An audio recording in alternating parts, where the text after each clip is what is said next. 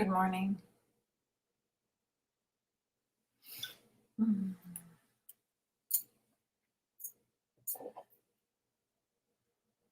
My beautiful brother is here, Robin Patel. The candles are lit.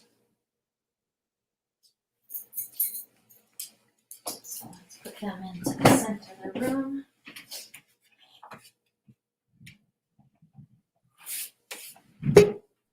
There we are.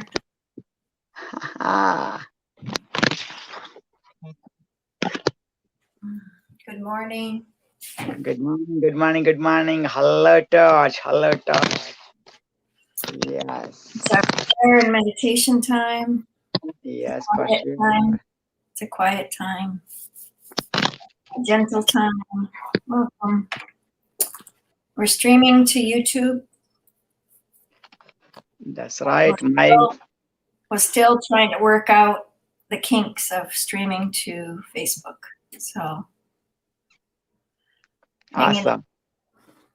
So what I'd like to do with this hour is open our session with any way that you prepare yourself every day. For me, I prepare myself by meditation of quiet. I pray with the bell, so I'll ring the bell. And I usually use sage or incense. So today I'm going to use sage. So any day that you prepare yourself for the world, I want you to prepare in your way. Everyone prays differently. Everyone uses different scriptures, different ways of thinking, different ways of being. Robin and I have put together this event starting at 6 in a very sweet way, very quick, but we were invited by Voices of Men 360 to be part of. And Torch said yes.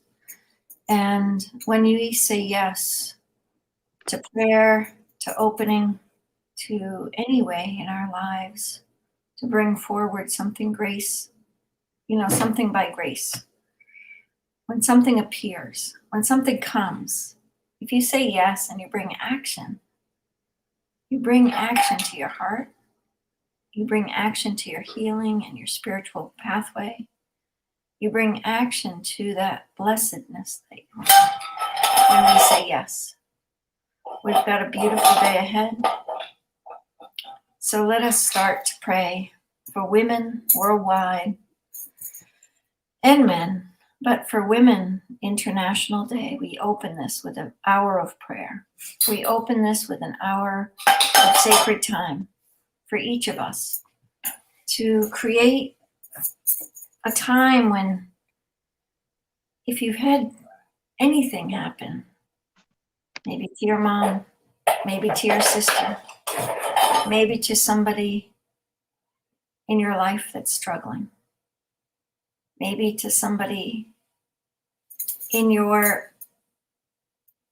relationship that has gone through a very hard relationship or abuse, domestic violence. This is the time when you pray and you dissipate the chaos that may have happened in your life. This is the time when you ask that women are safe, women have right pay, women have equal rights in the workplace, and that women worldwide can have the right livelihood so that they can feed the children. And for me, it's about feeding the children. I did anything as the mother of 5 children to make sure the children were fed. And I know women across the world are doing the same thing. May we be blessed. So let's start. I'm going to start by using a sacred frankincense, which is a very beautiful essential oil, which I do every day. And I rub it in my hands and I just give a moment.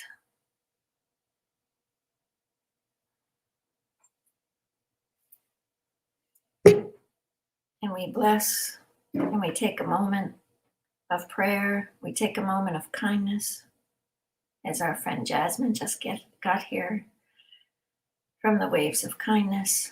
And we take a moment for this hour to pray. We take a moment of this hour to pray in our own way.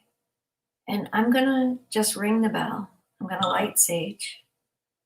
And then there'll be different members of ours that will come up and give a blessing, give a moment, give a time, anything that they want in this sacred hour of prayer. But for the first 10 minutes, let's be silent. Let's just let the candles light the way for anything to dissipate of women across the world, anything to dissipate in prayer for the women. But we're going to spend this next 45, 50 minutes of just letting ourselves be in the sacred. Let ourselves be in the blessed moment.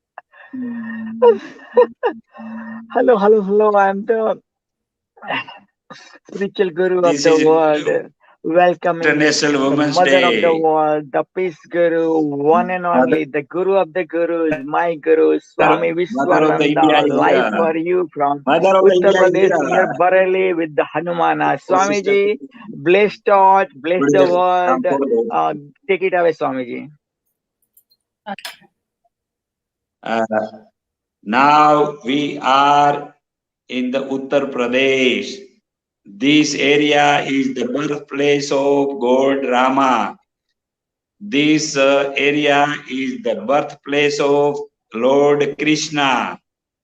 And this is also the place of the Kalki Avatar, Lord Sadanandji Maharaj.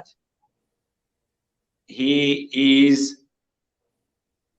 present in these ashrams. He is the Lord Sadanandji Maharaj, the fourth Lord of the world, for the world. Today we are praying. Today is the International Women's Day. And such women are here.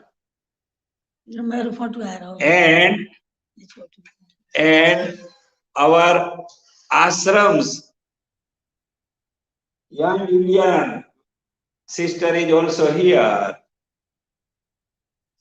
Here is two sisters. Today is International Women's Day.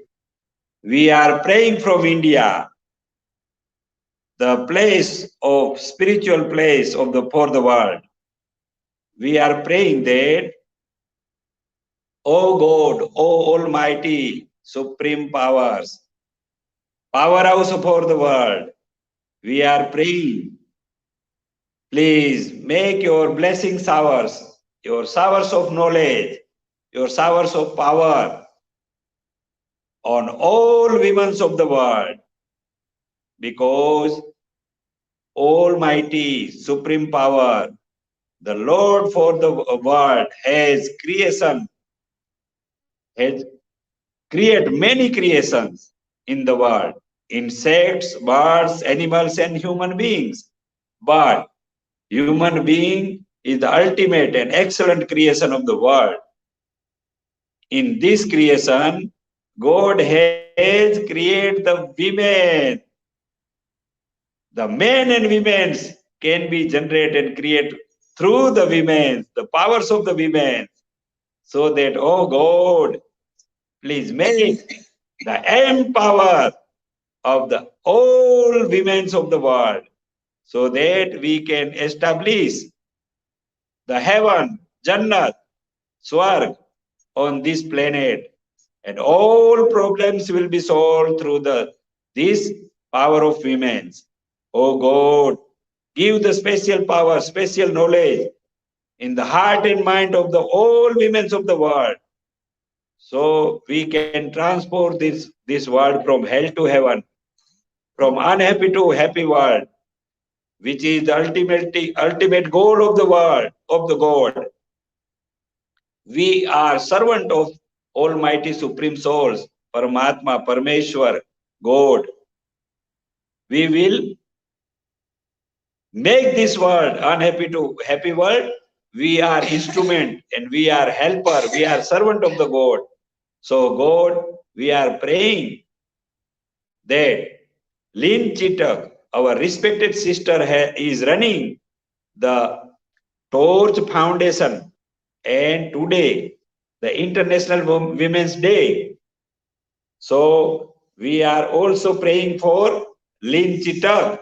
Our great sister is running this NGO, Torch Foundation from America, and our respected Dr. Praveen P. Patel. Dr. Praveen P. Patel is the spiritual guru of the world. He is running this organization through Canada, Toronto. We are from India. We are from the place of the Lord. 4-5 Lord says, taken the birth, their birth in India. And this is the land, this is the place for birthplace of Lord.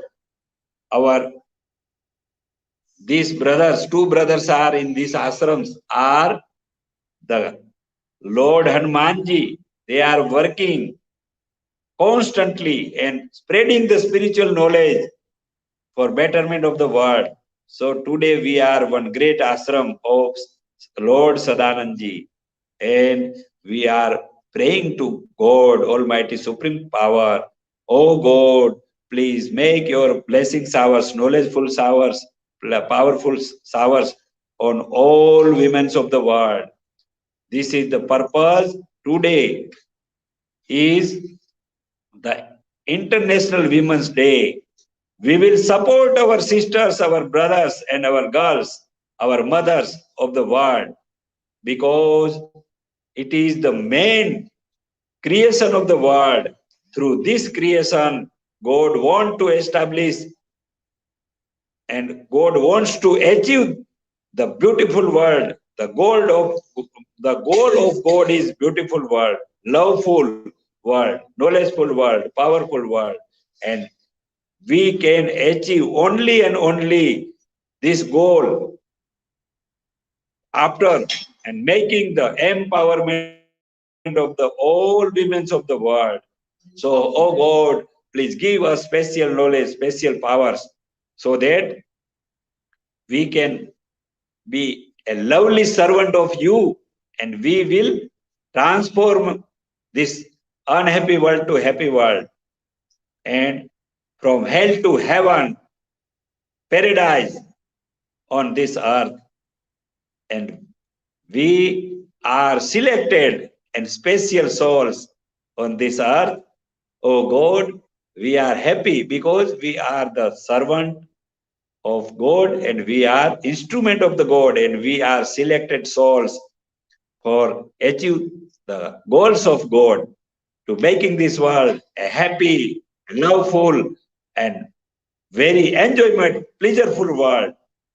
This is our prayer starting, and we are also praying to God. Oh God, please give our respected sister Lynn Chitakji and Dr. Praveen P. Patel and all 10 crores peace-loving people from all countries of the world. We are the special soldiers. We are military of the God, and we will transform this world as early as possible from hell to heaven. Oh God, please please give special powers to Lynn Chitakji and Dr. Praveen P. Patel, so that we 10 crores people and 5 crores of women will transport this world, happy world. So that I am very thankful to Lynn Chitakji, is running the Torch Foundation from America, and Dr. Praveen P. Patelji, Toronto from Canada. We are all spiritual and we are all family of God. We are working constantly day and night for giving the people of the world happiness and pleasureful life. So we are happy because we are working on behalf of God. We are instrument of the God. So God has given us special knowledge, special power, and we are utilizing these powers and knowledge for happy world, to making the pleasureful life for all living beings in the world. Sister Lynn Chitakji is working specially for empowering the all women of the world, and Lynn Chitakji is working in the field of improve the environment system of the world, and also Lynn Chitakji is working for giving the education, powerful education to the needy children of the world. So I am happy. I am giving the blessings to the Lynn Chitak, and I am happy that such great sister is working on this planet for environment and children education. Okay, God bless to everybody. Those are present today in this platform. God bless, God bless, God bless. Swami ji, वाह वाह वाह वाह वाह, बहुत बहुत Two बहुत तहे दिल sisters, से शुक्रिया। two sisters आपके are बिजी here. स्केड्यूल में से Today is the आपने International इंडिया Women's की Day. माताओं को भी Today दर्शन is दिला दिए, उनको International भी Women's कनाडा और Day. America. You They you are the made us mother of the them India. see They are Canada the as well as mother of the America. India. They are the And mother of the India. yes, real mother of India. Yes, yes, yes, yes, absolutely, Swami ji. बहुत बहुत आपका शुक्रिया स्वामी जी. आपने prayer तो किया, अब आपका जो मिशन है चलो बांग्लादेश, उसके would you please share about चलो Bangladesh please Swami ji for next 30 minutes. शुक्रिया Swami ji.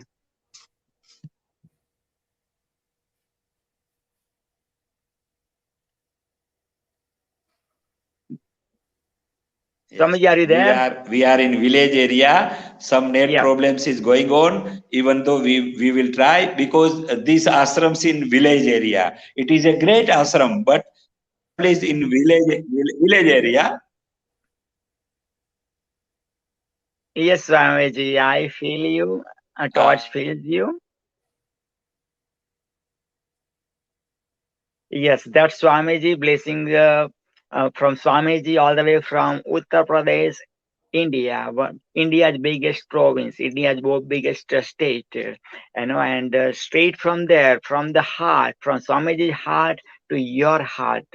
And that's it. What else we need? What else Torch needs? What else International Women Day, Torch International Women Day celebration needs? Look at that. We started with the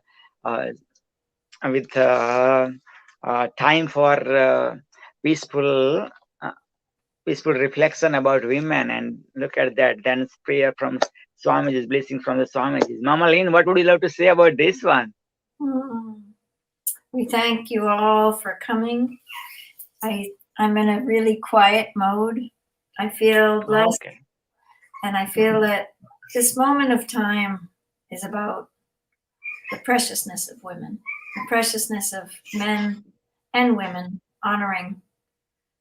Swamiji comes from India. This is where Pravin comes from. And we bless this region of all women.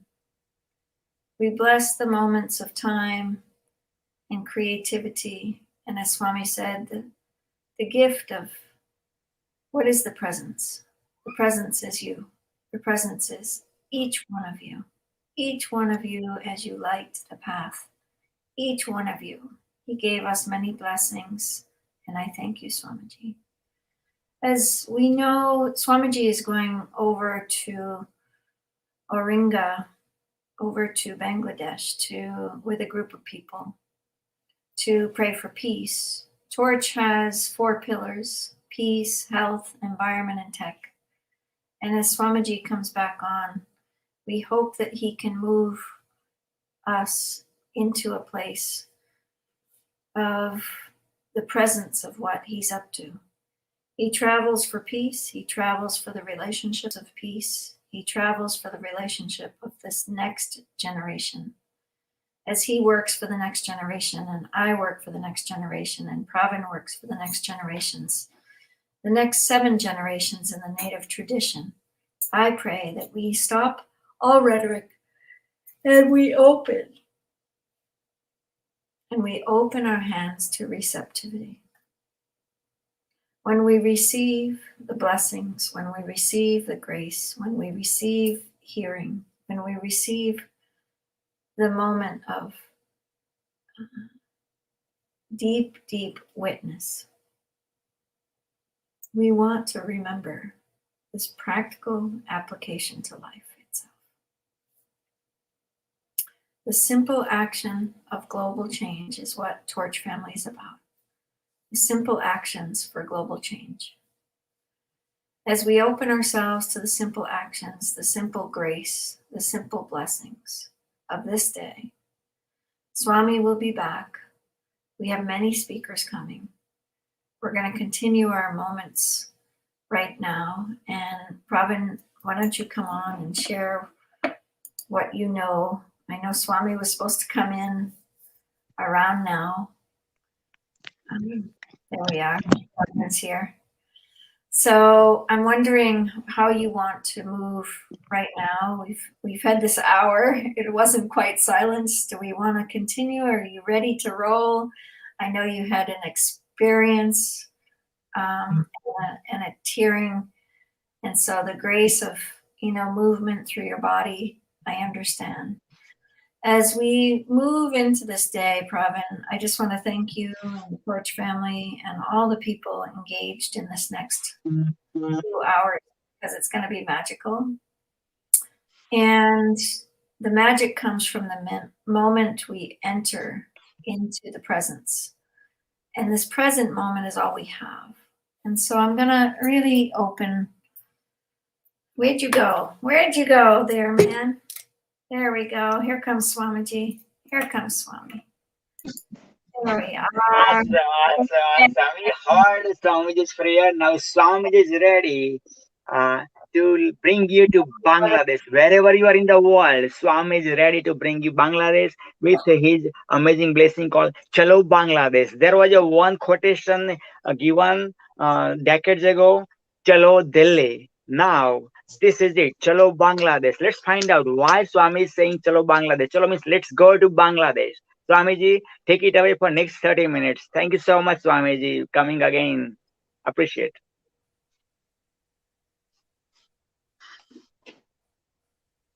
Biscuit ना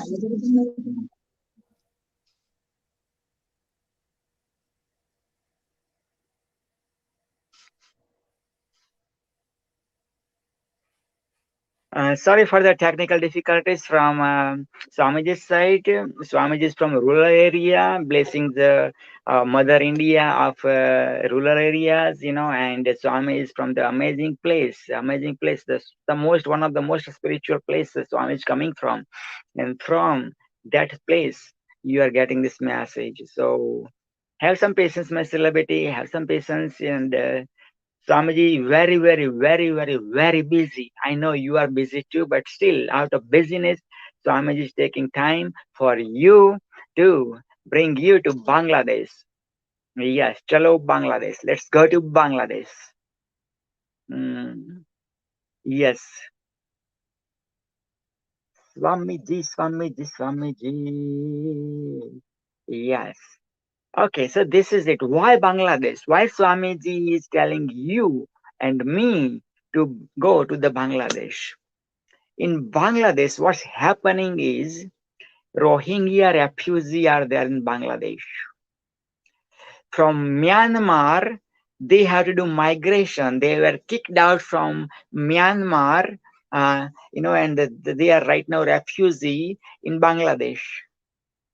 For months and months and months, they are there, right? So Swamiji is going there with 1,000+ people of delegation, 1,000+ people of spiritual leaders, all kind of big shots to make this, help them out, to help the Rohingya refugee, to help them out, to make understand the people of Bangladesh, to make understand the people of Myanmar, and help become the bridge between Myanmar and Bangladesh. So the refugee of Rohingya have peace of mind, have they enjoy the life the way the creator of the creator created for you and me. Swamiji, take it away, bring us to the Bangladesh. Chalo Bangladesh. Let's go to Bangladesh. Swamiji, this is your time. Go ahead, Swamiji, for next about 27 minutes. Thank you. Here we are now in village area, so that net connection is going disturbing and net problem is going on. Even though we will give our thoughts regarding the Torch International Women Day celebration. We congratulate Lynn Chitakji, respected our sister Lynn Chitakji and Torch family. And we are also congratulate to Dr. Praveen P. Patelji, the celebrity guru of the world and spiritual guru of the world. So today we are celebrating the International Women's Day.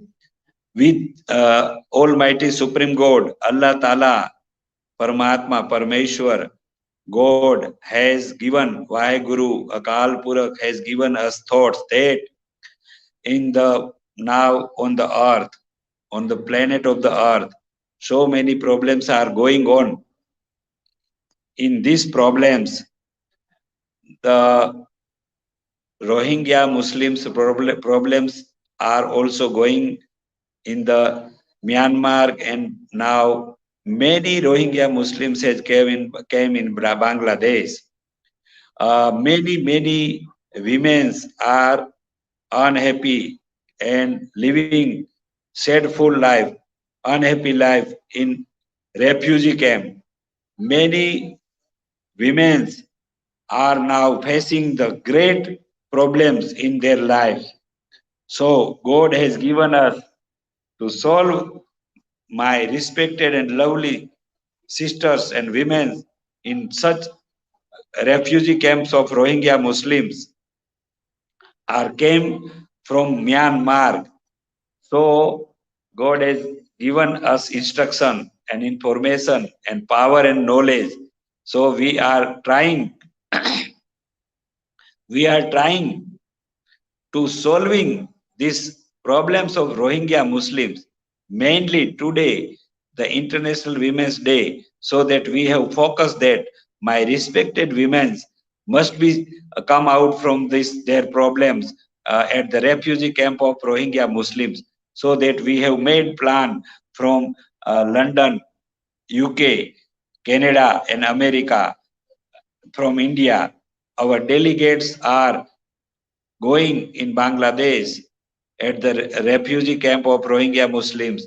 1,500 people, brothers and sisters, will reach in Bangladesh in last week of March or first week of April, and we will meet the leaders of Rohingya Muslims, and we convince them, and we will take guarantee that you have to live a peaceful life in Myanmar. You have not demand other countries, and you have live peaceful life at Myanmar, so that we are also include some Buddhist Bhanteji, Buddhist Swamiji, because in Myanmar, majority Buddhist Swamiji and Bhantejis are living in Myanmar. So such Buddhist and Bhanteji and Swamiji will take undertaking and take care to giving the understanding, knowledge and confirmation from all Buddhist Bhanteji from Myanmar. In such way, God wants to settle the problems of Rohingya Muslims from Myanmar, and now they are living in refugee camp in Bangladesh. Mainly today, we are celebrating the International Women's Day.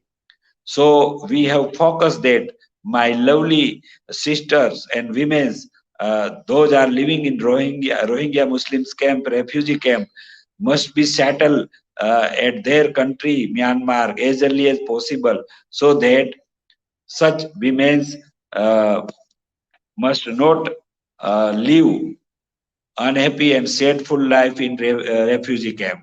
So today, International Women's Day, we are also giving the knowledge that all creation can be created through the women's power, and God has made such women's God has given special power to generate the children's uh, male child and female child can generate from a women's. Uh, man cannot generate any man or any women's. God has given the special power to the women's, and women's only can generate the male child and women child. So on the earth, human beings are living on the earth due to the empower of women's only. And God has given the special power to the women's The heart of the women are very soft, 10 times more soft and knowledgeful and feelingsful hearts as given by the God to the women. And man has 1% knowledge and 1% power, 9% power out of 10%, out of 100%, out of 100%. 90% soft power, feelingsful power, feelingful heart, knowledgeful heart, and powerful heart is given to the women by the God, and only 10% powers and knowledgeful powers is given to the men in the heart. So that we must regard all women of the world. We must give the safety and we must give the happy life. We must give the justify life and justice to the women of the world, because we must suppress the women's. We must not suppress women's for living their life. We must give many types of freedom to the women's of the world, because women's is the special creation created by the God, and given the special power to the women's by the God. If women's will be ready and powerful and empowered and knowledgeful, then she can give the knowledge and powers and happiness, all types of powers and managements and knowledgeful given to their children, and one family unit uh, will be make in position a powerful knowledgeful unit of the family unit by the women's only. So that we must focus to empower knowledgeful ladies and powerful ladies. If one women's will be powerful, knowledgeful and empower, then entire family will be empowered, knowledgeful. Then so many family will be empowered, knowledgeful power. Then our society will be powerful and knowledgeful. Then entire country will be powerful and knowledgeful. Then entire world will be powerful and knowledgeful through empower of women's only. So all people of the world must focus to give the empower and make the women's empower powerful ladies and knowledgeful ladies. So we must give the freedom to the all women of the world. Then and then we can achieve the goal, a pleasureful, a happy life, a heavenly life, and we will transport this unhappy world to happy world. We can transport this world, a Jannat, Jahannam to Jannat, and Nark to Swarg, and unhappy world to paradise world, a Swarg world. So we must try to make the empower all women of the world, and we must regard all women of the world. We must give the great chance to all women of the world for development, their individual life, society life, family life, and then we will be happy. We will make the happy life for women. We will provide the happy life to the family. We will provide the happy life to the society. We will provide the happy life to the country, and we will ultimately provide to the happy life of entire world.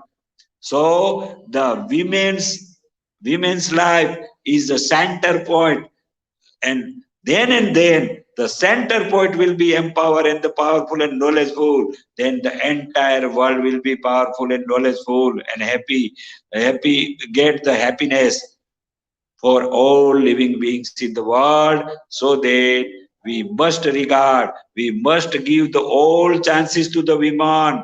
We must give fully support.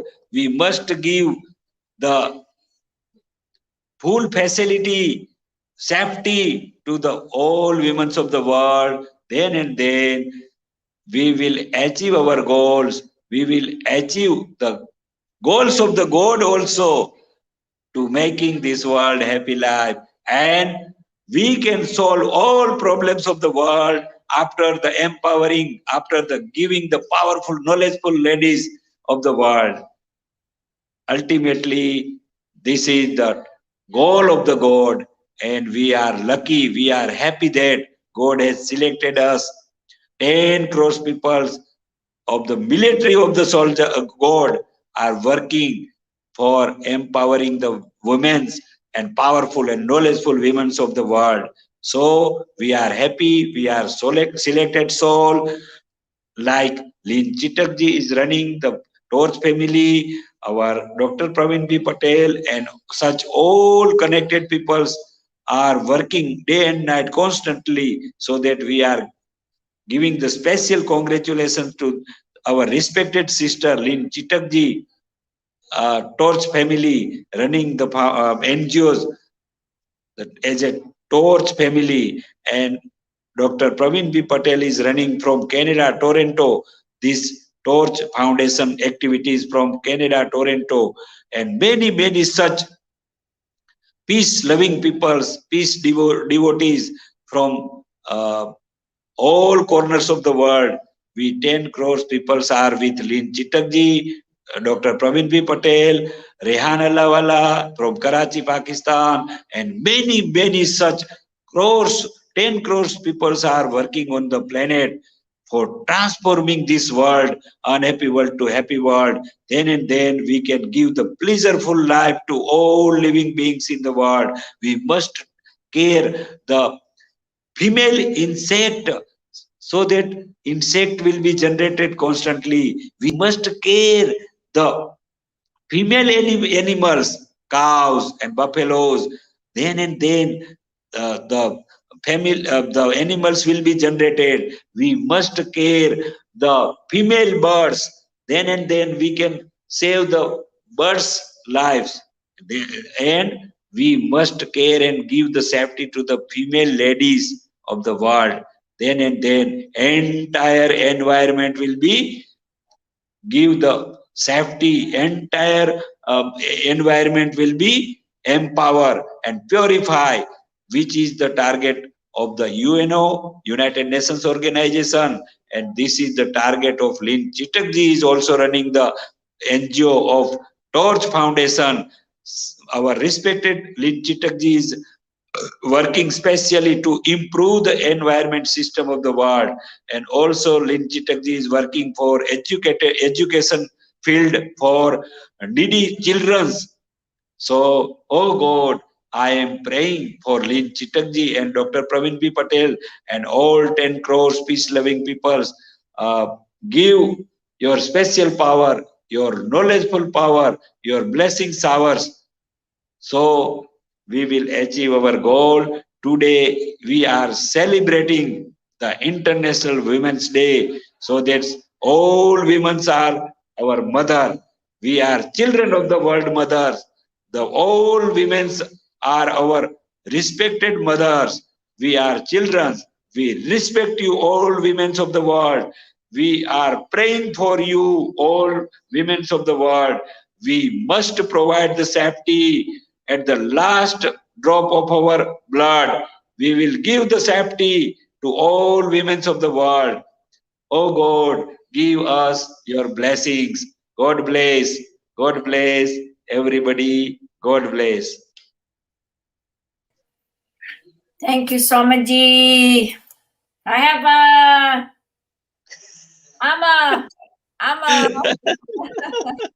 Amma is here. Good, good. We thank you from India. Excellent, excellent, excellent. God bless, God bless. We are a social B Corp. We are working on development. So we hope and pray for your journey to Bangladesh. We are with you. Whatever we can do, you let us know. Please let us help you in any way. But we want to thank you for coming. And as we open up women and this dropping in to help and support women around the world. You know, the Torch family works on 4 pillars: peace, health, environment, and tech. And Swami is the Peace Torch ambassador, and he has been blessing us since the beginning we started. So we honor his presence here today. As the Torch Peace Ambassador, and you're going to Bangladesh, what can we do as far as care packages to help bring Torch programs there to the village? I know there's many refugees, right? Many refugees. And can we put together some sort of a project for you? What would you like us to do? We must go travel in all refugee camp. Those are running on the earth. First, we will try as experiment, as an example in Bangladesh. Then we will visit all refugee camps on the earth. And we will try to solve all problems of the world through the help of United Nations and many NGOs. Those are working on the earth. We will unitedly work for settle the all peoples. Those are living in the refugee camps, and we will solve all problems of the refugee people, and we will try to settle them in their countries. First, we have started these activities from Bangladesh, Myanmar, of Rohingya Muslims problems. Those are living in refugee camp in Bangladesh, and then in coming future days, we will visit many refugee camps, and we will settle them in their country, and we will solve their problems as per the God's plan, as per the instruction and ideas, which ideas and instructions we received from the house of the God. And these problems will be solved by the powers and guidance by the God. We are only servant of the God. It would be really nice to grow plants for the children, to grow seeds. So if we can get some seeds to the children in all of the refugee camps and grow some plants and grow some trees, the children will understand this living growth and that we're there for them. This living God, this living gift. You know, as we open, we just appreciate so much for your joy of doing this work. I hope to travel with you. I would like to meet. So I don't know who's doing your schedule, but please let me know. So maybe we can meet, and I can bring seeds and we can grow seeds. Yes.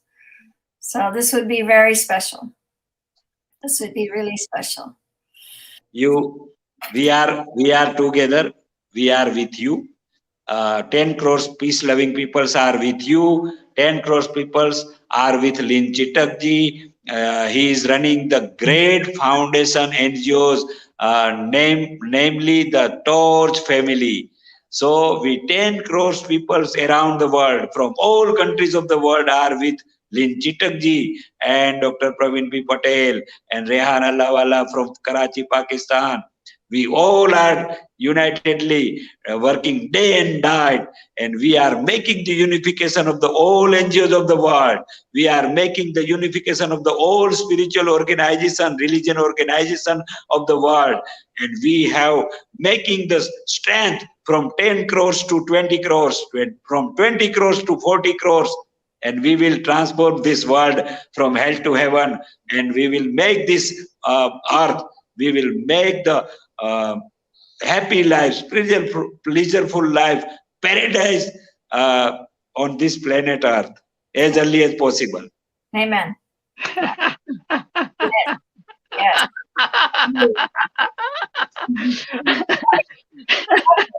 is going to live on this earth. Heaven is going to live on this earth. We are here to bring heaven on earth. And as Swamiji says, we are here to bring all the people food. We want to feed the children. We want to help feed the children. We want to help create new system change, new direction, new understanding of the systems, new understanding that we can live in peace, have healthy environments, have health, and live with the technology to support children to connect with children around the world. So as Swamiji says, you know, this is a great effort for him to go to refugee camps, for him to bless the refugee camps, to get people into homes. And yesterday, Swamiji, a man here in Oakland is building cob houses out of mud and straw. And so I think if we can bring mud and straw, this would be really, really special. And we just had another friend come on. Hello, Von, Eric. I know you're here. We want to introduce you to Swamiji. We want to bring you to Swamiji as well. And Pravin and I introduce you to the Torch family. Welcome, welcome. So thank you. Say hi to Swamiji. Swamiji, say hi to Von, Eric. One of the platforms of Torch is making sure we... Welcome, my lovely brother. Welcome. Von, Eric. Tendo, author, speaker, coach, my great lovely brother is present on the earth. He is present on the earth for transforming the world. He is a great teacher. He is a great coach. Thank you. Great. Thank you for the Our warm lovely brother, you are living in our heart, is our spiritual heart. We are together working constantly for transformation of the world from hell to heaven, and we will specially focus on the happy life of the old children of the world. We will improve the environment system of the world as early as possible, and we will solve all problems of the world as early as possible. Then and then we can give the pleasureful life. We can provide the pleasureful life to the all living beings on the earth. Awesome. Thank you. Good morning, Lynn. Thank you, Pravin, the celebrity guru. Nice to meet you, Swami. I'm glad to be here. I like the energy. I like the enthusiasm. I feel encouraged. Thank you. Awesome. Swamiji, thank you so much for pouring your heart, body, mind, and soul and blessing Torch and Torch International Women Day celebration and women of the world and men of the world, you know, and all the creature of the world. Wow. Even the Swami is very busy. Torch, you know, is so much honored, privileged, blessed, and super excited to have you, to have your blessings, Swamiji. And now we are going to have Von Eric. Von Eric is the author, the speaker, the coach, the mindful coach. So we are going to learn the lessons of mindfulness from the one and only the world has ever created. So none other than Von Eric. Von Eric is the Waves of Kindness founder, Jasmine's coach too, as well as coach of thousands. So without further ado, Mama Lynn, would you please welcome our Von Eric, and then we'll go from there. Next 30 minutes, Von Eric, this is for you, buddy. Thank you so much for coming to us, and I'm excited to learn. You know, the Waves of Kindness, I just learned from Jasmine a couple of weeks ago. And as we open up to the idea, Torch is all about kindness and curiosity and wonder. And we're always opening, because Torch means the Organization for Realizing Change in Humanity, right? And so each of us, as we move forward, as we create this beautiful life, you know. So are you from New Hampshire? No, Originally, I'm from the Philippines, but I moved to Canada 13 years ago. Beautiful. Yes. I love it here. I love the country. So. Wonderful. Well, we love your country too, and we want to. And let's start Torch programs in your country, please. Oh, sure. So yes, we run programs of peace, health, environment, and tech. And so Ooh. those programs, we gather 4 people, somebody interested in peace, somebody interested in environment, somebody interested in health, and somebody interested in tech. And we have a 4-person team in a local area to solve just one simple action. So our mission is simple actions for global change. Wow. Yeah, so Well, we're a very, awesome. yeah, so we just want to take simple actions. So please join us. We welcome you to the Torch family, and thank you so much. We'll give you the stage, okay? Yes. Thanks so And I would like to say thank you to Pravin for inviting me here. And yes, I already saw you before because Jasmine invited me that she will be speaking. I think that was sometime last week. And I watched the whole episode because she really wanted me to watch her. And I enjoyed the episode. And I kind of like the enthusiasm and energy and the vision of Torch family. So I'm really interested actually with Torch family. We can do something with my hectic schedule. I think we can do something. We can do something. Yes. Okay. Well, today I'm privileged to speak about mindfulness. What is mindfulness really? And imagine the word if you are not being mindful. Like if everyone is not mindful in their words, actions, and thoughts, including their attitude towards others.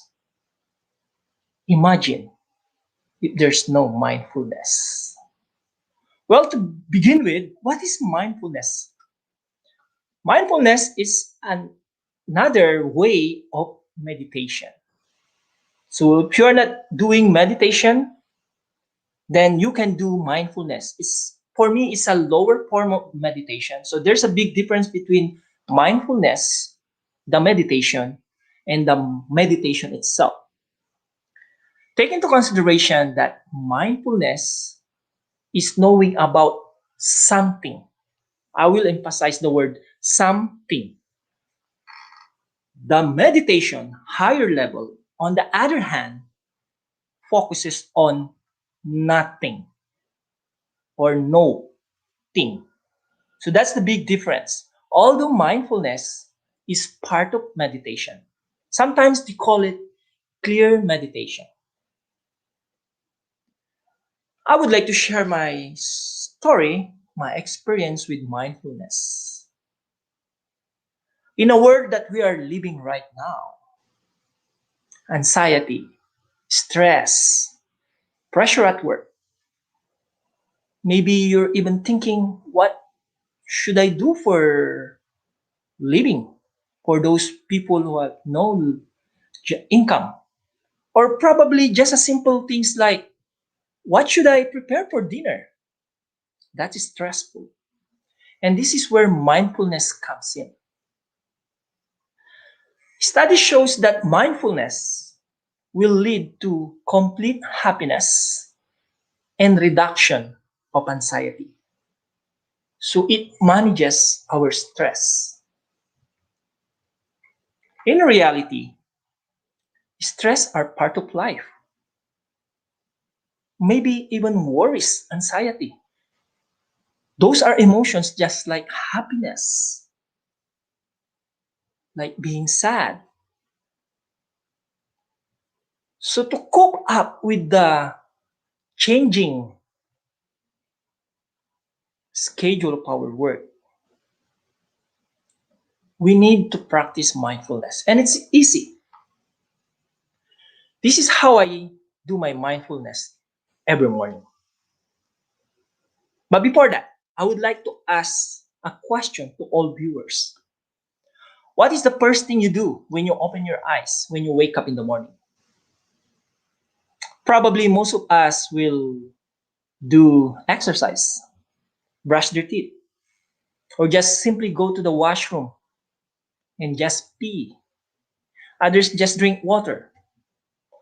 But believe me, in general, or maybe most of the people, the number one act that they will do is reach out to their cell phone and they just check their emails, check their social media, the number of likes in their pictures that they posted the other day.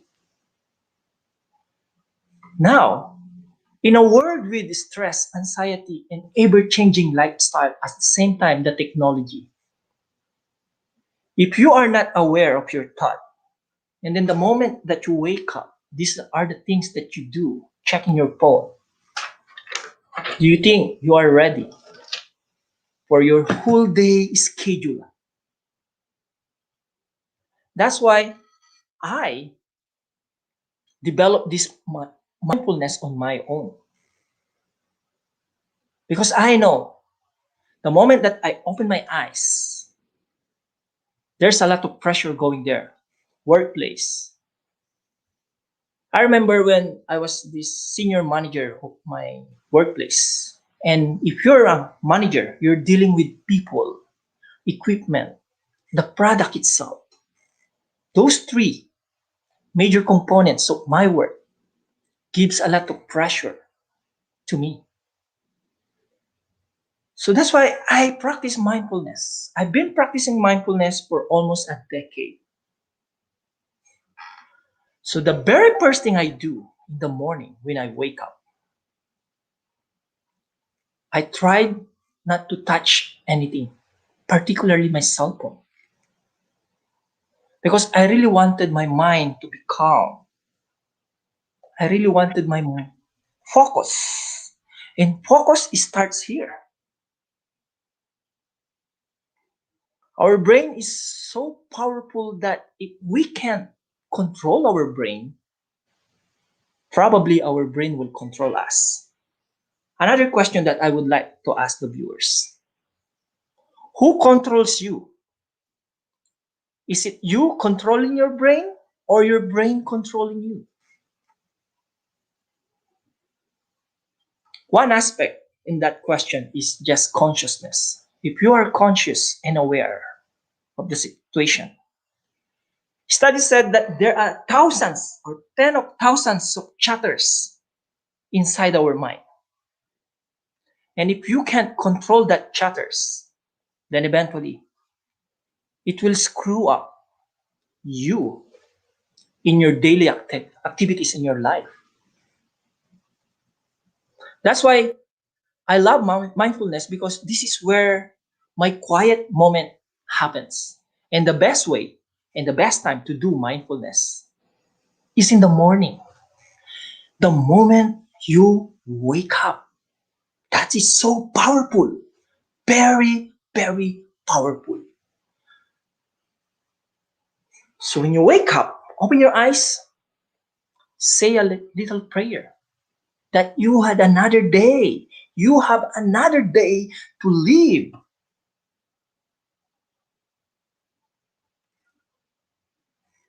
I incorporate my mindfulness with being grateful. That's why I call it mindfulness with gratefulness. Let's create a mindful moment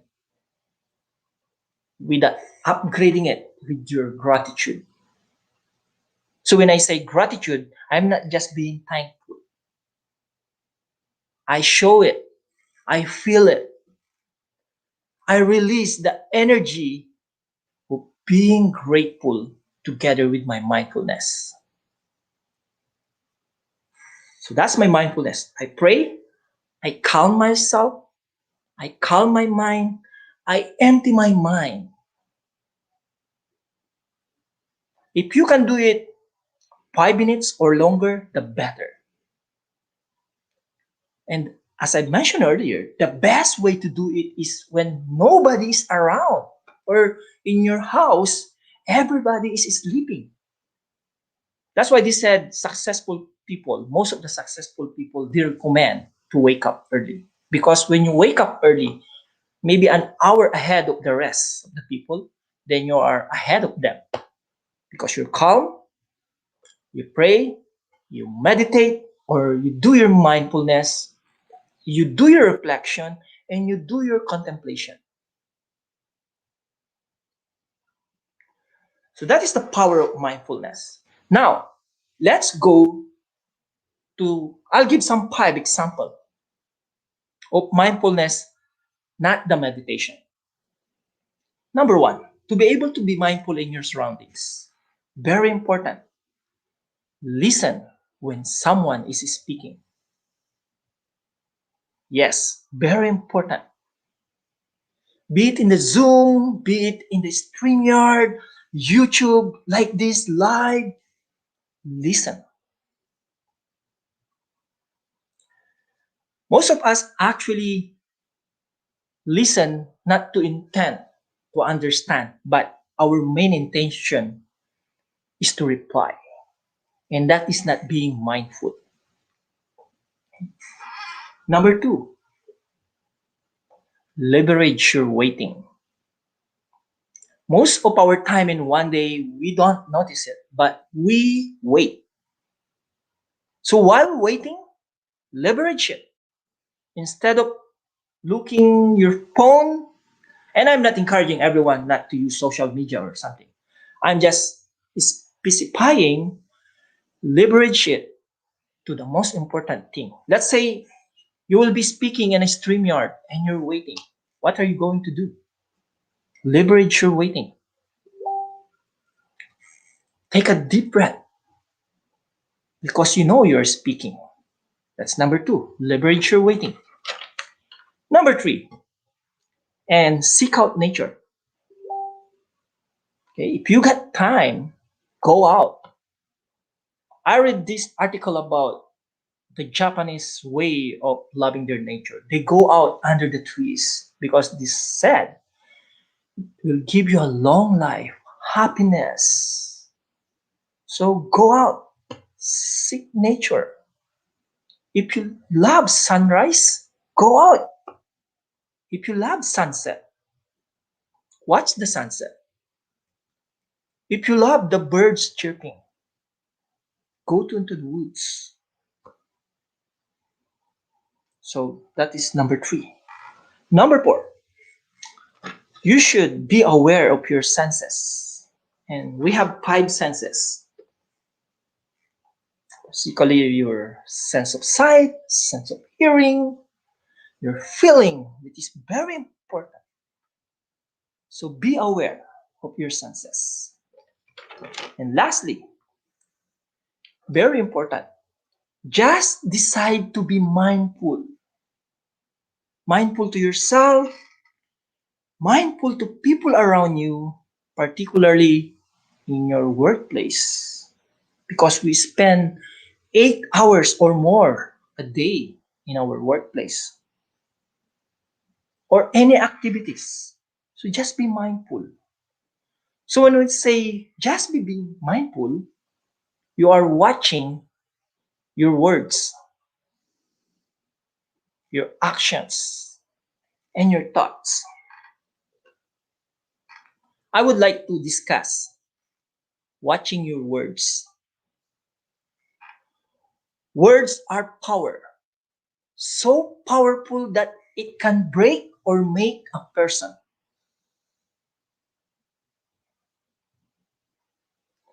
You don't want to break someone's heart or hurting someone just because of your words that you are not mindful. You are not rude. Maybe you're telling the truth, but sometimes we don't want to hurt a person. That's why in my organization, when we do evaluations, we are very mindful of our words, particularly when we are giving evaluations to the person we are evaluating. So we follow this sandwich method. So imagine just a burger, the sandwich. The sandwich comprises of the top, what is inside, and the bottom. Okay. Sandwich method of evaluation using our words is giving the positive, and the middle you will give the improvement, points of improvement, and in the bottom another positive. Because studies indicate that when you evaluate a person, always mention the good. Because by nature, people wants to hear the good. Maybe that's the reason why social media was created. Because people in general They want to be appreciated. They want to be acknowledged. That's why there's so many books, like Dale Carnegie books, sold over 30 million. It says there, that title of the book, How to Win Friends and Influence Them. It's because people in general really wanted to be appreciated. Now, if you are not mindful with your words, even if you don't mean to hurt somebody, then chances are unconsciously we are hurting people, particularly those leaders, managers. They have to be mindful of their words. Number 2, actions. It says 93% of how we present, how we do public speaking is nonverbal cues.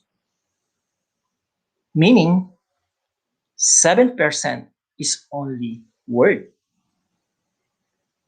So if words are powerful, then actions even more powerful.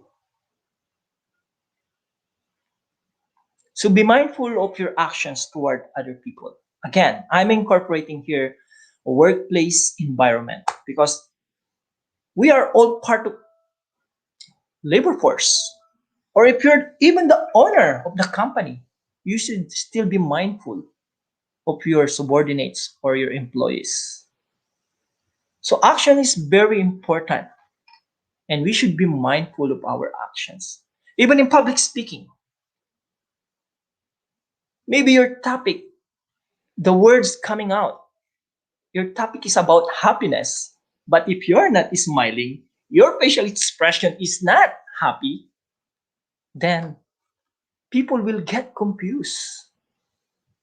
So action is very important to look after.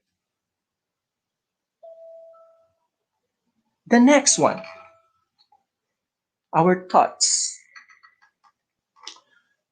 What are the benefits of being mindful with our thoughts? It's how you react with the situation around you. So the thoughts are really important.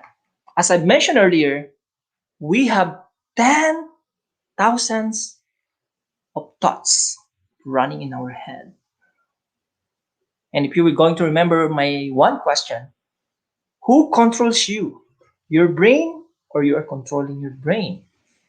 So be mindful of your thoughts, because if you have a negative thoughts, chances are the whole physiology, it's negative. The words, the actions comes in, it's negative. That's why it's really important to make ourselves happy, even in the most challenging situation. Just smile, just be happy. And one way to become happy is mindfulness and gratefulness. Because if you're being mindful and grateful to what you have, then you will be happy. They always say, and they always ask, which comes first, happiness or success? Or success comes in first before happiness? For me, happiness comes in first before success. Because what is success if you're not happy? So very important that we should be mindful of our thoughts. Control that tens of thousands chatter in your mind. Because otherwise, that thoughts of yours will control you. And eventually, doesn't make good for yourself. That's why we hear a lot of motivation. Be positive, be positive. And I'm not referring to the positive of what's really happening now in the world. The chaos that's happening. I'm not referring to that. Of course, I'm referring to the positive thoughts, positive actions, and the positive words that you convey. And how are you going to do that? Just by practicing mindfulness in the morning, doing that kind of meditation. And then when you get out of your house, just be mindful. It's easy to be mindful. Decide to be a mindful person. Now, do you think if we don't practice mindful or mindfulness per se, do you think we're being able to achieve anything that we want? It's hard. It's really difficult. I myself, in my experience, I'm always overwhelmed. Launching two business this year, it's very overwhelming because you don't know where to start. You don't know how to run it.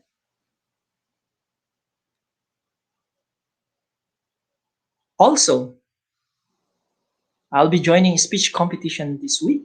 So it's kind of overwhelming for me. Now, because I already practiced mindfulness for the past few years, I manage to calm myself. That's why when you invite your friend to a gathering, and then he said, I'm not in the mood. One reason is because they were not able to control their emotions. They can't manage their anxiety and stress. Sometimes they even think they are introvert because they don't want to go out. Well, everything is mindset. Now, if you have time to be negative in your mind, chances are you also have time to be positive in your mind. You will have time to be mindful.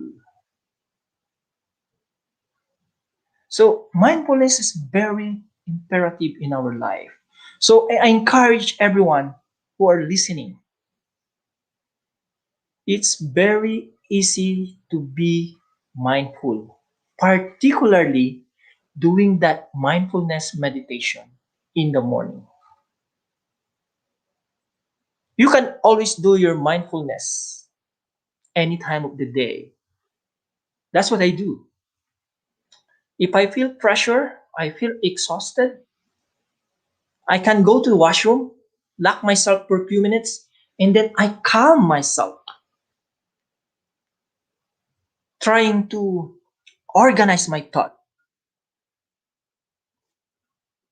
So mindfulness also will help you to be healthy because you are actually being mindful with your body. Those who suffers from trauma, mindfulness can be helpful. If you have a bad experience before in your life, mindfulness is very helpful. As facilitator, and I'm a co-facilitator in one program that we are running here in our community, we incorporate mindfulness to our participants. And that is every week. So you see, I also teach mindfulness to participants of our program. And the program, which is, I will not discuss longer for the sake of privacy, is about dealing with your anger and anxiety. So it's really important. Mindfulness will help you to manage your anger and anxiety. But what I like with mindfulness is because he is helping you to become aware. And you can apply this awareness to your job site, particularly those working in a oil and gas industry, which is really important to be safe, or for those working in a dangerous places. This week, actually, and last week, I'm undergoing this CSO. So it stands for Comprehensive Safety Orientation. And in that course I'm taking, they discuss mindfulness. So you see, very important. Why are they now giving importance to mindfulness, even in the safety orientation? Simple. They want you to be aware so that you will not get accident. It is for your safety. Another basic example of being mindful is while you're driving. When you drive, you should be mindful because if not, then accident will happen. Sometimes in our life, we do some things automatic. So when we say automatic, we are not conscious about it. One automatic actions that we do every day probably is when you get home, get inside your home, put your car key in a place or hang it in somewhere. But you are not thinking about it. You're not mindful about it actually. That is automatic. Or maybe after reading your favorite book, and then you just place your reading glass. That is all automatic. And later on, where did I put my key? Where did I put my sunglass? So there are many activities in our life that it becomes automatic and we are not really aware of it. One is driving. It's become automatic to you, right? Looking at the rear mirror, the side mirror, driving, it's automatic. So think of those automatic activities that you do in your life, but you're not actually thinking. And think of those words coming out to yourself. That's why we have this self talk. You talk to yourself. Now, instead of saying negative talk to yourself, why not make it positive? Because sometimes we're not aware. It's automatic. When we were scared or something like we caught in the act or anything, you just say a negative word or you're swearing, right? But you're not thinking about it. It's just automatically comes out from your mouth. So that's the benefit of being mindful. It is for your wellness, your happiness. You are trying to reduce your stress and anxiety. And of course, for your safety. I love being into safety because that's my nature of work. And if you are not mindful, really, then your safety is in danger. So I encourage everyone, practice mindfulness. It's very, very easy to start it. Just decide to do it. So let's start again. When you wake up in the morning, the first thing you do is to be mindful of yourself.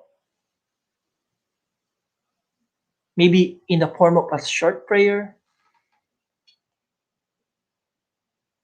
Sit in a silence. Try not to do anything else. And then you can incorporate your being grateful to the divine power, to the higher power, or whatever belief you have.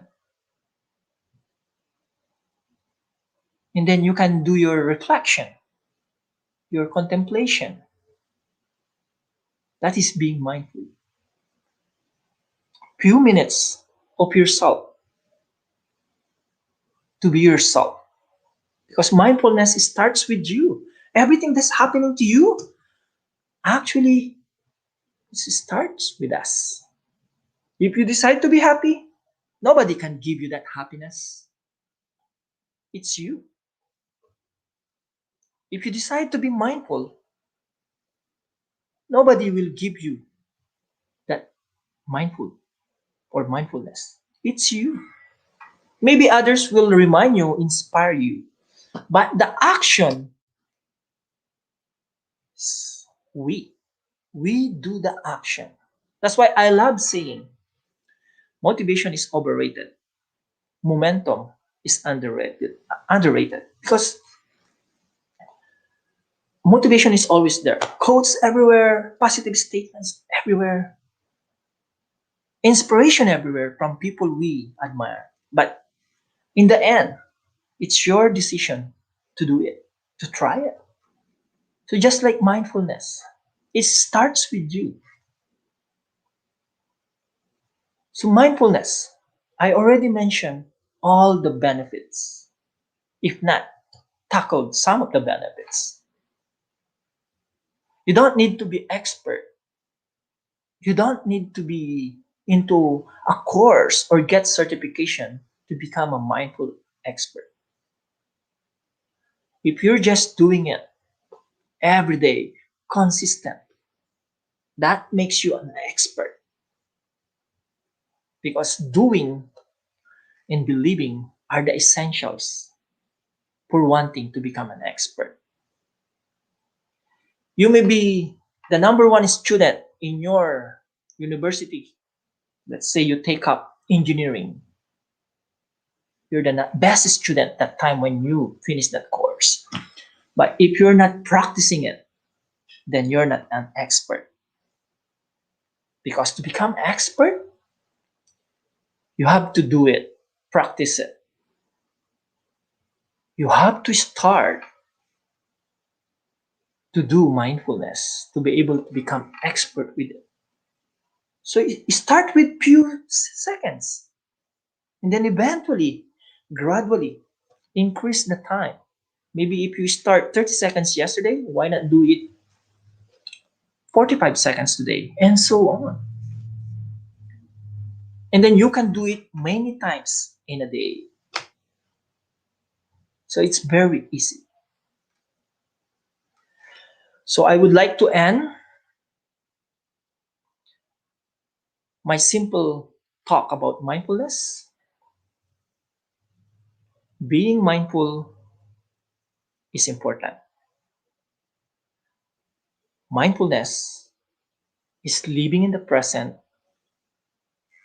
being in the present moment without judgment. Thank you very much. Wow. Wow, wow, wow, wow, wow. Von Eric, the mindful coach. Von Eric, the author. Von Eric, the speaker. Wow. Thank you so much, Von Eric, from bottom of my heart, Thank for you. sharing your body, mind, and soul at hashtag Torch International Women Day Celebration. May God keep blessing you, your mission, your passion, and purpose, and your vision. And with that note, our next speaker are ready to rock. Yes, yes, yes. Are you ready? My next speaker, our next speaker, my soul sister, Grammy Award winner by 2025, to rock your world, to bring you from wherever you are to the next level. Amazing musician the world has ever created, to bring you from wherever you are to the next level with enjoyment, excitement, with the speech. And on top of that, the speech, what comes, let's find it out. I'm not going to take away the thunder from our next speaker, so Torch, as well as the celebrity guru Dr. PPP, is honored, humbled, blessed, and welcoming you, none other than the one and only the world has ever created, my soul's daughter, powerful Princess Priscilla. Yes, Priscilla. And right now, Priscilla is performing something amazing. Let's find it out. Priscilla, next 27 minutes. Take it away. Yes. Good morning, Soul Father. How are you, Dr. PPP? Thank you for inviting me. Happy Mother's Day, Mother's Day. Happy Women's Day. Happy Women's Day to all the Thank you. amazing, strong, beautiful, humble women. North, south, east, west, everywhere. Thank you for having me. So I like initially I did Dr. P's Men's Day, and I was bigging up all the amazing men that helped me throughout my life, and throughout my career, it's basically been 99% of amazing, strong men that have helped and shaped me throughout my career. So now I'm gonna pick up the women because I'm a woman, and it hasn't been easy for us throughout history. So before I go into some music, I'll play one song called Revolution, and I thought that song was fitting for this event. But before I go into music, I'm going to do a little bit of chit chat about women. So yeah, let's talk about music, women, and all the amazing people in that. So a little backstory. Joan Jett, for all those people who love rock and roll and just music in general. Joan Jett, you fucking rock, Blackhearts. She was the first woman in music history to have her own music label. So, having my own label and understanding the difficulties on that since about 2012, I mean, she was doing that in the 70s. So just imagine even much more of a hardship back then, right? And another woman fact, I mean, like my grandmother basically raised me, and she had an alcoholic husband. So during that time, even though she wanted to divorce, she couldn't divorce because it wasn't in societal standards to do that. So she sticked it out, and she was a single mom, but still married. And, she raised a cool one like me. So thanks, Grandma. Thanks, Mama, for sticking it out and being super strong. More women. I mean, Paris Hilton, she is like a super rock star. She has like countless amazing business endeavors and still manages to be super feminine, super her, and she's gone through so much. So another amazing woman, Paris Hilton. Yeah. More women. Okay, so in Russia, there's a band called Pussy Riot, and a few years ago, they were all over the news in Canada.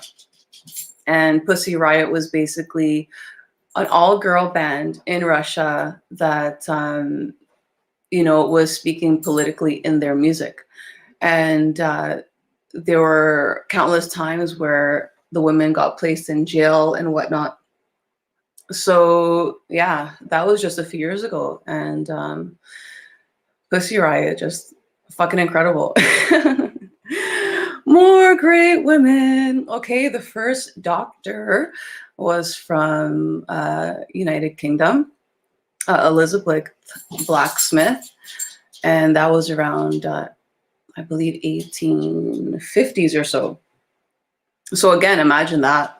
I mean, I know a few female doctors, and it's 2021 and they're still, going through some hardships. So imagine then in 1850s, how much harder it would be for women to persevere, to have to stick it out, and to do what they want to do. And usually women, even nowadays, if you want to do what you want to do, you usually have to do it alone. There's not a lot of support. You have to be super strong and have that confidence and that passion in what you do. So obviously Elizabeth Blackheart really had a love for science, maths, education, and to help people. And she stuck it out. Who else do I have on my list here to talk about? Okay, so there are many countries throughout time, and lots of kings and queens before there was presidency. And there's amazing women, Cleopatra, amazing powerhouses that ruled and that really shaped society and shaped history and shaped the world. So kudos to them for being super powerful. And even in current years, For example, Brazil and Philippines have had female presidents, which is super amazing. I think that's something that the Western society has to work on, because Canada and America has never had a female power. Of course, United Kingdom, we have the Queen still reigning there. Good for her. Good for her. A super powerhouse there. So yeah. I think it's really important to understand the differences between men and women. And with it being 2021, with coronavirus shifting so many things, I think it's really important to merge the worlds together and create real harmony and peace. Because if there's too much yin or too much yang or too much light or too much darkness, like there has to be a mesh of female and male powers to make a world a concise and peaceful and calm place for all the humans and animals to live. Harriet Tubman, talking about not only women, but Black women.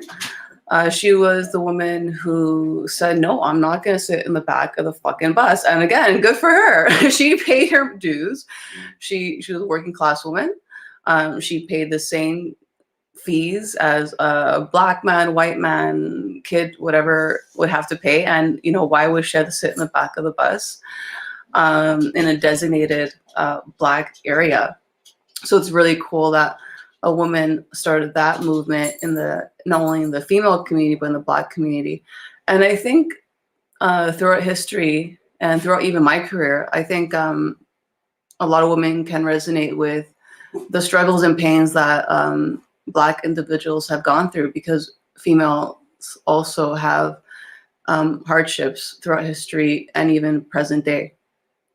So who else do I want to talk about? I'm going to talk about one more, just like a fun kind of like fact that I kind of thought about in high school, and I still think it's relevant today. So I think we all know Shakespeare and the amazing works that he has done in the medieval times, and there's been many movies and theater plays from his writings. Even to this day, everybody, there's something really special about Shakespeare.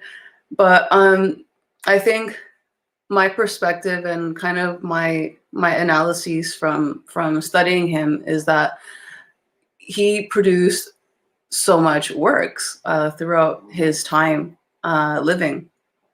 So what I feel is that, during those times in the 19th century, women were not allowed to do a lot of things. And that was also right as well.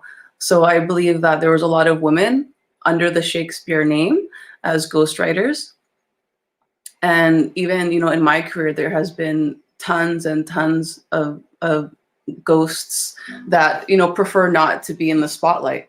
So I feel that Shakespeare, that name and that person, he really, I believe in my kind of perspective, he helped a lot of people who weren't allowed to write. It could also be Black people, but I feel it was a lot of women as well. So Dr. P, do you want to talk a little bit? I'm like, you're just like taking over. But yeah, that's kind of like, are you? Yeah, hey, Dr. P. I was like, where are you? I hope you're not sleeping with the boy. You're doing amazing, my soul daughter. Keep going. You are the powerful Princess Priscilla. This is Mama Lynn. Hi, Lynn. Hi. Priscilla, you're Hi. just rocking my boat. I'm sitting Oh, here thank doing you a so couple of much. things, and I'm Oh, just thank you. really, it's Rosa Parks. Thank Rosa Parks was in the back of the bus, not you. Okay. Yeah, sorry. But I just want to tell you, you're Right. I got the movement stuff. movement, and I'm just so eternally grateful. I'm so excited to hear your music. Oh, thank you. Dr. PPP has told me so much about you. And as we open the women and the issues that we've all experienced, you're a grandma that raised you. I raised my kids. I have 5 kids. I raised them on my own without any child support for 20 years. And it's been a journey, it's been a journey. And Torch comes up out of that. Torch comes up out of that discovery of like self, because you discover yourself when you're open to that, rawness, that raw feminine. I love the idea that you just said yin and yang and the balance, because we are raw and we're expressive and we're in, you're just bringing that in. So I'm going to hand it back to you. Awesome. Awesome. Thanks, Lynn. Yeah, Dr. P has told me like so much about you. And in regards to being a mom, I have 2 beautiful kids and I have a dog, and she's like my 3rd daughter. And, being a mom in the society where it's like you have to do it all. In the Western society, it's like that. And, in my 20s, I literally burnt out. I remember working so hard in the music scene and having a regular job to kind of compensate with the lack of pay in the scene, being an independent artist. And it's just so much that women have to do in the Western society. And I feel that that's a big reason why there's a lot of us that are single. Yeah. Like how can a man compare to such a powerful Western woman nowadays, especially if they're a mom, because they literally can take care of themselves. Yeah. It's not like they would need a man. It's like they want a man. There's a difference between needing and wanting. Yeah. So like we don't need a man, right? We really don't fucking need a man. And it's a great thing, because it's a great thing that now we have the ability to choose and to make decisions, because there has been so much abuse throughout history with women, physical abuse, psychological abuse, and that's still continuing to this day. So I know, I've gone through it all. I think spiritually, we as women have to speak about it. We have to get in the rawness of it. We have to move it. I just moved it the other day, because you get into these positions of running an organization, and any woman out there knows what Priscilla's talking about. And we've walked it. We've all walked it. And I just am so grateful for you to bring that voice here to the Torch, because walking it is so important to really drop in as women and just say, we've got this and we need each other's back. And the other thing that I've been really working on this last whole week, when I found out, I was like, oh, here we go again with Women's Day. I'm calling women on my Facebook feed and just spending this time with them. How are you doing? How's your business? How can I help you? How can I support you? What are you up to? And just really dropping in with women this week. And it's been awesome. I'm just so excited, because, the abuses that we've endured is huge. And I can go into a huge startup in San Francisco and there's 1,000 men and there's maybe only 20 women. And I've got to wade through that even to grow the Torch, to be able to get the funding, to get the embrace of that. And so I'm just asking the men watching out there that we need support. Women need support from you. The male ongoing consciousness has to rise up to that occasion, seriously. And it's true. You hit on a really good point, Lynn. I mean, there's a lot of women always supporting men. So usually when, a man and woman gets married, the woman always supports the man with his endeavors. So now there's been a shift. We can all feel it, where, it's like we have to support and help one another, because the woman is just simply not going to accept that, because it's just, we fought so hard for equality. And that's why there's been so much shift, and we have to continue on that force and that want for independency. And being a feminist doesn't mean, okay, like it's all about us, it's all about women. No, it's about equality. There's a big difference. I think that's where men kind of get like, oh, like it just like you guys just want everything for yourself and like leaving men out of the picture. No, it's just about equality. It's very, very simple. But at the same time, the simplest things are the hardest things to manifest and the hardest things to do. So yeah, right now I'm just going to say, exactly, like for the men who are watching, support us, love us. We're not in competition. I know for myself, I'm not in competition with men. I'm here for myself to be the best human being I could be, whether it be a man or a woman, whatever, a cat. I mean, I just want to be the best person I can be on this earth. And if I can make an impact, that's wonderful. And it's not about competition with men. It's as simple as that. That's right. So I want you to have the stage again. I really want you to drop in and do your music. I know Yeah, everybody's like excited. Yeah. I want to rock with you. I want to rock with you again. So we'll continue this conversation.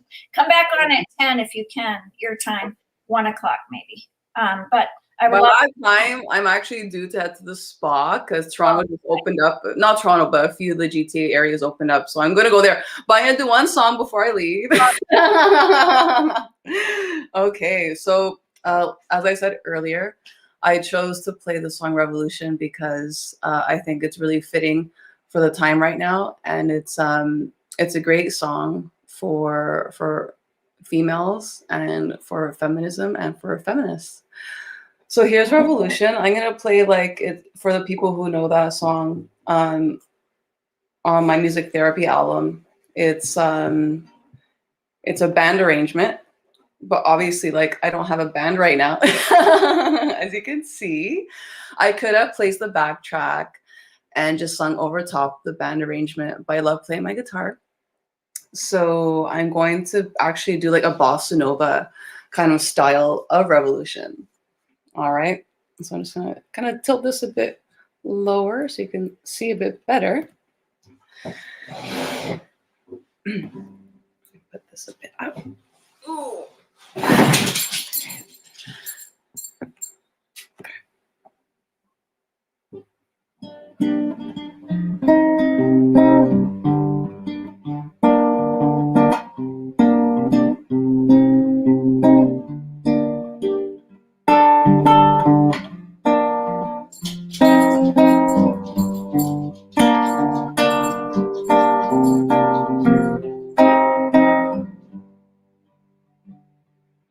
I caused a revolution today,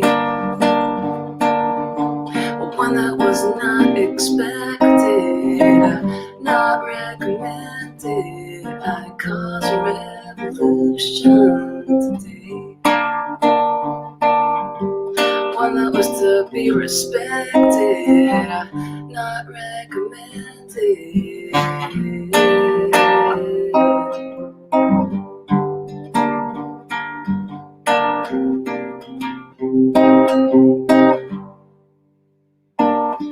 I caused a revolution yesterday. Went to work one day, had no job no more. I caused a revolution today. With my pride I feel, but in the end I won. Universe, God, don't let me down. Down, don't let me down. Universe, God, don't fail me now. Just lift me up once again.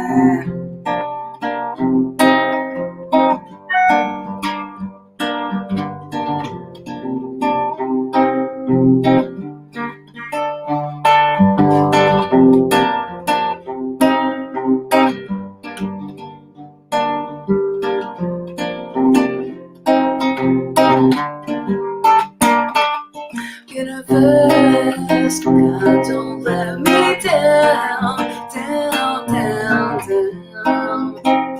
Don't let me down. Universe, God, don't fail me now. Just lift me up. Just lift me up. Just let me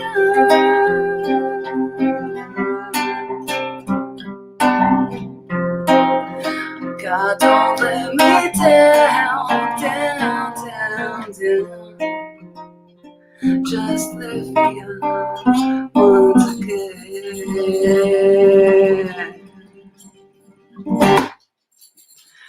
Revolution.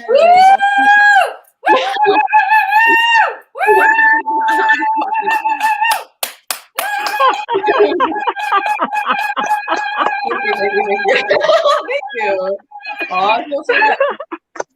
Yeah, you're right. I love Tina. Say hi to Tina. Yeah, she loves it too. She likes bothering me at the set. Oh, congratulations. Thank I you. love it. Everybody PayPal this girl. You know, give her some good, you know, really good movement here, okay? PayPal Priscilla and her music. Celebrate her music. She's jumping up. You know, Priscilla, I made the Rolling Stone magazine when I was 19. My whole goal is music. I want to get back on stage. I have to start writing again. So I've been raising a bunch of kids. Maybe we can write together. Love it. Let's do it. Let's rock and roll. You're awesome. Congratulations. Thank you so much, Lynn. Thank you, Dr. Lee. Thank you. Have an awesome rest of the event. I'll be busy. We love it. Let's get on again and do some music. All right? Torch music. Torch music. National Women's Day.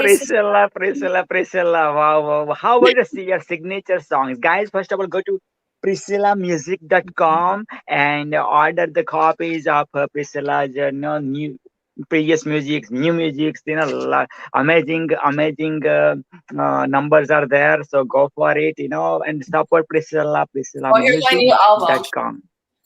My new album is here. It just released on December 1st. Of Oh, wow. The COVID. Okay, so let's inaugurate. So Dr. P has the 2014 Music Therapy. So that's a recent one. So if you guys want to check it out. Thank you. Wow, congratulations, Priscilla. And Priscilla, I know Priscilla generally charge for the for the speaking gigs, man. But thank you so much for Torch platform, coming as a complimentary. That means a lot. That means the world for Mama Lynn and for me. That means a lot, the world to me. But before I let you go, how can I let you go without your signature song? I am just about couple. One song. I said one song. I know. I'm getting greedy. Please. No, I always do that song. I'll do it next time, like on a live. Okay. Guys. Okay. Because we always like to introduce Torch members to Torch members. And Kavita, welcome to the Torch platform. We want to introduce you to Priscilla. She's just leaving. I don't know if you heard her song. Yes, I did. Hi, Priscilla. You look beautiful. Hi. Fantastic. And we're just welcoming you to the stage. And Priscilla, please come back with us. And out of the 4 pillars, peace, health, environment, and tech, which one do you pick? Did you say peace for the first one? Yeah. Oh, for sure, peace. Oh, Woohoo! oh yeah. Right. Oh yeah. All right, Pravin, tell her. Sure, Priscilla, close your eyes, please. Breathe in, breathe out. Breathe in, breathe out. Last but not least, breathe in, breathe out. Priscilla, you are the Torch Peace Ambassador. Oh, that's amazing. Oh my God. Yeah, that's freaking amazing. Yeah, thank you. I will for sure represent Torch and advertise it and make sure that it gets more popular and more love for sure. Thank you. We're sharing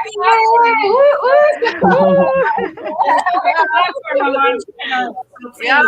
We love you. God bless you, Torch. Thank you so much. Have an You awesome look event, guys. amazing. All right.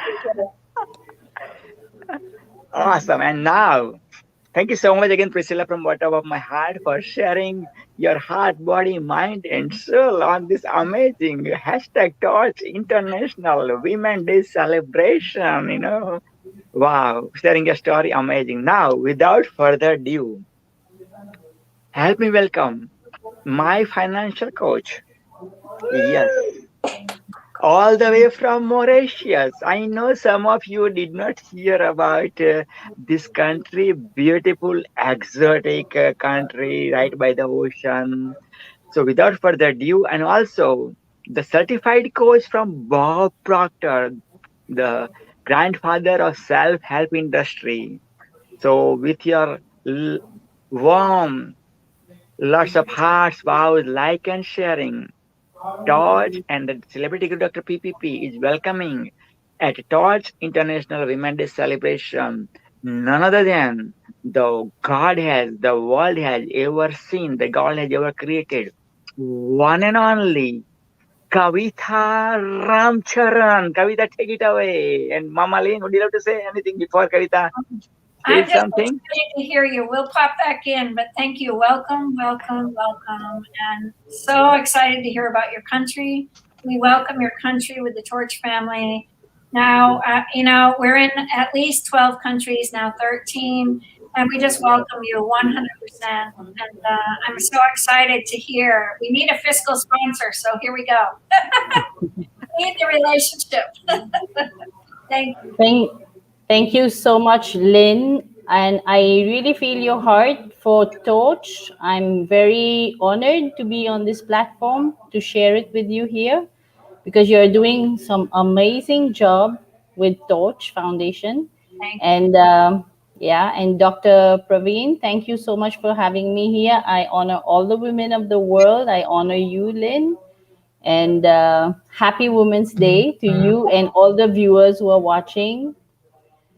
And I'd like to today speak about my journey a bit because that's exactly it's my story that has helped me come out in a very, very different way to help the world.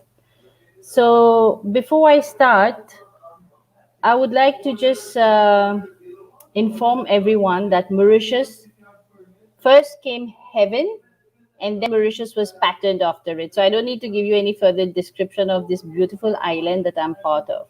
Now, I was born and brought up in this island, and it is a beautiful, peaceful island. So I grew up with a lot of peace, a lot of peace. Everybody around me, we were happy, we're joyful people. Okay. So now, when I was listening to your story, Lynn, and also of Priscilla, it kind of took me aback because, contrary to your side of the world, I live in a very comfort zone, safe world over here because we have this culture, the Indian culture, where we are always protected by our fathers and then our husbands. So I've had the life of a princess. I cannot complain. But then nobody is exempt from knowing the dark side of life, I would say. So today I'm going to be talking to you about paradigms. Is a word, and that's a word that I only discovered 5 years ago because I had no idea what it was. Now, one thing that I was truly working with was the law of attraction. And many of you might have read The Secret. So I didn't know I was attracting things, but I mean, I knew I was attracting things, but I didn't know how I was doing it. I used to think that God is my best friend and whatever I would want from my heart, He would just make it happen. So my growing up years was like that and I used to think everybody is the same. So it took 3 incidents of my life to make me spiral completely in the opposite side of life. So when I uh, when I got married, I went to the Philippines. In fact, I was just listening to the author from the Philippines, and it's like, wow. So what happened is I had visited the Philippines when I was about 18 for a holiday, and I didn't like the place at all. And I left from there saying that I'm never going to come back here. And 5 years later, I find myself getting married over there. So I knew that these things would happen to me. If I didn't want something and I really wanted something, they would manifest. So if we read the book The Secret, which I read way later, I came to understand exactly that I was working with the law of attraction. And I was so happy that all these authors documented these phenomena in a very simple, understandable book. And I love the book. And I came back to Mauritius. I mean, after 8 years of being in the Philippines, my husband wanted to move back here. So we came, and he wanted to come here for peace of mind. And I was sharing the knowledge of The Secret with everyone. Okay, so I will tell you the one sentence that comes from the book The Secret that can summarize everything about how my life took place with respect to The Secret. And it's a quote by Andrew Carnegie. And as most of you know, he was the first wealthiest man in the world in the early 1900s. So he says any idea that is held in the mind that is either feared or revered, that is emphasized, will begin at once to clothe itself in the most convenient and appropriate form available. So that's exactly what used to happen with me. If I wouldn't like something, it would manifest. I mean, if I wouldn't like it from my heart, I'm not just talking just a fleeting dislike, no. And whatever I would really want, that would also manifest. So I was very mindful of my own thoughts. And it's only way later in 2007 when I read the book that it made sense that how everything was happening. So I was even more careful not to think anything negative, right? Now, in 2002, that's prior to reading The Secret, my second baby was born, and the doctors came and said that he may not survive. So I was like, that was the first blow of my life. I told you prior to that, my life was like that of a princess. So that was a shock. And I was like, no way. Now, from childhood, I have been a very, very, and I would put an infinity to that very curious child. If somebody cannot give me an answer to why I should do something, I'm not going to do it. So I couldn't follow religion for the life of me because I couldn't understand the concept of having so many religions and all of them saying that theirs is the best and there's only one God. So it was very confusing. But I was a very spiritual person somehow, and I was connected to the divine energy somehow. I used to think God's my best friend. I used to have talks, like conversations with God every single day from the age of 7. And I used to think everybody's like me. So now what happened is when I went to see that second baby of mine, I said, you're going to come out of there. I was in the Philippines at that time. Prior to his birth, I was twisting, turning until I saw Jesus Christ on the wall. And I said, oh God, I never even thought of you today. After my marriage, I kind of let go of my daily conversations. So things were getting tough for me. And the moment I prayed, that baby came out. But the next day we had an issue. We needed blood. He was saved. When I went and saw him, I said, you're coming out of there. Nothing else. You're coming out. And he came out 5 days later. But I needed answers. What happened? So I started studying the scriptures, the Hindu scriptures. And a lot of answers were coming to me. But there was still a missing link. Then I moved to Mauritius in 2006. We established our business over here. I had a second emotional impact when I put my children in the education system. And much to my dismay, I realized that the teachers were very frustrated and they were taking it out on the children. They were hitting the children. And that was not acceptable. So I even took my son to a doctor. My son was already schooling in the Philippines and he was doing very well. He was standing number 1 in his class. So when I came here, they told me that, like when I started seeing his nauseating before going to school, I took him to a doctor, and the doctor said, don't you know that stress is part of life? I'm like, since when? Since when has stress become part of life? I grew up over here so happy. What happened? So I was very angry at the education system, and I had said in that moment, one day I'm going to change this education system. Finally, I didn't do anything. My business was open and I have baby shops. Somehow I feel I'm very highly connected to children. I have baby shops in Mauritius. Everything was going fine. People were coming in, always complaining about the education system now. I said, yes, do something. But nobody was doing anything, neither was I. 2 years after, the biggest emotional impact and the third one happened when my own brother, he was 29 years old, his wife was expecting their first baby, suddenly developed a very rare disease and just passed away within 1 month of that disease. That was the most shocking experience of my life. And I don't know why, but not everybody was affected in the same way. But I was truly, truly affected because I was not getting an answer. And when he was in the hospital, I was trying to visualize. I knew the law of attraction, but I was not able to put it to work at that time. I was not able. I felt I failed my brother. I felt, I really felt very angry at God. More not for me, because I was not so close to my brother. He was way younger to me. But I felt very, very, very angry at God for doing something like that to my parents. What did they deserve? And my mother is like one of the best persons I know. I'm not even saying that because she's my mom, but she's a very, very different kind of person. She's very positive. Everybody goes to her for advice of some sort or the other. So very level-headed, calm person. Now I needed answers. And I searched and I searched and I searched and I searched. Put an infinity to that.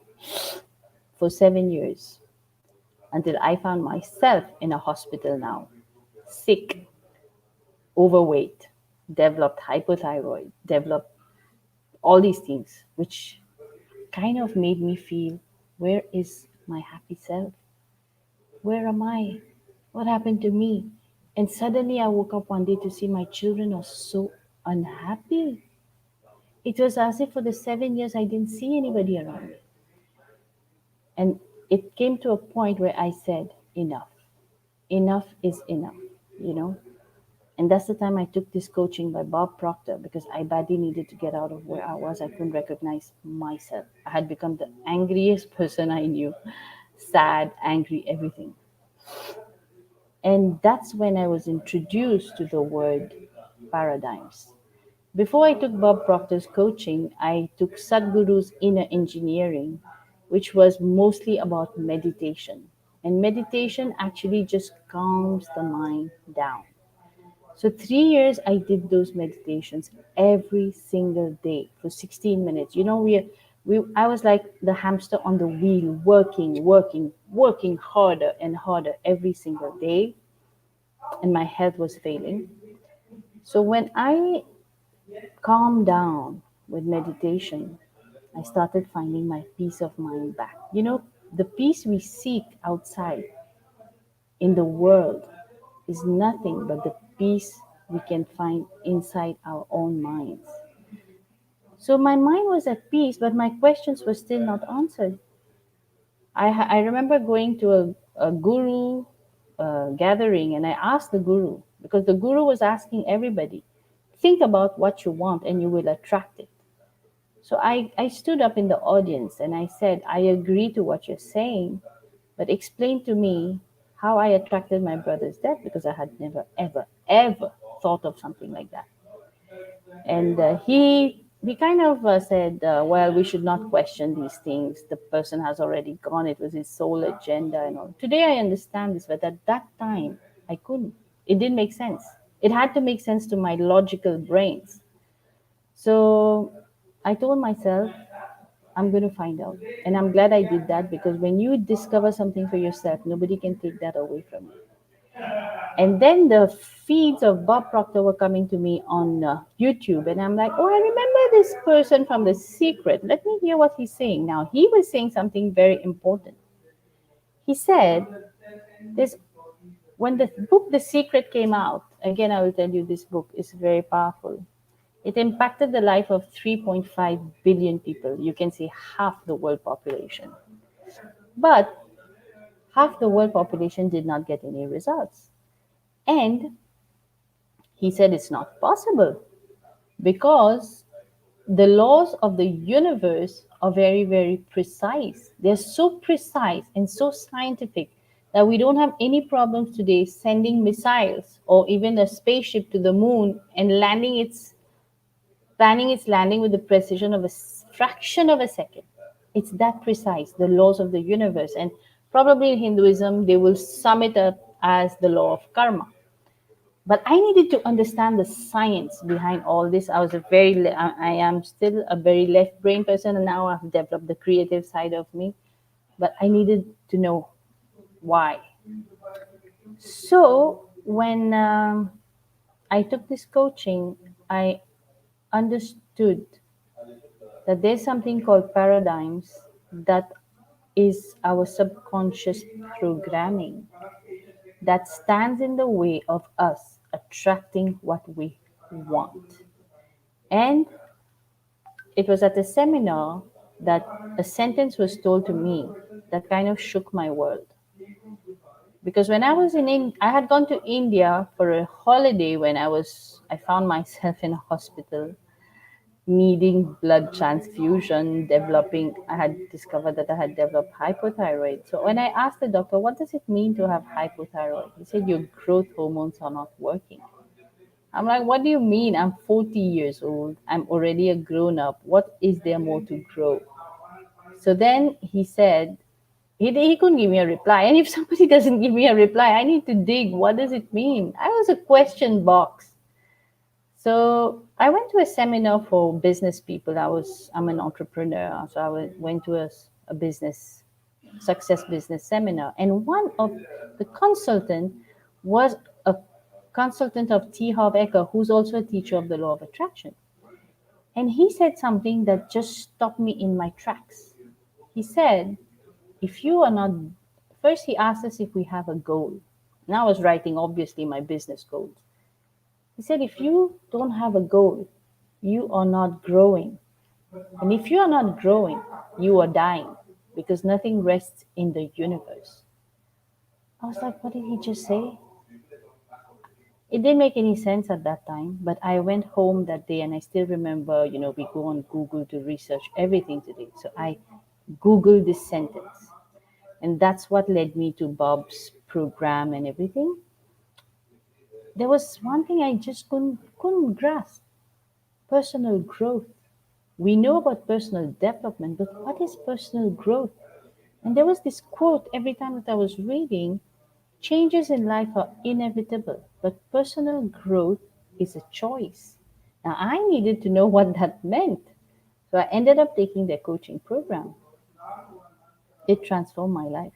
In 2 months, I was back in control of my mind. What happened was a paradigm shift. All the anger, all the grief, all that energy that I was holding in me for the 7 years just dropped. And I was back in control of my mind. I cannot even begin to explain that experience. The words fail me. It's an experience, but it was the happiest day of my life. And from that day on, I knew it was my purpose, it was my calling to teach this to the world. I left my business to become a life transformation coach. I teach law of attraction also. And I've been unstoppable from that day onwards. Now, my purpose is to make everybody understand that they are very opulent beings. We are all very, very opulent. And after this physical growth, we have a spiritual growth to embark on the journey of discovering who we are. What are we born to do in this world? What are we here for? Right? So, my whole studies were based on finding my purpose, one, and discovering what paradigms were. Now, what I'm going to tell you may shock you, and I hope it does shake something in you because I think it's time we all wake up to this truth. When children are born, they are pure. The subconscious mind is wide open. They are like sponges. Now, for that, we have to understand the mind. The mind, broadly classified, is divided into two. We have the conscious mind and the subconscious mind. Now, what happens is when a baby is born, that baby has his subconscious mind wide open. It's like a sponge. The baby doesn't know whether it's a girl or a boy. The baby doesn't know its name. The baby doesn't know. It's pure, unadulterated spirit. That's why we say babies are the form of the divine. They're pure. And then we call that baby, suppose for me, Kavita, Kavita, Kavita. So I assume that's my name. I could have had another name. You're a girl. I assume I'm a girl. I'm not being told that once. I'm being told that repetitively for 5 to 7 years until the subconscious mind closes. Now, what all goes into that baby is the vibrations of everything happening around that baby, the people raising the baby. Everything is going on. I'm sorry for the background. Everything is going on in that baby's subconscious mind. And if a baby is being told or is being criticized, that's going in. You know, no child thinks they're stupid. They are being programmed. You're so stupid. You're so stupid. You're so stupid. You're so stupid. Until that voice becomes, I am so stupid. I am so stupid. I am so stupid. That child can spend the rest of his life just believing that he is stupid and nothing is going to change. We live up to the grave thinking we're stupid. When I realized that, and I am very, very, children are close to my heart, I cannot see a child suffer. I knew I had to teach this, but then I couldn't teach it to the kids because they are pure. It's the adults that need that information. It's the adults that need the knowledge because they are the ones programming the children. And then when I dug further as to why I attracted my brother's death, I had to think in the terms of my parents as babies now. They were part of the Indo-Pakistan war, the partition. All the energies of death, fear of death, everything related to that just was absorbed in their minds. They were both born over there. It was called India at that time. But they didn't grow up there. One grew up in India, one came to Mauritius when they were still babies. They grew up in a very different environment, but they were already programmed with those energies that cannot be removed, but can be reprogrammed. But unknowingly, they pass those energies to us. We were like victims, but we didn't know. And this, I feel, I was like literally carrying a time bomb without even knowing it. So I don't even see this as a luxury today to learn this. I see this as very important because people who are poor are not supposed to be poor. Look at our gods, for God's sake, in Hinduism. All our gods and goddesses are loaded with jewelry. We're not meant to live in poverty. We are the crown of creation. The human being is the crown of creation. We have higher intellectual faculties that can help us reason. We have the imagination that can transport us to the peaks of success. We can literally daydream our way to success. We are not meant to live a life of struggle. Poverty should not be existing in the world today. And we have such superior knowledge, but look at the situation of the world today. Does it make any sense? We have a pandemic, for God's sake, when we are the most intelligent race with the highest technologies in medicine. The main problem is number one, most people have not been taught to follow their passions. We've not been taught what are you born to do? What are you here for? The education system is just cramming us with more information. But we have to understand that the conscious mind just absorbs information. It's not the part of us that governs our behavior. It's our subconscious mind, which is in every cell of our body, that is governing our behavior.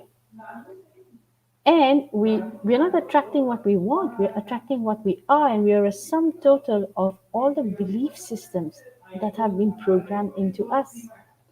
And most of us are going through life without even questioning those beliefs. Where did we get our beliefs from? Did we ever question? If you want to shift your life and shift it in a big way, you can. Poverty should not be existing in the world. It doesn't make sense. The laws of the universe are the laws of nature. They only support growth and prosperity in the world. And we are part of nature. If we are not living in harmony with growth, with prosperity, well, we will receive blows from the universe. We are meant to live a rich life in every way. I'm not only talking about money. If money is the only thing we have, then we are probably the poorest person living. We need to have health, our first wealth, peace of mind, doing what we absolutely love to do in the world, not doing what others have are expecting from us to do. And this is very strong in our Indian culture. We were expected to follow. For the longest time, I thought my goal in life was just to get married and have children and probably help my husband in business. Where is our identity as women? We were given an education. I was a graduate, and yet I could not think that I could do something more until I reached that state of total dissatisfaction. And I knew I had to come out of there. So I don't blame anyone for it because my journey was meant to be like that. I was meant to go through all these problems, to come out of them as a warrior so that I can now empower others to do the same. And there are so many women waking up in the world today. I'm sorry, but men are a bit lagging behind, but the women are rising like anything. And we don't want to have poverty. We don't want to give people to help them maintain the self image that I need to get, I'm poor. No, we need to make every child understand that they are a genius and that what have you come to do in the world? What is your gift? So if everybody lived that way, just imagine what a beautiful world we will have. Currently, a lot of people, I would say my mentor Bob Proctor says that 95% of the human population is not thinking. 5% think they think. No, sorry, 3% think they think. And only 2% are thinking, something like that. I mean, 95% are not thinking. Why? Because their thinking and their belief systems has already been ingrained by the people who raised them. So we have to break the cycle, and we can. We are at the stage of having so much information at our hands today. We can choose to break the cycle and live much, much better lives.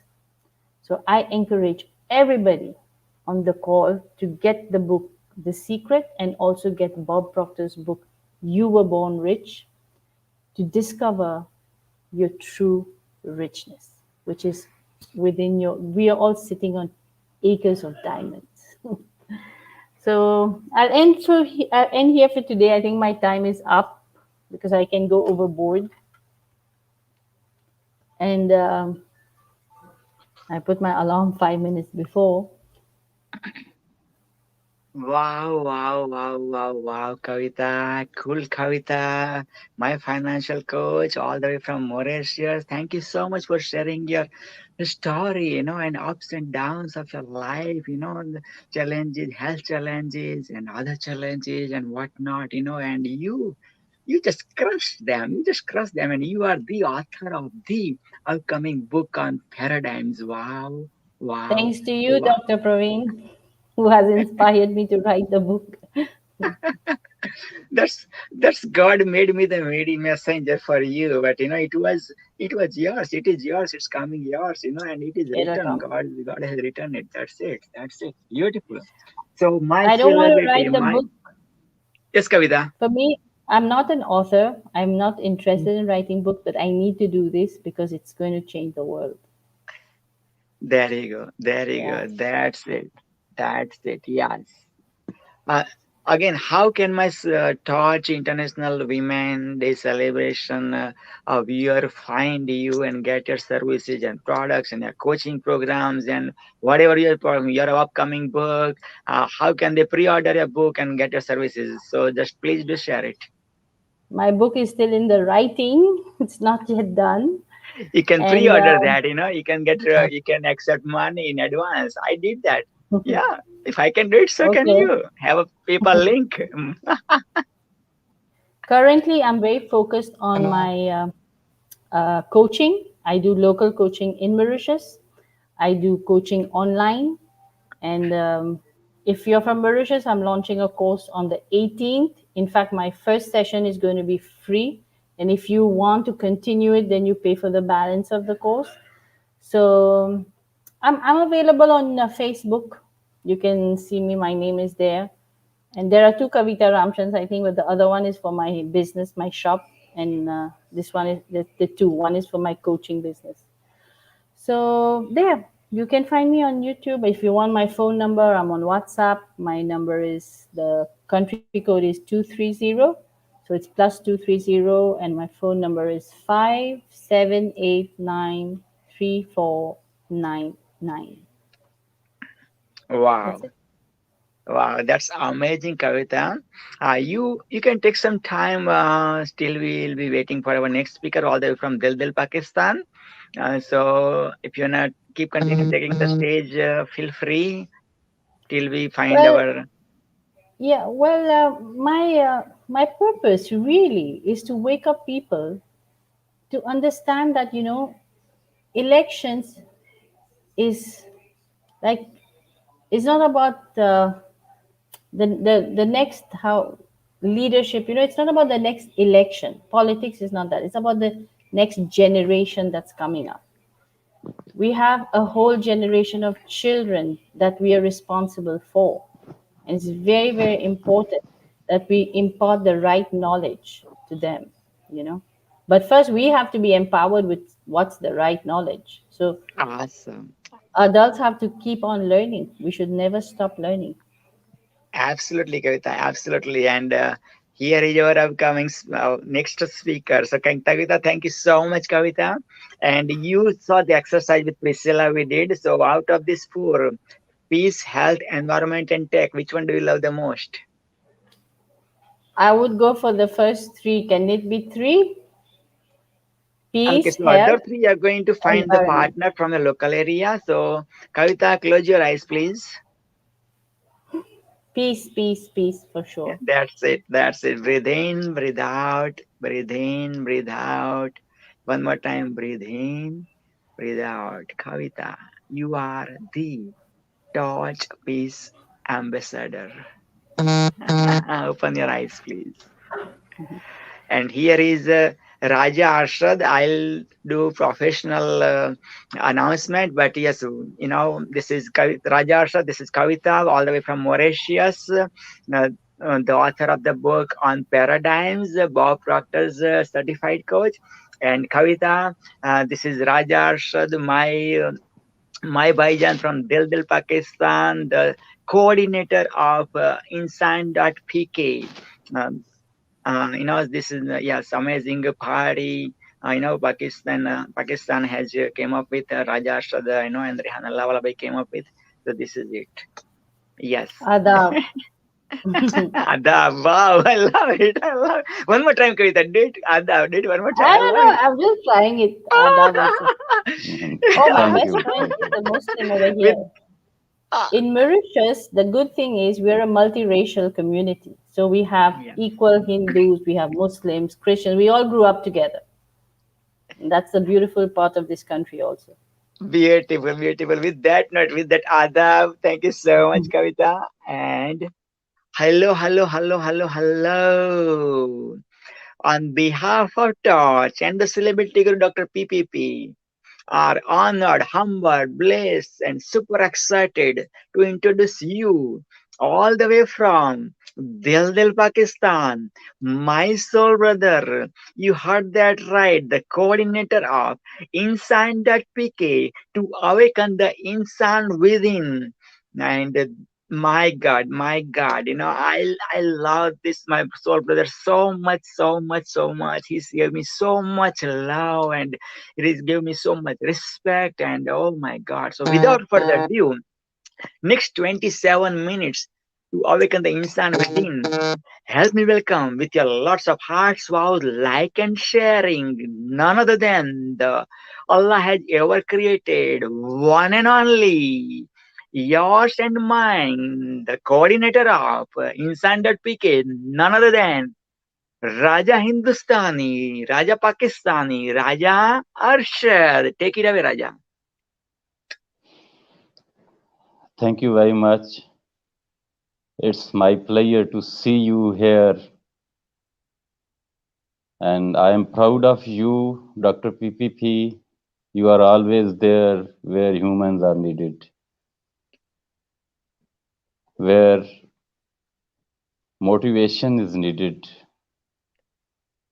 You are always there where love is needed. You are always there where peace is needed. You are always there where friendship is needed. You are always there where you are needed. From Pakistan, we have so much love and respect for you.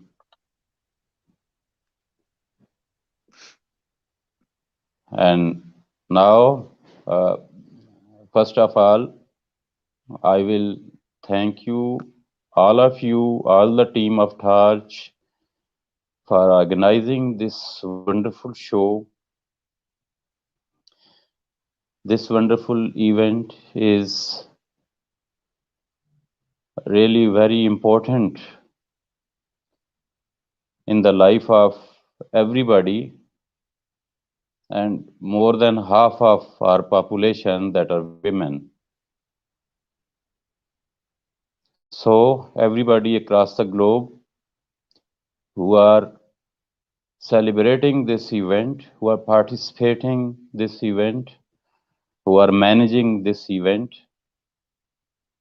please accept my appreciation from deep of my heart. You are all wonderful people. Thank you very much for managing, arranging, and doing this wonderful event.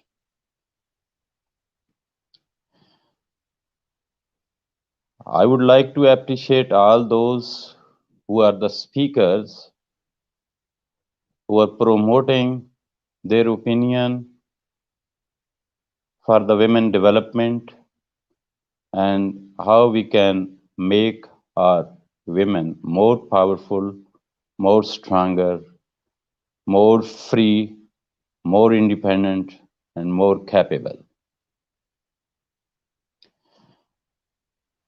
My name is Raja Arshad. I'm Chief Coordinator in Insan Party. Insan Party is a new party in Pakistan.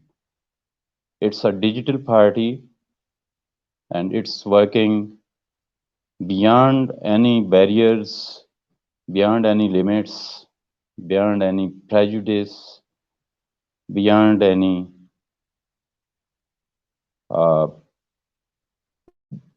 sort of barriers. We don't differentiate between humans.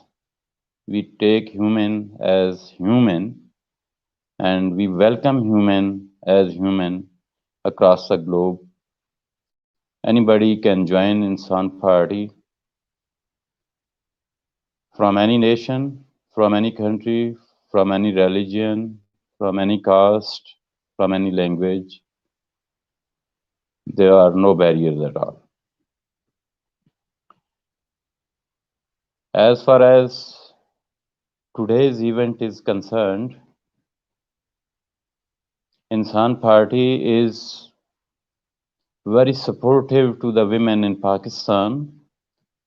We wish to empower our women, and we believe that our country, Pakistan, can only get rid of our problems if we empower our women. So, to empower our women, to educate our women, to upgrade our women, we are working very hard. Insan Party believes that only women of Pakistan can stand with their men, and we can work hard to get rid of our tiny problems. If women are there, we can solve them more quickly, more fastly, and we can build our country a better Pakistan, a positive Pakistan, and empowered Pakistan. For women, to empower them, Insan Party is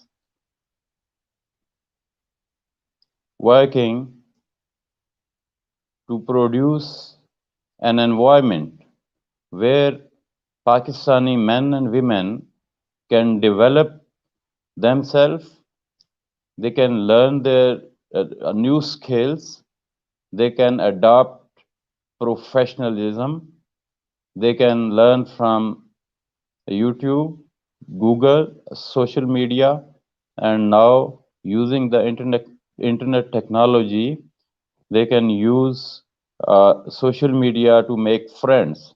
They can learn from each other globally from different countries, new businesses, new ideas, new trainings, and new technologies to develop their skills, to grow their businesses, and to grow their relationships.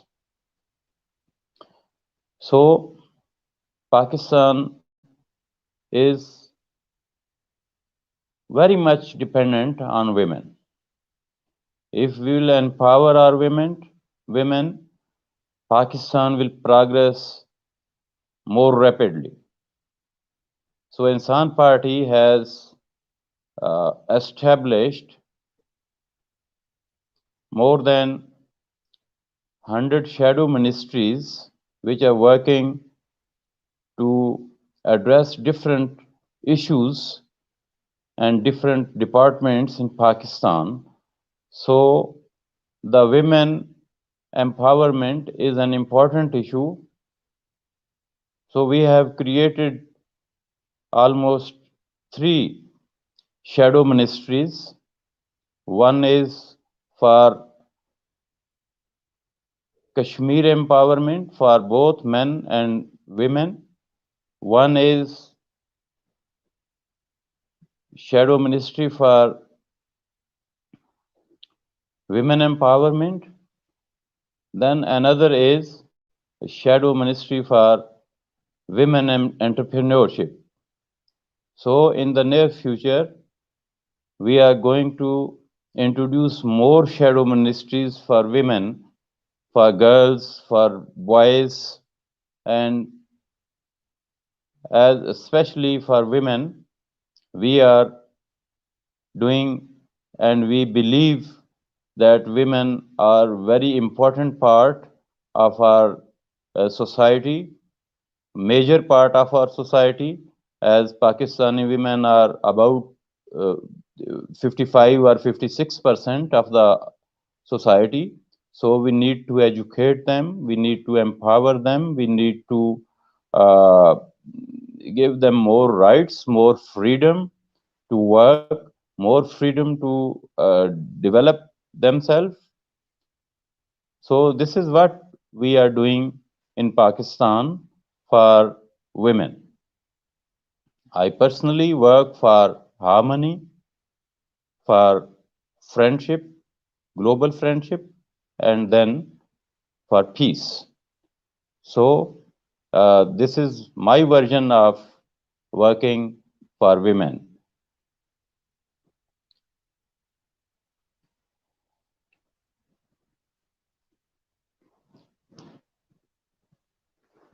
I know many women in many countries, they are doing so great. Even in some areas, they are more capable. They are doing better than men.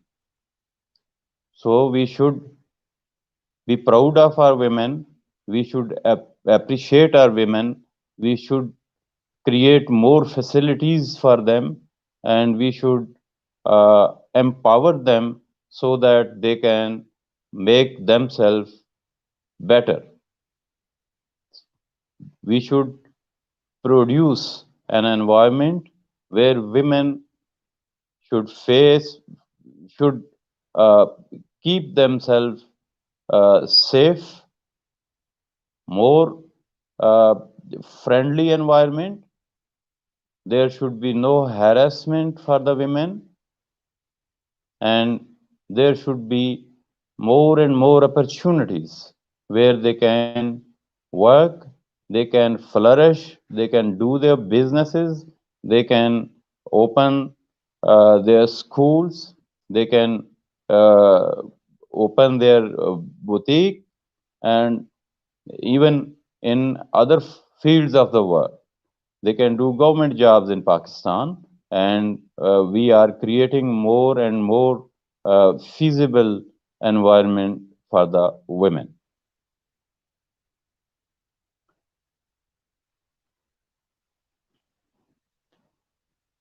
Thank you very much. That's all from my side.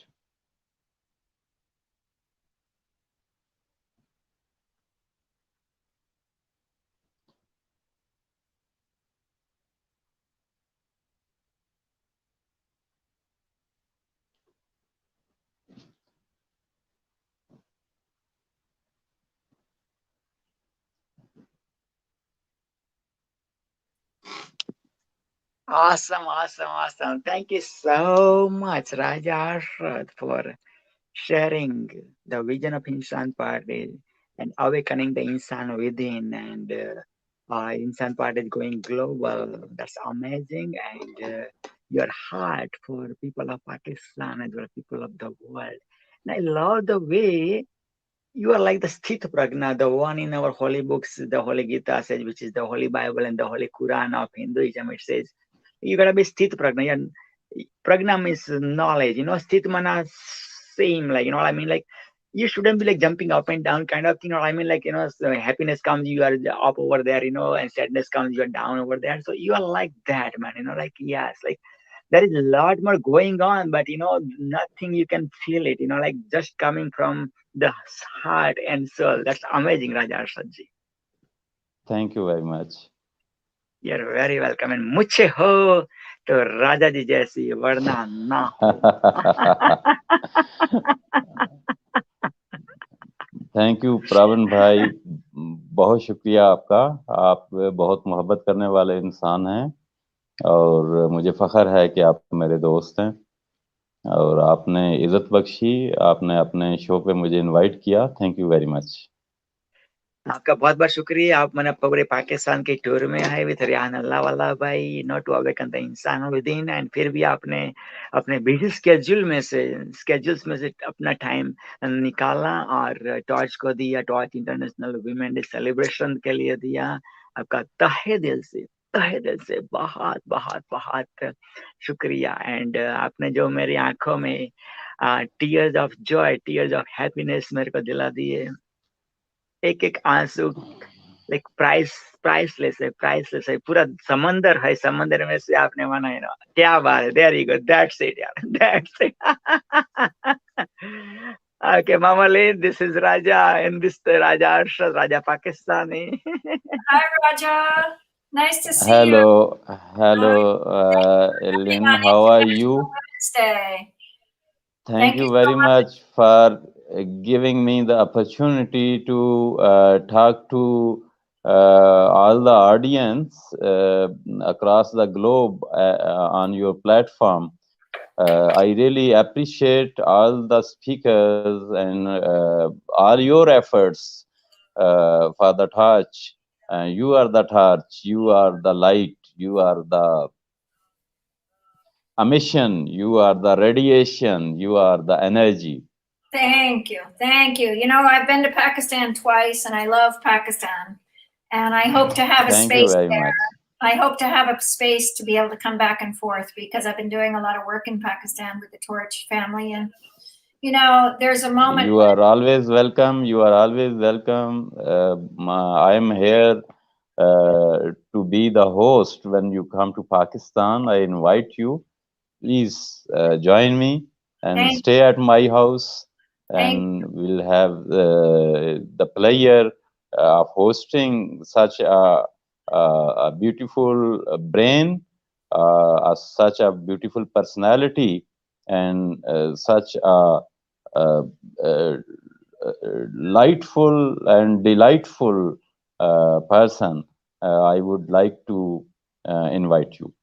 Thank you so much. Thank you so much. You know, as we move forward in the Women's International Day, I've been speaking on another platform with Miriam Khan, and they invited me, and I wanted to give honor to the women there. And what I said to them is women need to run business like women, and we need to run it as women, and we need your support as men.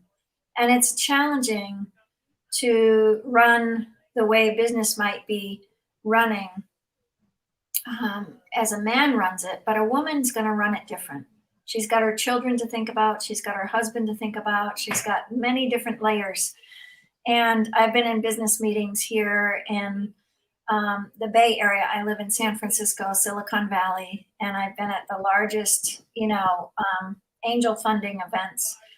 And there might be 1,000 men, and there's only about 20 women. And it's not easy to really raise yourself up. And Rehan's always saying, oh, it's easy in Silicon Valley. Well, it's easy for a man to really raise himself up, but for a woman, it's challenging, And so I'd love your advice for women out here to really get the support system, because Torch has done tremendous work, but we're not funded yet. So we really need that support system to get funded, to get engaged with the right funding and the opportunities and the right, support systems. The tech systems, I've had 5 or 6 tech teams from Pakistan, and it's like, okay, guys, where are you? And, those moments of time. So I would love your advice. Thank you very much for your time. Pakistani women do need you. They need your guidance. They need your supervision. They need your ideas. They need your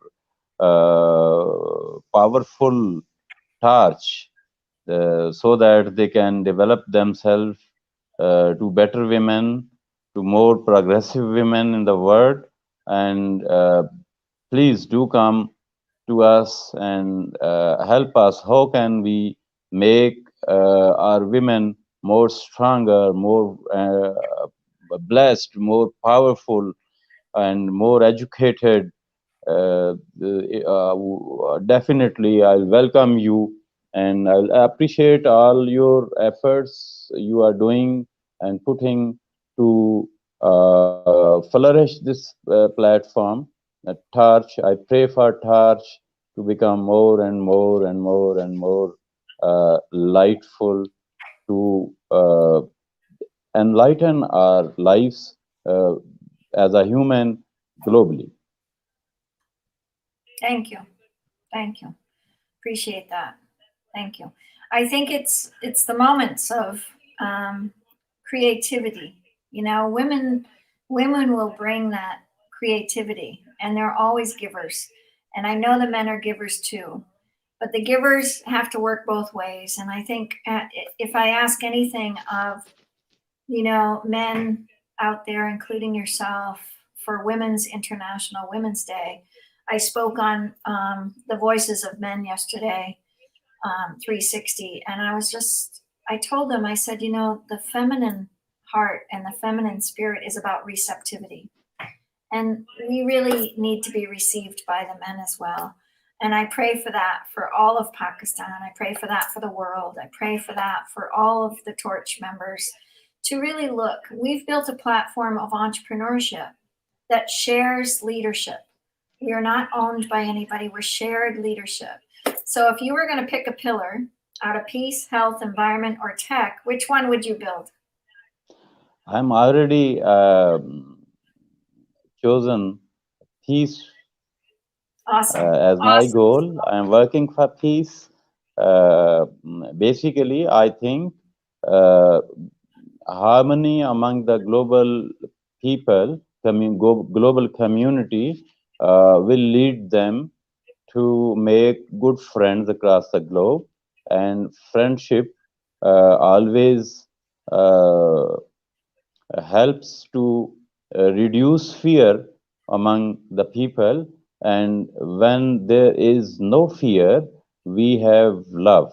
When we have love, we can make this world more peaceful. So I think harmony, friendship, and peace can give this world everything it is required by every person. So I think so. These are the few steps I'm working for. Beautiful. Beautiful. Thank you so much. Appreciate you coming on.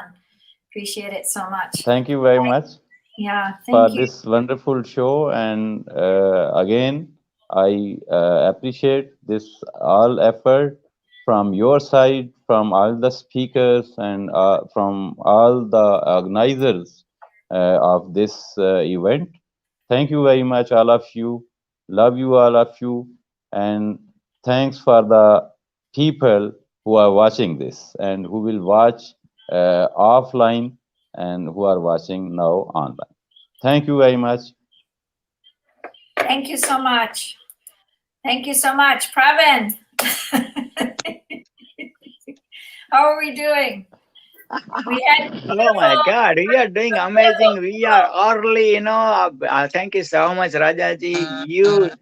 You rock, you rock. Mama Lean Torch, rock. Torch International Women's Day celebration, rock. We are blessed having such an amazing speaker from all over the world. And Rajaji, thank you so much for pouring your heart, So, body, thank you mind, very and much. Thank soul. you very much. Love for all of you. Love you, Love love you, for love all you, of love you, you. love you, love you, love you. Allah Hafiz and bye bye. Hafiz. Allah Hafiz, bye bye. Anji. Now, help me welcome the surprise speaker. Hi, speaker. You guys, so excited. Where have you You are been? doing great. Oh my Been God. waiting for you, Miss Torch. Miss Torch, where have you been? We've been I asking. know. How are you guys? We're good. Oh my God. Heavenly happy, Alhamdulillah. Yeah. So and happy Women's Day. I've been Happy talking. Welcome to birthday. Torch International Women's Day. Yes. Because Yeah. you and I spoke on Women's International Day 4 years ago. I think 4 years ago with all of us. And I just want to put it out to this beautiful sister, Rabia Nasir Mahmood. She's a great entrepreneur. She's a great woman entrepreneur. She's got great skills. She's running an organization now, but for herself, but she runs Digital Pakistan as the coordinator. So I just want to offer you all a special moment with Rabia because she's got a really clear relationship to the heart and to great gifts. And so thank you so much for coming. I'm so grateful. Thank you, Pravin. Yes. Help me welcome. Oh my God. On behalf So- of Torch and the Celebrity Doctor PPP, let's welcome at Torch International Women's Day celebration my soul sister from Dil Pakistan. Today's Benazir Bhutto, and who is the number one Forbes, a powerful woman, lady. the number one women of the hundreds of 100 women in the world. There you go. There you go. By 2023. And I've known Rabia for like about 3+ years. And my God, I've seen the growth. My God, like the celebrity host and interviewer and interviewee. Oh my God, oh my God, like wow, man, wow. No, really bring the tsunami in Pakistan of speakers, and listeners and guests and amazing. Now combining with Abba, which is the digital senator of Pakistan, man, Atik Mian, man, and these two combo, man, bringing Pakistan to the next level, awaken the Pakistan within as well as the, no, making Pakistan great, man. So without further ado, next 31 minutes to bring you from wherever you are to the next level. Are you ready? From Allah has created one and only from Del Dil, Pakistan, none other than my soul sister, Rabia, rocking rockstar Rabia, Rabia Rabel. Welcome, welcome, welcome to the Torch International Women Day Celebration family. Welcome. Yay! I'm so excited that Praveen bhai, you invited me here, and as you mentioned that we know each other last 3 years, 3+ years, and and this circle is growing, and people are growing. It's really fantastic the way Torch is doing work, and I am so proud of Lynn. All the time when I attend the conferences that you people are organizing, I am saying that things are growing and the growth is like we can experience the growth. So I am so privileged, honored that you invite me on the Women Day celebration. I really say congratulations to Len and to you as well, the way you is supporting her initiative, and join hands with Len to promote that. So I really appreciate that, and all the people who are working on the Torch platform. You know what? I think in our circle that in the friend zones that we are lot of friends. I think Lynn is the one, just one lady who are linking up all the people, Pakistani people, and showing up and just talking to, and look at her journey, like how much she grow herself and her organization as well. So it's really proud moment that to be the part of her blossoming journey. And what I feel about that is, yes, Mama Lin is Mama Lin, because she is very compassionate. Yes, she is very compassionate, and the way she see the things. What for me, I think the way we look at the things, the philosophy of behind the things, and the way she is always elaborating about Torch. Whenever we have a conversation, Rabia, this is the word. This is this kind of men word. They see this word in that way, but we have to look in other way. And yes, the word needs that, not in the competitive way. How we can help each other, support each other in a supportive way, in a compassionate way, and then I think we can grow more. So I am so I can say, like, I am so proud that to see your growth. And as a mother, you are playing your role. You are doing your studies. You are doing another things. Then working and collaborating with Pakistani people and other people. It's real. It's needs real strength. And very optimistically, I can say that if you are successful, all the things that you want to grow within, I think, 1 or 2 years, it will expand it, and you can be a role model for other women who are on the Facebook or on social medias. They can also join because of seeing you. They can have a trust that, okay, they can collaborate with other countries, underdeveloped countries.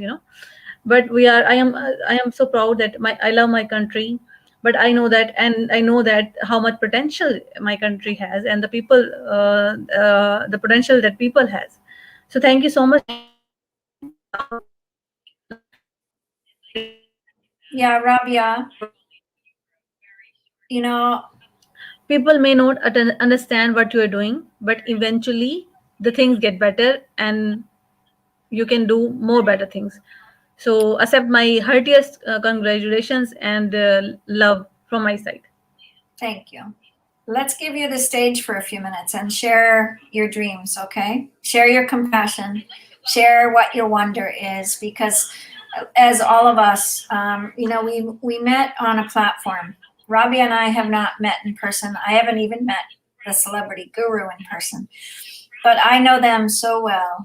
And I know them from their hearts, and I know them from their wonder, and I know them from their curiosity. They're always growing. And women are like that. We receive each other and we bring the receptivity. We receive you, Rabia, to always be the torch flame. And you are the torch flame. And, I just really want you to know that. And that it's your platform just like everyone else's. It's not something separate. It's something that we have to build. We have to create this so that we lift each other up. So thank you for lifting me up. I appreciate it. Love you. Oh, thank you so much. Okay. Take the stage, girl. Okay. So on this eve, on the woman,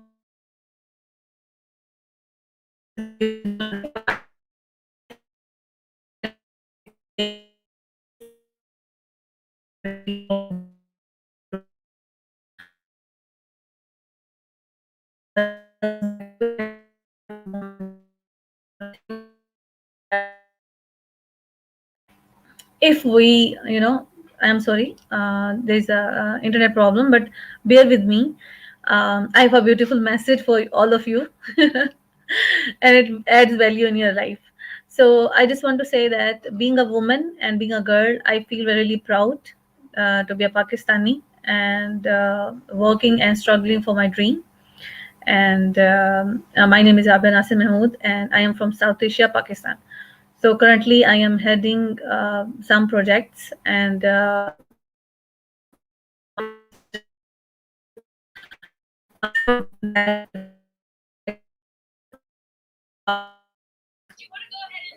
So I think it's a little challenging, Rabia. We're just getting technology. We're just getting we really want you here. It's a little more challenging. let me go to another place. I Okay, just want to talk. we'll wait Yes, for yes. you. We'll I wait want for you. Yes, I want to contribute. Just give me just a little bit time. I'll go outside and then I will complete my speech, and then So I Sounds just good. want to contribute. You are doing great job, and I feel that my words also heard through.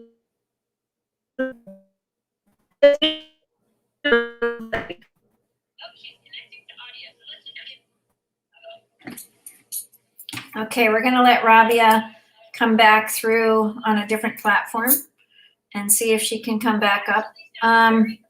We've got some exciting speakers. Please go to actionsofimpact.com/Women Day and see our platform today. There's a huge amount of, interest in so many different players, so many different people.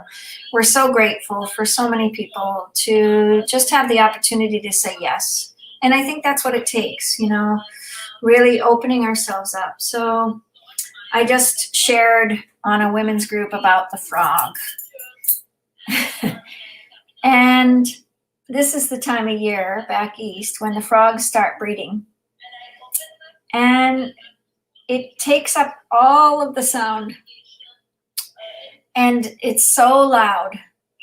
And the breeding is so powerful. And as we open ourselves to transformation, the frog energy came. And I think as we each look for our prince or princess, we each look for the wonder that each of us has within the gifts of, transformation. I just want to open that door right now, a little bit about what are we here for? How do we transform? For me, it's about community. We open ourselves, we open to new education, because when we hear something, we automatically transform. We automatically transform the gift spiritually and emotionally. And as we open ourselves to technology, there's so much coming at us. There's a lot of noise. This wonderful friend yesterday spoke about the noise around us. And the noise that comes around us is about this idea that we have to be somebody other than we are. When you remember your own internal dream, when you remember your own inner reason why you came to this beautiful earth, it's your own inner relationship to yourself. It's your own inner relationship to your movement. It's your own inner relationship to the gifts that you bring. So when you remember your dream, when you remember that precious moment of when your mother held you in her arms, and even the conception, back to that conception, we transform from a laying down, amazing, blessed baby, just like Rabia's parents held her in their arms, and they held her and they just were shocked. Like, that's the miracle of life. And then we become upright. And as we become upright, the world starts coming at you. And what I'm asking the world today for Women's International Day is to become upright and lift that person up, lift that woman up, lift the women leaders up. We need the men to say yes. We need the men to say, yes, I'm going to lift this woman up. We need the women to lift each other up as women. And I give the stage again to Rabia.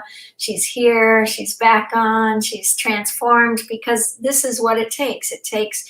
This is what it takes when internet doesn't work. We've had it all the time. And what we've learned on the internet is that social media can bring you the heart of the humanity right here. And it's so magical. So join the Torch family. Rabia is a special Torch member from the very beginning, and we just love her, and she's awesome. And again, Rabia, take the stage. Are you here? Oh, we've got the internet again. We're working it. Are you here, girl? Rabia. Shucks. We can't hear you again, sister.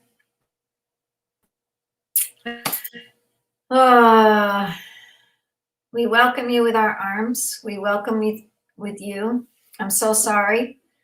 We're trying to get her here. She's transforming her own self. Oh, here she is again. Here she is again. Go, go, girl. So I will just take 15 minutes to talk, and I hope that the internet will go well. So guys, my name is Rabia Nasir Mahmood. I am here from South Asia, Pakistan, and my dream is to become #1 among the most influential women in the world by 2023.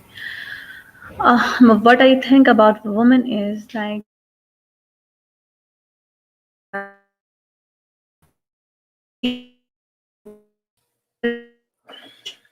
Okay.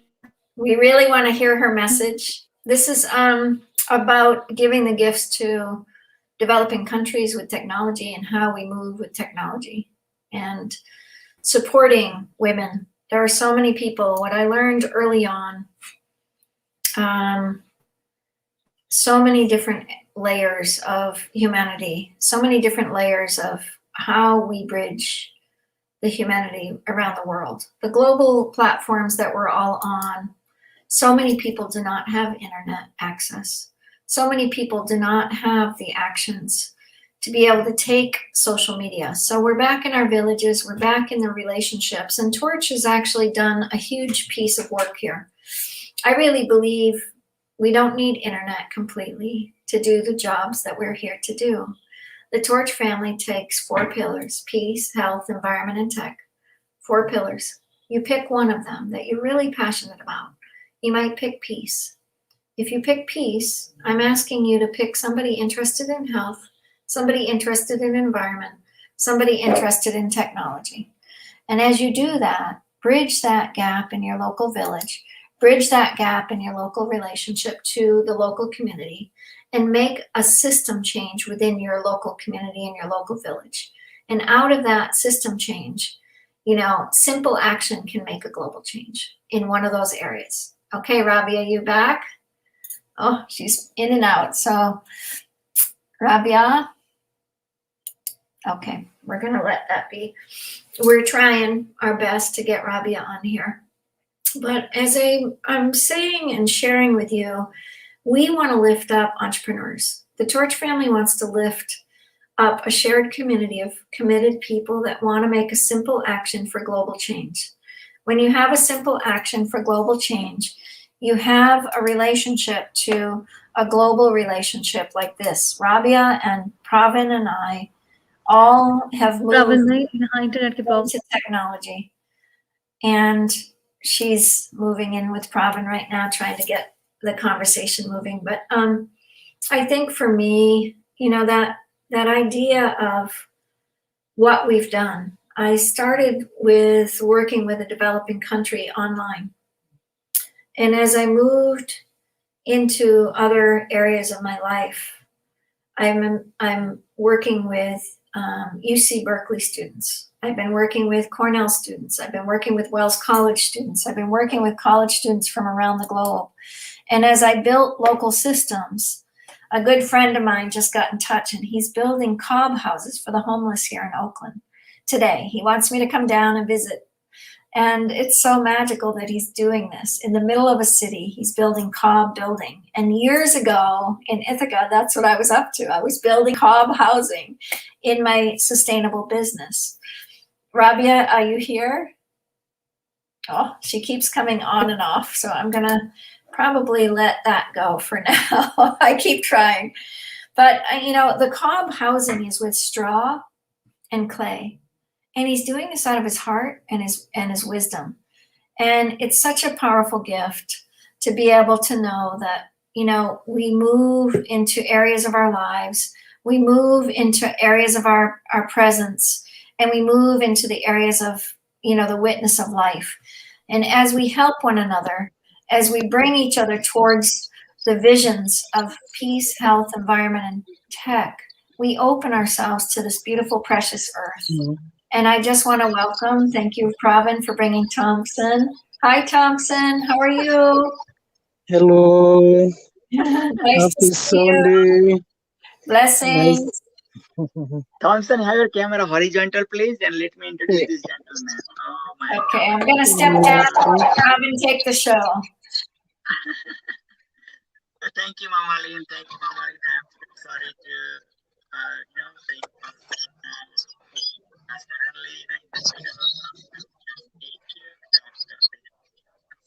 yes. Okay, so hello, George. George and the celebrity super excited to introduce you. Pravin, it's hard to hear you. Pravin, it's hard to hear you. I'm not sure what's happening. It's hard to hear you, Pravin. Oh, really? Oh, yeah. I'll be coming back then. Okay, I'll be back. Yeah, I'm not sure. Yeah, you're low on your speaker, maybe? Okay, I'll be joining again. You're coming in and out. We can hear you, but it's low and then it's high, then it's low. Okay? Okay. Thank you. Thank you.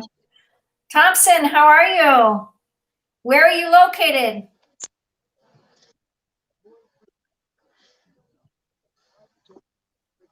Thompson, where are you located? Well, I'm very, very okay. I'm so happy, blessed to meet me. Oh my, technology. Yeah, right now. Yeah. Go ahead. Yeah, presently I'm in the Greece in a refugee camp. This is my second time meeting with you, and I'm so blessed to meet you again.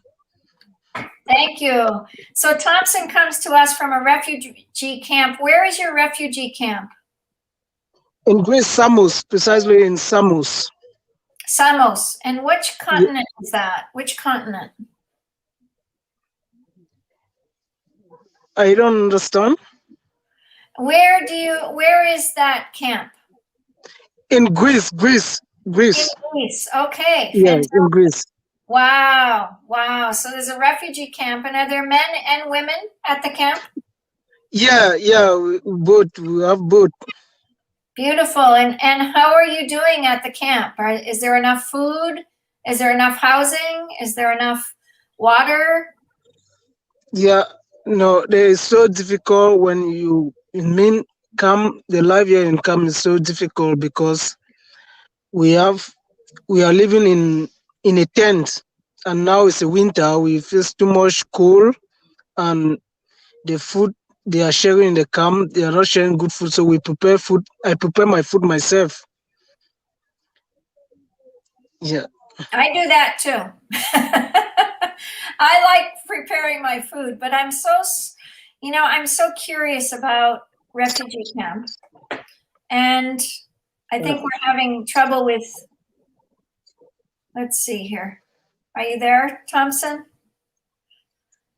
Yeah. So we heard from Thompson earlier on peace. Here we are. He's coming back. There we are. Pravin, can you come up? Pravin, are you here? I'm always here. So when we were talking with Swamiji this morning, and he's traveling to different refugee camps, how can we support you as the Torch family? Because I asked you before to build 4-pillar teams: peace, health, environment, and tech. Can you accomplish that within your organization? In the refugee camp, can we accomplish the 4 pillars and start growing seeds with the children? You know, can we start creating a very simple action plan for the refugee camp? Start growing plants, and it will change everyone. So Yeah. one little plant can change a child's voice. And I just want you to know that. And so I really want to somehow, I have a friend in Greece, and somehow we need to get some seeds over to you. And you need to start asking for local seeds. Okay? Okay, he's coming in and out again.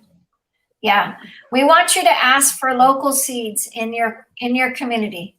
So whoever's in charge of the refugee camp, I'm getting you, Malin. yeah, ask Yeah. for seeds. Ask for seeds, okay? And ask for some really good soil to grow the seeds. And let's start growing seeds in your refugee camp, because this will bring your dream. This will bring, the seed itself is the living dream, right? It's the miracle, right? That everything in our planet grows naturally. And so do we. But we forget that with each other. We forget that we grow naturally. God has a plan. We're not in charge. Somehow he got you there. But I know you're on this platform because you want to support the system. And we want to help you support the system change. So share with everyone about your system change. What have you been up to? Yeah, I'll be so happy because I have organization I'm running. I have an NGO that I'm running, the NGO in my country, Cameroon. So my life, I want to support people. I want to help the less privileged, the orphans, the widows, and the internal displaced people. Not only in my country, I want it to be worldwide, but for now, I'm still in the camp. So I'm just trying to plant the foundation in my country first. I have a So- good friend from Cameroon, and I went to theology school with her. And I'll try to get you in touch. So you should definitely put your email in the message machine, in the chat box, so I can get you her information, and maybe the two of you can work from the Cameroon relationship. So how long ago did you leave Cameroon? How long Yeah, ago? I've been outside for 1 year, about 6 months.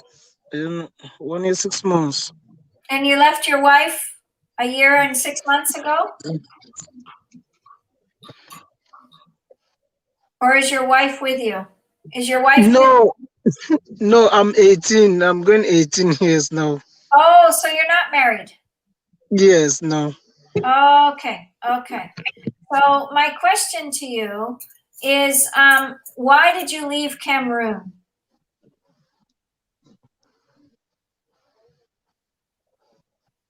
Why did you leave Cameroon? Yeah, because we have a crisis that the world know about the crisis, but they are not doing anything to solve it. A lot of people are dying. So I was persecuted by the military and the security force in my country. So that's what made me to escape. I was a footballer in my country. I was attending a football academy. So when I visit my parents in the village, so that what happened to me. So it was like something that I need to live. Mhm. So I want you to start thinking about plants, okay? Very simple action. I really want you to do this because all of that is just human drama and it's everywhere, right? It's everywhere in the world, right? Yeah. Everywhere. Yeah. It's real. It's real. I'm not taking away your reality as a woman, but I want you to know that feeding the children is key, right? Feeding the children, but feeding the soul is just as real. So I want you to really start thinking about seeds and really start thinking about your seeds, where you can start growing some seeds because spring is coming. It's going to get warmer in Greece and you can start the plants now. Okay? And I want you to get some seeds, get a hold of some seeds. You can even go outside for the walk and see seeds and grow some seeds because this will give you the idea of a relationship with the earth. Sometimes we want to just focus on all of the chaos that's happened to us. Okay, I've gone through chaos. You've gone through chaos. Pravin has gone through chaos. We've all gone through. We've all been displaced in our own way. I was very much displaced even in my country. You have to know that you're not alone. We're all in our own form. But if we can grow a seed and start growing the 4 pillars, peace, health, environment, and tech, get 4 people. Okay, 4 people.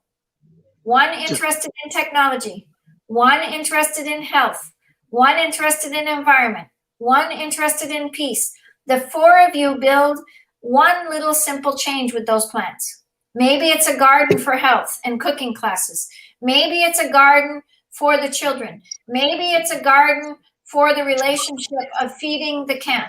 Maybe it's a garden to teach about the environment and no chemicals. Maybe it's a garden for you to just feel like you've got something worthy to do than be in a refugee camp. Yeah? To be yourself and to be in the powerful place that you are. We want you to really start looking at this. Okay?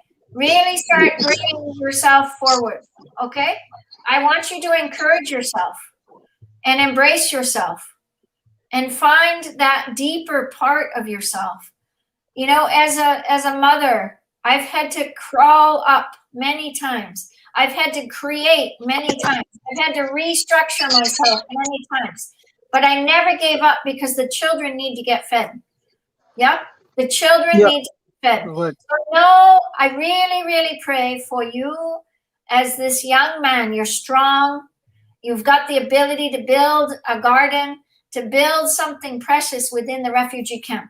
I want to really, really help you do this, okay? Really, I'll be so much grateful. emotionally. No, but spiritually and emotionally, it's not about money. It's not about, it's about practical application. Practical. Being very practical in your village. Being very practical to grow some plants. Being very practical about getting 4 people that want to help you and say, I really could use your help. And receive from other people ideas because we don't know it all. None of us know everything, right? No of us. Yeah, true. None of us, excuse me. And I think when you start thinking about this, none of us will be alone. You're not alone. You're not alone. We think sometimes we're alone in our own pain. The people from Cameroon we'll pray for. The people of this life we pray for. We have Dr. Neelam here, and she's coming up, and we want to ask her, to send all of her prayers, and she can come up and meet you. She can come up and be with you. But I really ask for prayers for Cameroon, for all of our watchers, as this Women's International Day, the Women's International Day from all over the world are praying. You can drink. It's okay. We love you. And realize we're here together. And this is beautiful Dr. Neelam Rai. And as we move into this next section, I want you to meet Thompson. He's in a refugee camp out of Greece. And he got displaced from his country and he came over from Cameroon. And I'm asking him to put together a 4-person team, like the torch: peace, health, environment, and tech, the 4 pillars. Get a 4-person team and start growing some seeds. And his garden can be one of health. It can be one of technology. It can be teaching the children that there's a connection out here.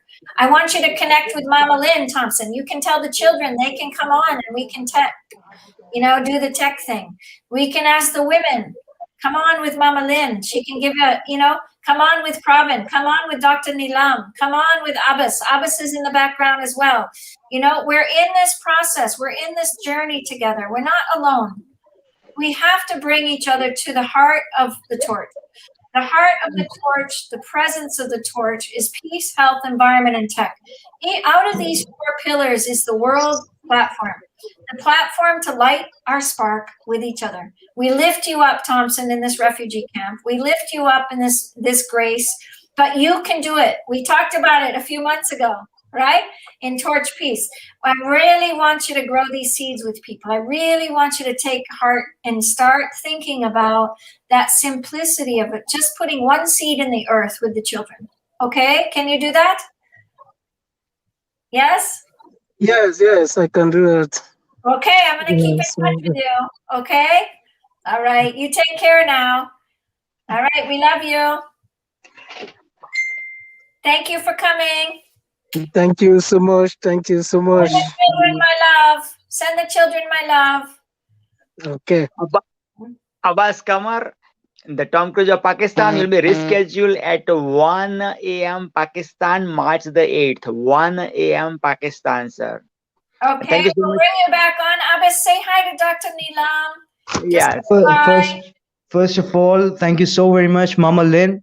And I've been an old student of yours, and you were the first one with whom I interviewed, and I did the first interview that was yours, and you gave us so much love and so much teachings. So thank you so very much, first of all, to Torch, to Mama Lynn Chitik, and Madam Neelam. Hi, how are you? Nice to see you for the first time here.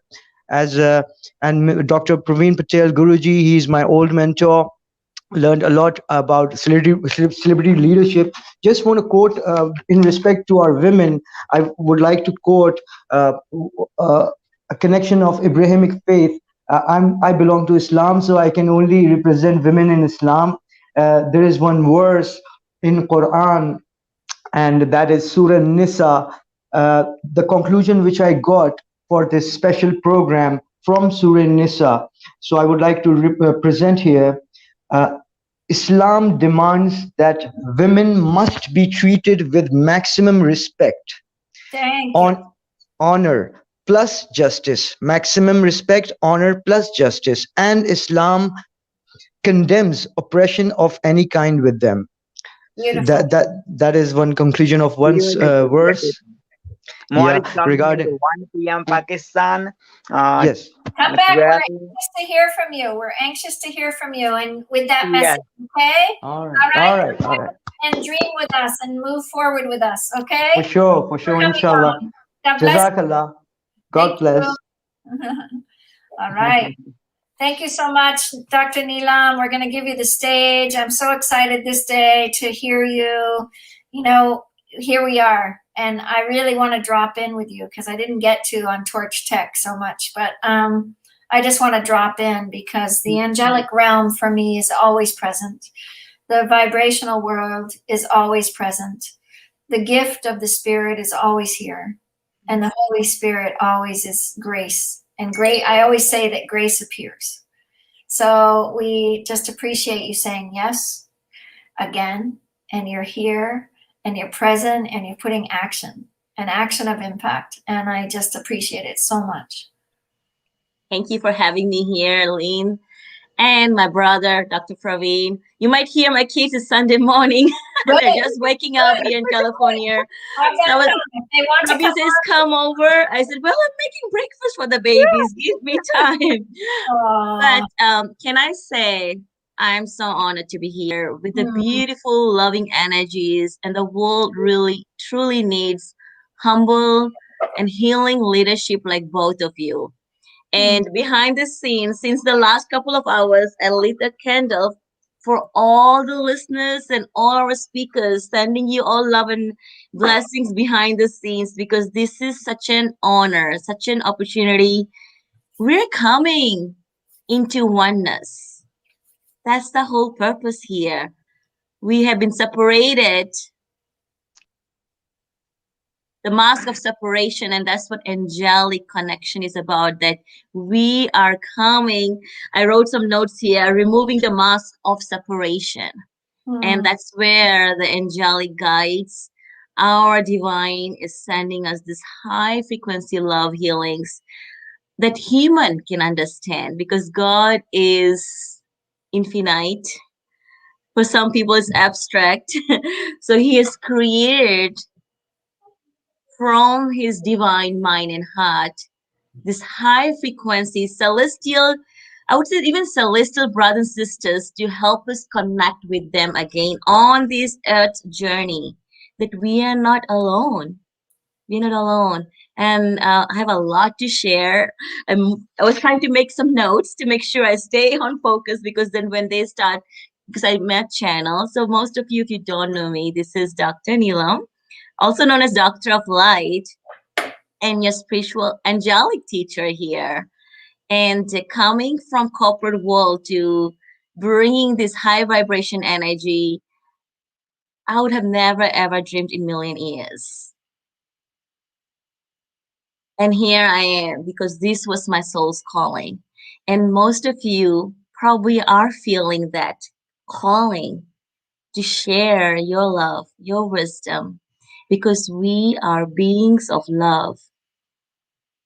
Once we say yes to our higher callings, we get to meet on these beautiful occasions with beautiful friends here who are all sharing the same mission here, sharing love in different forms.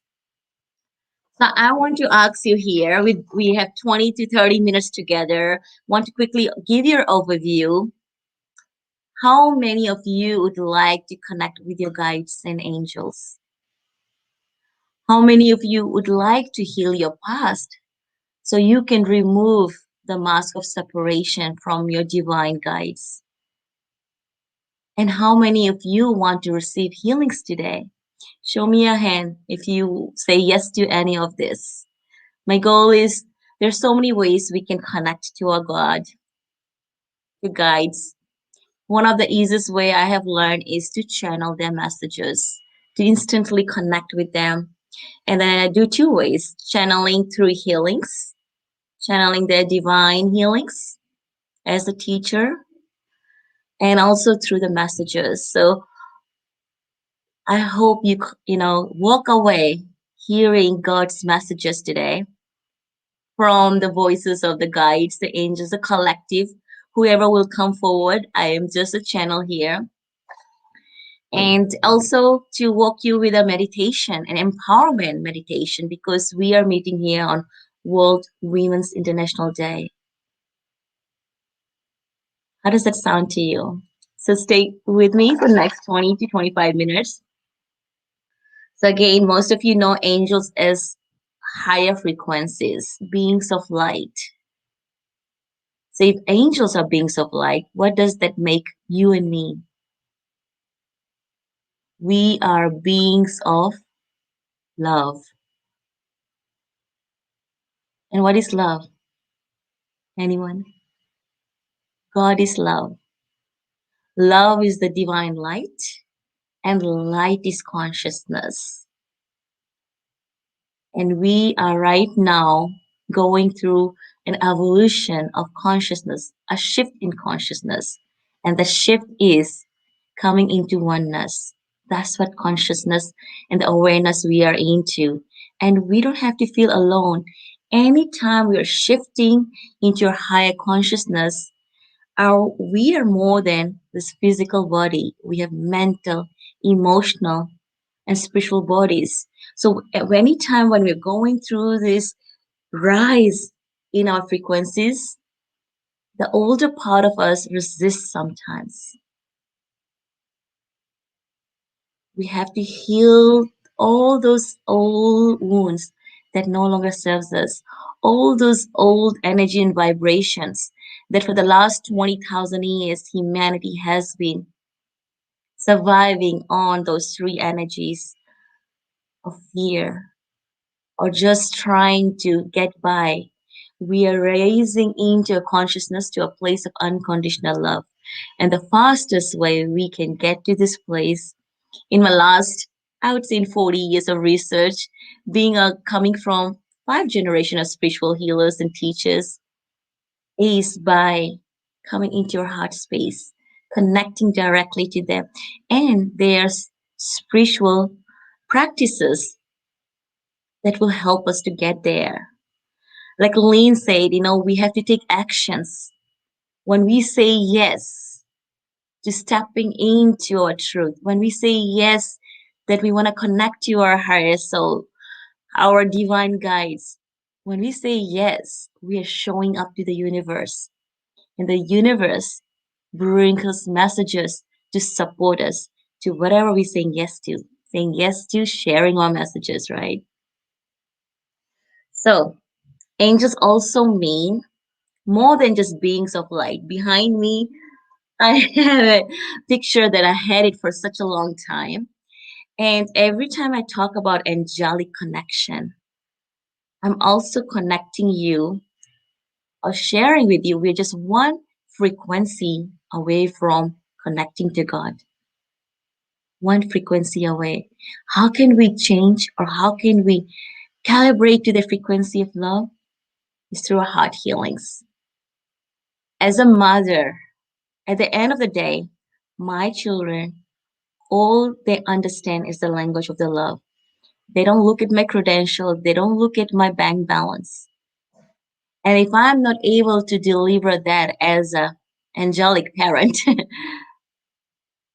then I have a lesson to learn.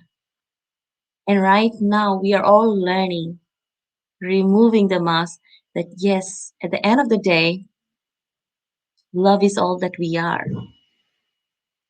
So my goal is to help you to step into this empowerment energy of loving yourself first so we can share these loving energies to others. So I ask that angels are beings of light. And also angels means more than that. It's a state of consciousness. So no matter where we are on a day-to-day basis, some days we have, we get wrapped into those lower emotional energies of probably anger or maybe resentment or maybe frustrations or jealousy or envy, because these are the old energies we might have picked up from school, from the corporate world, from being burnt out, feeling, alienated, why we are so different. And as you're stepping up, those energies might want to pull you back. That's called the ego. That's the subconscious. So when we talk about angelic healings here, we are healing those ego created energies, the fear created energies. What does ego does? The fear energies. Right now, the whole planet has been in fear energies with the COVID, with the pandemic. What if we all can take our responsibilities to heal ourselves? When we do this, we are shifting the consciousness of our planet. Just by doing, many of us as spiritual teachers and healers, we want to heal the world. We want to do so much in the world. But the angels are here giving you a life lesson saying, we would love to help you. But first, by helping you heal yourself, healing your families, raising your vibration first. And we do this by a couple of rituals that I find in the new age. People are learning so many ways of activations, right? A lot of workshops are going on. A lot of, it's not about just like reading a tarot card. It's more than that. It's about the everyday practices and the rituals we embrace to stay in these vibrations. And I share a lot about this. At the end of this, you can download my 5-step April rituals that will help you every single day to align to the frequency of what you are creating. It's called April technique for a reason, and you can all have that. I'll also give you a meditation, an empowerment meditation that I feel on this World Women's Day is so needed, especially to mothers who are homeschooling right now. I've been doing this for the last 7 years, working from home, online teaching, reaching thousands of my beautiful friends, and also balancing motherhood, being a wife, being a daughter. I have siblings who are serving this country. So we all have all these roles, but it all comes back to us. It begins with us.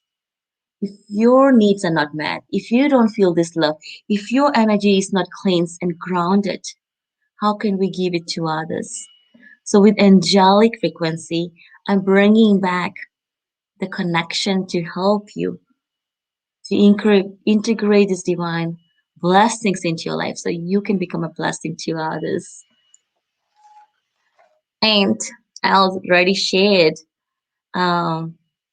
we are just one conscious, and that conscious is love. Love conscious. And angelic healings, as a creator of angelic healing therapy, this has been 20 years of lifetime of teachings and researching. How can I serve my friends here? How can I share their divine blessings? And that's where this is an invitation through the meditation I'm going to lead you into shortly. It's an invitation to again drop the sense of self and separation and reawaken to the knowing that there is just the awareness of love, divine love. In truth, my friend, I am you and you are me. We are all divine love on the journey back to remembering. Right now, you have heard about Christ consciousness. The shift in consciousness that's happening right now is the divine feminine Christ consciousness. Shortly, Divine Mother Mary is going to join us on this Women's International Day to provide her love frequencies through the channeling meditation that I'm going to take you into. How does it sound? Nothing more excites me than connecting with their loving frequencies and messages to you, my friend.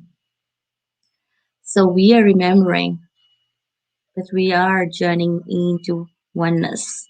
Journey into oneness is one of my themes and tagline. Most of us, we forgot, and that's why there's such a huge shift happening in this planet, right?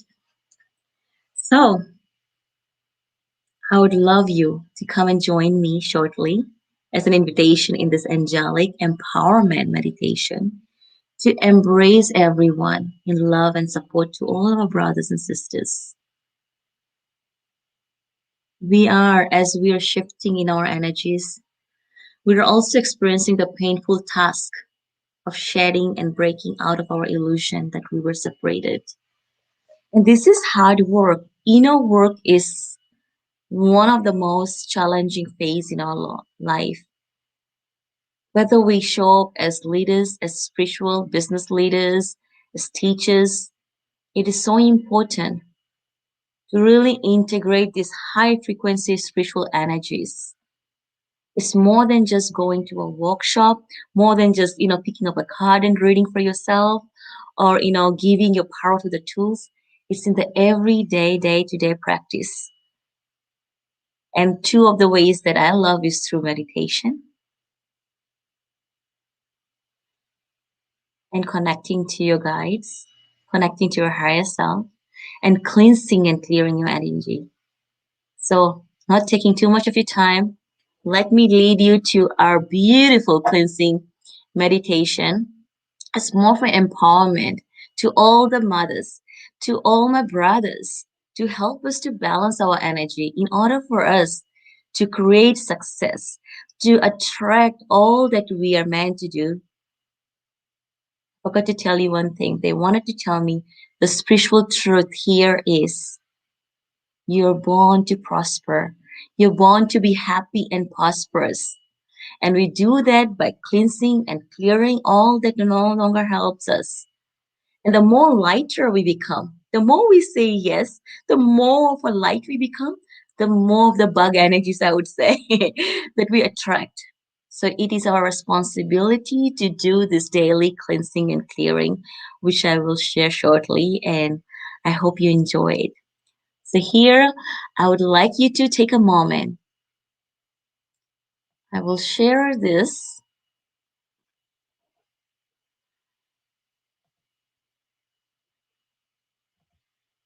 So you can look at this divine violet frequency. This is a light. When I channeled this morning, I said, how can I instantly help you release any negative energies, anything that's holding you back? Immediately, I was shown these beautiful violet frequencies. So I want to share that with you. Share screen.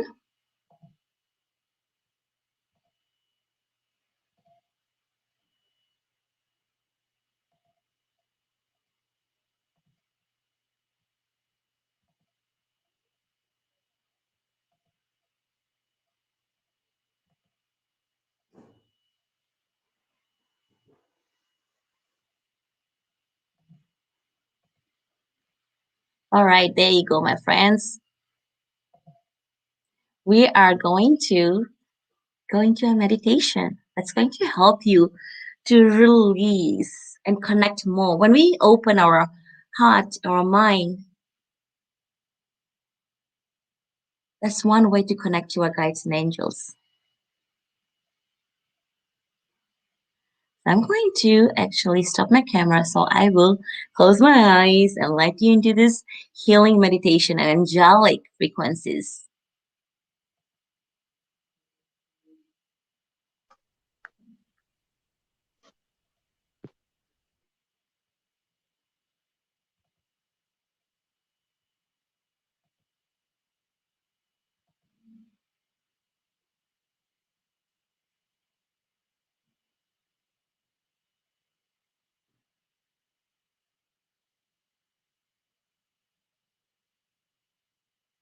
So welcome, my beautiful leaders. We have beautiful doctors here, wellness experts and spiritual experts here. And then we have more people here who are seeing us probably now or later. So I want to welcome each one of you.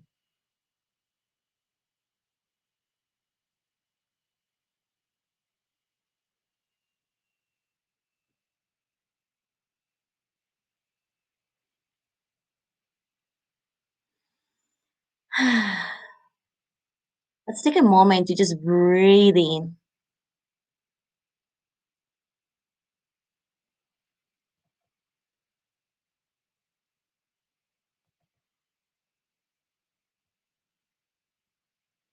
And while I'm sending you these healing frequencies,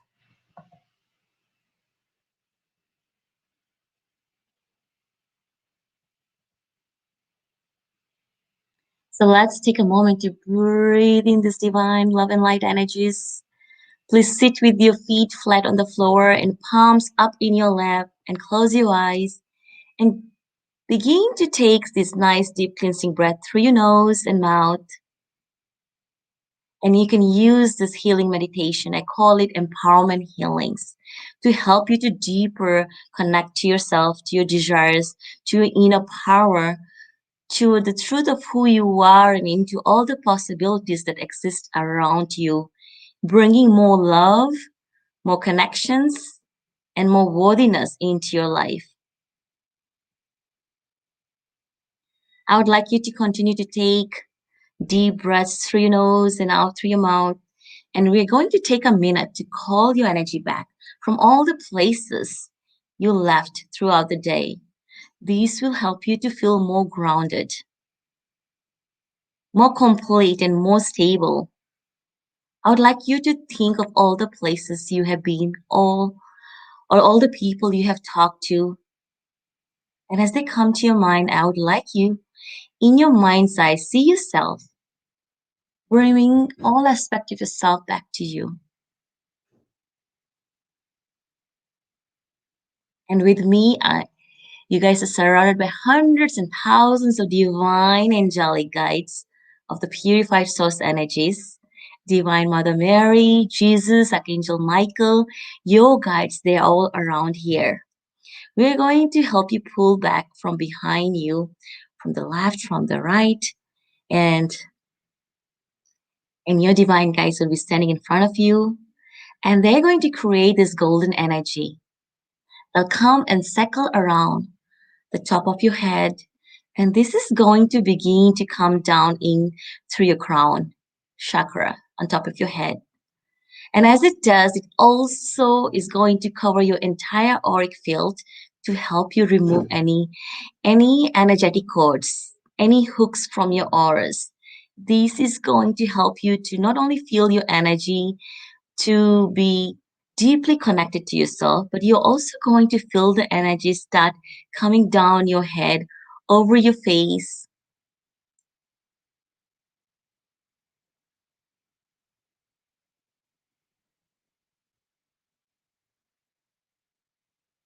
And as your awareness follows the energy, just feel your body relax as the energy comes down over your neck, your shoulders, all the way down to your biceps, your elbows, your forearms. Your arms are relaxing all the way to your fingertips. The energies are moving off your chest. And they're moving down to your torso, all the way down to your hips and to your waist, all the way down your thighs, over your knees, down your calves, all the way down to your heels and out to your toes. You're going to start to feel your entire body buzzing with these beautiful violet energies. Stay here for a second.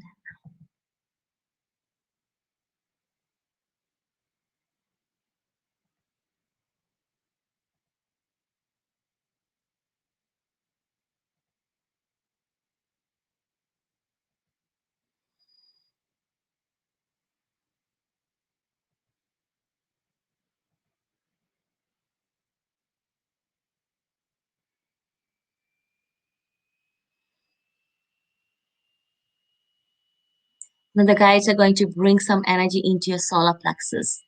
This is the gut area. This is where we hold all the emotions. They're going to come and clear up any energies you're holding into this solar plexus. Any feelings of inferiority energy, any feeling like others are better, any feelings like others are more important, are also going to be releasing the idea that you have to be better than who you are. They're here to help you. You don't have to work really, really hard to accomplish things. They are here. And they want me to say, us, we are going to release this belief that you've been judged by your friends or comrades, by the people you work with, by your family, by your father. We are here to release this energy of feeling like people just tell you what to do and what you don't need to do. Please release this judgment. And in its space, we are going to bring in the truth of who you are. Say with me this affirmation: I get to choose who I am. I get to determine my value. Only I get to decide how great I am at something. I have the ability to accomplish anything I choose. And now the divine guides and Divine Mother Mary and Jesus, the archangels, we are here going to bring in the energy of confidence in this energy center, your solar plexus, an energy of trust in the unknown. We are going to bring in the energy of self-worth and knowing you are who you are in order to feel this energy coming in through this energy center, your solar plexus, the powerhouse. You're claiming your power up today, my friend. Allow this energy to expand through your solar plexus. It's going to move up into your heart space. And here we're going to remove a lot of family judgment from your heart space, feeling low, your self-worthiness, or feeling of low self-value, and a lot of personal judgments.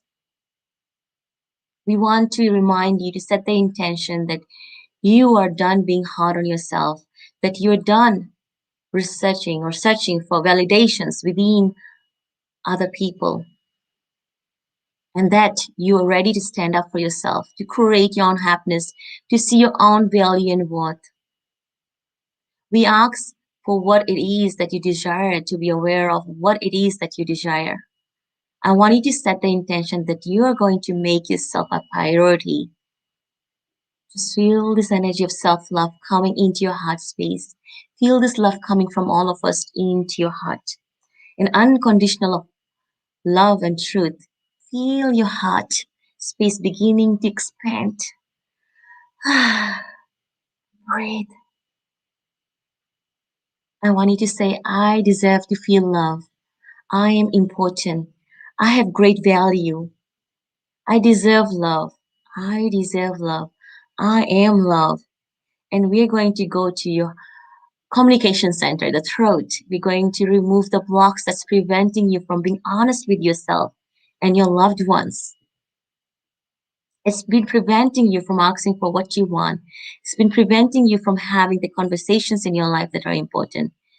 When asking for the things that you need in your life, in your business, your job wants, whatever it's in your head, it is safe to ask for what I need. It is important to ask for what I want. It is my right to use my voice in a way that helps me to feel empowered, yet respectful of others.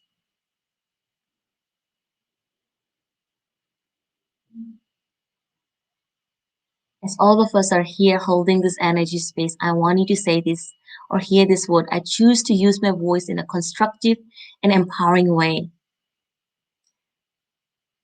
Just feel your throat energy beginning to open up. Feel this throat chakra beginning to expand. We are going to bring in the energy of truth, of trust, and knowing. That has been the universal key code for this entire 2021. Trusting in the unknown, letting go, stepping into your power. We're going to surround your entire body with this beautiful angelic blue energy. It's going to help you to reconnect with your truest, deepest desires, to help you to feel powerful, to help you to lead with integrity, and to help you to see the importance of who you are and what it is that you chose in this life. We are going to ground your energy down. It is so needed to help you ground your spiritual energies. I want you to take a moment to breathe in, and you can sit in this energy for as long as you like. And when you're ready, you can open your eyes and go about your beautiful day, remembering how important you are. And the only one that can help you to feel better is you. You deserve love, you deserve happiness, and you deserve success, my friends.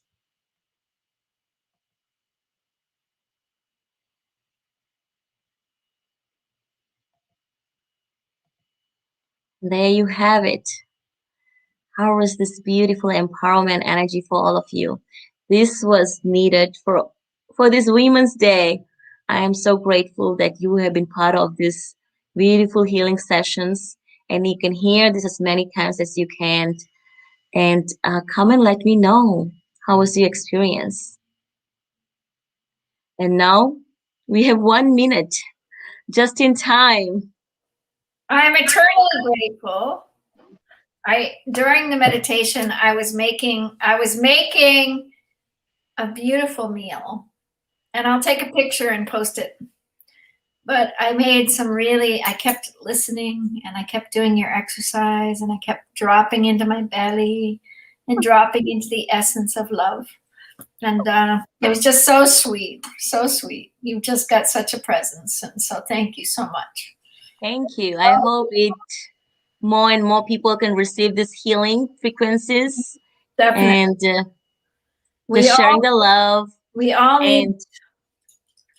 I'm going to try to get on. Hang on just a minute, and I'll come on and I'll show you guys the meal. Okay? Hang on. Awesome. Oh my God. Dr. Neelam Rai, my soul sister. Wow, wow, wow. Amazing, amazing Kundalini awakening. And wow, that's amazing. Awaken the angel within. Wow, you are the angelic queen. What else I can say? My God, thank you so much for bringing, me as well as the Torch International Women Day celebration. Watchers from all over the world. Wow. Yes, food is healings too. We need to nourish with all the spiritual energy. We need to ground our energy with food. There we are. Yeah. I'm feeding you all. We've Torch got beautiful food. seitan, organic seitan. We have beautiful Nice. organic cauliflower, onions, and I'm just cooking it. And I'm going to put a thing called kudzu. And kudzu is really good for stomach health. And I'm going to put seaweed in as well and let it brew a little bit because we need to really look at the minerals. But kudzu is an amazing, amazing gift. I'm looking for my kudzu. There it is. But kudzu is a really good healing. And, Nice. I want to teach you all about it. So, when you look at Women's International Day, it's been about feeding kids for me. I have 5 kids, and I fed them with really, really good healing energy. And I'm just so grateful. Yes, me too. Before I joined here, I was making breakfast because for me, food is, that's the way we express our love too, through food. That's right. With connecting, we spread our love in so many ways, right? That's through connecting, 3 ways: food, family, definitely, and also connecting, right, with each other. So thank you so much for having me. It was such a pleasure to join you here, and I'll see you again. Beautiful. Thank you, Dr. Neelam. Woohoo! Sending love to all my brothers and sisters here. And our beautiful Hina is here. Hina Kanwal. Blessings. Hina. Do you have your camera? Some tech issues right now in Pakistan. A bit tech issue is happening. So please have patience. Same thing happened with Rabia too. Tech issues. So we'll make it happen. Unmute yourself, Hina. Unmute yourself. And if you come on camera, it will be appreciated. Look at this dog food. Wow. Wow. Wow. I love it. Okay, and I'm gonna mix. I was drinking a little bit of this. This is amazing. This is an almond lavender milk. That is so delicious. It's got lavender and a little bit of honey. And it's so refreshing. That was kind of my breakfast moment. And now I'm making my lunch. But it's going to be my lunch for tomorrow and probably my dinner tomorrow night. Beautiful, beautiful. Have your camera horizontal and let me work at back office to bring some another speaker if I cannot bring back another. Is she coming? I'm not Thank sure. you for meeting us. We have so many people. Ali Raza, you should come on here. Ali Raza, come to Mama Lynn's kitchen.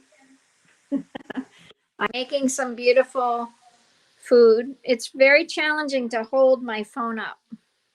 But this is a pan that I use for non-toxic, and it's Salad Master. And if anybody's interested to not put heavy metals, a lot of our cookware has heavy metals. There she is.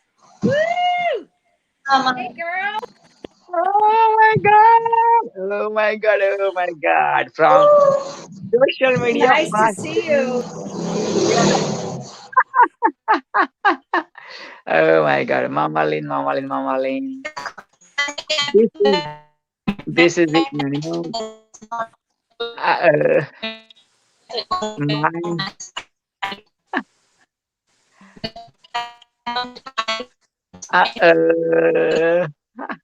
We're having trouble here. Hina. मैं हूँ खुशी हिना प्यारी खुश Hina this showman, none other than Raj Kapoor. He created the whole movie about the title name Hina. So without further ado, help me welcome from Dil Pakistan, my soul sister, the suicide survivor, the tigress, always keep roaring, no matter what the challenges Allah is giving, man, having breakthrough, and giving challenge to the challenges, and share about awaken the power within. Yes, awaken the power within. Help me welcome with your lots of hearts. Wow, like and sharing. None other than Hina.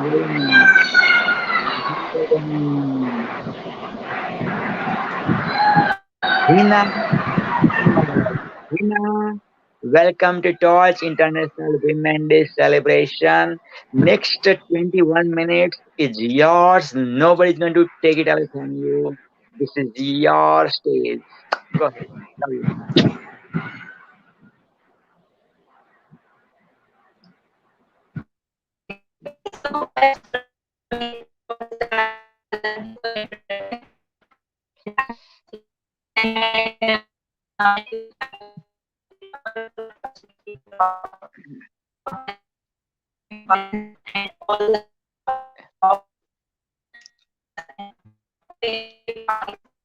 Hina, Hina, join me again. Join me again, please. Join me again, Hina. Join me again, my dear. Join me again. Oh my God, look at this. The most beautiful person the Allah has ever Okay, created. okay, Man.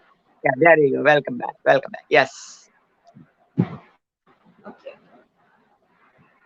And now Yes. I am audible. Yes, you are audible. Yes. Now, You are visible too. You are audible too. okay. Take it away. So, okay. Sorry for my this internet weak internet connection. Sometimes happen when we require a good internet connection. We are facing these problems. So it also need empowerment too.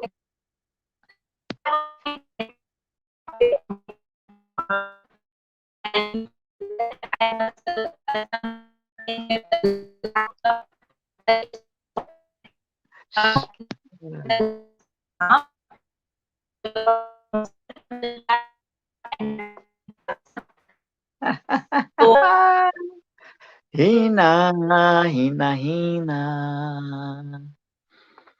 मैं हूँ खुश रंग हीना प्यारी खुश रंग हीना. My God, Hina used to be so much active in social media. Then last couple of months, Hina was on social media starving, social media fasting actually. Social media fasting, that's the right word. And from social media fasting, I just requested, and Hina just showed up for you, for Taj International Women Day celebration to awaken the power within. Okay, so this is it. See? This is what it is, because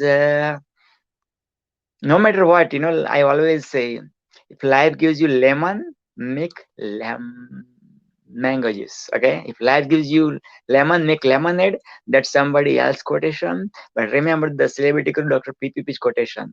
If life gives you lemon, make mango juice. Okay, so there are three levels. If life gives you lemon, people say, oh my god, I got shower. Why did you get shower? Oh my god, like I don't like this taste, this and that. Why God, why me, why Allah, why celebrity creator, why me? Okay, Mina, go ahead, take it away. Yeah. Yes, you're right that when life gives us a lemon, then we have to make a lemonade juice. We are not always, going to, always remain ungrateful for all the things. So we must be, always be grateful for we have. So I was talking about the women empowerment in the light of Islam. Because Alhamdulillah, I am Muslim and I am living in Pakistan. And I just want to tell you about power within you as a woman before going to that. So women, especially status of a women in the Islam. Like before the advent of Islam, women, deprived of their basic rights. When men are married more than 4 and unlimited marriages, they can give the divorce, and they can, marry or divorce. And these are all types of right are not just for the women. They just have only for the men. And girls also born, and they just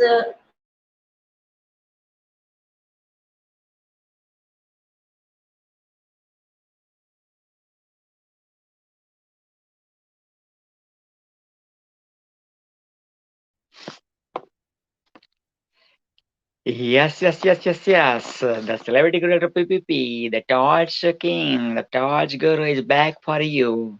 Hina, come back, come back, come back, come back. Feel free to join. Do your best. Let's pray. Let's do pray so Hina can come back, and share Hina's beautiful heart. Henna. Henna means Mehndi. Mehndi. Henna. People do henna, right? Tattoos. Henna. So that's the henna. Beautiful.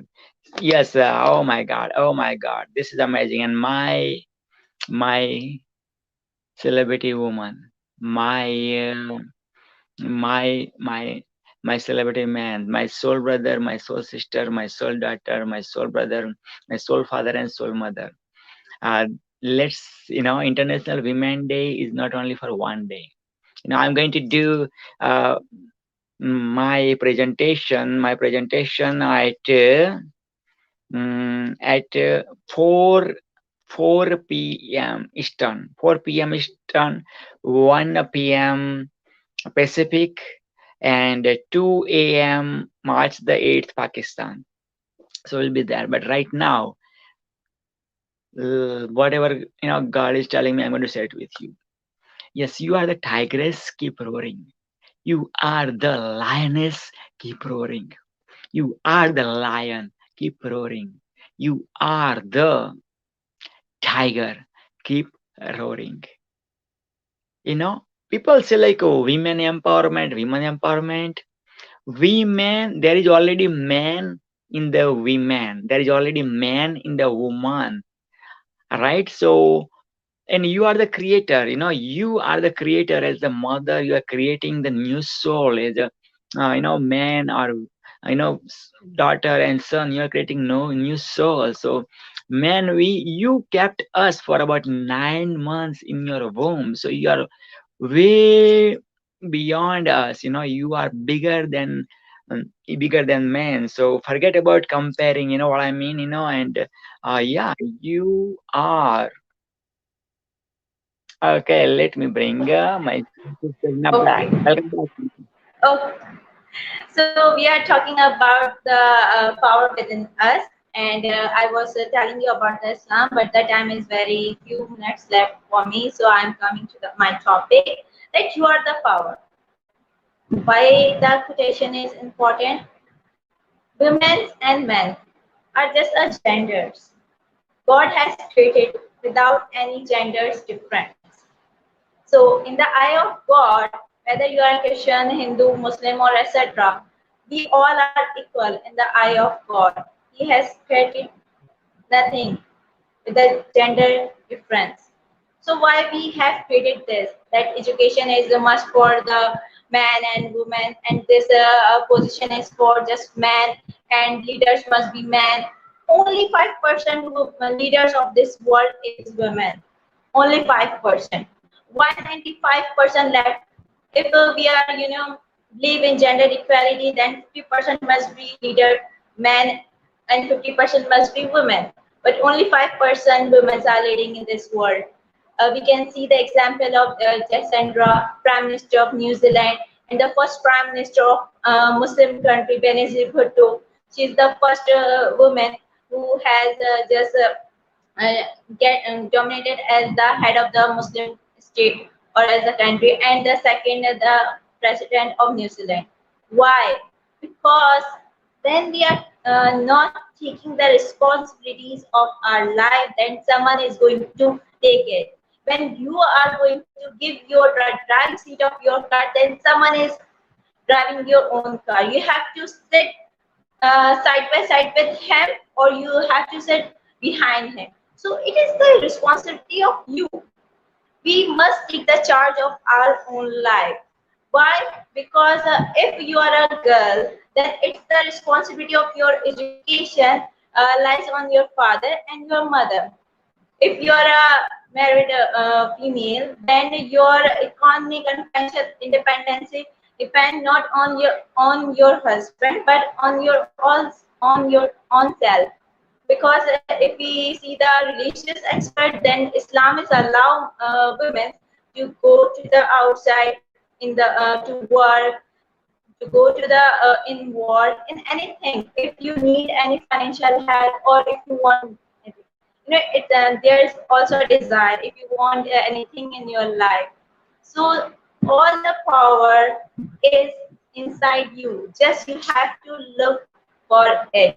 So all the empowerment and all the things without men is also not important, but without you, it's also not important. The main idea or main central theme of today's topic, and everything lies inside you. That's all. No one is gonna do anything for you, either your mother, either father, teacher, friends, etc. If you're not going to do for your own self. If you want to achieve your desire, your dream, your career, your education, your financial independence, health, etc. If you want to establish any position, status, if you want to make your relationship or etc. Desirable and anything. If you want to get happiness, then you have to do it. Like everyone is going to do it. Like everyone is say that parenting mother is very difficult to run anything or etc. Then we have saw two examples in the world. First in 90s, 1990. 80 to 1990s, when Benazir Bhutto was gave up birth to his daughter and took a leave from his office. And second example we have seen in 2018 when Jasendra gave up birth and took 12 week leave while she was in office and doing out and leading his country in the position of prime minister. So there is nothing exclusive. There is no way like people are considering women as just the housewife, and they are just saying that and they can't do or lead the country. They are not capable enough to run a state's affair. Then we also have seen a great example that in Pakistan military we have a great general, female general, and she's the one who just got the position of general in Pakistan military. And there's a lot of women, like when we want to see a very empowering woman like Oprah Winfrey. She is multi-talented and skilled, and she's suffered a lot in her life. When she was young, she just got raped, and any difficulties we face in life just for a cause. Like she saw so much suffering, and then she just come back from it, and just she just struggle hard, and now we can see her position. Then all the thing like responses are, when we take the responsibilities of life, then we can change our life. This is simple. This is everyone face failure. Everyone suffer from depression, anxiety. Everyone has different types of problems. Like I also have many problems in my life. I also have suffer a lot. But the thing is that when I want to change, I just change. No one is gonna take me from that situation. So today's most powerful quote is that you are in charge, and take the charge, take the responsibilities of your life. You have everything you want. You have everything. You have mind. You have body. You must be grateful for whatever you have. You must be grateful for whatever the situation you are facing. You must be grateful that situation, that difficulty changes you. changes you to think about it, changes you to uh, come out with. But the women empowerment, all the things are just when we see the history, that are just coming from rights and the freedom and also etc. Humans are not giving the rights in the registration and all the things when you see the history. So this all the successes and all the rights and the freedoms and movements are just leading us toward the success, and that we are more than that. Like we just suppose ourselves that we are just for the home and some work. We always think ourselves limited, but we are not limited. We are equal to men. They have mind, we also have mind. They have heart, we also have heart. We have everything equal to man, but the things which we are not equal and the things which we are not supposed to giving, that the freedoms and right, just lie inside the mind of a person. I myself consider completely as like the man, but the position has given by the Islam and all the positions of the society has given to the man, I accept it. Like he is considered supreme, and without the support of or anything, without support and caring and etc., without I can achieve anything. Like my success and everything is dependent by my father and my mother. But behind my success is my father, is my brother. So today's woman and any woman without the support of men is nothing, and anyone without the woman is also nothing. We both require each other to complete each other, to get our success and dreams and etc. for each other. So today's my message is also is that we must respect and we must uh, share and support our partner, our brother, sister, etc. We are not become the egoistic that I am this and I am this. We must respect others. We must know that without them our life is incomplete. But we must not forget ourselves that we must have the life as you want, not as anyone is planning for us, planning for this. We must have to acknowledge our things. We must be concerned about on our rights. We must know the rights and freedom, and we must know that freedom is given by our family. Our partner must be gonna use in a complete way, in a respectable way, not in a wrong way. Like when your partner and your family is trust you, giving you a freedom that you go outside and study there and this and that, and you are using it for the wrong person. That is the wrong use of the freedom. So everyone is right now wanted of freedom and this and that. But the thing is that why you want it, why you need it. The thing is why? Because nowadays, if we are not getting it, we are not achieving it. Those who are, against the women empowerment, they are just thinking that if we give them this freedom, they will, go against us. They will not give us respect. It's just lie inside a person. Because if someone who is egoistic, if we give them a power, then they become egoistic and pride and in power they will lost in a way. But this is another story. So the women empowerment and the women day is all about us, is all about you. You must take your charge. You must take the charge and change your life. No one is gonna do for you, and you have to become the inspirational source for every woman, either you are sister or mother, a teacher or a daughter. You are special. So enjoy your day, and this is my message.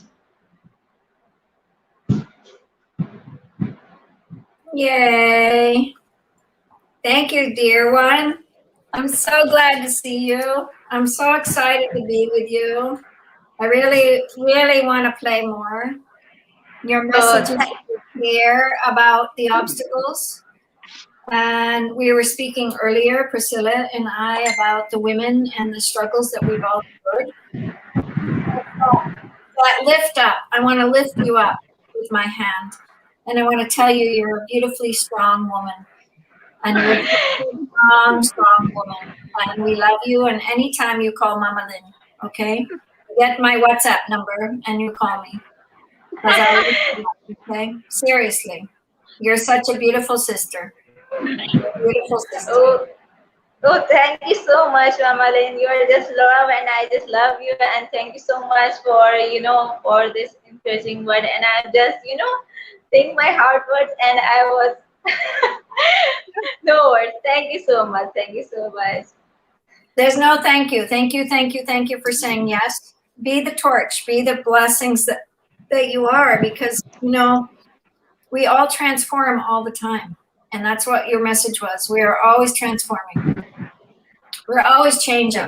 That's exactly. Transformation is necessary. Yeah, we always change, but we lift each other up. It helps it easier. Robin and I are always talking about this, about loving people till they love themselves, Continue to love. And we'll all fall down at certain times. We all have to lift each other up. And this is the message for World International Women's Day by Hina Kanwal. And she's doing a beautiful job in Pakistan. Struggle is struggle, and we've all been through it. And it's not something we're alone. We're not alone.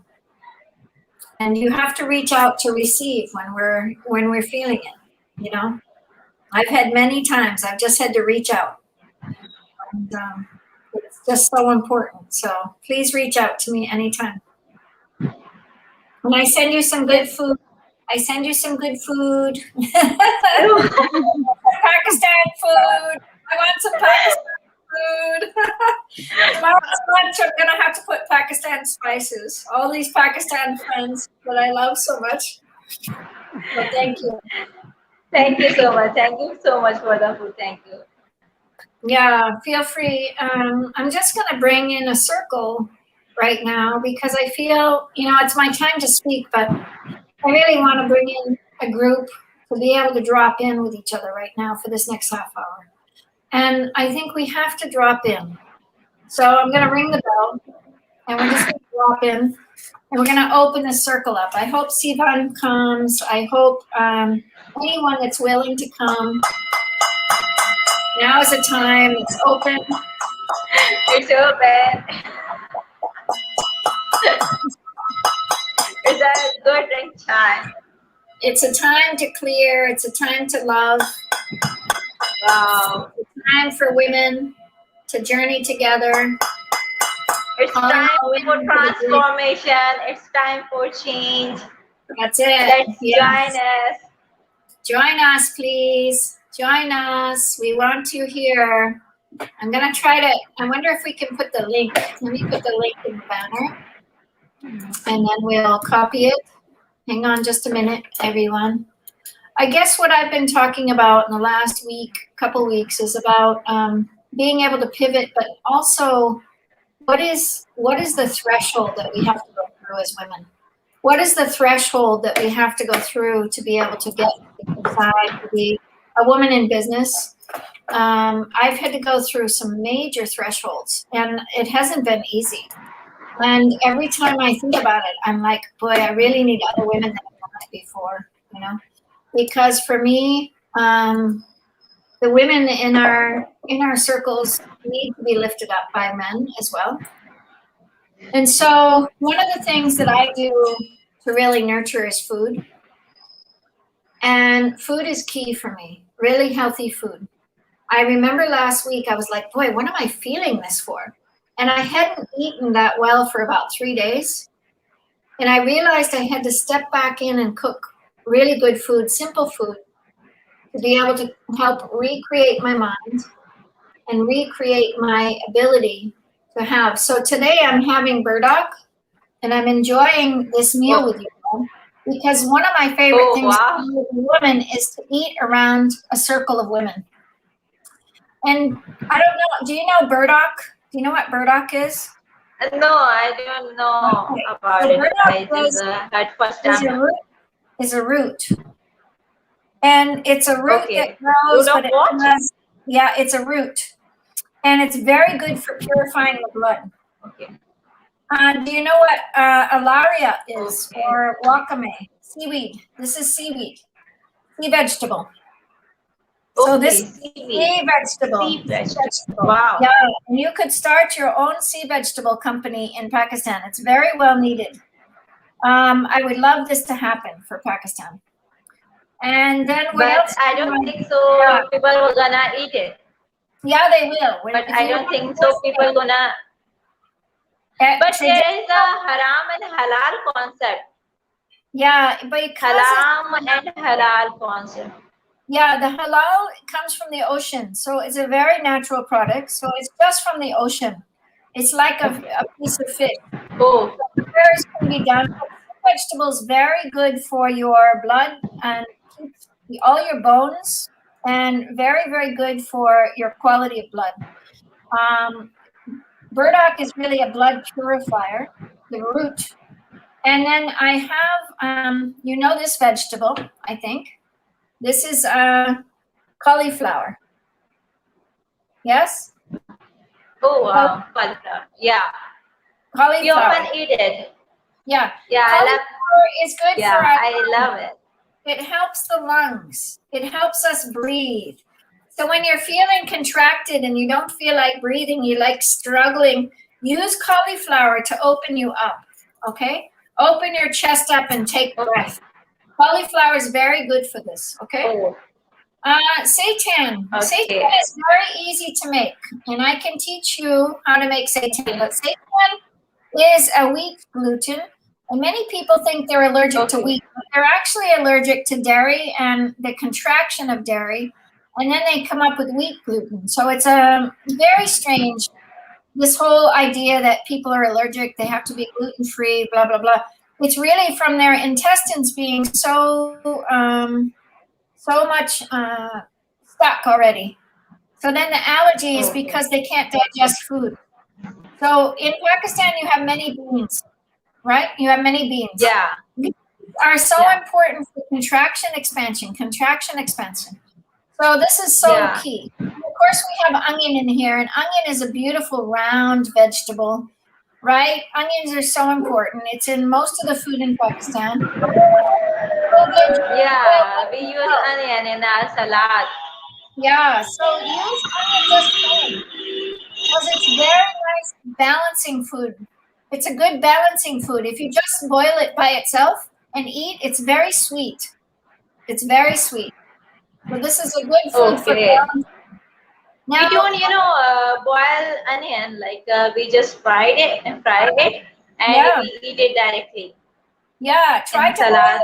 Try to eat it simple. Try to eat it simple.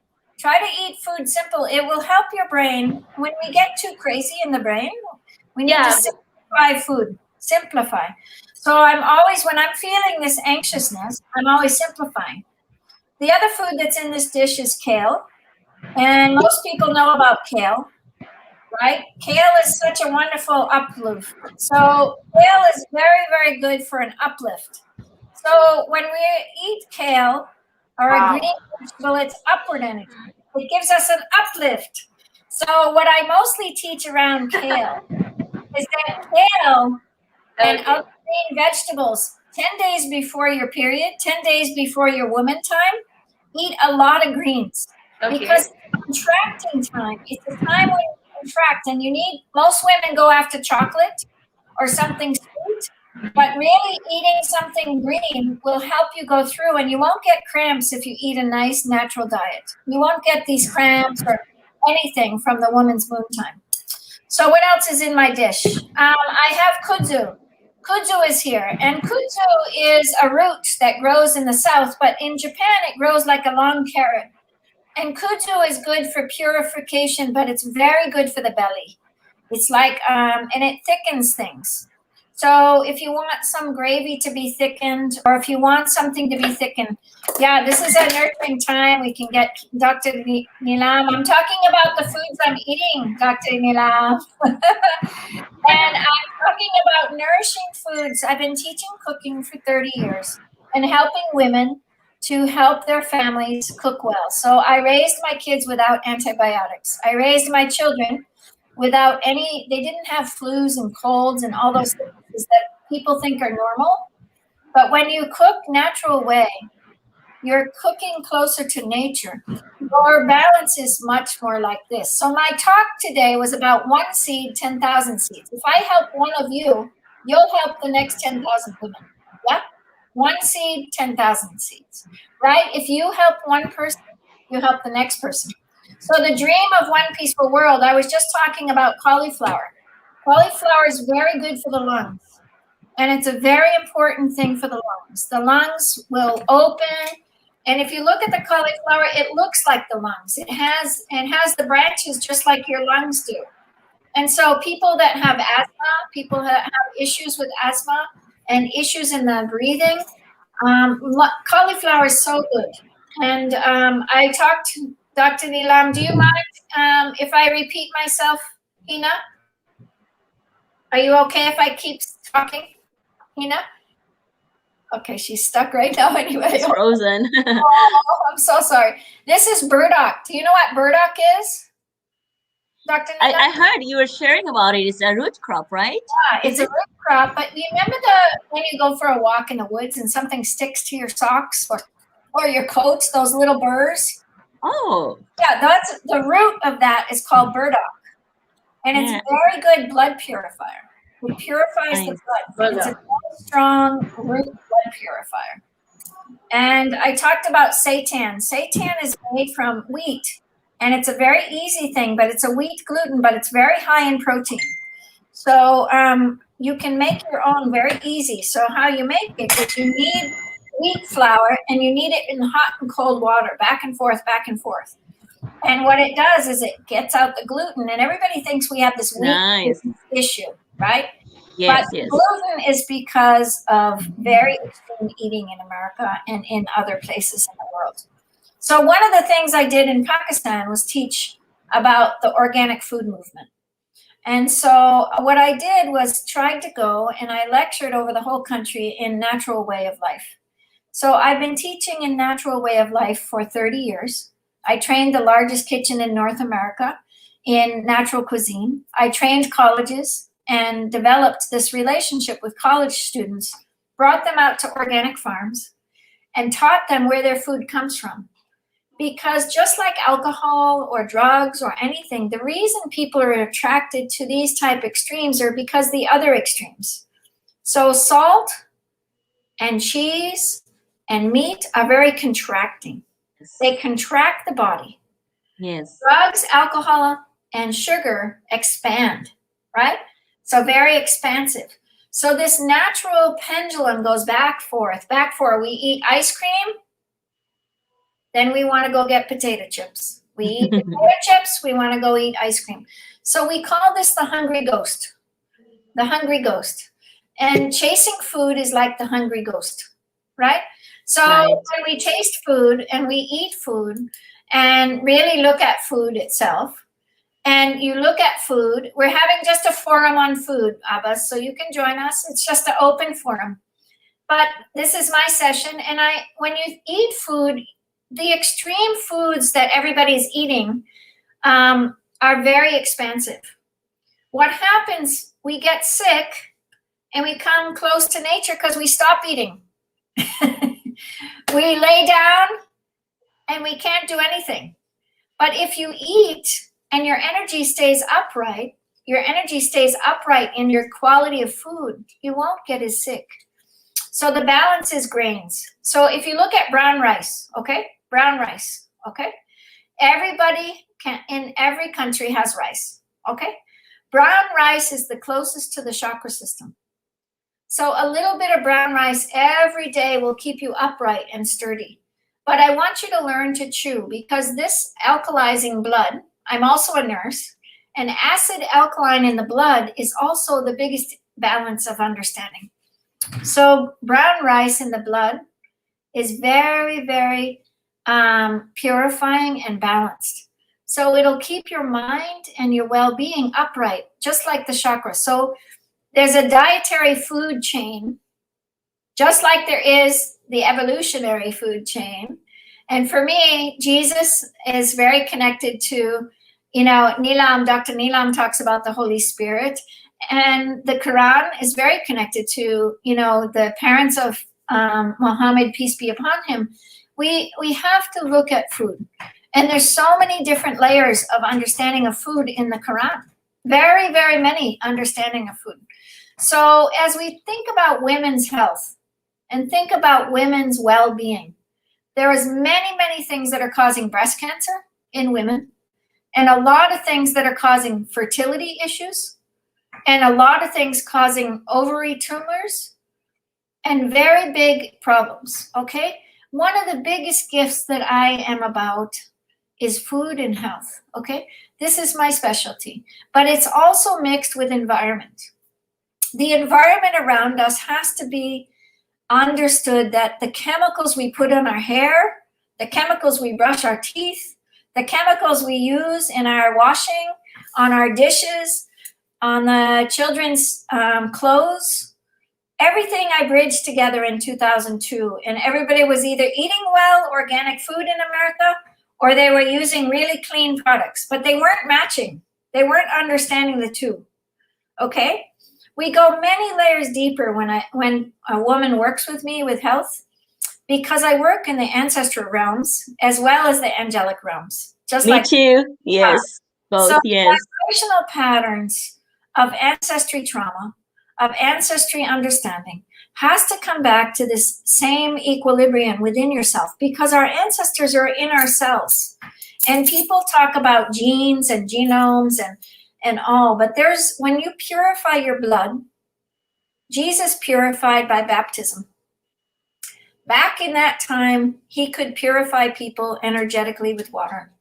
Now, I believe it's a time where we have to purify the blood. We have to purify the blood quality so that it matches heaven and earth through us.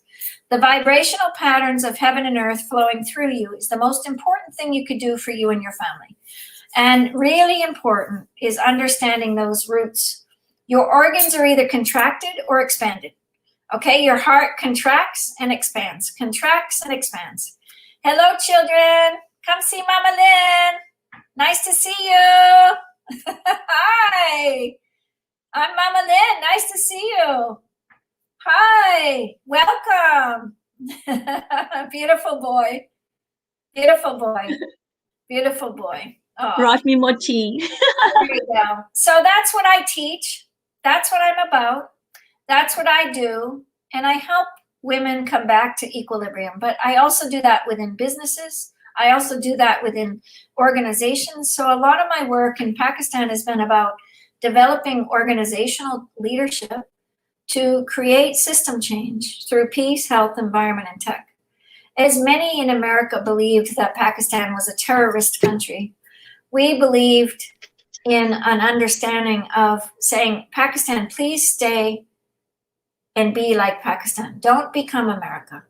This dream of everybody wanting to come to America, wanting to come here. I always said, Pakistan, please stay Pakistan. You have your own gifts in Pakistan. Canada has its own gifts. United States has its own gifts. Europe has its own gifts. There's gifts to give to each other. So when children connect to children, when we grow seeds together and we start building this network of Torch family, we build the seeds of that quality of life together, right? The kids start thinking, oh, I'm from Pakistan, but USA is not bad. This is Mama Lynn, and she's not bad. One of my most favorite boys is Abdullah Samin.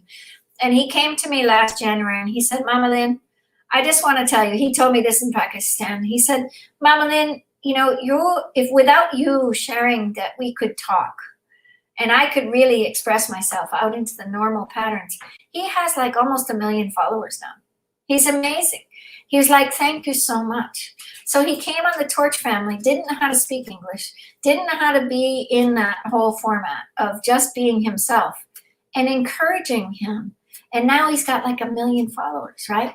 So this is the encouragement. The Sustainable School up in Balochistan, same thing. I said, start growing seeds. They started growing seeds. And Dr. Nilam, if you could see the children, they went out and did their prayers every day on public TV, on public media. And all of them did prayers in front of everyone. And it's one of the most beautiful. So can I show you the video real quick? Is that all right? Is that all right with you? If I show you our video? Oh yeah, sorry, I was on mute because the kids are in the background. Yes. Here's our movie. Hello friends, I would like to show you our school. This is our school signboard.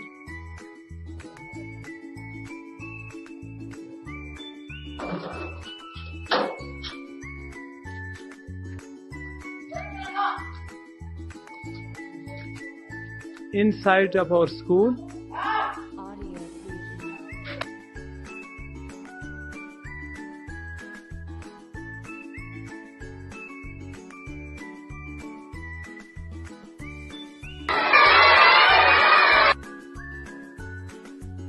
friends, this is a solar school. You can see our solar.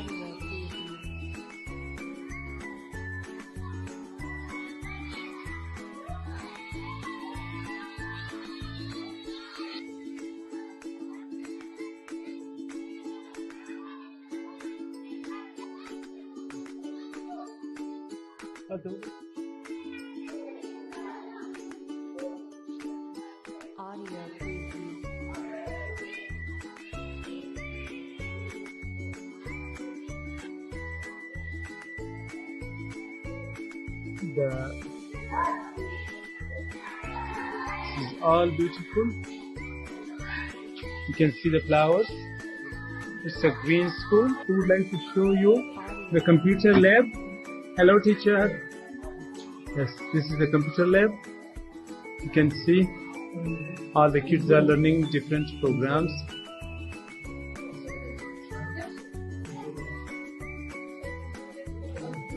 So, hello, Isanda, what are you doing?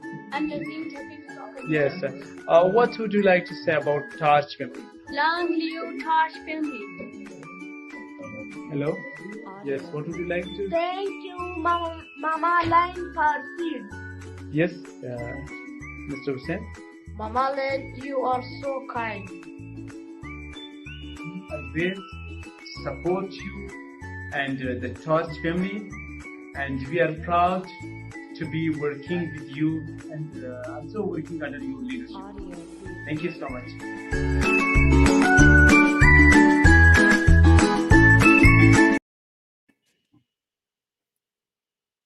Oh, that was so beautiful. I love seeing those children, and they had so much love for you.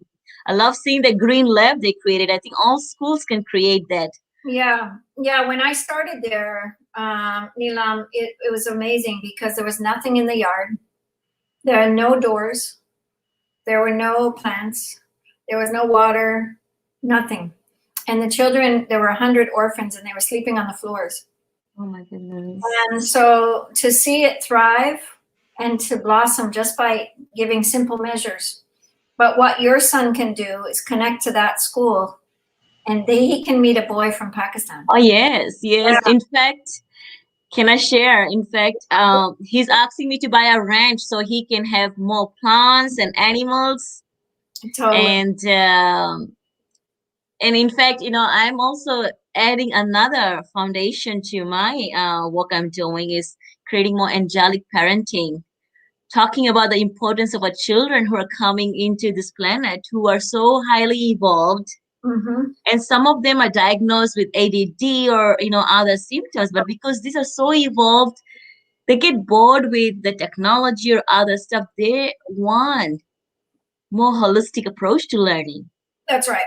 That's what the George family is about. We're witnessing the humanity, and feel free to just run with it, because if we can get kids to talk to kids globally, This is what we've already started. We have 55,000 kids in Pakistan, part of our program. I did 200 administrators, and it came from 100 kids to 25,000 kids to 55,000 kids. And then another 20,000 have asked me to come and teach, and I haven't been able to get back to Pakistan. But as we grow, Africa has about 7,000 kids in the Torch family. So we're growing, these programs, and we need a lot of adults to run these type programs. And then you can teach angelic healing in the Torch family in a platform around the world to mothers, fathers, and kids. Yes. Right? So that's what we're building. That's what our whole goal is. Oh my goodness, this has been my vision, because I have been called, because coming from that corporate world, there was this disconnection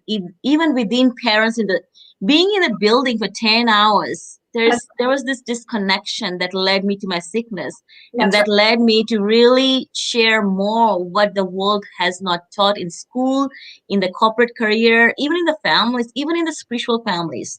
There is so many missing pieces. We need a one hub stop. That's right. That can help us connect as leaders, that us connect as teachers, as parents, as children. They're all one. Yeah. Oh my goodness. So this is amazing, and you're doing this. And I love that, one thing I love about coming from the Asian culture is they're so humble. People are so humble. Their heart is so full of love, and they're willing to learn. And that's what in the Western world here, people are afraid to ask for love. That's afraid to ask for help, because the ego mind plays so much tricks that they're better than others. But if we can come from the place of willingness.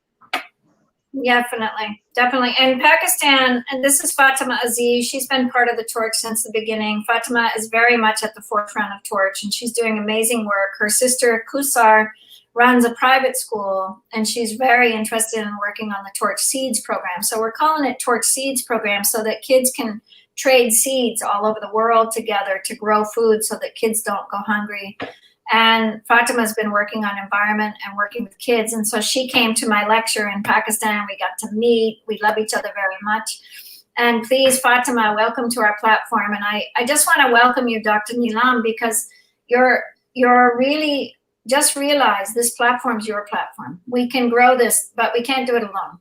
Yes. We need strong people to say, we're not going to put somebody in a hierarchical level because we're women, right?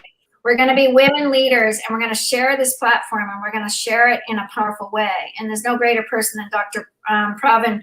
He's been really at the forefront of a man really taking that on spiritually with us as well.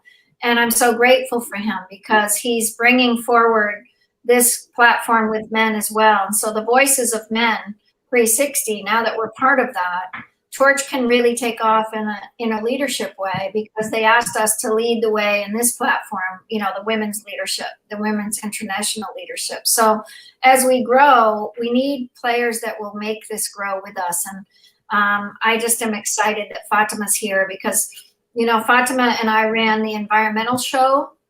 We run on a platform called Eco Inspired Living, and you can publish all of your things there, Dr. Neelam. It's a platform out of, my son did the first Eco Inspired Living. He gave that to me.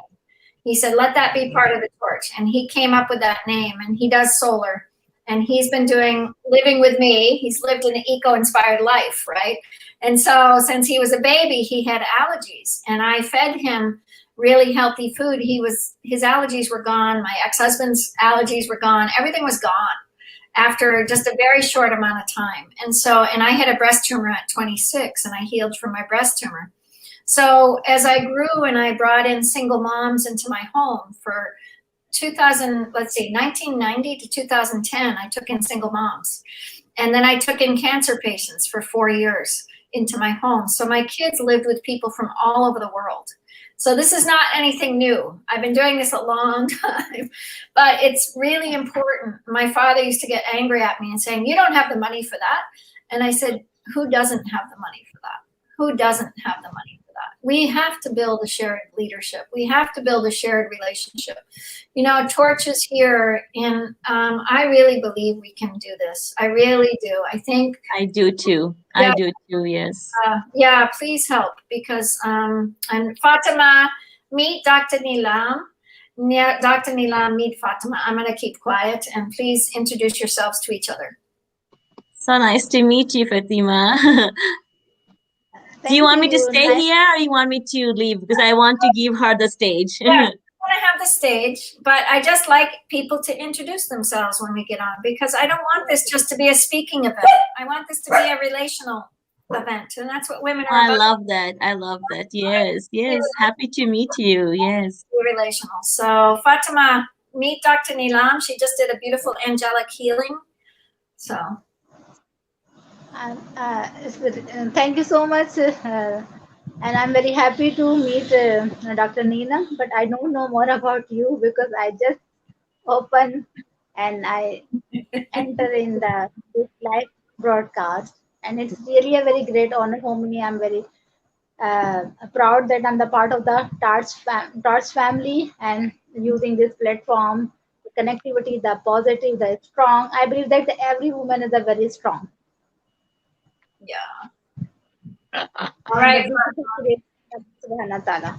All right. Any last words, Dr. Nilam? Any last words? We'll give Fatima the stage. Any last words? Yes, this year is all about collaboration, and you just said it beautifully. Let's connect, let's contribute, and bring this love to global stage. We shouldn't be ashamed of sharing love. Yeah, it is a global stage. We're in like 12 countries, maybe 13 after today, right? I think Dr. Pravin. Yeah, send me all the links that Dr. Pravin, you can send me all the links that Lena shared. How can I be a contributor, be, a sister? So brothers and sisters, we can share this, and I'm excited to be on this journey with you. So I'll let beautiful sister here, even though you don't know me, I'm sure we are meant to connect more. So take the stage, and I'll see you guys later. All right, blessings and light. All right. Thank you, Dr. Nilam. Thanks. Oh my God. Oh my God. I am Torch is as well as the Torch International Women Day celebration. Our honor, privilege, humble, blessed, and super excited to introduce you, Torch Environment host of last year, like 3 days non-stop of marathon, man. One woman show, man, done by Fatima Aziz, man, and it's coming. Our Torch Environment is coming on April 22nd, 3rd, 4th, and 5th. Yes. So without further ado, help me welcome my soul sister, all the way from Delhi, Pakistan, Torch Environment host, as well as today's speaker, none other than Fatima Aziz. And Fatima is talking about importance of International Women Day celebration. So I'm ready to take the notes. How about you? Let's make it happen. Okay, thank you, Fatima. All is yours for next 29 minutes. Take it away. Thank you so much. You are really the guru of the celebrity. This title is totally good on you. Because I don't know how you get that energy, that much energy. Allah's gift. Thank you. Okay, thank you so much. So it's really a very great honor for me. I am using this platform and express my experience and thoughts about the Women Day. And I am Fatima Aziz from Pakistan, Karachi. And today, as you know, the Women Day is celebrate, and it is a very important day today because every woman feels good that one day is dedicated to them. I think every day should be dedicated to the woman because every woman is very important, and the role of the woman is also very important. Uh, they are participating in each and every field, even it is the politics, the medical, the sports, business, science, each and every field. The women's prove their ability and their skills. So by celebrating this day, we have the opportunity to aware the people about the rights of the women and the po- position of the woman in our society. So, Alhamdulillah, the people are very aware. People are very aware, and the situation is going to be changed. And now the policies and the rules are very flexible according to the women's, and the so many organization uh, give the highest position of the woman, hire the woman on the higher position of their organization. So I think the woman is the unique gift of Almighty Allah for this universe, and all the beauty and the purity and the peace is because of the, I think, women's. And I, as woman, I feel very proud. Okay, Allah send me as a woman, and I can share, I can spread my love towards other people, my student, my colleagues, and my fellows, and my friends as well. And I am belong to the middle class family, but Alhamdulillah, my father and my father brought up with love and care, and my father was very motivated and very encouraged me in every aspect. So I think if we want to be um we want to be uh, we want to be make the powerful of every woman, so we can start from our home. It is the responsibility of the parent ke they brought up their girls. They did not discrimination with the boy and the girl, and they give the equal opportunity to get the education, to choose the career, to take the decision about their life. So these things make the girl confident and powerful. These things make, and it is uh,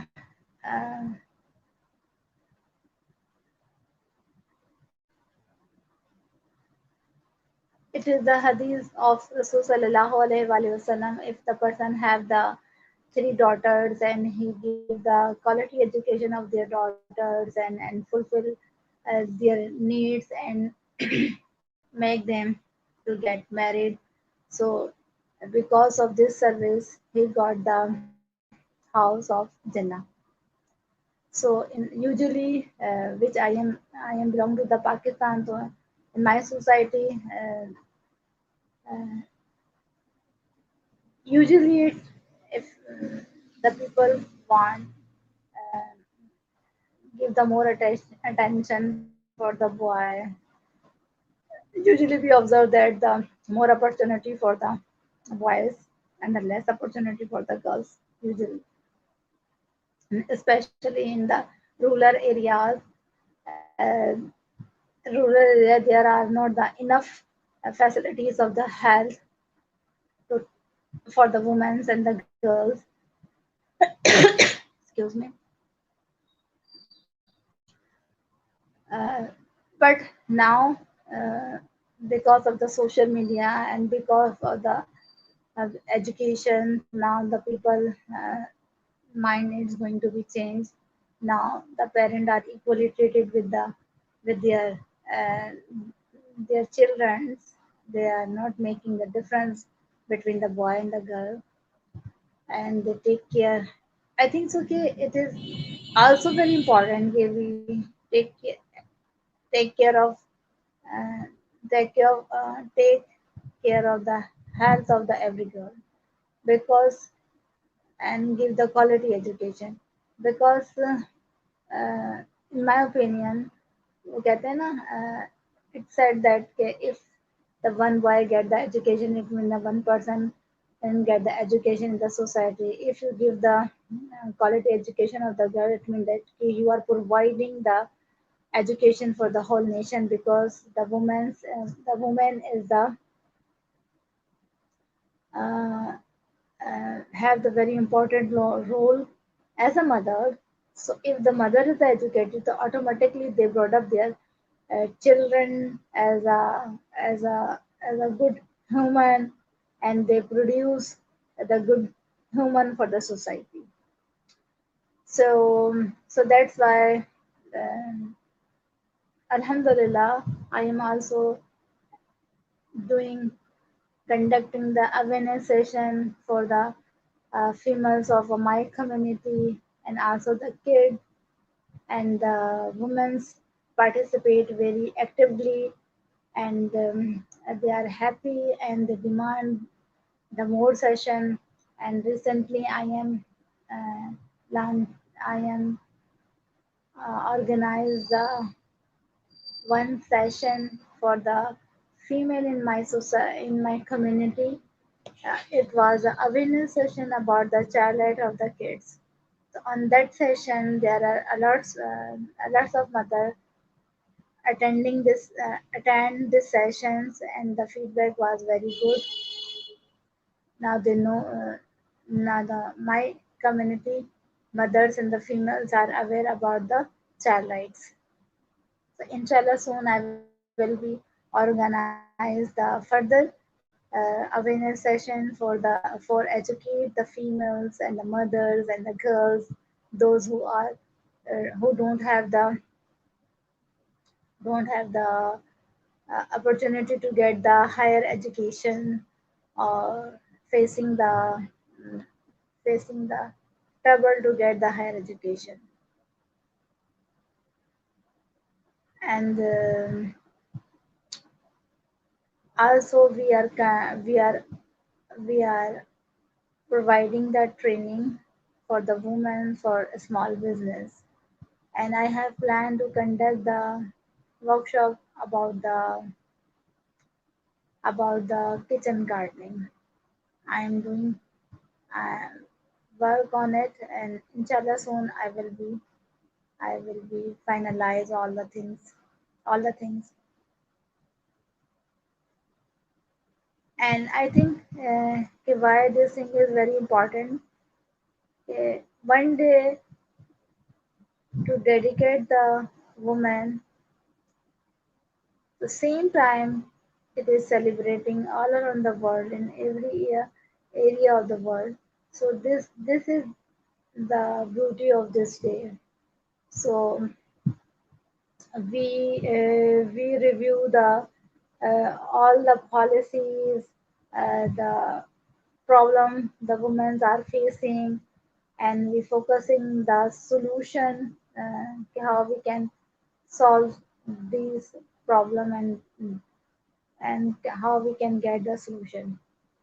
And I think so, okay, if the mother is the working lady, so they are having the lots of burden, because in the same time when they are performing the working role of the working lady and also the household.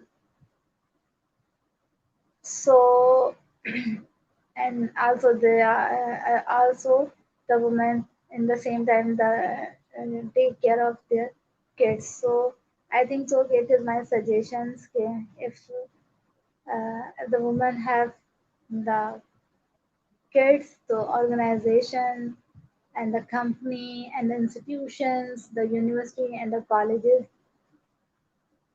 provide and give the uh, permission to the women to keep their young kids with them, and the organization, the company, and institution must have the daycare centers for their employee who have having the small kids. So these things make the provide the peace of mind of the workers, and the performance of the worker will be good. And by this facility, we can reduce the pressure of the women. The mentally pressure, they are facing a lots of pressure about the home chores and to fulfill the needs of their kids. And I think if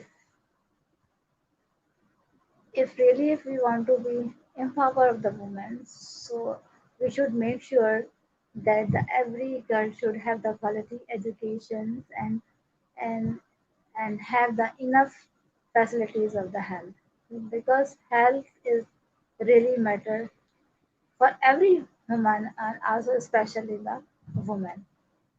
And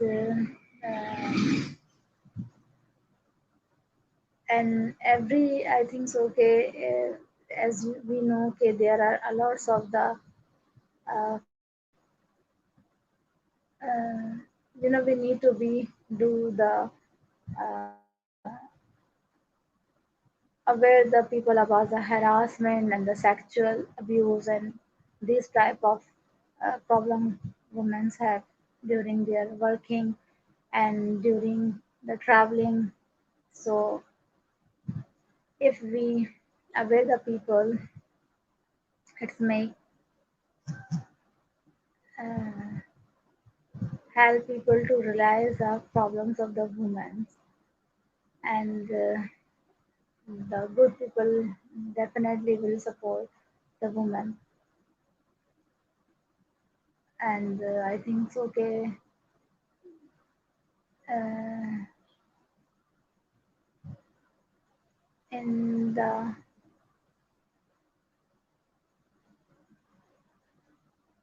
I I think it's okay. It's every woman should have the connectivity of the globally.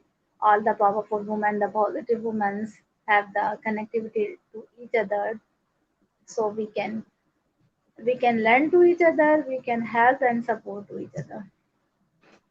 So um, so we can fulfill the purpose of this day. We are not just celebrate this day.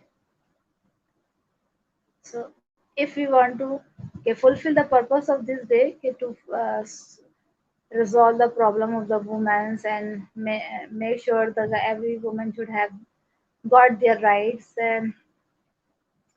and have the equal opportunity to get the and progress and get the same salary on the same position. Usually this happens if the company and the organization hiring the in some area that is happening, not in the uh, I'm talking about the whole places, but some places it's happened that uh, they are hiring the two person, the one in the male and the woman, but they have the very big difference in their salary.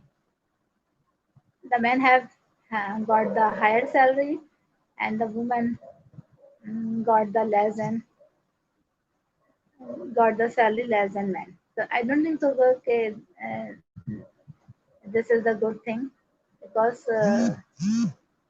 she are spending their time, energy, and skills and service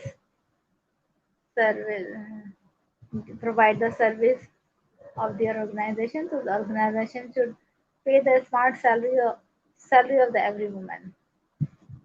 And in the third world, we are in the third world country. Women have the, like big issue is the they usually they got married in the very young age. Even the woman's the girl is not ready to get the responsibility of the married life, but their parent and the pressure of the society to get the married. So usually it's happened. So I think so. Okay, uh, very first, every girl should complete their education and start their career if they want to be. So then they got married. So and I think so. When these things make to empower of the every woman, and as uh, you know, every woman have the alerts of the health issue. So I think it's okay, especially in the rural areas of the every country. Number of the children they are having, and then don't have enough food for eat. So these things affect on their health, and so that's why we can, and the death ratio of the woman is very high in the third world country. So I believe that every woman have the wisdom and the beautiful soul, and we just need to be realize the power of the woman. Just need to be realize their power, okay, what they have and how much can they can make the difference. Very first, um, because to celebrating, we are uh, just because of the, okay, we are celebrating the women's day. So now every woman realize that, okay, how much they are important, and they have they are very respectful, and so now we are observing that every girl are fighting about their rights, and they are, and the woman, now the today woman is not ready to give up in every situations. Now um, they are trying to make themselves skilled and powerful and peaceful and healthy. So that's why we can see, okay, they are passing all the challenges of their life easily, and they got the progress, and they got the higher position of their workplace, and they are leading the country, they are leading the nation, and they are flying the flag of every field of the world. They are flying the flag of the higher mountain as well, and they are discover the new path for the progress, and they are making the inspirational stories for the upcoming generations. And if we saw the history of the world, so we can mm, see there's so many women here, uh, those who are creating the difference by their ability and the skills, and by their struggles, and uh, so now they got the very respectful position of the heart of the every heart of the people. And if you talk about the possibility of Islam, Hazrat Khadija Radhiyallahu ta'ala anha, they are supporting the Holy Prophet on that situation when they are afraid and uh, uh, they are feeling scared. So Hazrat Khadija said, "Why you are worried? You are very kind and to the people. You are helping the people. You always make them comfort. So, Almighty, your Allah, Almighty Allah is very happy with you. So, nothing will happen wrong with you." And if we are talking about the first lady of Pakistan is Fatma Jinnah, and she became the right hand of their brother and the founder of Pakistan, Muhammad Ali Jinnah, and supporting them. And Quaid feel uh, proud of her sister, even she is very young, younger sister of the Quaid Azam, but she played a great role to making the movement of Pakistan. And we know the Noor Jahan, Shah Jahan rule on the Hindustan, but we know the what who is behind him. The Noor Jahan is the behind him, and the Helen Keller and Madame Curie. Helen Keller is a very brave woman, and even she don't have the power of uh, to see the world, but she never give up and she find a new path. Those people who don't have the uh, power to see the world, so he discovered the braille, the braille system. The blind people can study, can read, and Indira Gandhi, Benazir Bhutto, they are the proud lady of uh, the subcontinent, and they are leading their countries. Khalda Zia and Bilqis Saidi, the wife of the great social worker Abdul Sattar Edi, and FB Amma. So many characters are there. Madame Curie, uh,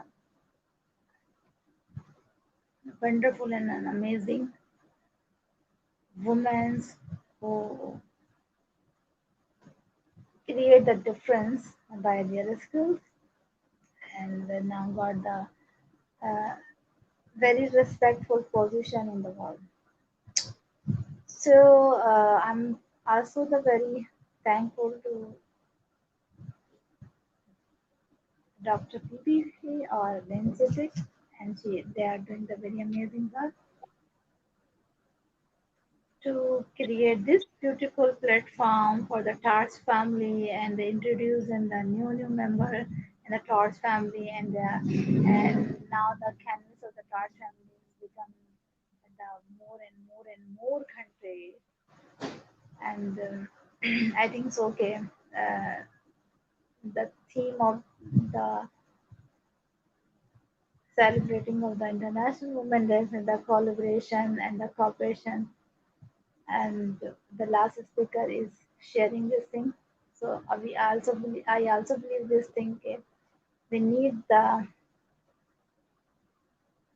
we need to support to everyone, every woman to support to other women, and it's make the empower of the every woman. Even I'm not talking about only empower. What does the mean of the empower?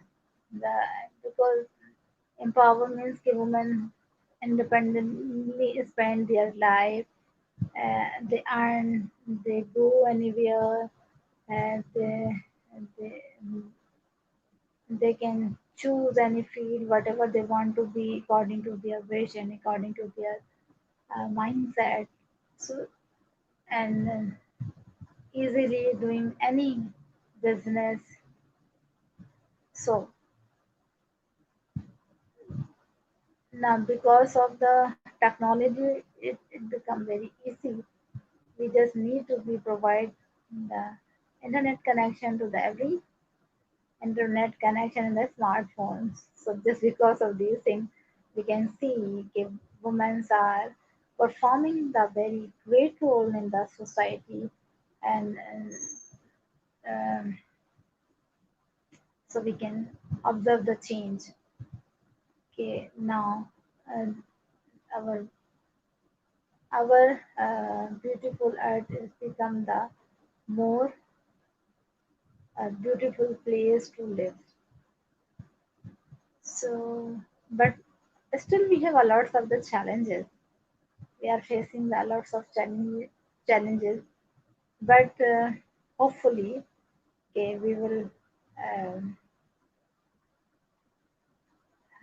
face all the challenges with with the, with our, what we can say, we can. कहना चाहिए. Actually, I think so. Okay, I speak a lot about the importance of the celebration of the Women Day, and all credit goes to be Lynn Chittick and the Dr. PPP, and our new speaker is.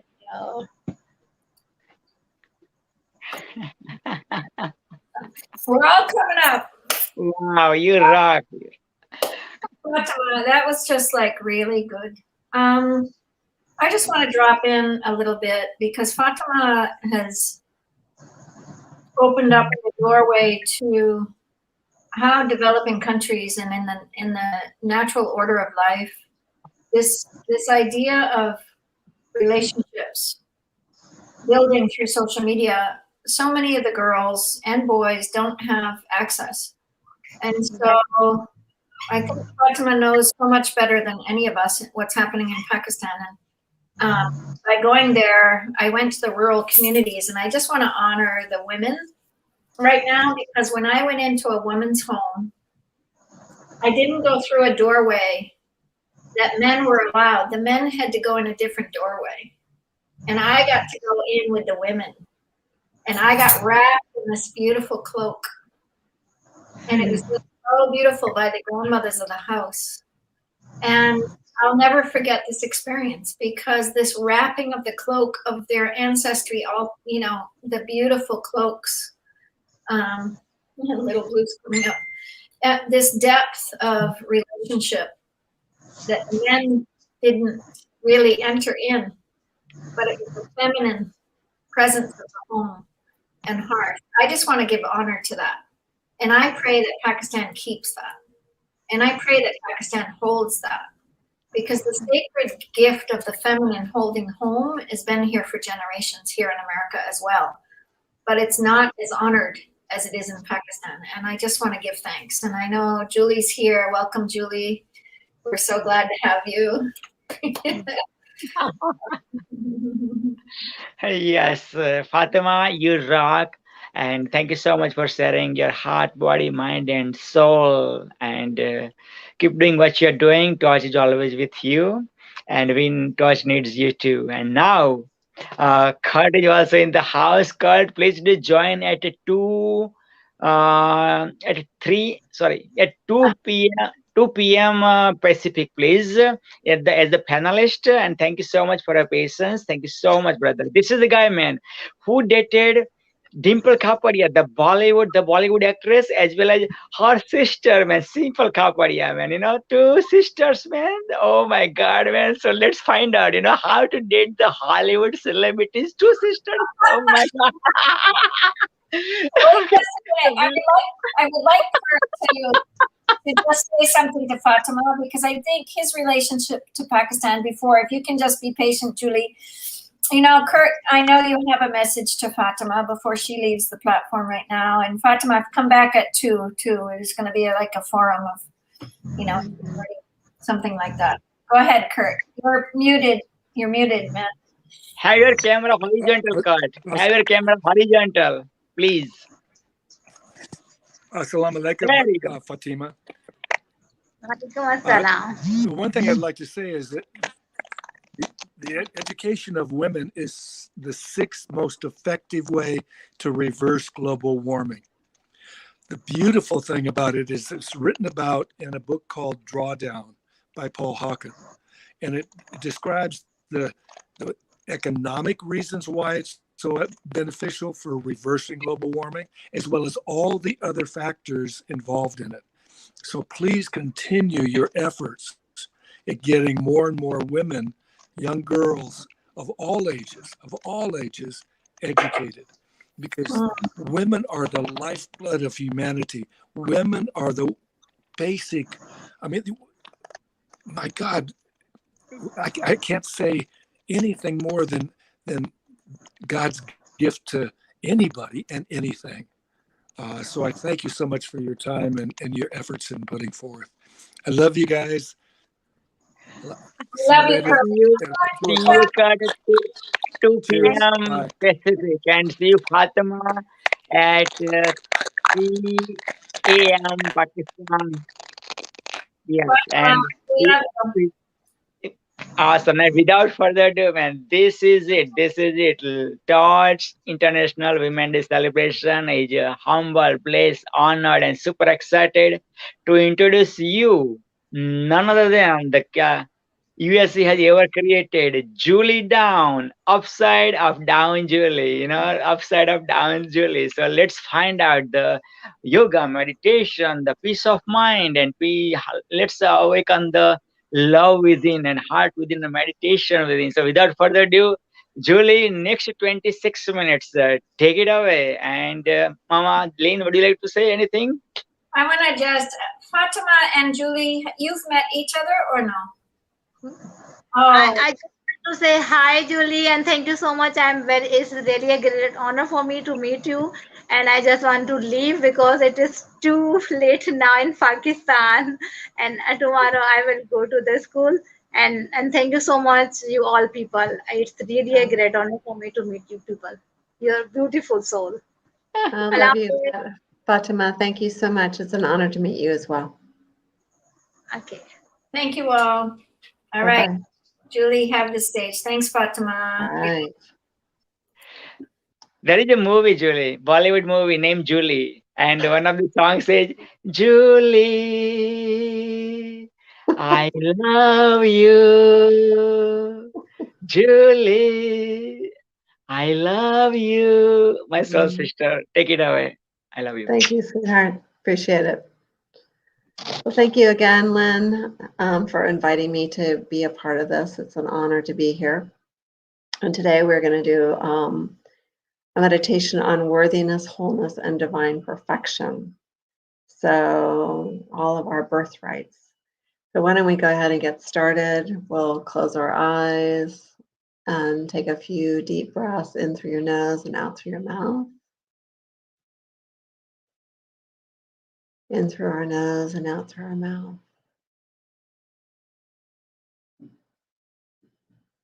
And we welcome and give thanks to all of our beloved ancestors and all of our benevolent guides who are here with us today, supporting us and releasing all that does not serve us,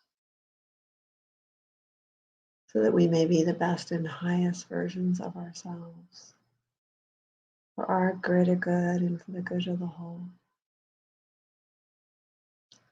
Bring your attention into your heart space, taking a few deep cleansing breaths into your heart.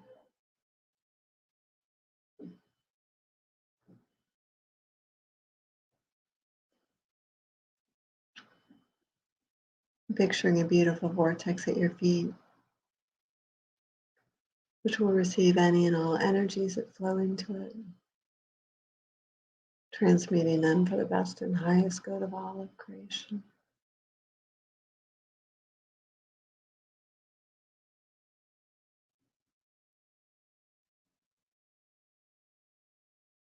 And I invite you to release all those aspects of yourselves, ways of being, ways of thinking, to keep you from feeling and experiencing your own worthiness,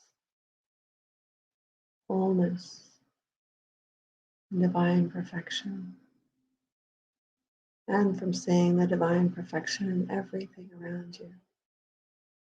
To release it all now into the vortex, seeing that energy flow from you and into the vortex, like water running down into a drain.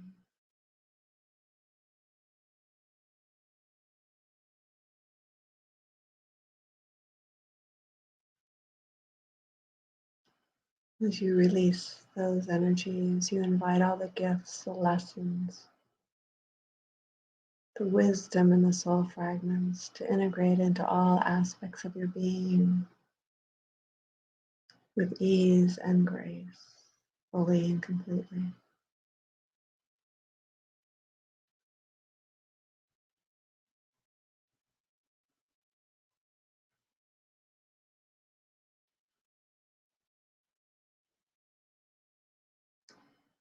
We want to invite all of our ancestors, going back 7 generations and forward 7 generations, to release all those aspects of themselves, ways of being, ways of thinking, to keep them from feeling and experiencing their own worthiness, wholeness, divine perfection, and from seeing the divine perfection in everything around them. To release it all now into the vortex, seeing that energy flow from you and into the vortex, like water running down into a drain.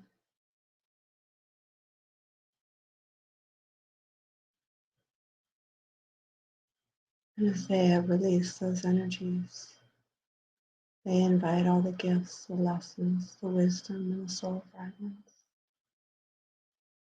to integrate into all aspects of their being with ease and grace, fully and completely.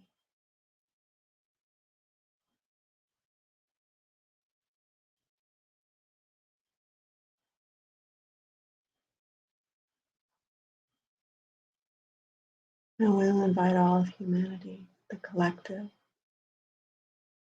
to release all those aspects of themselves, ways of being, ways of thinking, to keep them from feeling and experiencing their own worthiness, wholeness, divine perfection.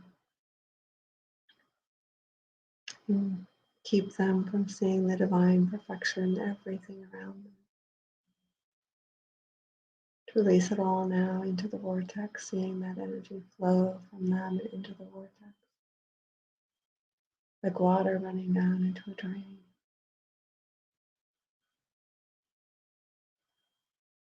And as they release those energies, they invite all the gifts, the lessons, the wisdom, the soul fragments to reintegrate into all aspects of their being with ease and grace, fully and completely.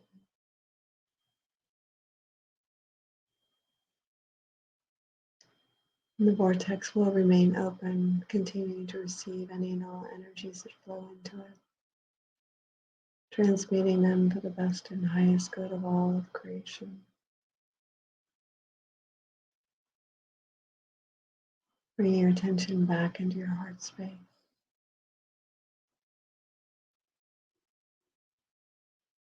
Allowing your heart to open further and further. Allowing the love that's always there to spill out and embody in your entire physical, mental, emotional, spiritual body. Till you're vibrating in a beautiful frequency of golden white light in all aspects of your being.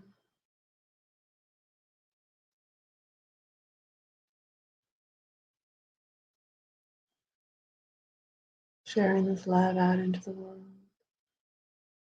See a beautiful golden cord going down, down, down into the heart chakra mother,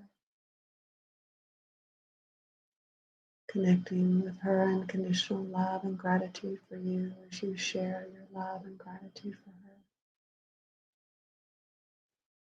Feel held, loved, supported, grounded, and safe in this beautiful cocoon of love and gratitude.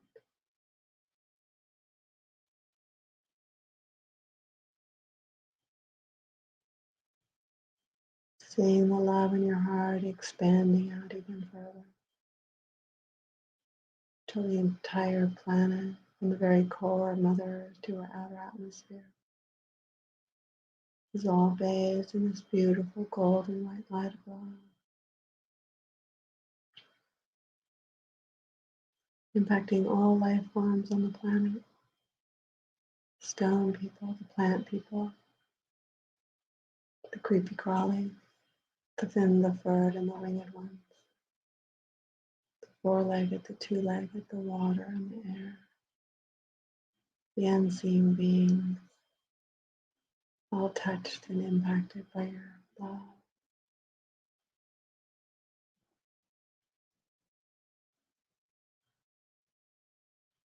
Expanding this love out even further to the entire Milky Way galaxy, and then all galaxies in the cosmos are all bathed in this beautiful golden white light of love, impacting all life forms in the cosmos, seen and unseen. You feel nourished by all the love that surrounds you.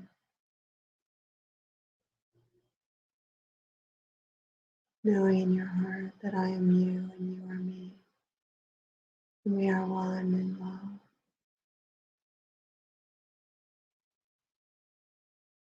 And as we sit in silence for the remainder of the meditation, we'll bask in a sea of love that's all around us, in our worthiness, our wholeness, our divine perfection.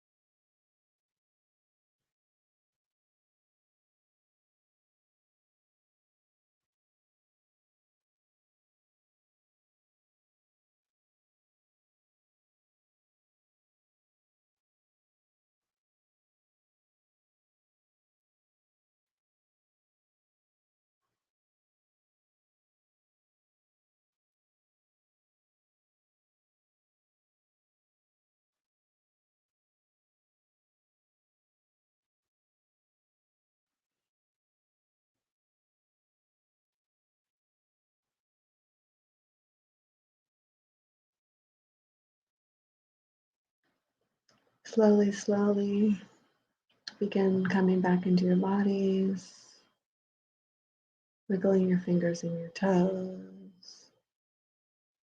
Take a few deep cleansing breaths and opening your eyes when you're ready.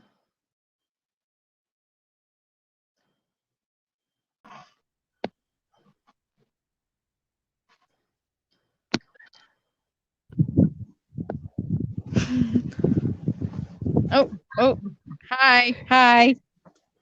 Julie, Julie. Wow, wow, wow. The upside up, down, Julie. A friend of mine who wrote the book, The Upside of Down Syndrome, telling the story of his son going through the Down syndrome, and his journey of making his son the hero to himself. And now I got inspired from them and that quote and that event, and that book, I came up with this one, The Upside of Down, Julie. Julie, you are amazing, charismatic, magnetic, and thank you so much for, even though you put me as the host, into the yoga, I was having my mat, and almost about to sleep. I have that effect on people. Julie, absolutely. Julie, meet this is Jolly Jasmine, the Waves of Kindness founder, the Waves of Kindness queen, all the way from US, New Hampshire, in medical health sector. And Jasmine, this is Julie, the yoga master. Nice to meet you. Nice Sorry, to I meet can't you. I can't wait. My other hand is preoccupied right now. No worries. Yes, I know. Yes, thank you so much, Julie. Again, you are Torch Yoga Master. You're the Torch Yoga Master, and thank you so much for sharing your heart. Sharing your yoga with at Torch International Women Day celebration. God bless you. Keep doing what you're doing, and you need Torch, and Torch needs you, and the world needs you, Julie. Love you. Thank you. Have a beautiful day, everyone. Thank you for inviting me. I appreciate it. Thank you. Okay. Oh my God. Oh my God. Oh my God. Hello. Hi. Hi. Torch and the celebrity girl, Dr. PPP, is humbled, honored, blessed, and super excited to introduce you this amazing Jolly Jasmine, Waves of Kindness founder and Waves of Kindness queen, whom I met like about a month ago. And within a month, I got so much hearts from as my soul sister, as from my soul sister. Like I never ever gotten big hearts, man, not the small size hearts, man. Even I didn't know how to make the heart bigger from the social media. And this is the one techie person, big, the hugest heart, the one I have ever felt, biggest celebrity smile I ever seen with the celebrity hat. And there is a surprise guest, there is a surprise guest, you know what I mean? So are you ready? I am ready. So without further ado, help me welcome a Torch International Women's Day celebration. None other than the USA has ever created, the world has ever created, one and only Waves of Kindness founder, Waves of Kindness queen. And because of Julie, we have got Mr. Juan Eric. He was today's our speaker too. Juan Eric, I got introduced to Julie, and Jasmine. And Jasmine was introduced to me by my devotee, my friend, my student, Abbas Kamar from Pakistan. So without further ado, let me bring you back to USA without any visa, without any airfare, none other than Jasmine, Jolly Jasmine. Take it away. All right. Hi, everyone. I guess I'll start by giving a brief introduction of myself. I'm Jasmine Shmuley. I am from the United States. I am a licensed nursing assistant, musician, graphic designer, and most importantly, the founder of Waves of Kindness. And I have a very special surprise for all of you. If you're part of the group, you might already know this, but if you're new and everything and are watching, you might not know. So yesterday, no, it wasn't yesterday. It was actually the day before. I decided to have an official mascot for Waves of Kindness, and I have selected her, and she is with me right now, and she is amazing person. Well, person. She's very funny. She's sassy. We've had some arguments yesterday. Let me introduce to you Waves of Kindness mascot, Princess Eve. Say hello, everybody. Say hello to everybody, Princess Eve. Hello, hello, hello. Greetings around the world. I am Princess Eve, mascot of Waves of Kindness. I'm so grateful that I am here with you. All right, okay, this is the time where you can start an argument with me because we got the spotlight. We have the spotlight? Where's the light? I don't see any light. It's a big figure of speech, man. I didn't. Oh my god. She takes things so literally sometimes. No, I don't. You said there's a spotlight. Oh, like how I said there was a situation the other day. Oh yeah. Where is the situation? I still hadn't heard that. Okay, you're completely distracting from the subject. What subject?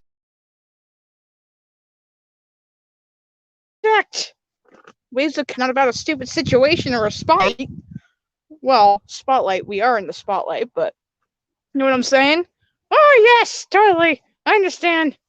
I apologize. So anyway, why is your name Princess Eve? Maybe we'll a princess. Yeah, I'm a princess. Does that work? Of course that works. But why? But why is your name Eve? What does Eve mean? What does Eve symbolize? Well, Eve symbolizes kindness. Eve was one of the original mothers, and oh god, it's okay, relax. It's I'm scared now. So scared. Oh, I don't know if I can do it. You can do it. It's okay. It's okay. Don't worry about a thing. Just keep going. You got this. Okay, you want me to say it for you? Please do. I'm sorry. Okay. Well, what Princess Eve was trying to say, the reason why she got that name was because Eve is one of the original mothers, and mothers are a symbol of kindness, and it's actually the birth of kindness. The mother is the one that creates humans on this planet, and kindness comes from the human. Why Eve is her name. That is why she is Princess Eve, the official mascot of Waves of Kindness, because Eve is the epitome of kindness. Yeah, she can be a little bit sassy. What? Me? No, absolutely not. What are you talking about? What are you talking about? I'm saying I ain't sassy. What? Okay, what do you call last night then? What do you call last night? You being polite? I don't know what you said. Look at me, not the camera when you're speaking to me. Look at me. That's basic courtesy. Oh, I'm sorry about that. What were we talking about anyway? We're talking about Waves of Kindness.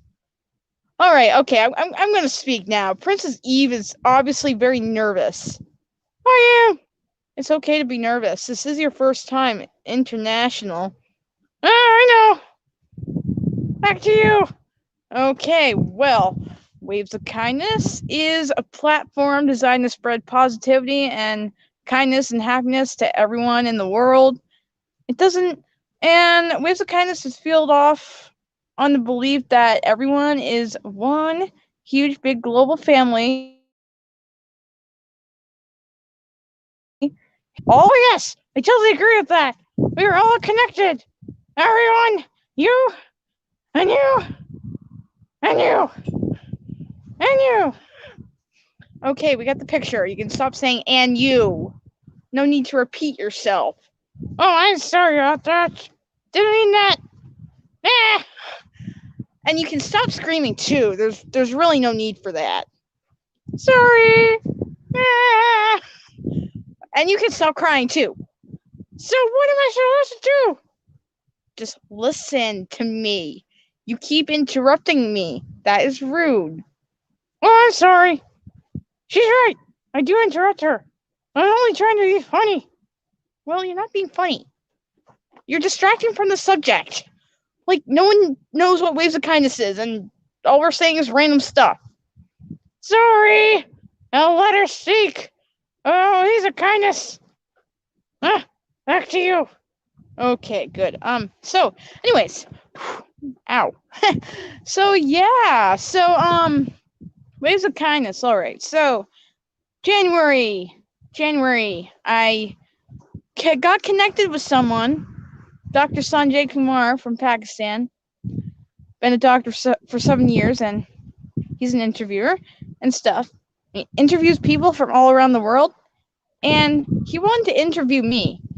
And it was really, I have to readjust. Anyways, yeah, so I met him. He wanted to interview me, which was amazing because it was the first time that I've done something like that. So he interviewed me, and it was great. I was like, oh, I could do something like this. So we started talking, became friends, and, we were just talking one day, and he's like, and I'm like, I just casually mentioned to him, we should host a show together. I think we'd make a great team, right? Oh yes, totally. Don't you even say it. Okay. Anyways, so yeah, we started up the Waves of Kindness show together, and one thing led to another. My God. Okay, sorry about that. Yeah, one thing led to another, and I ended up creating a Facebook page, Facebook group, and very recently, Waves of Kindness is on YouTube, right? Oh yes, totally right. Waves of Kindness is on YouTube. Please go and subscribe. More subscribers, the better. Thank you.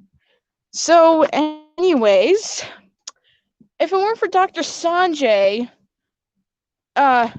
interviewing me and everything, I would not have developed the confidence to dive into the Waves of Kindness, and I would not be here.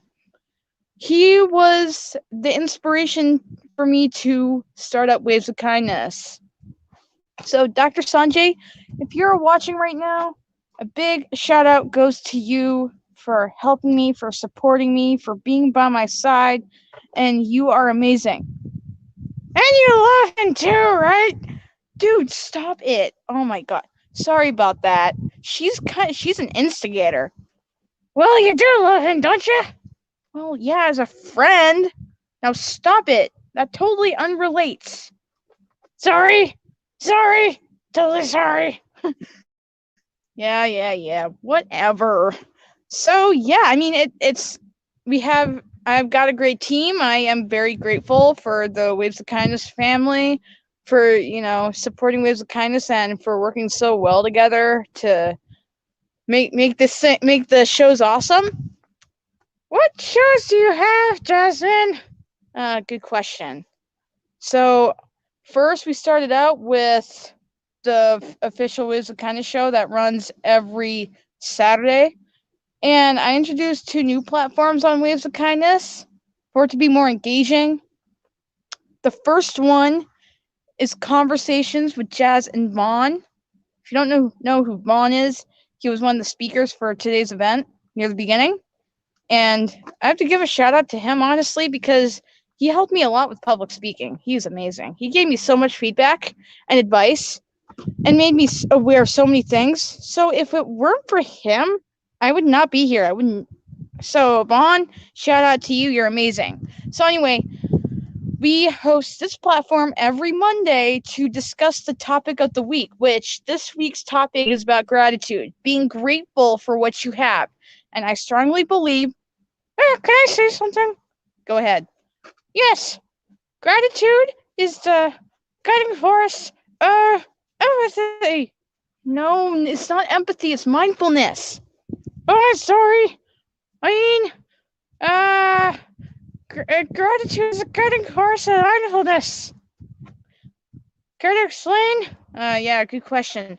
So yeah, I do believe that gratitude is the guiding force of mindfulness, because in order to be mindful, you have to be aware of what you have. You have to be grateful for what you have, because things could always be worse. I'm not even kidding, right? Oh yes, totally. I agree with that. Right? Yeah. So you have to every morning you have to wake up and be like, wow, I have a lot of things. I am very grateful for everything that I have. Jazz, question for you. Go ahead. What are you grateful for? Good question. Out of everything that I'm grateful for, and I'm grateful for a lot of things, there's one thing I'm grateful for that leads to all things, and I am very immensely grateful towards the Waves of Kindness family. I thank them every single day and tell them that I appreciate them.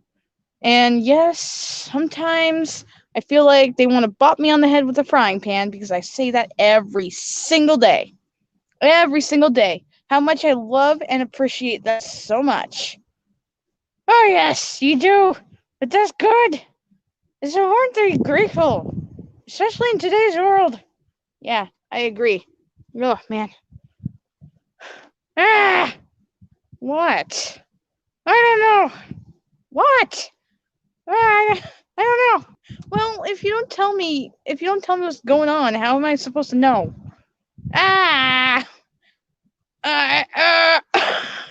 you okay?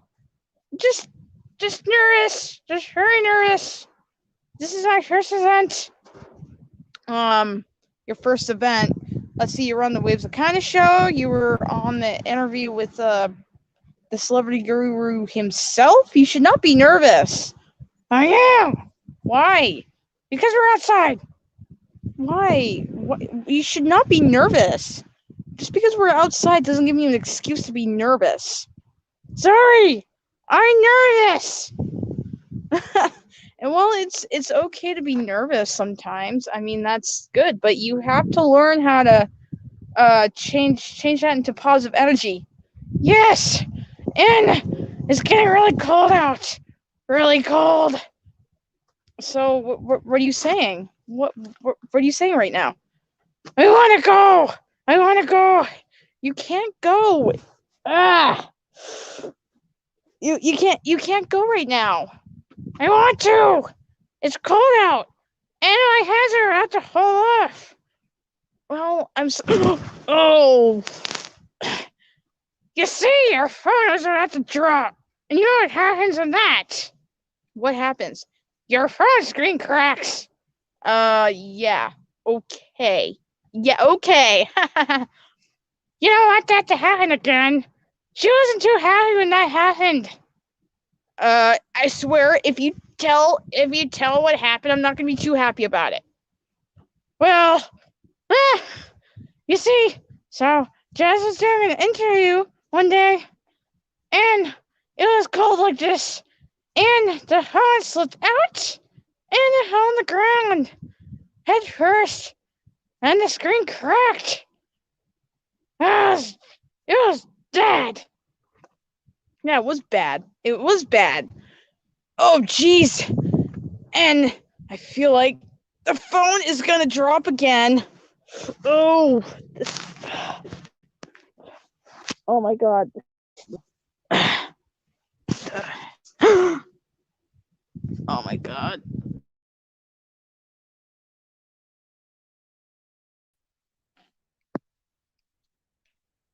Wow. Yeah. Wasn't that amazing? Wow, Jasmine, you are rocking big time. And thank you so much for bringing surprise guest, which is Princess Eve. Keep continue, dear.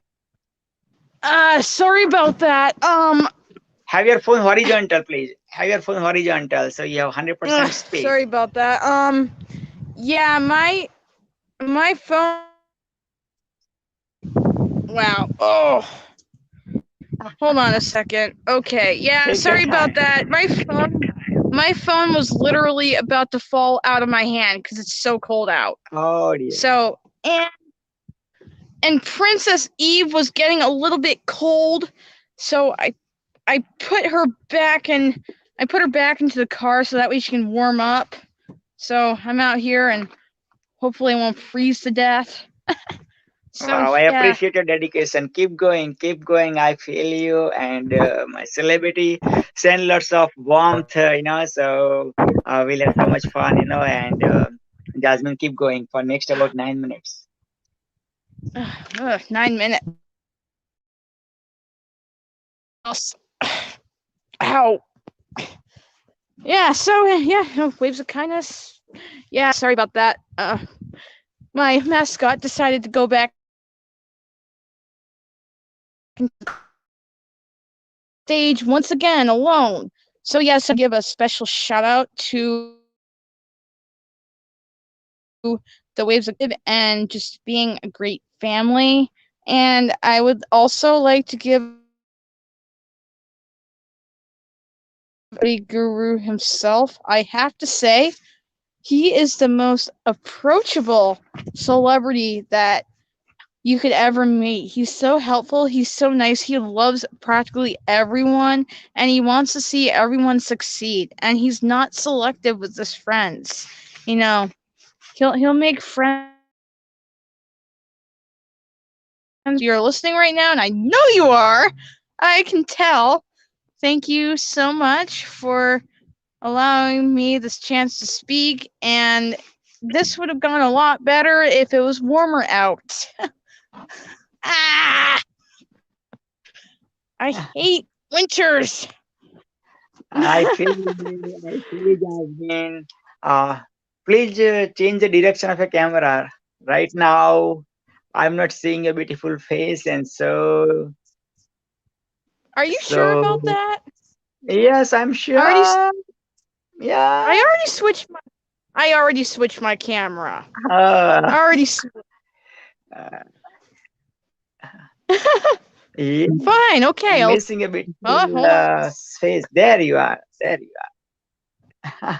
Well, this wasn't what I wanted, but okay. That's it in a nutshell. I don't really have much to say, other than join Waves of Kindness, and if you're listening right now, my message to you is, if there's anything you can be in this world, be kind and be happy, and just be a friend to everyone that you meet, because you never know how much an act of kindness can make an impact on someone's life. I mean, just even a smile, something as simple as a smile, could go a long way. So do whatever you can to, just love everyone. And another thing, celebrate. Okay, this is completely unrelated, but I think this relates. Celebrate adversity. If you're trying to do something big like this, you have to link up with others. And if you encounter obstacles along the way, don't give up. View it as an opportunity to learn. You see, if you fail at something, you're actually not failing. You're actually one step closer to your success, because you're pretty much finding out a way not to do something. And if you fail more times, let's just say you fail 1,000 times. Instead of failing, you're actually finding 1,000 ways not to do something, which will lead you closer to that one way that you can do something and actually succeed. So celebrate adversity, celebrate your mistakes. No, don't make mistakes numerous times. But if you make a mistake, don't be all sad about it. Be like, I wonder what I can learn from the situation. I wonder how this could help me in the future. So yeah, and then another message that I have for you is that the experience, okay, let's just say you are leading a nonprofit and you're a leader and everything, and you got a team of people, yada yada yada. You will think back and you will find out that there have been people that helped you towards your success, whether it be connecting with you with people that, you know, would help you, or if there's people that lended a hand to you, or was just a friend. You know, if you had those people, and if you have those people, be very grateful to them. Be very grateful and let them know that you love them and that you appreciate them, because you just never know. It's important to be grateful for the people that have helped you, and it's even more important to help them out. I am the type of person that if someone has helped me out, I will help them out. I'll be like, hey, if there's anything you want me to do, just hit me up. I'll do it. I'll help you. You help me, I help you. And vice versa. You know, it's a two-way street. I don't believe in just taking everything. I give and take, you know. If I take something, I'll give something back. You know, it's just one of those things. And another thing, I know I'm just kind of bopping all over the place, but all these messages are important. And we're all connected. We are all connected. We are one huge global family here on this earth, all living this thing called life. It doesn't matter who we are. It doesn't matter who we are as a person. It doesn't matter where we are. It doesn't matter what culture we're from. It doesn't matter your age. It doesn't matter anything. What matters is that we are one. We are together. We are all in this journey together. So the more of you that realize that, and the more of you that helps one another out, this world would be such a better place. Ever since I started Waves of Kindness and all these platforms and everything, I learned something important. I got hope. I have hope now. I have hope for this earth. It is entirely possible for everyone from all different cultures, from all different walks of life, to come together and to love, to have fun, to laugh, to talk, to do things together. It's possible. I see it now. I see it now through Waves of Kindness, and it's amazing. So, treat everyone like their family, because in reality, they are. Be nice, be kind, be happy. Anything else? Yes, there is something else. There is something else. We are all teachers. We are all students. It doesn't matter how old we are. Just because you're young doesn't mean you don't have any experience.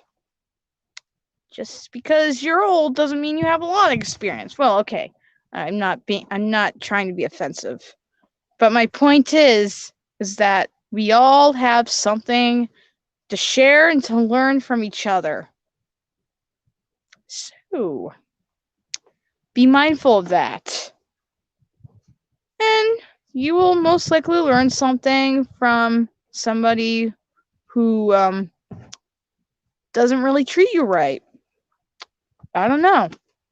Be mindful of people. Learn from them. You might learn some things about yourself. Yeah.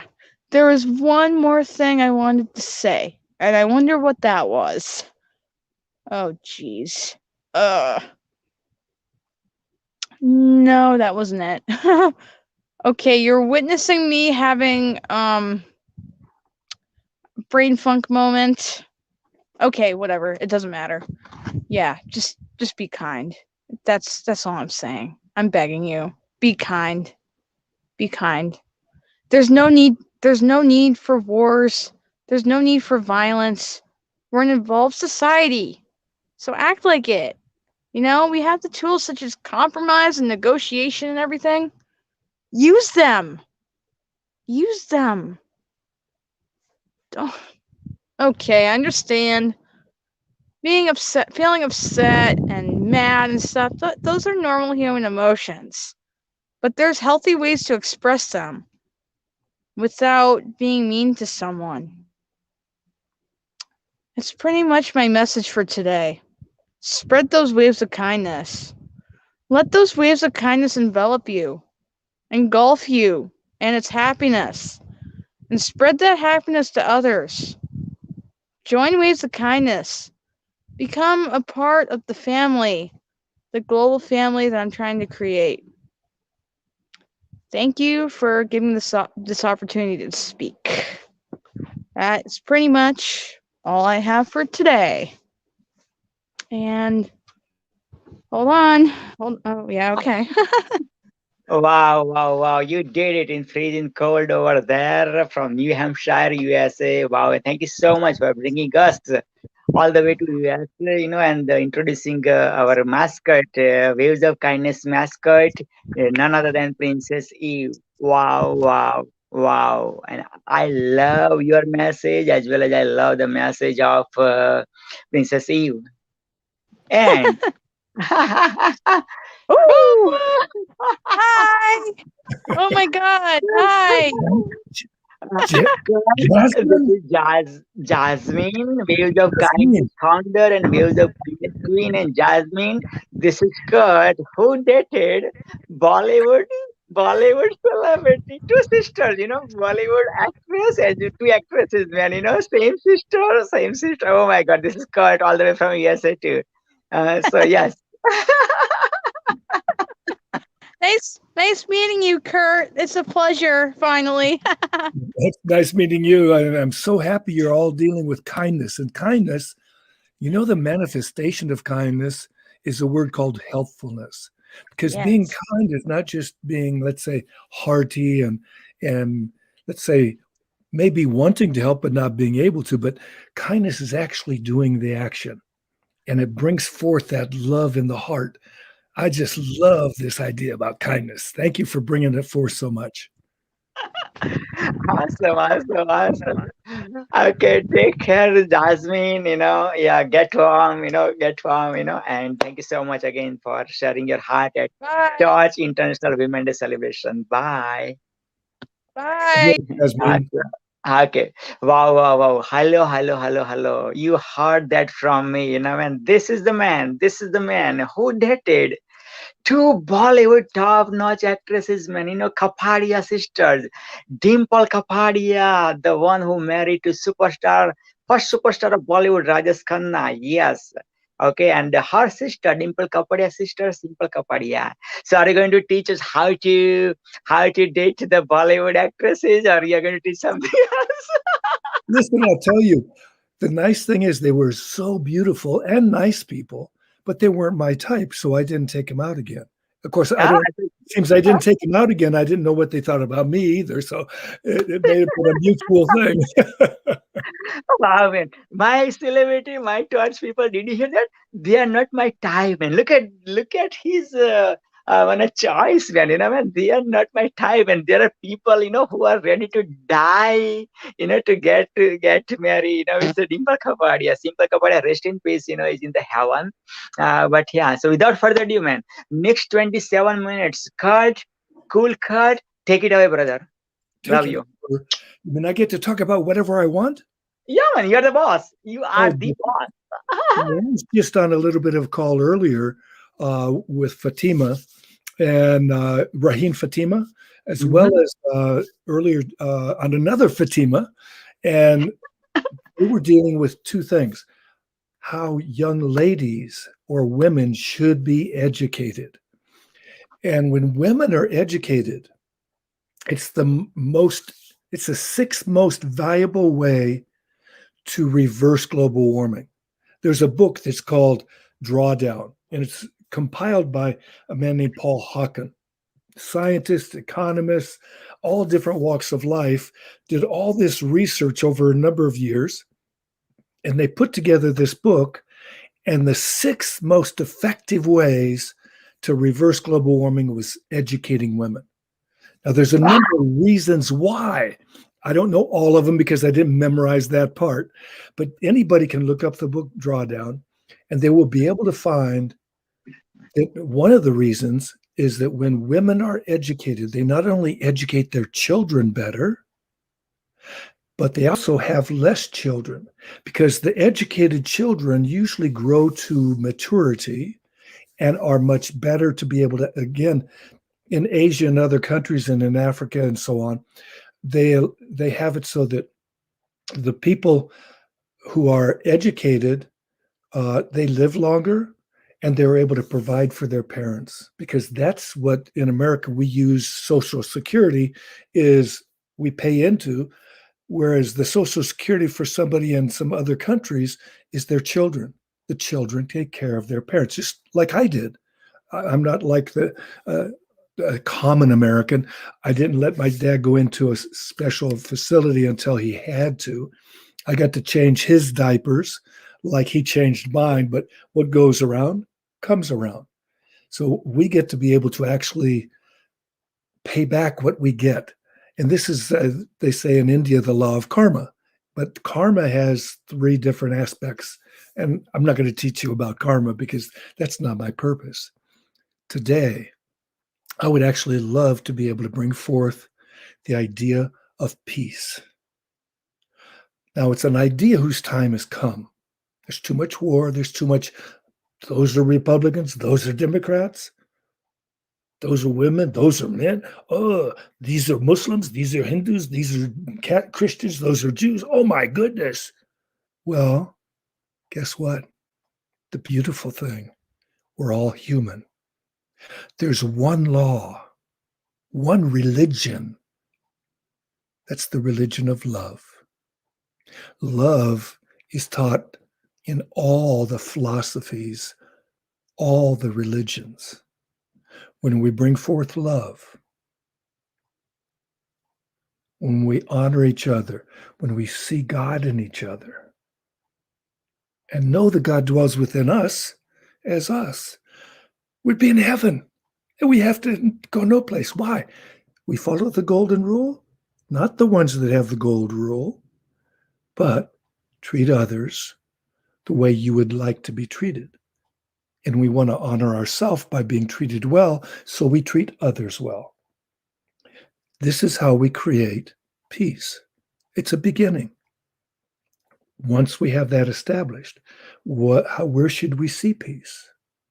Well, Lama Ganchen said, peace with everything, everything with peace. Before we go into a conversation with somebody, if we have that in our mind, we can approach the conversation in a better way. We can come from our heart rather than just our head. I don't have to impress that person. I impress them with how they feel with me. Not because I have such a high education. Well, I don't. I do have a PhD, but it's play happily daily. When I went to get my PhD at USC, University of Southern California, they said my undergraduate work was not good enough to come into the program, so I would have to take 2 classes to prove that I was good. Now, in my undergraduate work, I had a scholarship at the University of Colorado. I was there to get educated. I had basically 2 majors and a minor instead of just 1 major. I skied and graduated. I had a good time at school because that's what I went for, a good time, a good education, and just a new experience, because I was exploring life like most people at the age of college. Some people go to college, other people go to work, other people have to work, other people have a privilege. What we do is do the best we can with what we are given. And I just saw an interesting little information. And it's a common thing. Our society conditions us to think, I got to look like that. Like I was introduced as having dated Dimple and Simple Kapadia. Well, some people just look at looks. Other people look at this. So, and I was ready to get married again. I thanked God for the perfect relationship. I didn't know what the perfect relationship was for me, but I knew Allah or God knew the perfect relationship for me. I married a South African lady. I had never had a date. 28 years later with 2 great boys. I'm in hog heaven. Why? Because I trust, inshallah. And what can we do? We can trust others. When we look at life as an adventure, we get one. We usually get what we are seeking. There's a scripture of the world that says, seek and ye shall find, ask and it will be given. If you don't ask, you get nothing, honey. Yet, when we seek something, we can. When we ask, like I ask forgiveness, Allah forgives, God forgives. When we look at each other with love and respect, what happens? There's a beautiful energy between us. If ever you feel disturbed, put your hand up like this. And just stop and pay attention to the breath. Listen to your calm breath. Because when the breath calms down, the heart rate calms down. When the heart rate calms down, the brain waves calm down. And you get more peaceful. And then you're ready to listen. Listen to who? Maybe God. Or your intuition. Or another person. So if you're disturbed in a conversation, say, let's just pause for a moment. Let's take a few breaths. Be peaceful, because peace in everything, everything with peace. And we're spreading peace in the world. We created the Peace Lab. And lab means laboratory, as in research and investigation and exploring different ways to create peace. Because had we created peace with all these hundreds or thousands, actually thousands of organizations that are trying to bring about peace in the world, and millions of people practicing things that bring peace, but not quite in the way that it needs to really bring complete peace. The idea of the Peace Lab is literally to be able to have no reason for a Department of Defense anymore. Cause peaceful practices. And people are going to say, wow, you can't do that. It's never happened. Oh, that's pretty correct. 26 years of world history with no wars, 26 years of world history with no wars. We can start to put into practice maybe the Living Values Education Program. The Living Values Education Program implemented within 2 years of its implementation at a refugee camp in Thailand, over 90% reduction in violence. The woman who did that program moved down to Johannesburg, South Africa. She designed a program for street people, people who come and go, people who are not educated well sometimes, and sometimes very educated. Same kind of results. Bring it into the schools, bring it into the businesses, bring it into governments, and maybe we'll have less people stealing, less people lying and cheating, and so on and so forth. Why? Because the first 2 values in that program is love. And what does love bring? Peace. What does peace bring? All the other values. Because when you're peaceful, you're more responsible, you're more caring, you're more kind, you're more respectful, and so on. All the other values of life come forth when we love, and we have peace, and everything flows. We are in a divine reality. We are so lucky to live life right now. We are put on this planet with all the challenges that we have. How often does the pandemic happen? About every 100 or so years. One of my favorite philosophers and practical people was a man named Marcus Aurelius. He was a great emperor of Rome. He was a Stoic philosopher. He was the emperor of Rome when the pandemic hit Rome and people are dying like flies on the streets of Rome. And he used most of his wealth to help his common people. The senators and all these people in the government, they had their money, they had their mansions, they had all this. He didn't pay attention to them. He talked with them about using some of their resources. He tried to get them to support it. But he acted the way he could act and did what he could do with what he was given.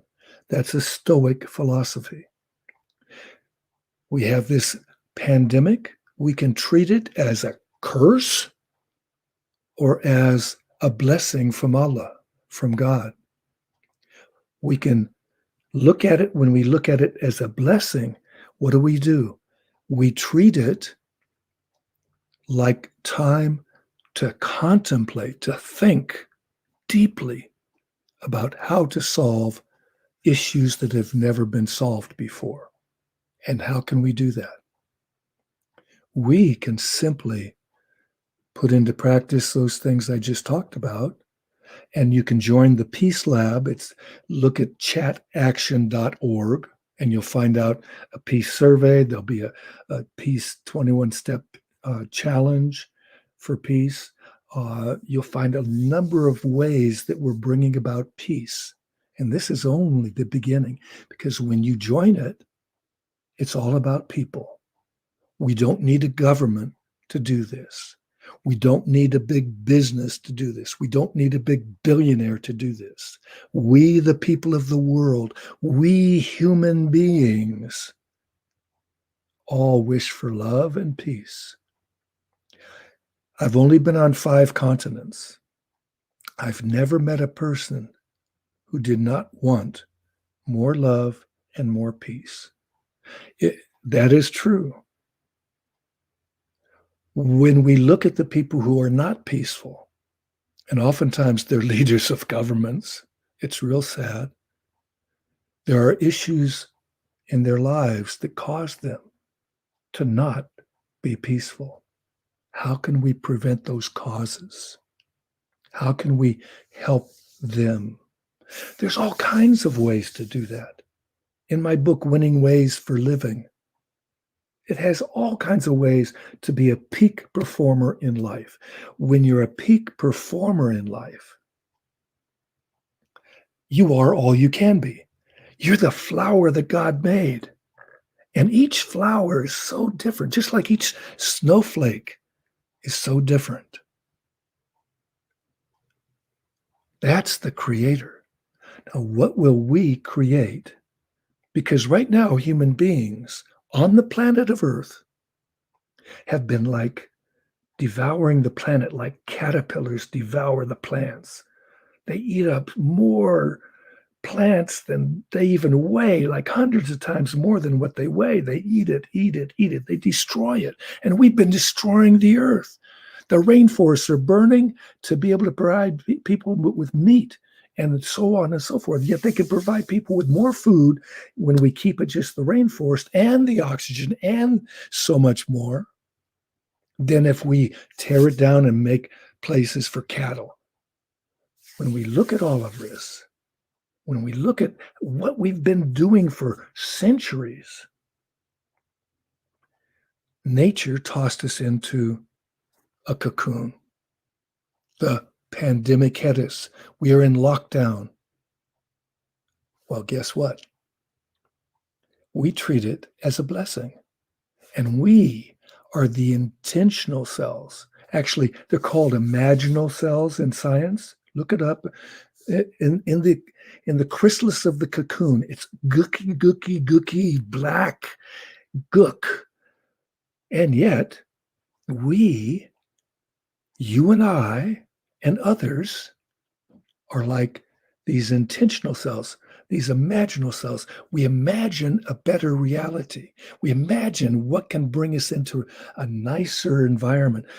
Why should we care about how much is produced? Why don't we care about producing happiness, and how much is produced allows us to be able to live a decent life? Do we need all this?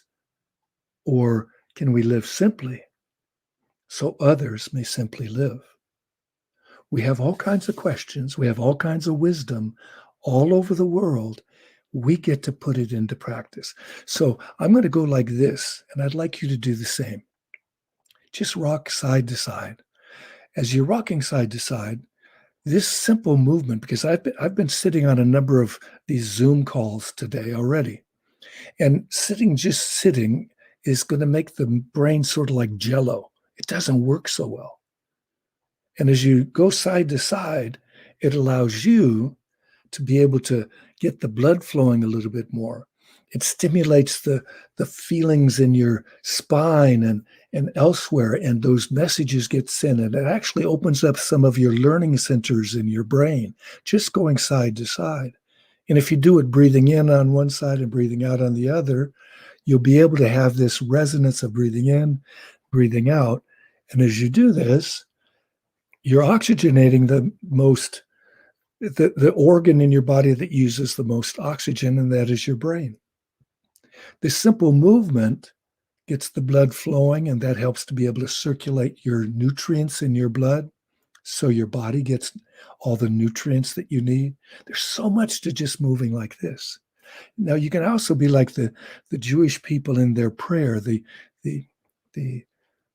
traditional Jewish people would just rock back and forth like this in their prayer. You can do that too.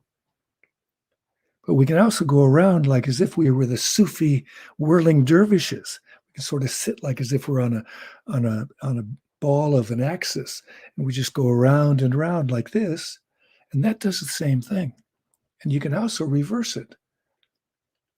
Do this for a while. And this actually gets both sides of your body in balance. Your brain has your new brain, the front part of your brain has a left and right hemisphere. And this helps to be able to get it so that it's going to be getting the communication happening between the left and right hemispheres. And however you want to move, when you're moving like this, you're experimenting with how you feel right now when you're doing it. And when you do it, you'll understand maybe, like Raheen Fatima, who I was on a call earlier today, I had her do it, and she actually copied me also. And we did it, and she felt so much better after when she stopped. Because I talked with her after our call, and it was so nice. She was also on the Humanity Rising's team this past week on Friday. And we have the celebrity guru doing this. Apke sahe botacha. Yes. I love it. I love it. I love it. I love it. Wow. Are we doing good on time? Do I have much more time? Because I can talk forever. I love I know the speaker is about to go in about like 5 minutes. So you have about 5 minutes. Take it 5 away. minutes more? Okay. I would love people to get together with us and participate in the Peace Lab. Now, I said about the laboratory, but lab also stands for labyrinth. And the symbol for the labyrinth was designed in the Middle Ages by these mystics of the Middle Ages. They put it at the entrance to the Chartres Cathedral of Notre Dame. Chartres is a town about 20 or 40 miles outside of Paris. And this design, when people walked into the entrance to the cathedral, they would walk in the little design on the floor and follow the path in. And sometimes it was back and forth, and then it would go on a long sort of walk around, and then back and forth a little bit, and then a long walk around. And the people would feel like they had been to the Holy Land. Imagine being where Moses was. Imagine being where Jesus was. Imagine being where Muhammad was. Imagine. This is the Holy Land. How would you feel there? The reason you feel better there is because your mind knows that this is really holy. And with that intention of going to the Holy Land or to Mecca, when you go on Hajj, then you get to go around the Kaaba. And you're going around like the whirling dervishes. They whirl because they use their body to get into a state of mind so they can listen to God. Everybody can pray to God. That's easy. But how many of us actually listen and talk with God instead of at God? And God is sitting around, we call it sitting. God is there and knows our intentions and is not going to interrupt our thinking, because he created the book of etiquette. If somebody's talking, you don't talk. You're quiet. You're listening with soft ears, listening to hear the intent of the person. Feel the heart of the person. This is how we bring more peace to the world, simply listening to this party or that party. Like my twin brother votes the opposite of the way I vote, and yet he's my twin brother. We were raised the same place, and yet we have different thinking because of where we've been and what we've done, and our focus on life, not on hating people, but on loving people and being able to create more love. And I'm so blessed with you moving your body the way you do, thinking the way you do, knowing that we can share this love, knowing that we are that love because we are children of God. There's an interesting documentary called Human. The first 10 minutes, just see the first 10 minutes, you can see it on YouTube. First 10 minutes of Human is by a French author. And you will find a powerful exhibition of how a man learned love, first from his father, and true love from the most unexpected source you could imagine. And if that's not true, you write to me at successsystemsinternational.net and ask me any question you want, or if you want to know how to meditate, or you get that book, Winning Ways for Living, to see all the different ways you can meditate, and so on. But we have a beautiful woman here, and you don't want to hear me if she's going to be able to speak. He is a celebrity guru. I mean, look at her. She's got that smile on her face. Oh, my God. Thank you. He's got a tough life in his being able to interview this beautiful woman. Oh, what is your name? My name's Patricia. Hi, Kurt. How are you? I'm so blessed to meet you. Hiding in the back off. Well, I hope there you go. Just rock and roll, girl. Kurt, you brought us to the God, talking with the God, having God within us, and now this is the one, bringing us with the reality, what's happening in today's world. This is Patricia, and Patricia, this is Kurt. This is the Kurt who is the guy so into spirituality. You've seen that, and this is the guy who said, man, dated 2 Bollywood celebrity actresses, and he said that they were not my type. And now I knew, man, why they were not your type, man. Absolutely, man. I feel you, brother. So thank you so much, Kurt, for sharing amazing presence of God at Torch International Women's Day celebration. I love it, buddy. Love it, buddy. Love it. Well, You know, I'm it's so happy. I'm so happy that you all are going to check up on chataction.org, and you can see and connect with me that way too. absolutely chataction.org, you know, and see you at the panel cut at the 2 2:00 p.m. 2 p.m. Pacific. Yes, please. Yes. Okay. Awesome. Thank you Yes. so much. God bless you, Kurt. Bye. Okay, now, oh my God, this is it. This is it.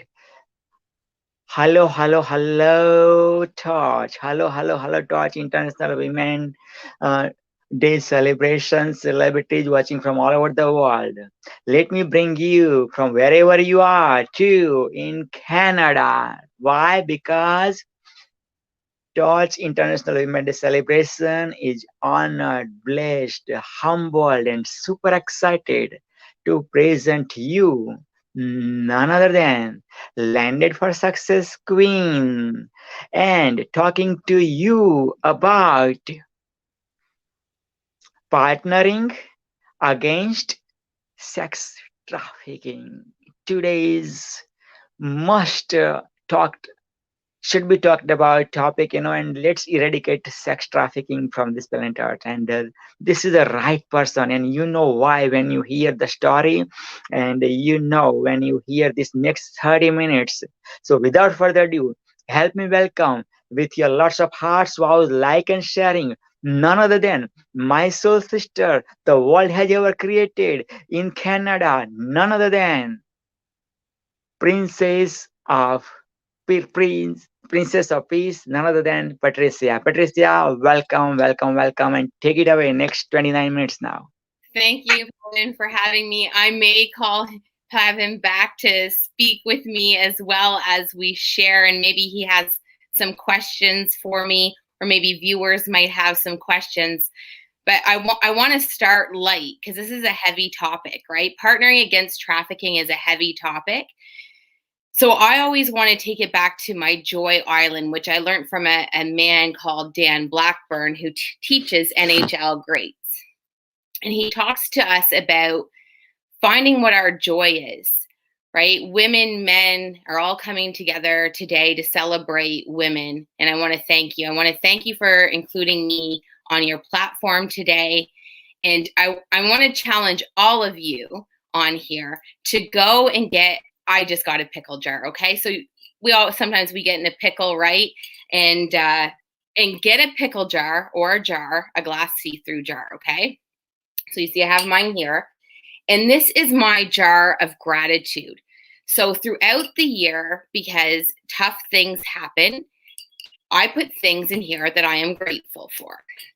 And I don't know if I can open it because it's so tight, but in here, let me just pull out a few things that I have in here, okay? So go confidently in the direction of your dreams. So many of us, we hesitate. Maybe we don't go confidently into the direction of our dreams for maybe somebody saying, oh, I don't think you should do that. Maybe you have your own fears or your own doubts, but I want you to get rid of those fears and rid of those doubts, right? In this, I've got, let's see what else I have here. I've written myself letters. So on days where you just feel, just write something. So fear.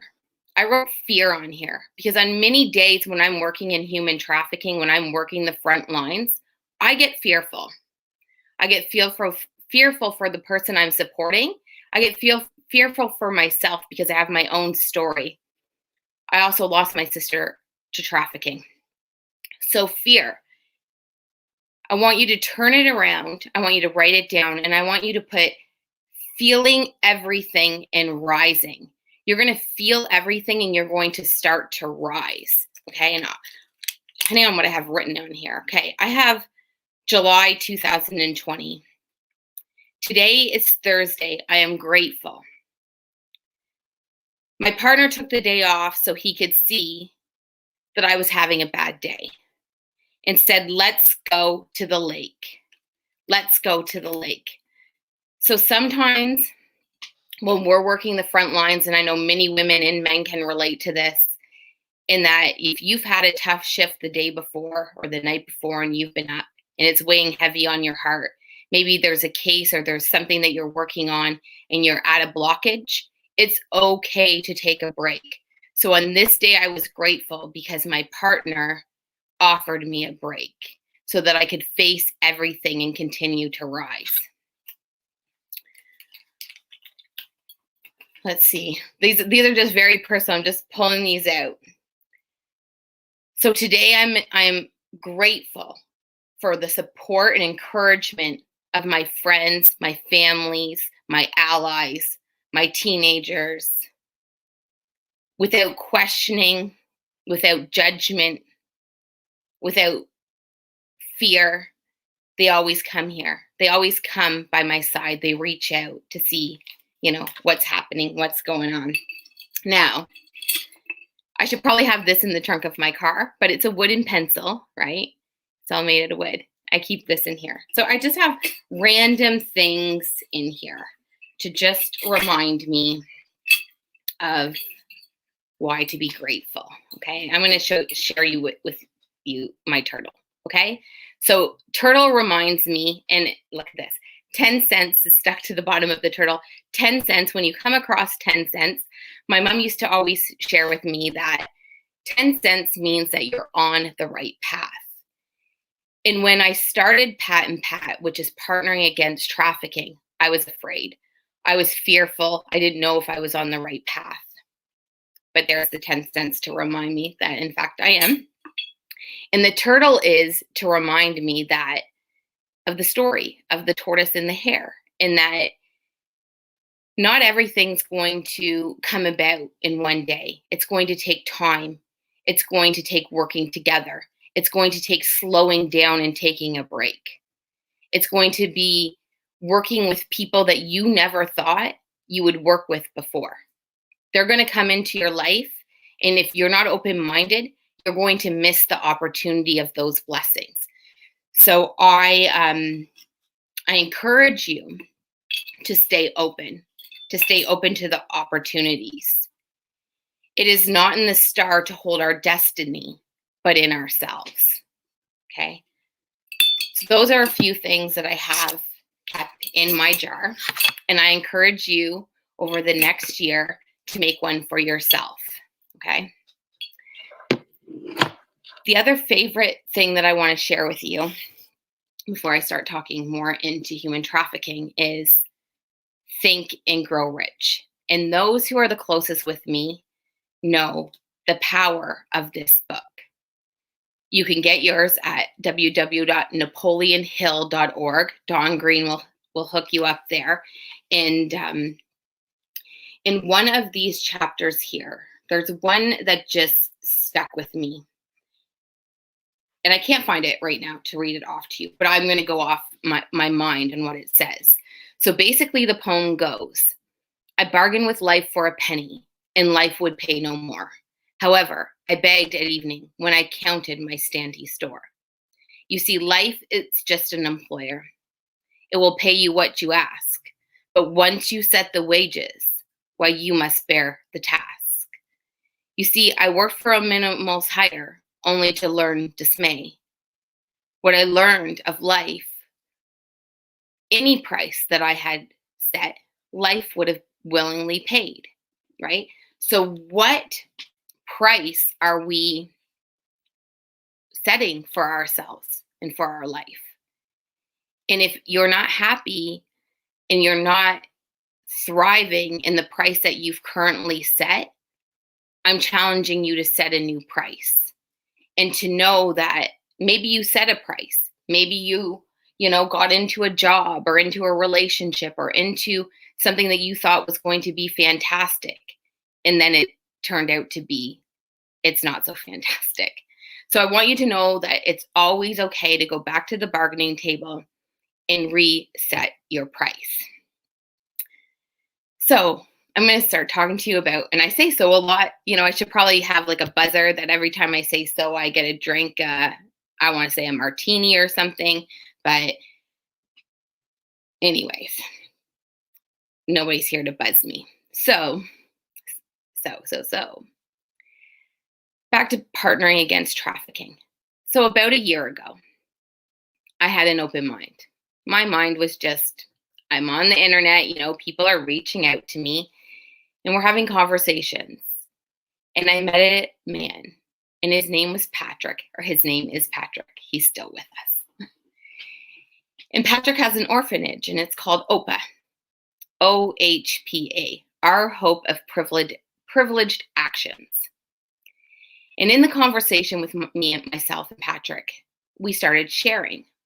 We started sharing about our lives, our desires, what it is that we want to see change in the world. Number one, we could agree, you know, I don't know if you can think back of when you were a kid or even as an adult, we blow out our candles, right? Every year when I blew out my candles, I would ask for world peace. Every year to this day, you know, probably not supposed to tell our wishes, but I always wish for world peace. I got talking to Patrick, and Patrick ran an orphanage, or he runs an orphanage there. It's called Our Hope of Privileged Actions. And we got talking about the young girls and boys and, you know, trafficking and the effects of trafficking there. And Pat and I said, or Patrick and myself said, well, both of our names are Pat. Well, it starts with Pat, Patricia, and Patrick, and partnering against trafficking. And though for many, many years now I've worked in sex trafficking, I thought, well, trafficking, there's labor trafficking, there's child trafficking, there's drug trafficking. What about if we call what we're doing Pat and Pat, and we bring about a movement around the world, and we become the largest resource that will connect all agencies who are partnering against trafficking. They'll be vetted. We'll gather resources. We'll gather money. You know, I put contact at patriciastokeshere.com up. I do have a direct payment. So if you do send donations, it goes directly to our Getting There account to create an online resource that is going to change how we do things with human trafficking around the world. Okay. Now, when I first met Patrick, I was working on another house here. And this is a house for vulnerable women. We call it Dawn House. I'm going to show you a picture of it. So this is Dawn House. So when you go to my personal page, it'll say Vice President at Dawn House. In our Dawn House, we home 16 vulnerable women. Maybe they haven't been human trafficked. Maybe they're just in a vulnerable situation. They need rents and supports. And if you're somebody who's looking for a charitable receipt, there at that website, www.dawnhouse.ca, we have a Canada Help site hooked up for that. And you can get a receipt for that, for a donation.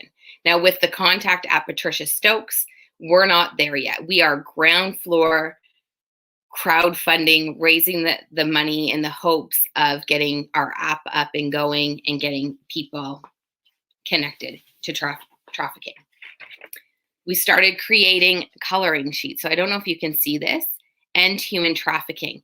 So before COVID hit, we had some restaurants in town that would take these and people would leave a donation to help us end human trafficking. Okay. We have an L. Be somebody who makes everybody feel like a somebody is what this one says. Right? And we all have the ability to make somebody else feel important, to feel like they're meaningful, that they belong here. Right? The other thing I'm very passionate about is helping with the prevention of teen suicide, or those who are going through a mental health crisis, getting connected to resources. Sometimes we just silence calms the soul, right? So I love to color, right? I do meditation every day, but coloring really calms my soul. So sometimes silencing, you need to just zen out, find your why. Coloring. Today, I choose joy. So every day I wake up, I choose joy. I choose to put one foot forward. I choose not to look back. I choose to open myself up to suggestions, resources, and connect. I'm going to challenge you all. I have lots of challenges for you here today. I challenge you to connect, not for yourself, right? Think about all of the people that you have in your network, right? And they're all sharing opportunities and different things. And maybe their potion or lotion or their mission might not be for you, but it may help somebody else within your network. And as you watch and you observe, I want you to take at least one or two people a day and connect those two together in a three-way conversation in something so that they can decide whether or not they have a connection. And let it go for there. This one here, rise above the storm and you will find the sunshine. I am strong, stronger than I realize. These coloring sheets, or this coloring sheet in particular that I'm holding up for you, holds a dear and special place to my heart. It gives me the purpose to keep going with what I'm doing when it comes to human trafficking, when it comes to at-risk youth. I'll share with you a little bit of the story. March of 2011, I was in a separate court case. I couldn't be called out. I was on the stand as a witness. And I had a youth that I was independently working with. You see, I don't work for the police. I don't work for government services. I am independent and I work for families and youth. I volunteer my time and my resources to connect them to the services that they need to help bring them forward. And on this particular day, I was sitting in the courthouse, and you ever get that gut feeling, right? I got home, my phone rang, and it was the aunt of the woman that I've been working with. She was 17 years old. And the call said she had been found, unfortunately, dead. She wasn't going to make it. She was done. It was a done deal. And then COVID hit. And funerals were only allowed those closest to the families and things. I was blessed enough that they called me and they said that they wanted me to be a part of her service. Okay. This was an Indigenous youth. Her story went untold, hidden, right? We live in Canada. And what we often think about of trafficking and homelessness and those types of things is that it's hidden in a dark room where we can't see it. Where in reality, on most days, it could be our neighbor, it could be our cousin, it could be our sister. And none of us know. So I attended the funeral. I said my goodbyes. They let me in, and I'm forever grateful for that. And what I said was, I will never stop fighting for justice for Deidre, for any youth who has experienced homelessness, trafficking, mental health issues, and that's my passion. I want to thank you for having me for International Women's Day. I know Pavan said you're going to be talking for half an hour, but I'm not sure what else to talk about. I think if you have any questions, if he can come back on here with me side by side, I would love to have him back. Hey, yay! Like, yes! Oh, there's three. Oh my God. Thank you so much, powerful Princess Patricia.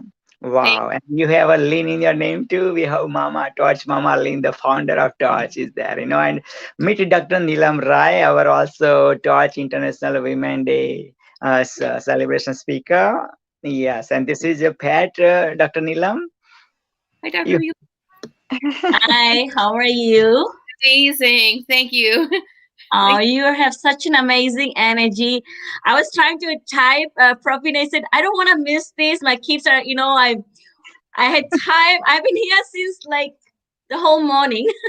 I'm here in California. I made breakfast. I joined in. I went in and made the lunch, fed the family, came back to join you guys.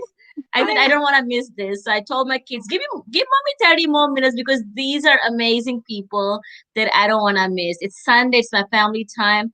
But I said, you know what? I have my own family and then we have a soul family. Wow. So I know you don't know me yet, but if you are connected to my brother Praveen here, I'm pretty sure we have a lot in common, and I can't wait to connect with more people. It's like we have such a huge heart from our own trials and errors, and this is what life is. How not to stay quiet, but how we can bring this experience, how we can share and enlighten other people, because somehow God brought us together. That gave us those life lessons. So not to stay low, but to share and uplift others. I'm trying to read the messages here. Oh, people are giving you so many compliments here. It's awesome job you do, Patricia, going the extra mile.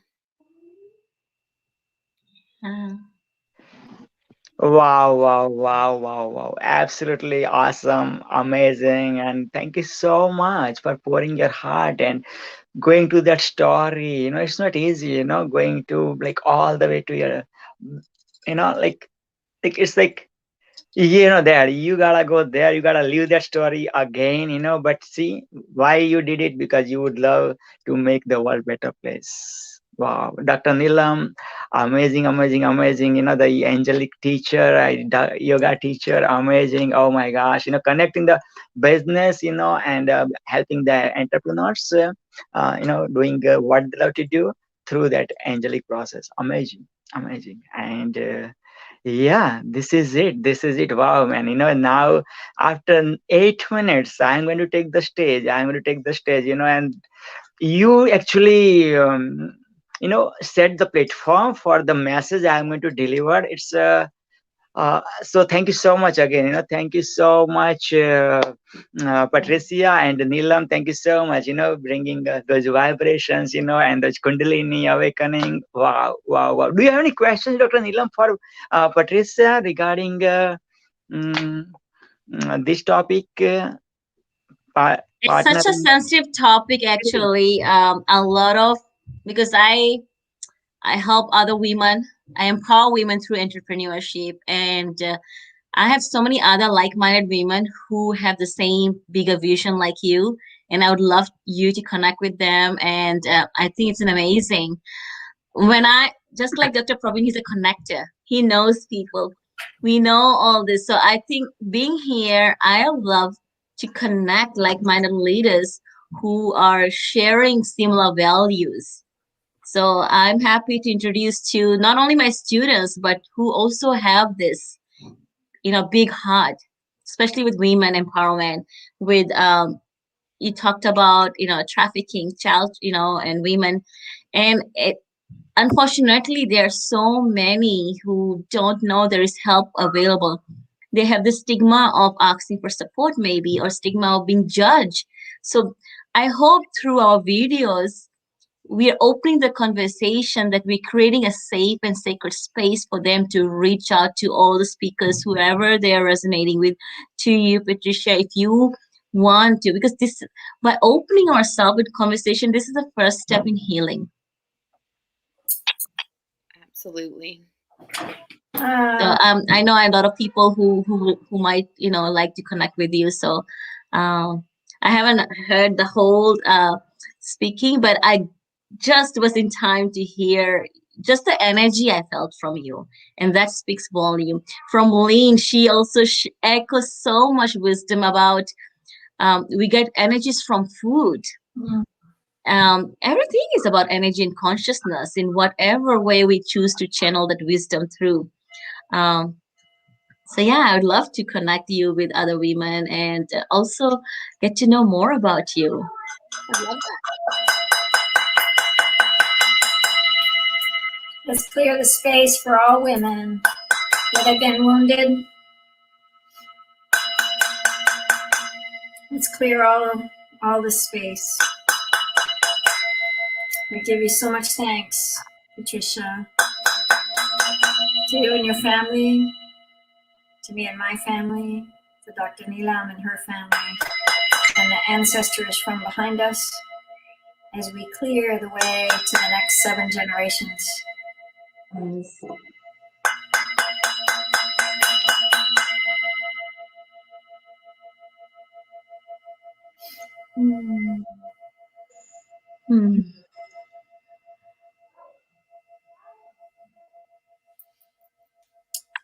I've been in the background, in the backdrop, and I've been singing these wild songs for the last hour. I've just felt like I needed to get the energy out because there's so much coming from the Women's International Day. There's so much that we have seen and that we have witnessed. And as we go through ancestry trauma of the women before us to write this present moment, I'm just so grateful for both of you to stand here, sit here, be with me. And so I kind of want us to get up, like stand up. And I want us to really stand up and just say, we got this, you know? Stand up and just say, we've got this, and hold your belly, you know? That belly spot of all women right here, the womb of the feminine, the womb of the deep, deep feminine will never leave us, never. She will always stay with us. She's deep inside of every woman watching here, and she will never, ever leave us. Just take some deep breaths. What Priscilla shared about her jar and her wisdom and her witness to humanity, her witness to love. What Dr. Neelam shared with healing. May we teach the young girls this goddess pose, you know, this other pose, this pose where we get down and we get really clear. We put our arms here. And I had to teach my youngest how to feel that belly and say, huh!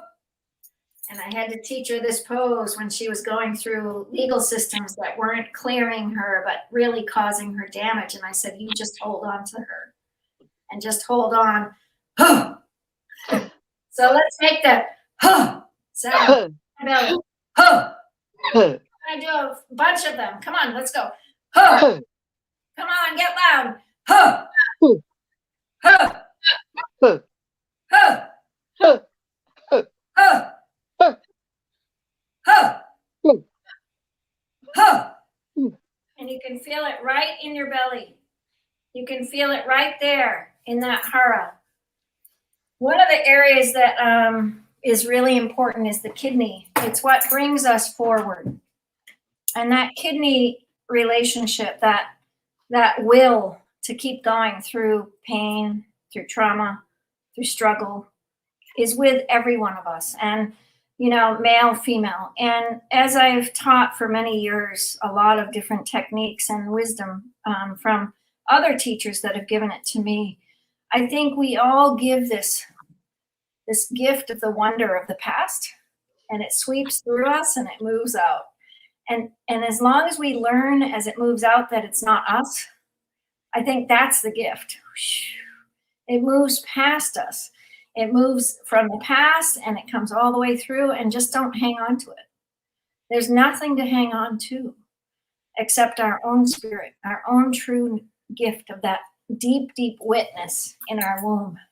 Because that's what our mothers did. They birthed us. They birthed us into being. And the woman giving birth is that witness, you know, that depth. And whether you have children or not, it's that women birthing, that presence of the feminine, the divine feminine that knows how to love, that knows how to give, that knows how to be. And I was singing a little bit about not crossing other women in my life, that I forgive myself if I've crossed other women in my life, that I forgive my brothers who have crossed me. You know, there's that presence of forgiveness that has to happen, but in the essence of it, we can't forget the huh. You know, it's okay to keep the huh, you know, because people have crossed us. People have crossed us as women deeply. And so we will bring forward this more conversation, but I'm just so eternally grateful. Thank you so much for coming on the platform. I hope that made a little bit of sense, but you know, just realize we're here for you. And did Pravin do the 4 pillars with you? Pravin, did you do the 4 pillars with our dear sister? It's your turn. Yes, let's do it right now. Let's do it right now. Okay. Peace, health, environment, and tech. Peace, health, environment, and tech. What do you love the most? Peace.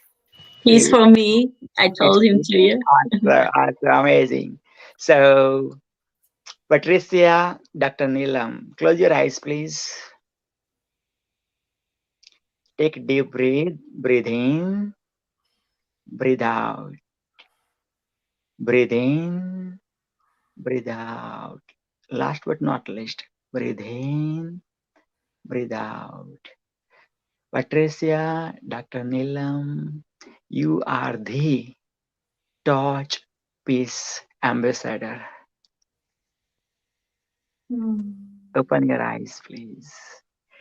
Yes, in Torch we have 4 pillars: Torch Peace, Torch Health, Torch Environment, and Torch Tech. And now you are officially Torch Peace Ambassador. Congratulations.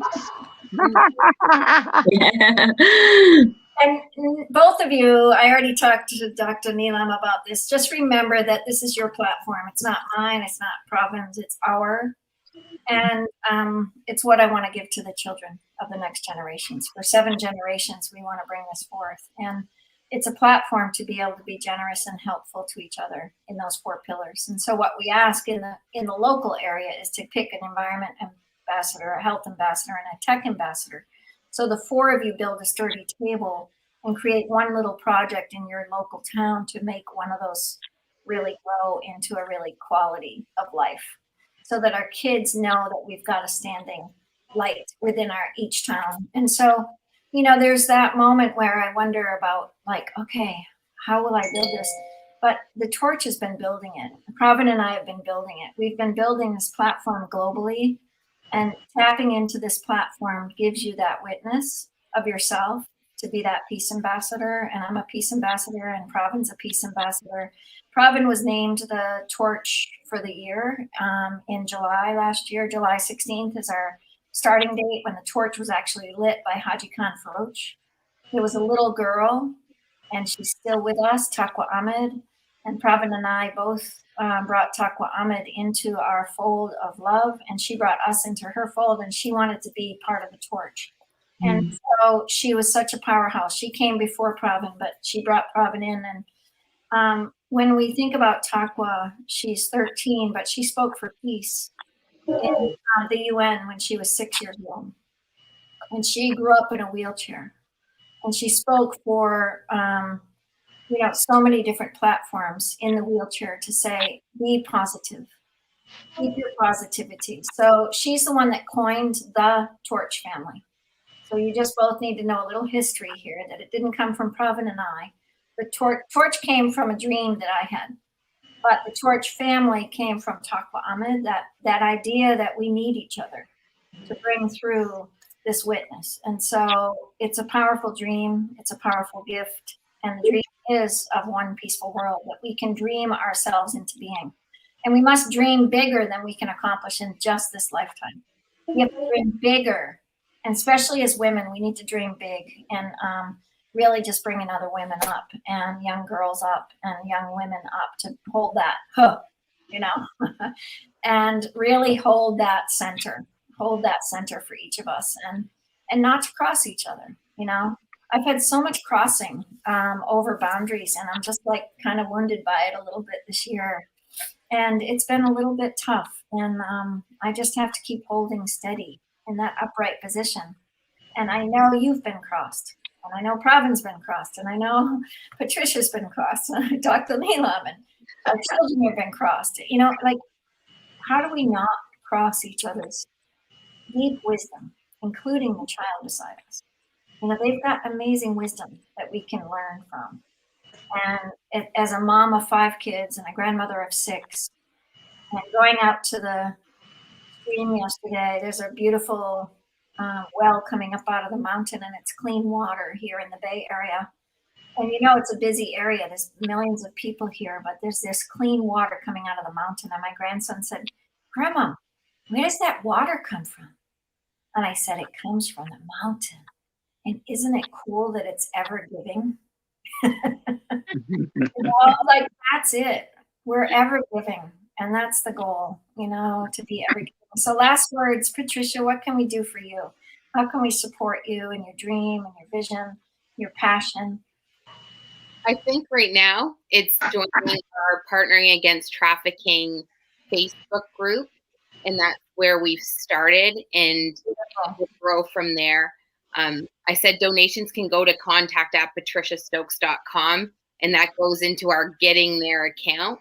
And we wish that someday we will have an online app that will connect all resources together. Yeah. And then the other house that I have, is Dawn House, right? So dawnhouse.ca, www.dawnhouse.ca. We home 16 women there, vulnerable. Not all have been trafficked or, things like that. But our plan is to add another 16 affordable units into this home. And we've doubled our donations within the last year. So people can go to www.dawnhouse.ca if they're looking for a charitable recipient things, because it is through Canada Helps. What I do through trafficking here is separate from my Dawn, but you can go there to help trafficking survivors.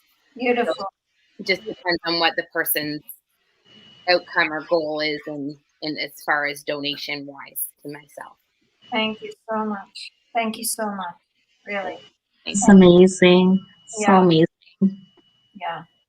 Yeah. My friend Kimberly Holmes, is very much involved. Her daughter was adopted from China, and all the girls from China that don't get adopted are moving right through that trafficking, force. And so she's very dedicated. So I'll try to connect the two of you. Okay, that would be great. Yeah. I want to say that that's where my sister was trafficked, was to China, right? So we think sometimes it doesn't happen, right? But she was internationally trafficked, and actually to China and around the globe. So I'm very passionate about international human trafficking and ending human trafficking. Beautiful. Let's get you connected. Thank you. Pravin, let's remember that, because I want to connect that dot to my friend Kimberly. I'll try to help me remember. I'm going to try. We've been going since 6 this morning, so we're still in this la land a little bit. Sometimes when we run events, it's just like, how do we hold on to all of the things that come at us? Pravin is awesome helping me. I help him, and now I need you to just remind me, and let's get connected there. Okay? Let's keep it connected. All right. Thank you so much. Thank you so much. Have a blessed day. Let's be that light. Thank you. Have a beautiful day. You as well. Thank you. Who's up, Pravin? Is it you? I think it's you. Yes, it's me. It's me. I think it's you. Oh my gosh. I want to introduce this amazing brother. I can leave, Lynn, if you want to, but I just wanted to quickly add to your vision. Please. Can Praveen put this message? Because he shared so beautifully about the feminine consciousness. And that's what, Praveen, can you share my message that I put here? That's what angelic energy is about, bringing the divine feminine, bringing the divine Christ consciousness. Okay, here, just put it on the screen. So when people think about angelic, they think about angelic beings with light, but it's about the state, it's about a state of consciousness, becoming who we are supposed to be. And then we have these divine frequencies to support us to become that next level of who we're supposed to be. So that's one thing I love, that we have the same values about bringing this. This is what this collaboration energy is about. The divine feminine energy is about balancing the masculine and feminine energy, bringing the energy about how we can support each other and grow from here with the shared values. So it's bringing the divine feminine. That's why I integrate angelic work in my business teachings and spiritual teachings, and also in my angelic parenting, because I feel this is the core at the heart of who we are becoming as leaders. We need to first identify that within us, ignite that fire, that we're just one frequency away from that love energy, the love consciousness, and we are all journeying into oneness. Thank you. That I love that what you're sharing with the world, with the torch, and anything I can do to support your vision and mission, I'm here with all my heart. Thank you. Thank you. And I'm sure we'll connect more. I know it's a long day for you. We'll connect and, we'll share more. For sure. For sure. Yes. I love the mentality of joy in your heart. I can feel it. So thank you. Thank you. And you're sending you love. Thank you so much for carrying this long day on this Women's Day. I thank you and Praveen, my brother, and he's a soul connector, connecting beautiful leaders like here. Right. That's right. Yes. That's right. And, so sending you love, lots of love. That's what you are too. So bless you on your journey, and we'll see each other soon. Yes. Thank you so much. Without further ado, I am going to bring this man, this beautiful being, this beautiful soul to the stage.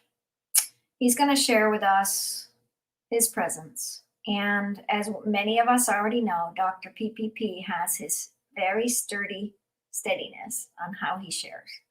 And it's been a forefront for many of us as we've gone out to the global platform and looked at the global platform. His dream is to climb the mountain in the Himalaya. And I want you to donate to the Torch family so he can accomplish that dream. And it's a very important dream for him. And he's been at the forefront of bringing so many people joy. He was not named the Torch member for the year because of nothing. He represents peace.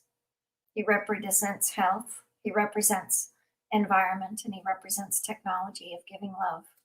And as you bring forward the 4 pillars in one human being that really stands for that, every July we pick a separate person.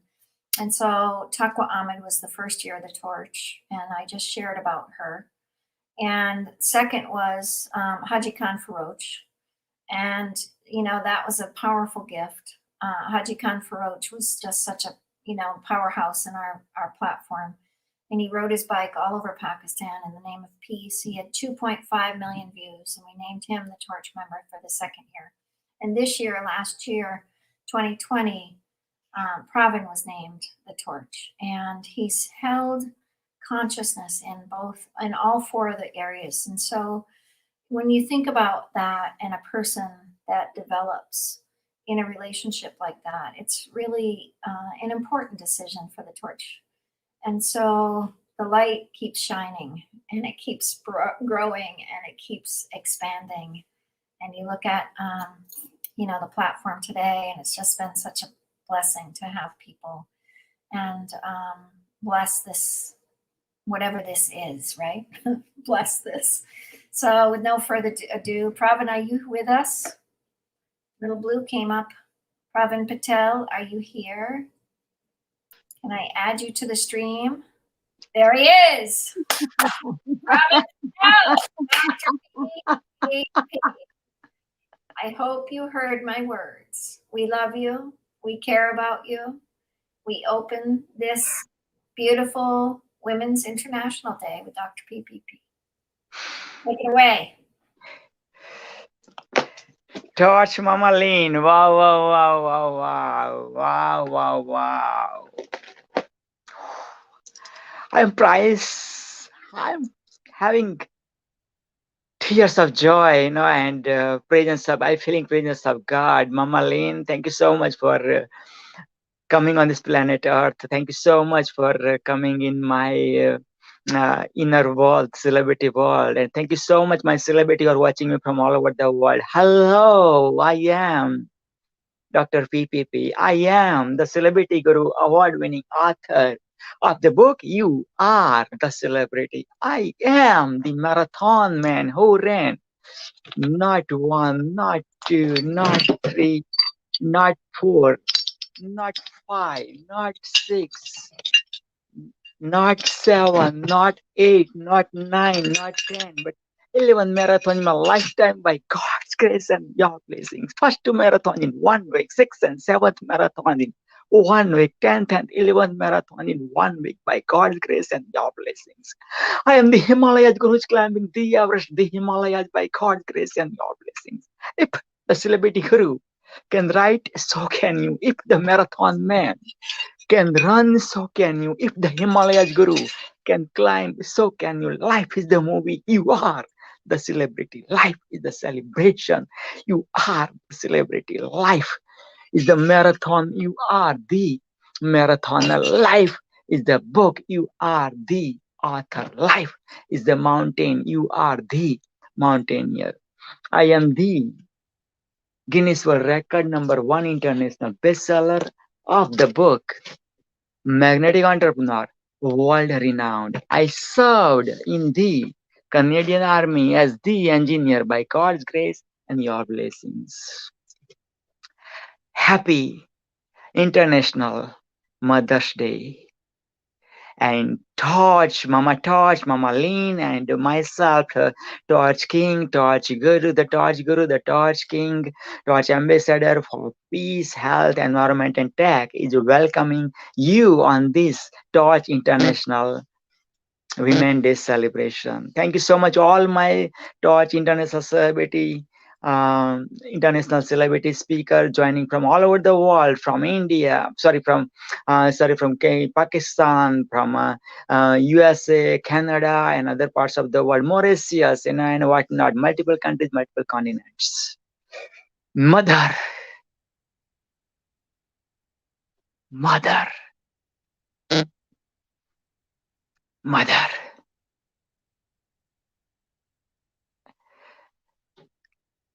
who is mother?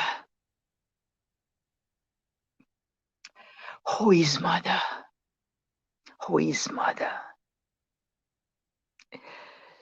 In Hinduism, it is said, Matrudevo Bhava, then Pitrudevo Bhava, then Acharya Devo Bhava.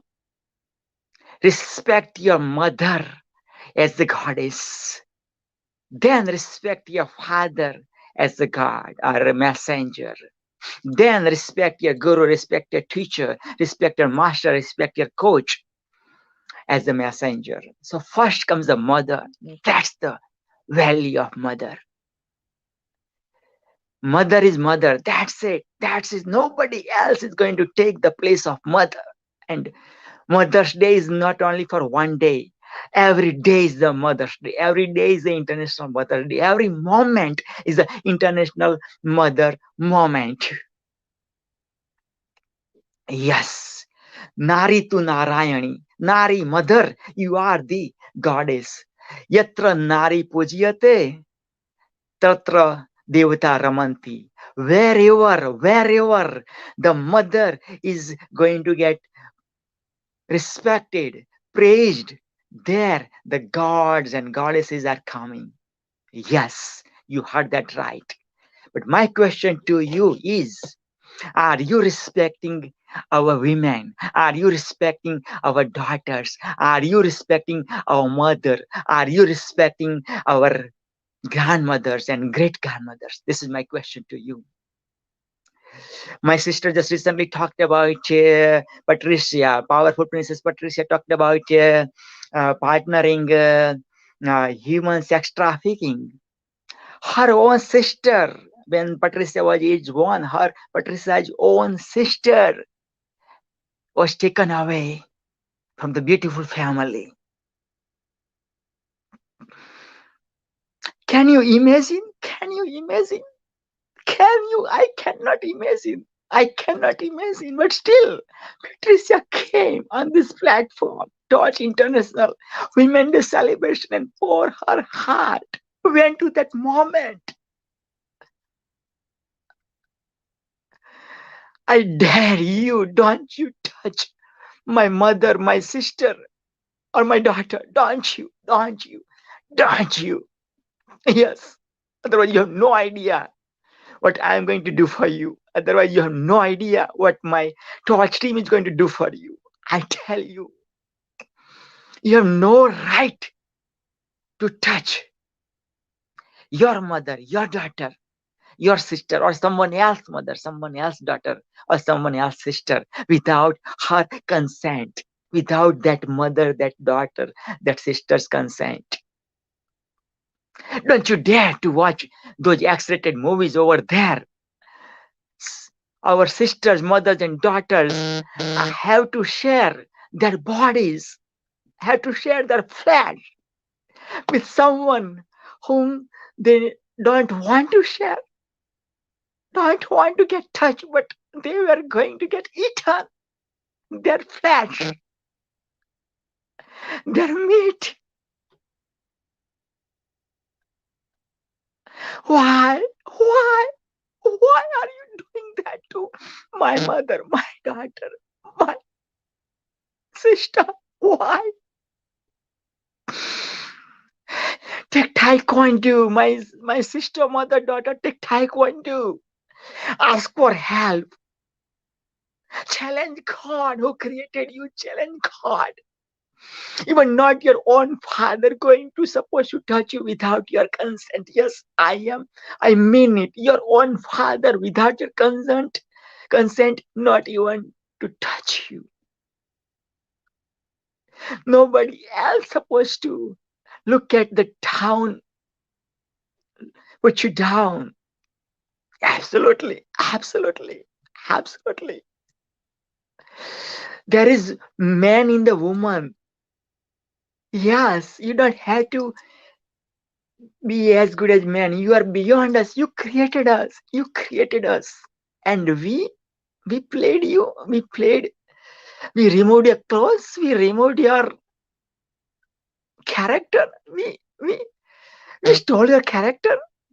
Who are we? Who are we? And why are you doing that? Just for 2 minutes of pleasure with your sex organ. Just for 2 minutes of your pleasure with your sex organ. Channelize your sex energy and convert into spirituality. Channelize your sex energy and convert into spirituality. My sister, Dr. Neelam Rai, she mentioned about Kundalini awakening. Take her courses, join Dr. Neelam Rai. Help Patricia to remove trafficking. Doesn't matter, boys. Men trafficking, women trafficking, boy trafficking, girl trafficking.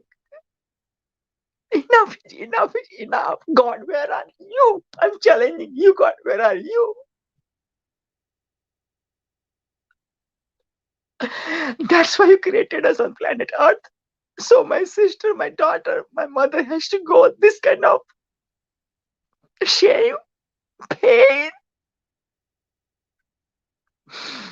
And in the court, worst thing happen if that sister, that mother, that daughter goes to the court, she's going to get raped again and again and again with the clothes in the court, front of judges, and witnesses, because that stupid opposite party lawyer, man, that stupid opposite party lawyer,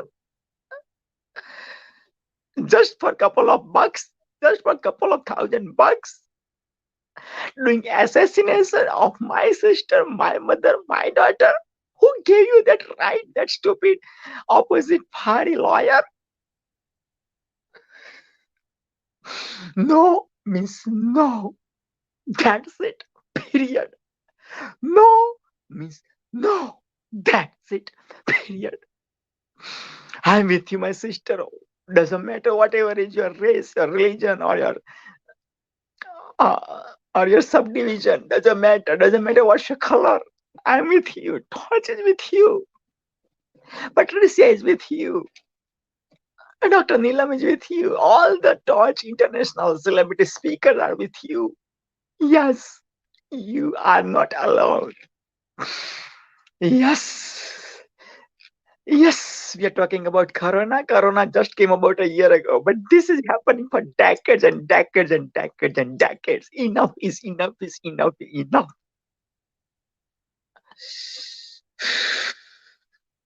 Oh my God. Oh my God. Hallelujah. Hallelujah. Hallelujah.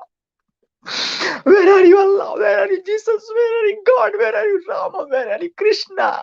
Yes, you came, and gave, you helped Draupadi. But right now, thousands and thousands, hundreds of thousands of Draupadis are going to get assassinated, are going to get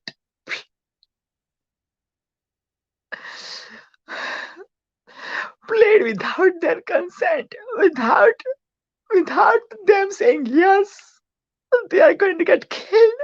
They are getting killed. They are going to get raped. They have to do suicide. And all these things. Where are you? Where are you? What are you doing, God? God. Yes, give us the energy. Give us the strength. Give us the courage. Let's fight against those people who are terrorizing the character of our sister, mother, and daughters.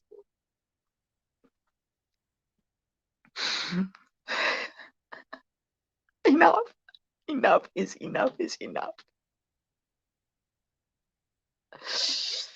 This is it. This is it. We had to become one. Vasudhaiva Kutumbakam. Vasudhaiva Kutumbakam. Whole world is a family. One world, one family. God is light. Light is torch. That means torch is God. God is light. Light is torch.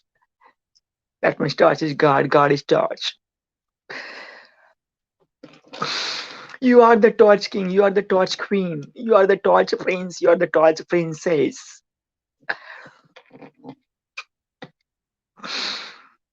And in the real sense, let's celebrate International Women's Celebration. Women's Day celebration. Not on paper. Not on gift cards. From our heart, body, mind, and soul.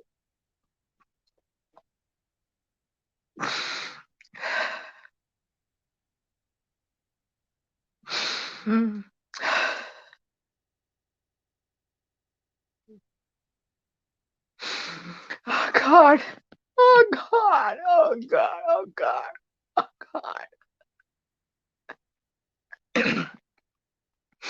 Please, please, please, please, please share this message. Share these messages of all the speakers who just shared today at Torch International Women's Day celebration. Use hashtag Torch. Send lots of hearts out, like and share it. Connect with all the speakers. Get their courses, get their services. Support their charities by giving time, by donating your time, by donating your money, by donating your heart, by donating your people, your groups.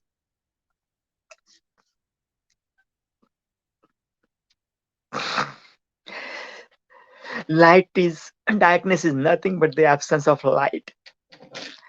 Darkness is nothing but the absence of light. Let's torch lighten you. Let's torch lighten the world. And that's it. That's it. That's it. Don't hate criminals. Don't hate criminals. Let's eradicate the crime. If there is crime is eradicated, that's it. There wouldn't be any criminals. Let's find out why criminal has to become criminal. What are the situations which brought that person who was used to be somebody's son or daughter, somebody's father or somebody's mother, somebody's brother, somebody's sister, and has to take this step. So let's find out those icebergs. In iceberg, like 80% is in the water. So same thing. Let's find out that iceberg which is hidden, which is not seen. So there wouldn't be any Titanic get destroyed. You are the Titanic. You are the Titanic. Believe in your wildest dreams. Don't let anybody steal your dreams. Just do it now. If Trump can win, if Trump can win, if Trump can win, if Trump can win, if Trump can win, so can you. If Trump can lose, so can you. You're the celebrity day, you're the celebrity life. You are the celebrity. And with this note, help me welcome none other than my soul sister who born in Dildil, Pakistan, living in Melbourne, Australia, and right now live for you from Sydney, Australia. Yes, yes, yes, you heard that right. Even though from busy schedule, yes, my soul sister is giving the time for you. Look at this always beautiful smile. Yes, I've known my sister for like about almost 3+ years, and wow, man, I've sensed the journey of my sister from where my sister used to be and where right now, man.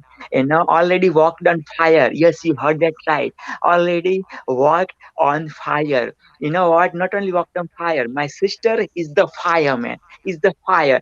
And right now, help me welcome with your lots of hearts, vows, like and sharing, and cheering, none other than my soul sister at Torch International Women Day celebration. Torch is honored, humble, blessed, and super excited to welcome none other than my soul sister, one and only the Allah has ever created. Pizza Kasif Khan, Pizza the Fire. Assalamu alaikum, Pizza. Take it away. Next 28 minutes is yours.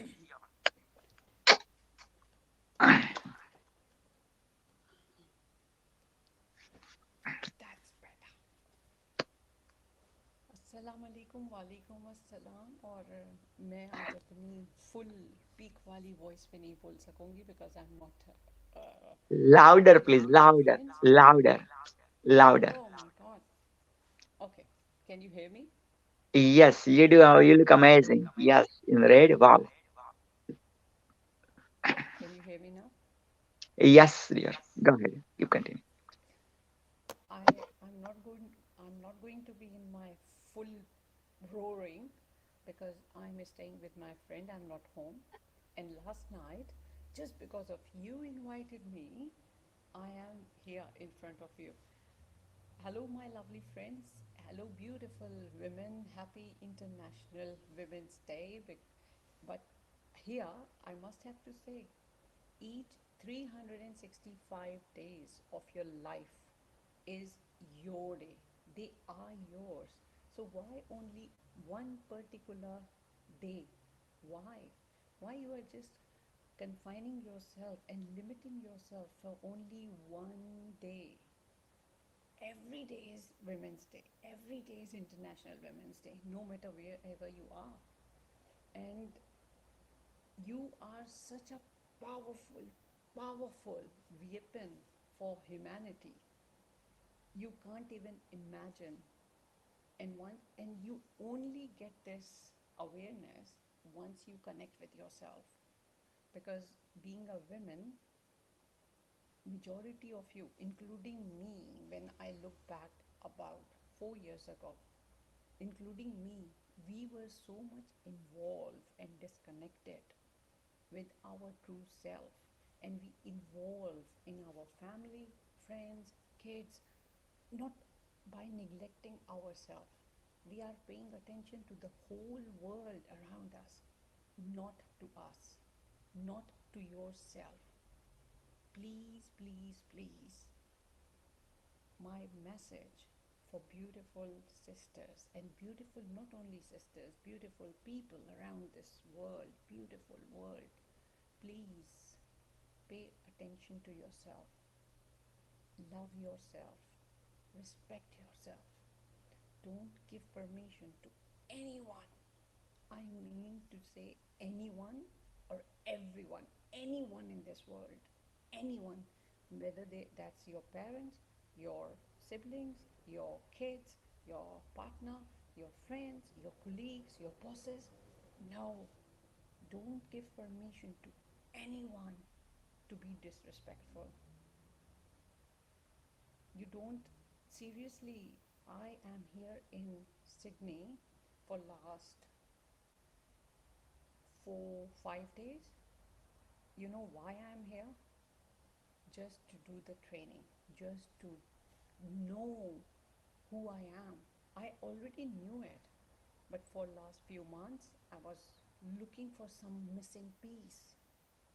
You know why I was looking for missing piece? Because I again get so much involved with my mom, with my siblings, husband, daughter. Pay attention, keep on paying attention to them by neglecting myself.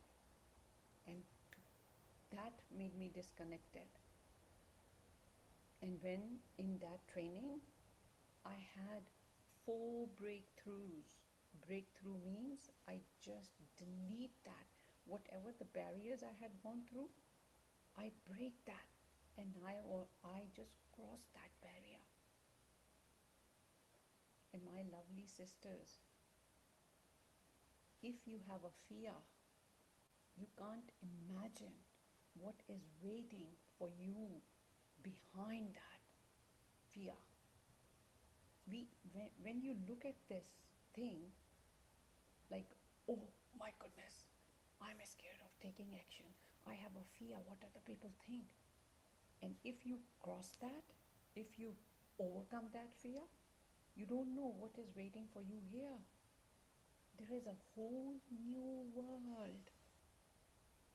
Here I would like to share my story, what happened to me.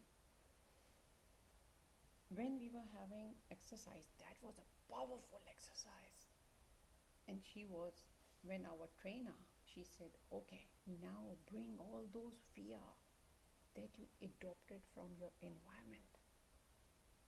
And I repeat, adopted from your environment.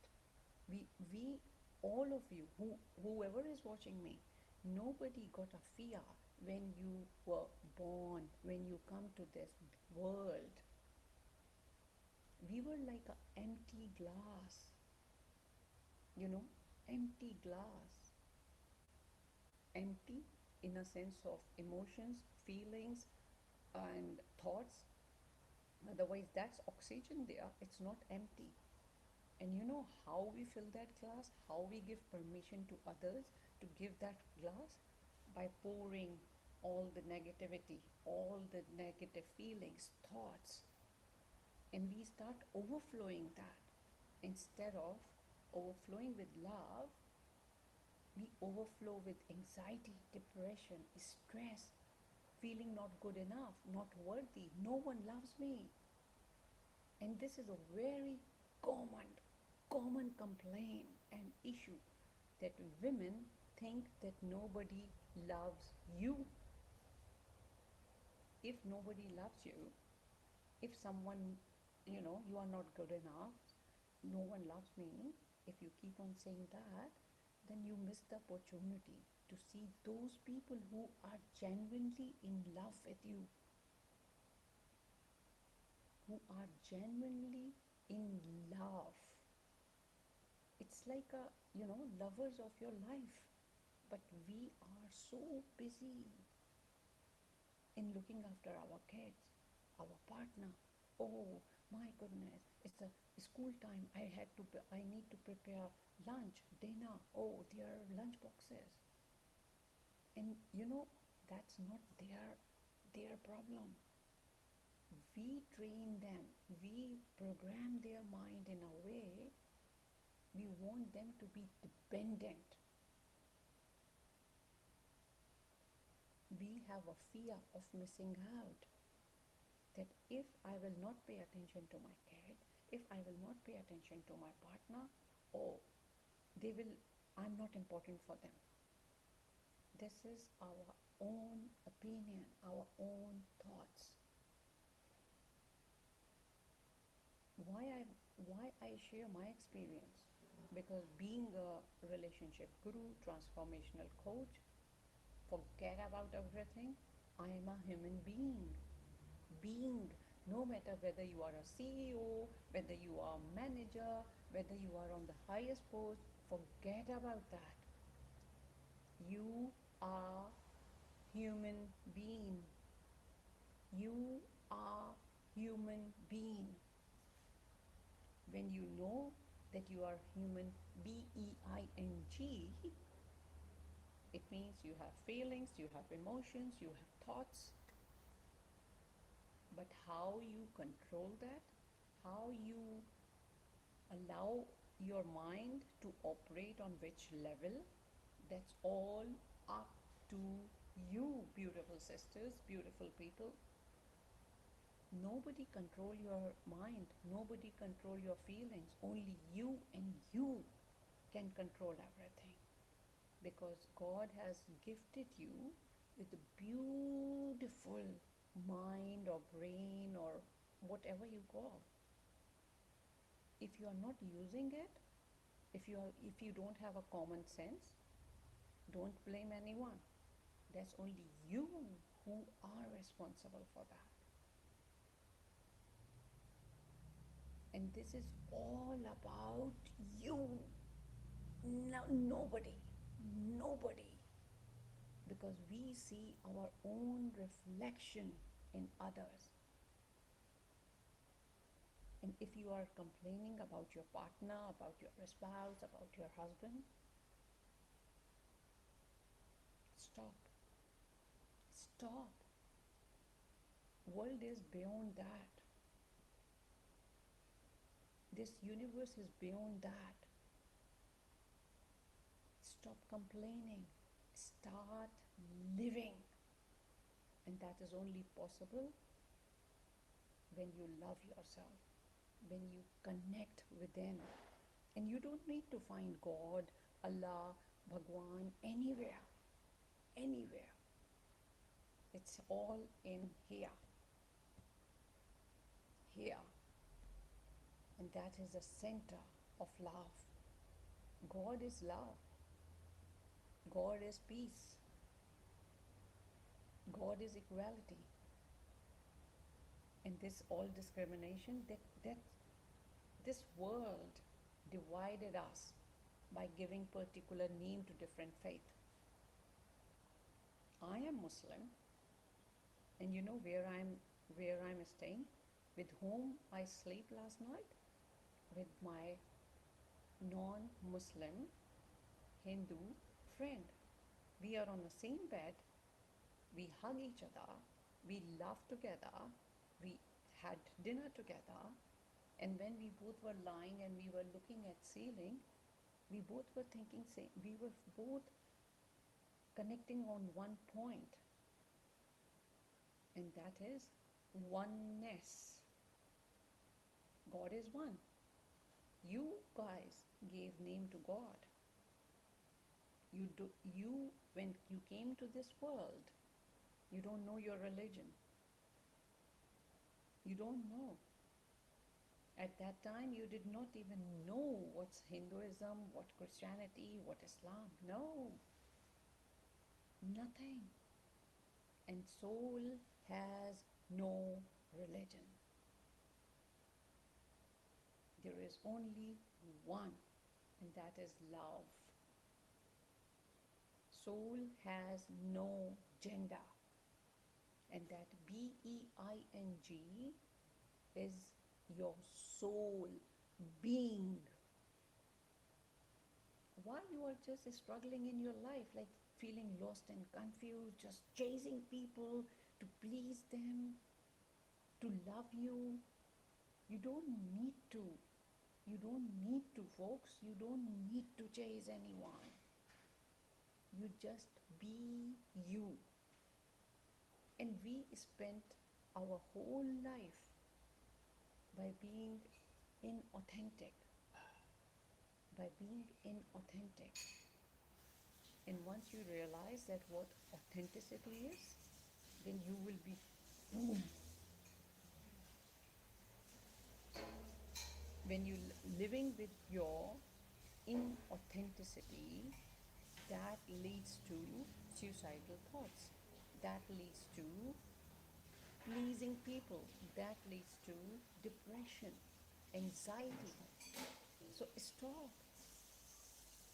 Please stop. Stop living in the shadow of others.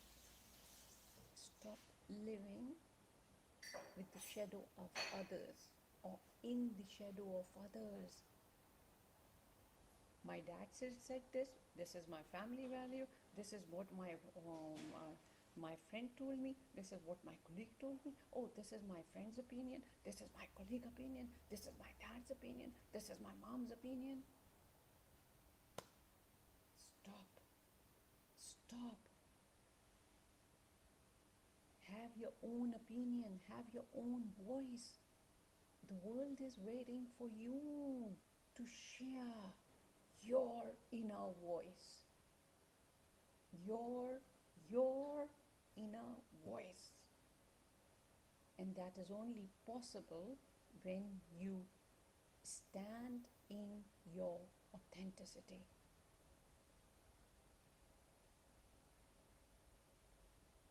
And I'm not against makeup. Don't take me wrong. I met thousands of women who do makeup just to camouflage their face, just to hide behind that makeup. Because that makeup acts like a mask. So no one can see their puffy eyes, no one can see their bruises, no one can see their scars, no one can see their, what else? Yeah, and no one can see any scar or anything that make them feel like they are not good enough. When I was in Commonwealth Bank, so many women, they used to come to me when in my free time. One day, one lady came to me and she was like, and I did not say a single word. I looked in her eyes and I keep on looking in her eyes to connect, and I connected with her. And I come to know all about her life. She got tears and she said, I need your help. And I said, please, I'm here for you. How can I help you? And whatever my heart learned by looking in her eyes, that was 100% true. And that is only possible, my lovely friends, my lovely sisters, when you connect with yourself, when you are vibrating from that level, not from this, by being you. And whatever I suggested her, she listened to me. And after a week, when she came again, she was totally different person. Different person. Because she respected my opinion. She respected my suggestion because she wanted to change. And you know, she was not Muslim. No. In fact, she was Aboriginal, the real Australian. Why I say the real Australian? Because they are the owner of this land where I am living. And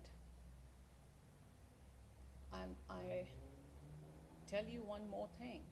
When you start transforming, it is not an easy journey. It is not an easy journey, my friends, especially for women. People around you, they notice the change. They noticed, no change. They notice transformation. And when they notice the transformation, they start getting uncomfortable because something here started triggering. That's okay. That is absolutely okay. It does not mean that you stop yourself to live the way you want. And after 2 weeks, she disappeared. I did not even see her in town. And she disappeared. And I was like, where is she? Where is she? I was intentionally, desperately looking, consciously looking for her. And after 2 weeks, she came again. She got bruises here, here, here. She got cuts. And I got goosebumps and I got tears. Although I'm on front line, I don't have to express my emotions and feeling to my clients or to my customers. Not at all. We accept them as they are. We don't have to react. And I control myself and I was like, Ya Allah, what happened to her? And she did not even have any eye contact with me. She did not even want me to serve her because it was a big queue. It was long queue. And she was trying to go to the next person who was standing next to me. But unfortunately, why I said unfortunately, because she asked me for money. She gave me her card, but she was not looking at me. Her head was like, I did not say a single word to her. I just greeted her and I said, thank you, have a great day. And she looked at me like a helpless person.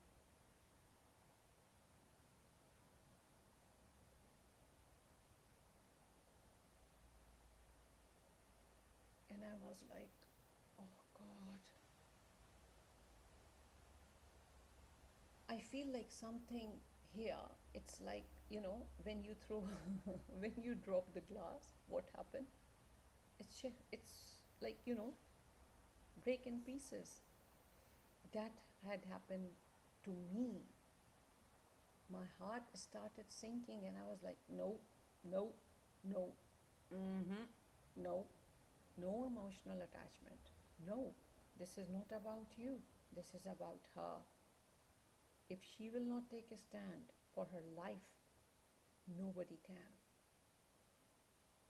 And this is what's happening around the world, around the globe, in each and every culture and community, faith, that you as a woman give permission to your man or people around you to be disrespectful, to treat you like slave, to treat you like they own you.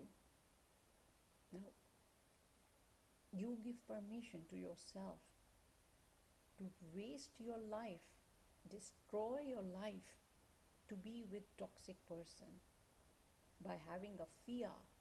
What happened to my kids? What happened? Oh, I will not have this lavish lifestyle. I will not have this expensive car. My husband, my partner bought that for me. This is only the front face of your story, right? Front face. What is behind here? Only you know, darling. Only you know. Your husband bought that car for you. Your partner bought that car for you. But servicing, installment, petrol, everything. Who is looking after that? You.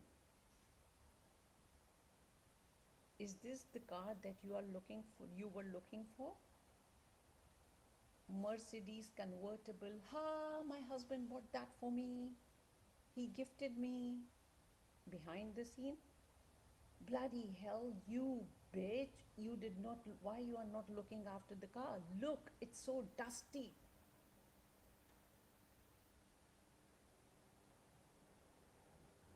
Would you like to have that convertible Mercedes, or would you like to prefer to walk to the station with peace, love, and contentment to go to work? Or would you like to go to work by listening to that crap? You bitch, for how long you did not clean the car? And you get ready for the work with very, in a very good mood. And when he said, you bitch, you did not clean your car, I told you to take it for service, you start justifying yourself. And that guy who's your partner or your husband, he was like, he's not ready to listen to your justifications, because justification is the product of your story.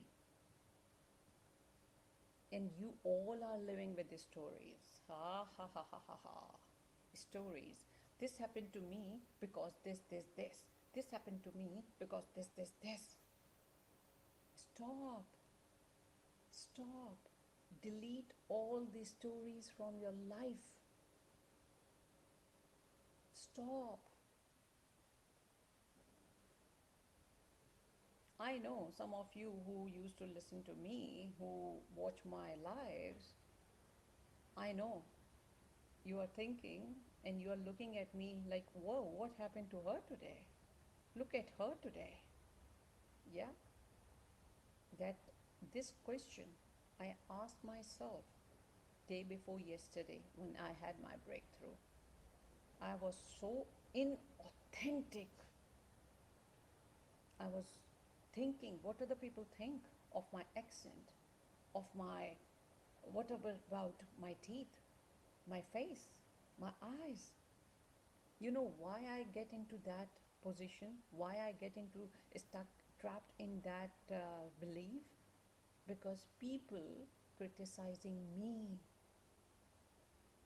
Daily I got 250 personal messages on Facebook because I am making people uncomfortable by sharing the reality of life, which they are not ready to accept, because they are living like ostrich. They are living in the shadow of others.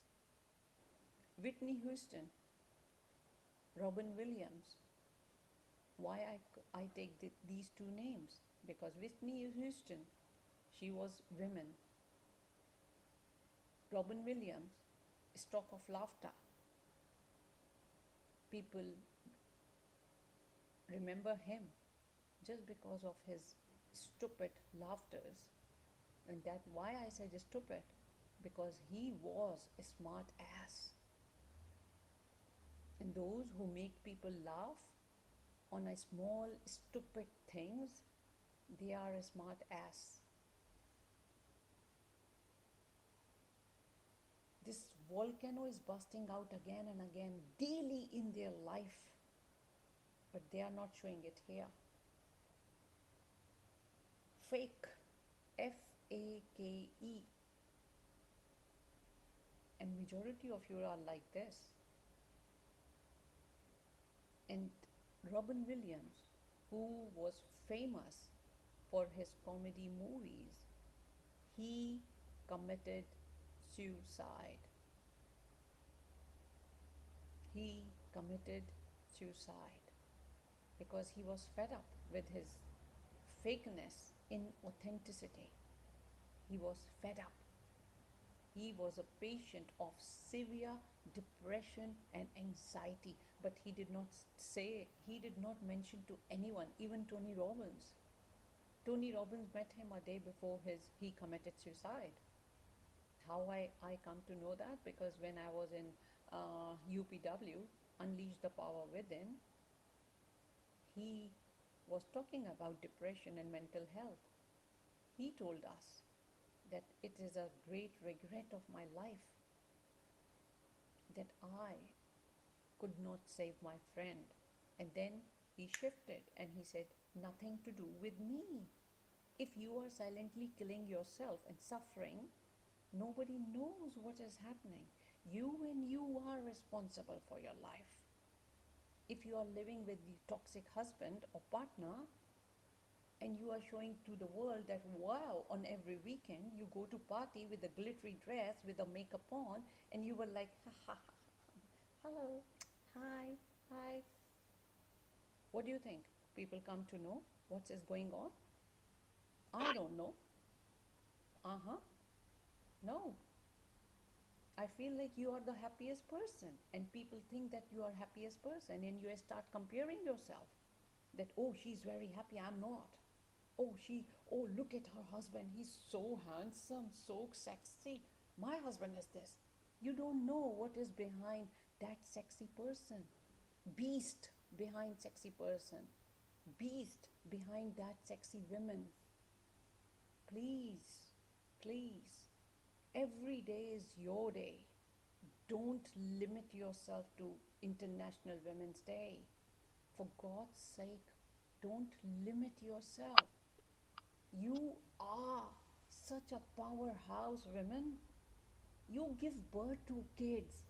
Come on, you give reality to one, and you give birth to your child, one human being. 4 trillion cells get in your body, and you give birth to only one.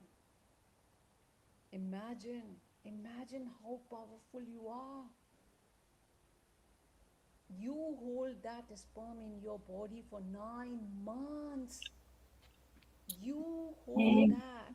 For God's sake, women, you are powerful. Look at those women who got 10 kids. Imagine 4 trillion sperms get in their body, and only one came to birth. Please, and every day is your day. Every day is your day. You are the most beautiful creation of Allah. No matter what, please love yourself. Respect yourself, for God's sake. Take the control in your hand. Don't give permission to anyone to disrespectful. Thank you. Disrespectful. Thank you. Wow, thank you. Fiza, the Fire Relationship Guru. Wow, all the way from Sydney, Australia. Thank you for bringing us to Sydney, Australia. Wow. And Thank you. God is honor. Yeah, thank you, Fiza. We all need to hear these stories. I was just playing guitar and feeling this whole rhythm of, that talk. And I think Priscilla brought it in this morning as the first speaker. And it was just like, we're rocking it. We're changing it. We're moving it. And I told people to hold it in your belly, like hold the hara, hold the, huh, that really strong, huh. Everybody stand up. You gotta hear it. Stand up. Stand up. Come on. Fiza, stand up. Let's go. Ready? And you go, huh. Huh. Huh. Good. Woohoo.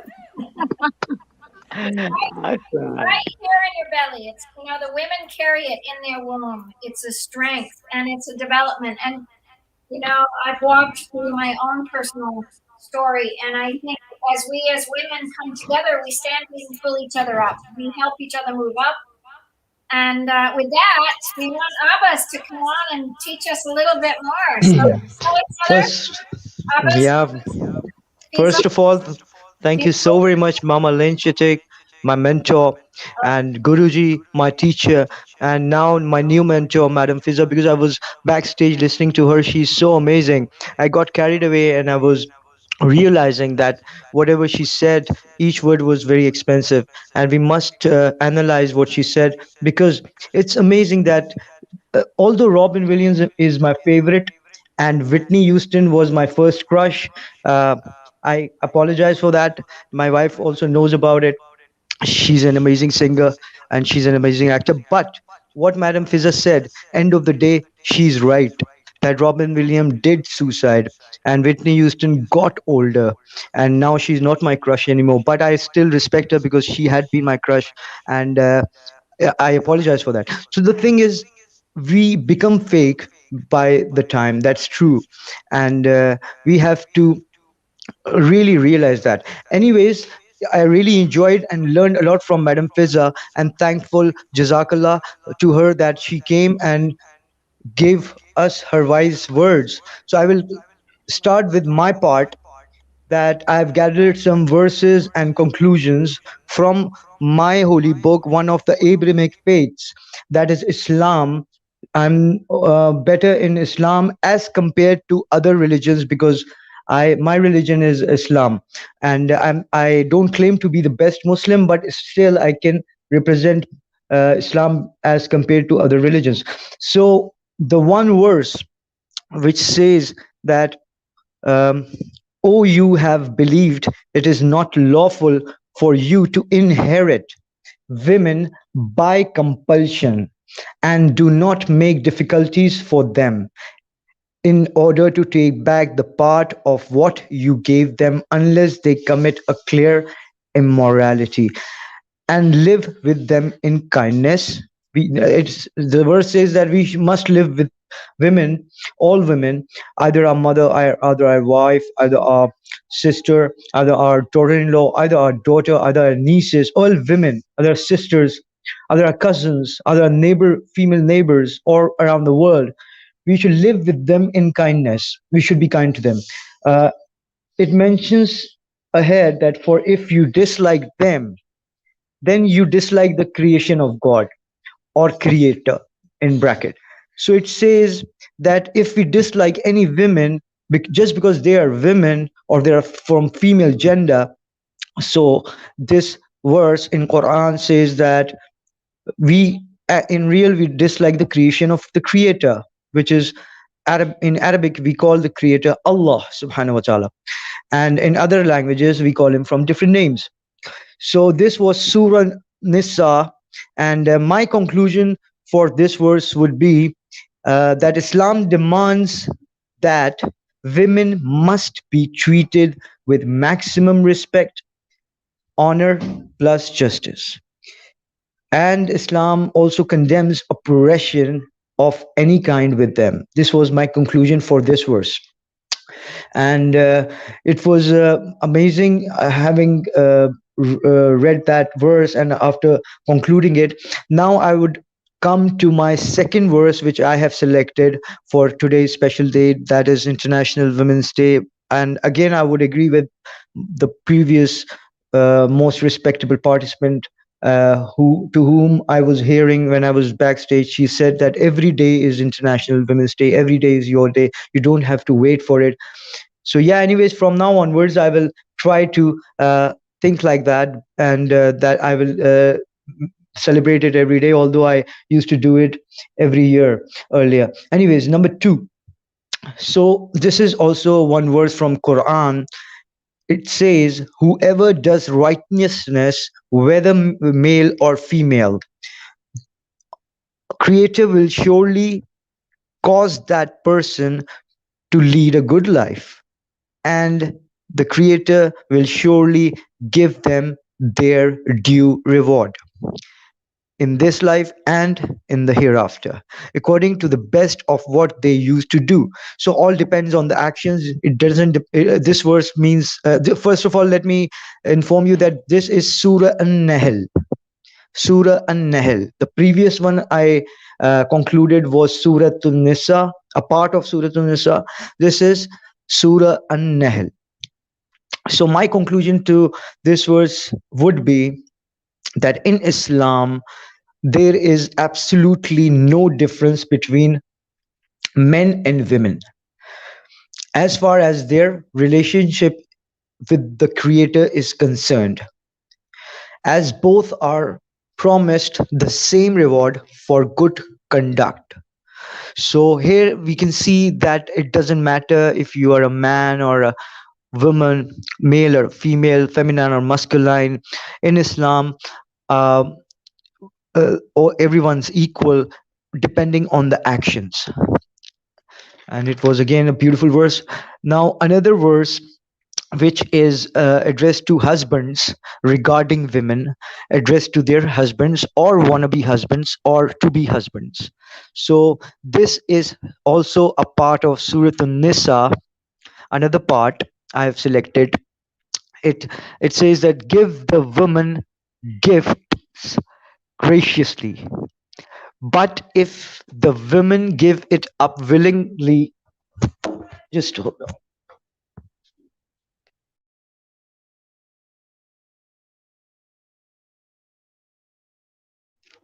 I apologize, my battery was getting low, so I just connected the charger. So again, I'll just go through it. This verse, this part of verse of Surah An-Nisa says, give the women gifts. Gifts means cash or furniture or car, or depending on the era we are living. So give the women gifts graciously without any limit, for example. But if the women give it up willingly, anything of it, then take it in satisfaction and ease. Surah An-Nisa, another part. Why I selected this part? Because this is purely regarding women, and Allah, Creator, God is addressing husbands, wannabe husbands or to be husbands, or already who have become the husbands for their women. The Creator is talking to them that in Arabic culture, what happens according to Islam, what happens that when a girl is getting married, she is offered money, gifts, gracious gifts from the wannabe husband or from the family of wannabe husbands. So this is the true way of giving dowry. Dowry is given to the women by the wannabe husbands, not by the father of the daughter, father of the bride, but the wannabe husband of the bride. But it happens differently in the Pakistan India culture, because it's a beautiful culture we have. We don't go by the this law in Pakistan India in majority, but fortunately in Arabic culture, in Qatar, UAE, Saudi, Iraq, Iran, and so on, Syria, Egypt, they are following truly how to give the dowry. So here it is mentioned clearly to the husbands or wannabe husbands that give the women gifts graciously. But if the women give it up willingly, anything of it, then take it satisfaction and ease. That means that if women says, okay, I don't, you can leave that to her wannabe husband or to the family of her wannabe husband, that okay, leave that thing I don't want, I will not take it, it will be a burden for you or something like that. So the wannabe husband can feel satisfied for it, because the wannabe wife, wannabe bride of that husband has give the permission to not to take so much things for her. But here we can see that the permission of the wannabe bride is really important, because it is in the verse that if the women give it up willingly, if they give it up willingly, then we can, being a husband or wannabe husband, leave those little gifts aside and go ahead with it. So this was Surah An-Nisa. My conclusion is, in Islam, dowry is the right that is given to the women by their wannabe husbands or husbands, like it happens in Arab culture, in Gulf region, Persian Gulf region, or other Arab regions, that the wannabe husbands or to be husbands are giving dowry to the lady. and it is addressed to the husbands mainly. It is husband's response, as it is husband's responsibility mainly. Sorry, I wrote it in a very rough, uh, that's why I just fumble it. It is addressed to the husbands because it is husband's main responsibility to pay for it, to pay for the dowry according to Islam. This verse shows that the dowry must be given to the women by their wannabe or to be husbands. But if the wannabe wife or wife permits something from it, then we can leave those gifts away. Okay. Now, part 4, I've selected one verse from Quran in respect to our women around the world. Is one verse of Quran which is from Surah Al-Alaq. And this verse says, read in the name of your Lord who created human beings from a clinging form. Read, your Lord is the most generous who taught by means of the pen, qalam. Taught human by pen, Allah means that what he has written in Quran is already clarified. Taught human what they did not know. What we did not know, it came in Quran, so we can be guided. Surah Al-Alaq. So my conclusion for this verse would be, seeking knowledge is a collective duty upon males plus females. The emphasis laid in the exertion of knowledge in this verse surpasses any statement or action. Okay. So it means that it is not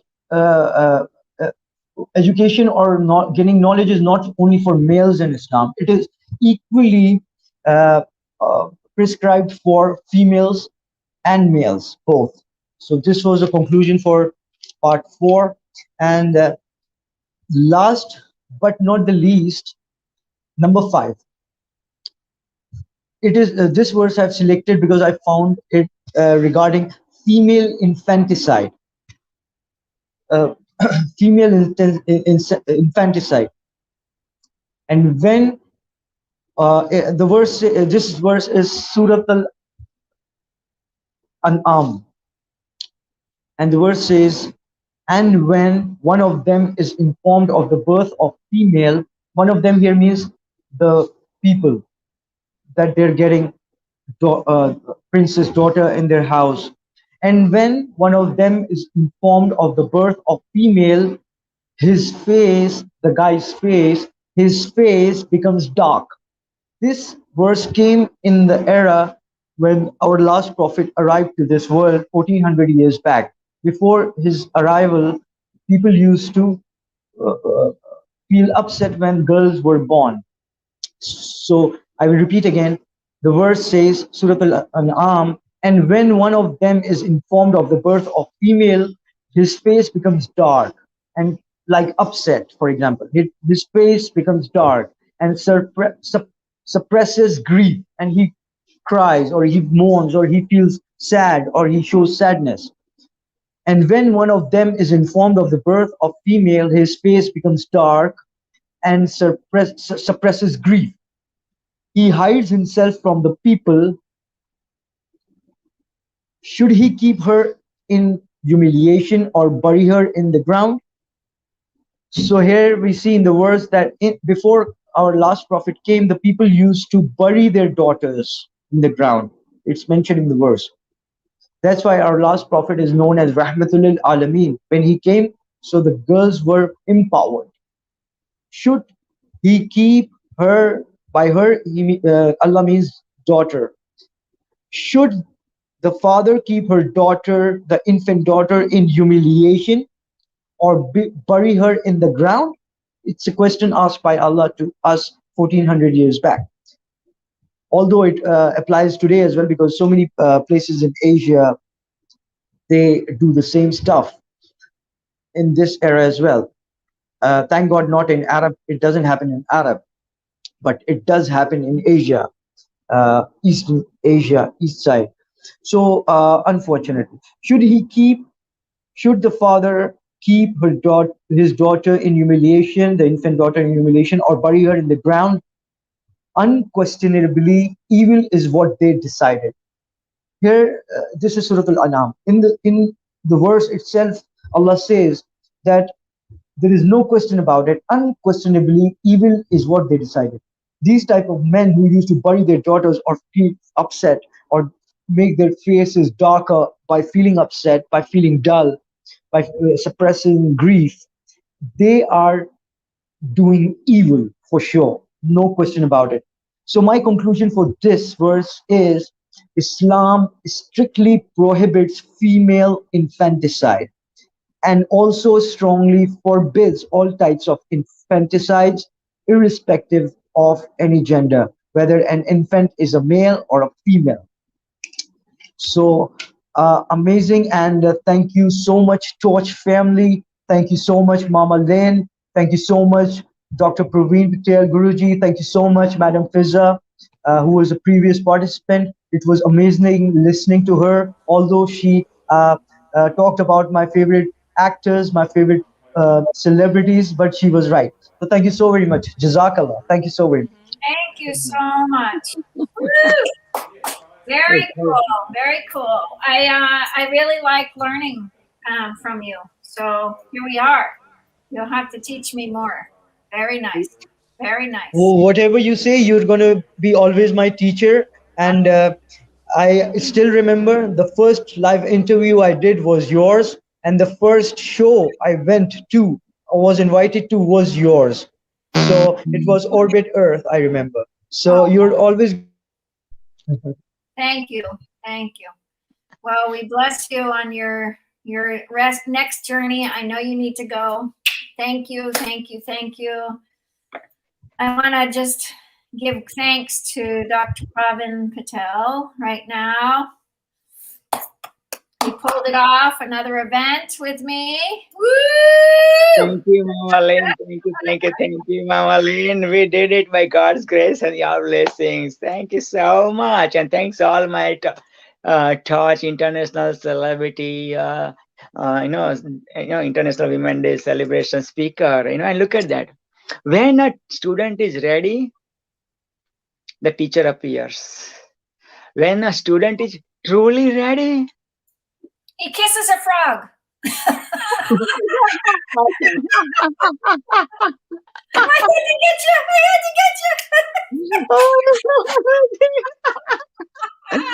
you. We need to watch mascot for sure. Yes, one more time. When a teacher is ready, when a student is ready, teacher appears. When a teacher is, oh man, I messed it up. One more time. I know, man. Mascot. Okay. This is it. When, okay. I got you. Oh my God. Jasmine inspired Mama Lynn, to have the Torch mascot. Amazing. It's amazing. Okay. When a student is ready, a teacher appears. When a student is truly ready, a teacher disappears. Lao Tse. Now my quote. When the devotee is ready, the Guru appears. When the devotee is truly ready, the Guru disappears. And this is for you, Abbas, Tom Cruise of Pakistan. Yes, man, I've seen his growth. Oh my God, look at that. He's writing the notes, and taking the notes and sharing his speech from the notes, man. Wow. Abbas, you are the Peer Abbas from today onwards. Yes, you are the Peer Abbas. You are the Mullah Abbas. Yes, and thank you so much for sharing about 1400 plus years young, the Holy Quran Pak. Thank you, Abbas. Yes, and Mama Lynn, yes, take it away. I think you're leaving. I'm leaving. We're gonna end the show. We're just gonna bless everybody and really give thanks. I know you know, this last moment with you, I just want to give thanks to Pravin. You know, there's a moment when women feel nourished and fed, and women feed and nourish all the time. That's what we do. But you have fed and nourished the Torch family through this event, through this consciousness, through the invitations, through the love. And I want you to know that deep receptivity within you has also transformed in so many layers. And as we continue, our next event is April 22nd, 23rd, 24th, and 25th. And 22nd is our year anniversary when Actions of Impact was built. So it's our third 3.5 years almost 4 years of Torch online. And as we've built programs and we've had up to 2.5 million views to, you know, down to 1 view, it doesn't matter. I feel like we've helped humanity in a way that is rocked this internal relationship to each person that has entered, has been part of, and has embraced the Torch family. Torch, the organization for realizing change in humanity. Peace. Come on, Pravin. Peace. Peace. Health. Health, Environment. environment, And tech. let's change the world. Let's light it up. Let's bring it forward and bring forth Happy International Women's Day. We appreciate everyone. We appreciate you coming. Last word, Pravin, yours. You know what, Mama Lynn? Thank you so much, first of all, for creating this beautiful torch, you know, and giving the present of torch to the world, to the universe. Thank you so much. Thank you so much for coming to this planet universe to make the world a better place. Thank you so much for connecting with me through Rihan, Allawala, Bhaijan, you know, Insan Party's president and founder. Thank you so much, Rihan Bhaijan, for giving the gift of Mama Lynn. And thank you so much, Mama Lynn, for bringing torch to 13 plus countries, you know, and we are bringing almost every country for sure. And as we promised, we'll go up to 6 p.m. Eastern. I will continue up to 6 p.m. Eastern, Mama Lynn, because promise is promise. So I'll continue for that. So we are going to have torch panel, torch celebration. So yes. Send lots of hearts, all like and sharing. And how can we forget our torch tech architect, Mr. Sumro, man. Abdul Sumro, man. This is the Abdul is amazing, and thank you so much, Abdul, for providing these posters, you know, and those flyers, you know, in like in so fast, like the lightning speed, you know, like this whole event was created less than a week, actually, less than a week. Yes, less than a week. Thank you, Lord. Without my Torch Celebrity International, Torch International Women Day Celebration speaker. Thank you so much. Thank you so much, all the social media friends, and thank you so much, all these Facebook groups who help us out, you know, to share this content into your stream, your social media. Thank you so much. You know, there are thousands and thousands. Unknown forces, you know what I mean? So they are helping us out, because this is not happen just because of Mama Lynn, just because of the Torch King, Dr. PPP. No. You are the real force, because you present your time. You invested your time. Okay. Yes. Abbas, would you like to join me? And let's have party time. Wow. Yes, I know. And anybody can join. Feel free. Have fun. So much fun. Abbas, congratulations, man. You did it. Thank you. Thank you for giving us the honor and empowering us. Thank you so much. Look at that. Right now in Pakistan, right now, 3:30 a.m. in the morning, man. Look at that. This gentleman, supposed to come different time. You know what I mean? Something happened, technology or something comes up. You know what I mean? Then another time supposed to come again. Something happened. You know what I mean? And he showed up. This is what it is. It's like over 50% success is just showing up, and look at that, man, how sharp a boss is. You know what I mean? His family member might be sleeping, you know what I mean, right? You know what I mean? But still he showed up. People over that eastern part of the world are sleeping right now, but look at that, he showed up. Look at that, he's so sharp, man. So sharp, man. Like, yeah, man, look at that. Wow, man. Like, you are ready, man. You are ready to teach Quran Pak to the world officially, man. You are the mullah, man. You are the peer, man. And Actually, first of all, sir, thank you that I've been your student already, obviously, long time.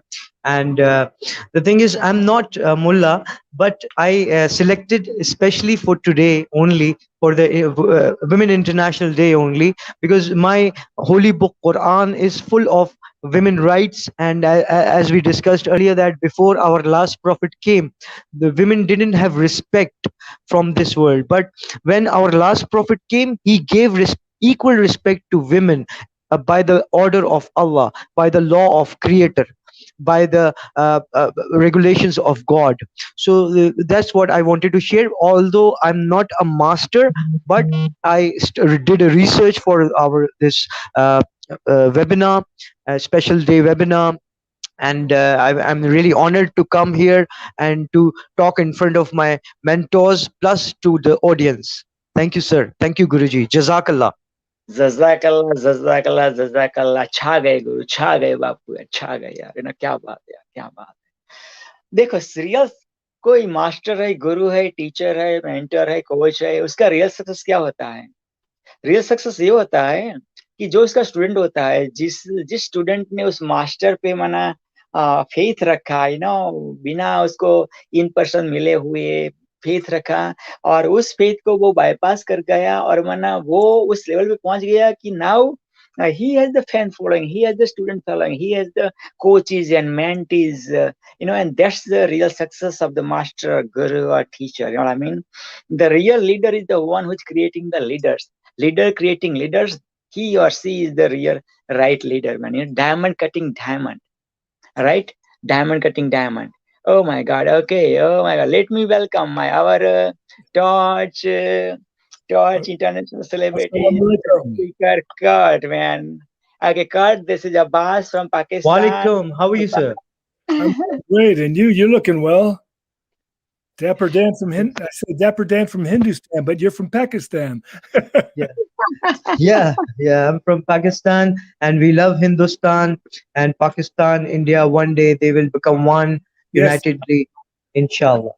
Inshallah, they were with one, everybody's they are support. one, and they will be one. Absolutely, man. Absolutely, like two brothers. You know what I mean? They got married, got separated. Hey, welcome back. A little. I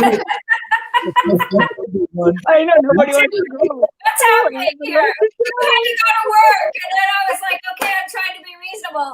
I just got a rental place, and I'm just, Mama Lynn just heard she had to move, and I'm scared. And so pray for me, because it's a bigger house where I could do community events and such. So let's hope it works. And there's a teepee. Our friend Philip, Chief Philip, that's spoken on our platform, he has his teepee ceremony there. So it's a really sweet opportunity for me to jump into the work that I do. And yeah, it might fit. So that's what I was leaving for, Pravin. I don't want you to be late for work. Remember that. The mother always watches over. And wow, congratulations for getting the renting place, Mama Lynn, and having the bigger place, better place, so you can have community events. Congratulations, Mama Lynn. Yeah. And Abbas, this is Kurt. Kurt is so much spiritual, man. But beside the spirituality, man, this is the man who dated Bollywood actress Dimple Kapadia. who married Rajesh Khanna, the superstar, first superstar of the Bollywood, as well as her sister, late Simple Kapadia. Rest in peace, man. This is a man. And Kurt, this is Tom Cruise of Canada. I know.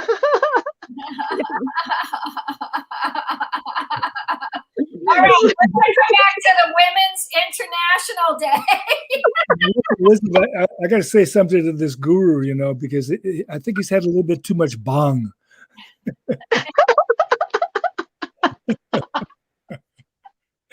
I don't know if you know what bong is, but it has the tops of the bong, yeah.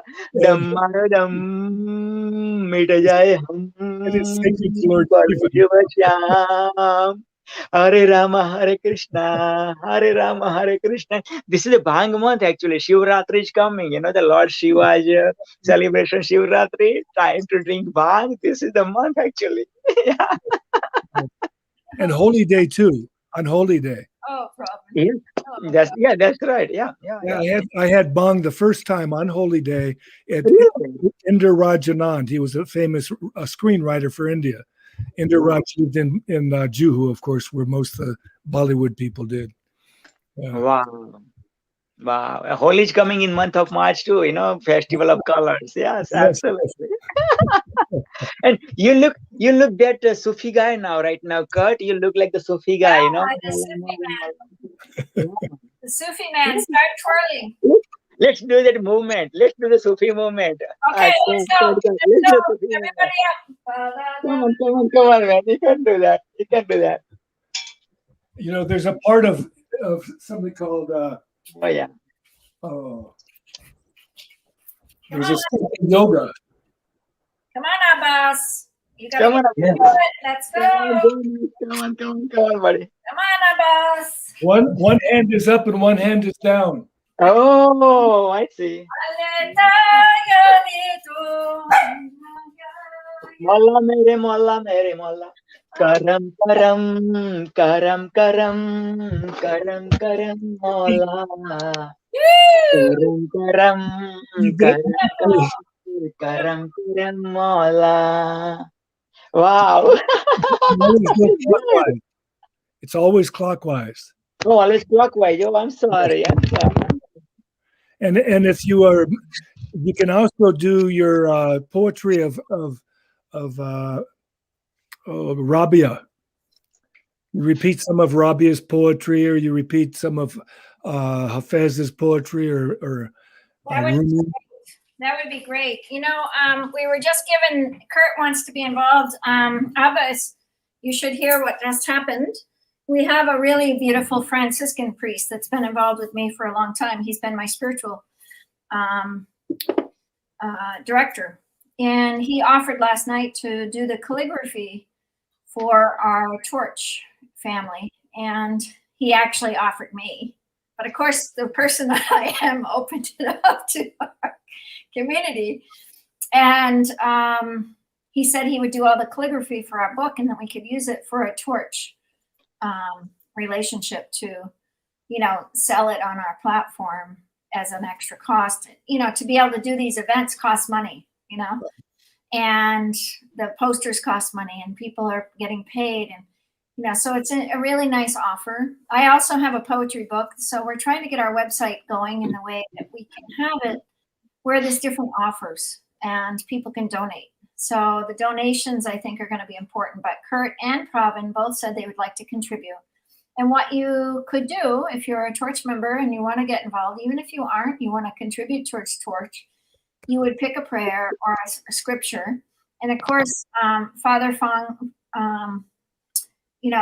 Franklin is actually a Franciscan. So of course, he told me to pick out scripture. So I'll pick out some scripture from the biblical text. But I believe that we could do all texts, and he'd be totally willing because he's done Rumi, he's done all kinds of calligraphy for all those, and he's a super great guy. And so I'm very excited about this project because it'll put me, I think in May when I graduated, and I was told that the Torch wasn't a ministry through the body of a church body.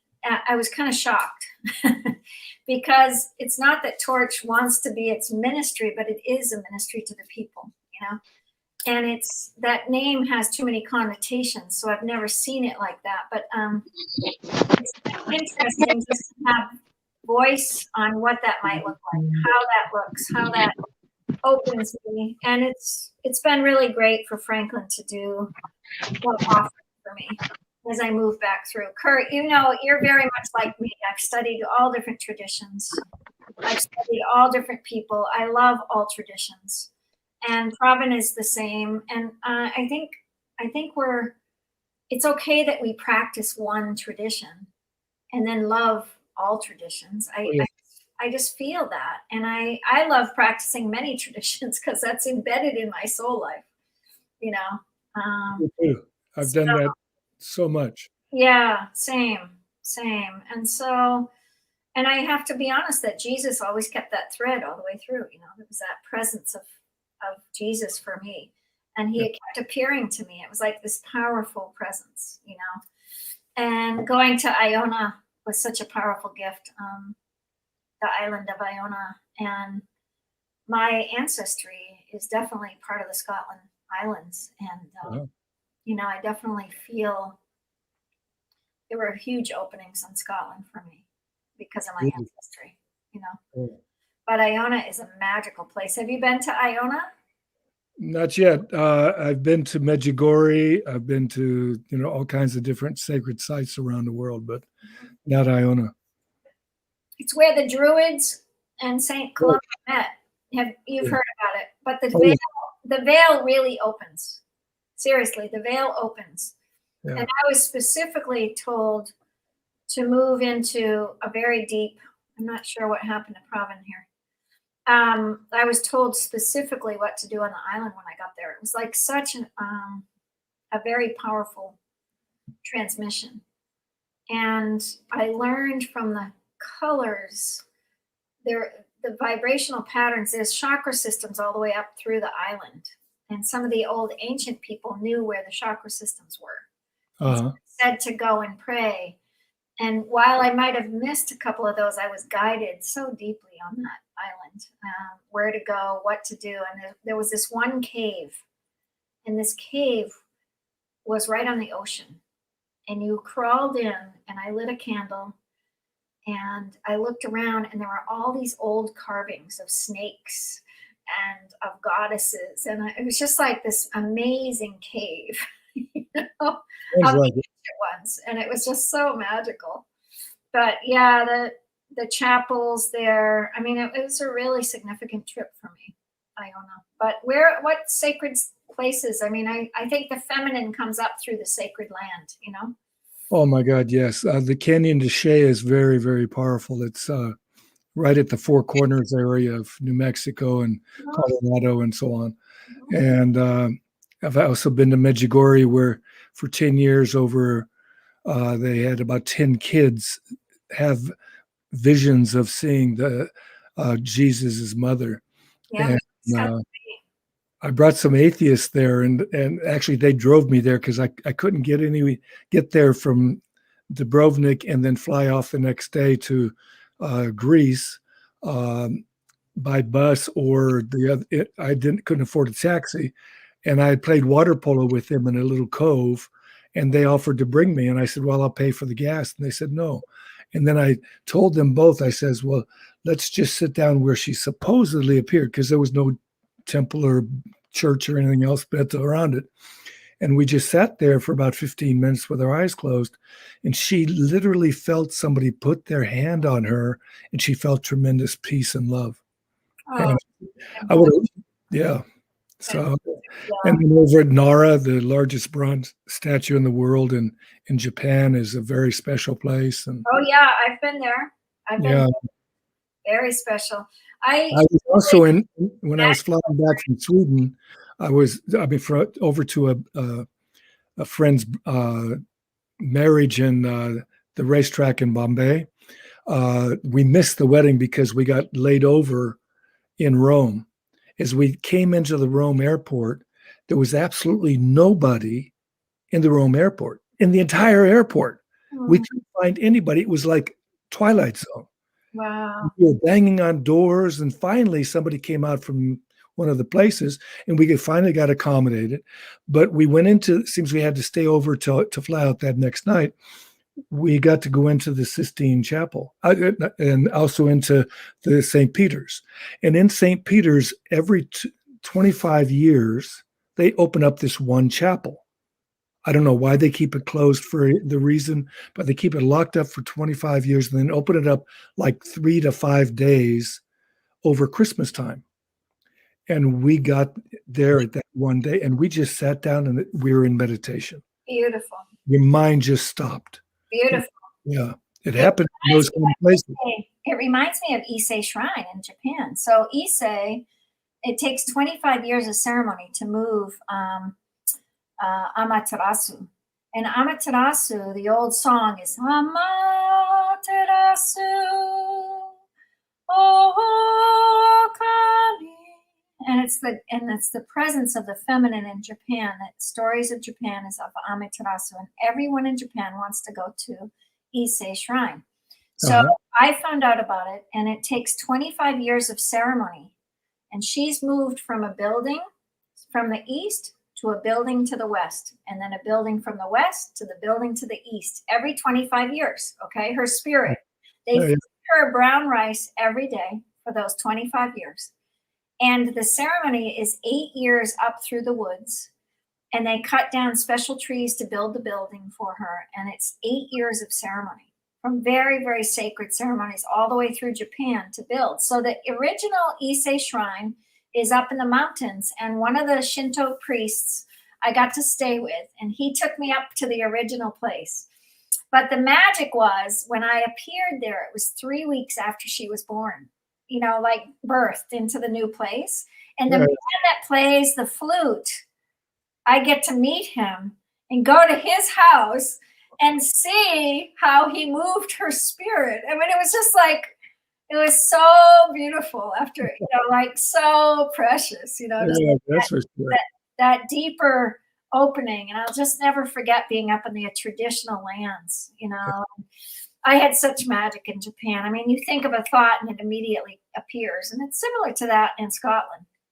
I got to be at Findhorn for quite a few weeks, and I was paid to go there. And it was just ceremony after ceremony after ceremony.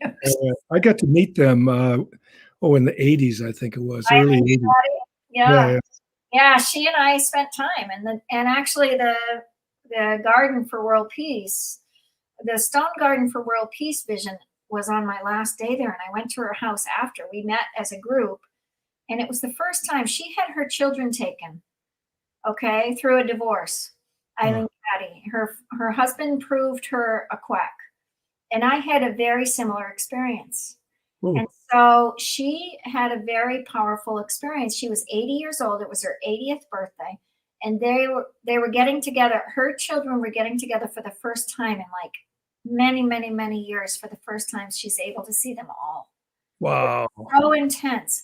And so she and I had this relationship like that. And when I went to her after the vision came, I was sitting on a beach and it's another whole story about the Stone Garden for World Peace, but she said it would be realized after 25 to 30 years. Then I came back and I asked Michio, I said, I had this huge vision, God opened the heavens again.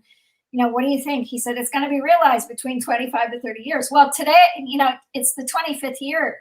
So we have 5 years to be able to realize this dream of like one peaceful world garden, you know? Yes. It's about gathering stones from every single place in the planet and bringing them into one spot, and that the harmonic tones of the stones, like the stones will bring the harmonic vibration of energy, and it brings everybody to know that this world is one. That's the true harmonic convergence. Oh my gosh, it was such a powerful image. You know, it was like this huge awakening, and that, you know, God speaking through. I mean, I've had it happen a number of times, and it's nothing about me. It's more about, you know, we all have spiritual experiences. Every day, everybody has a spiritual experience. You just don't remember. So I always try to help people remember you have a spiritual experience every day just by waking up and having a breath. That's a spiritual experience. It is. We are so lucky to be alive. And, sometimes we don't want to be alive. And, being a woman on the planet right now, on International Women's Day, the stories have been hard today. And I picked up my guitar and I started singing out some blues, and I started singing out like some, really intense moments for me, and just like really belting those out because I need to get it out still. A lot happened to me as a woman. Yeah, And yeah. not easy. Yeah, well, it's like Leslie, my cohort and co-hosting the Humanity Rising's Peace Lab Week. Yeah.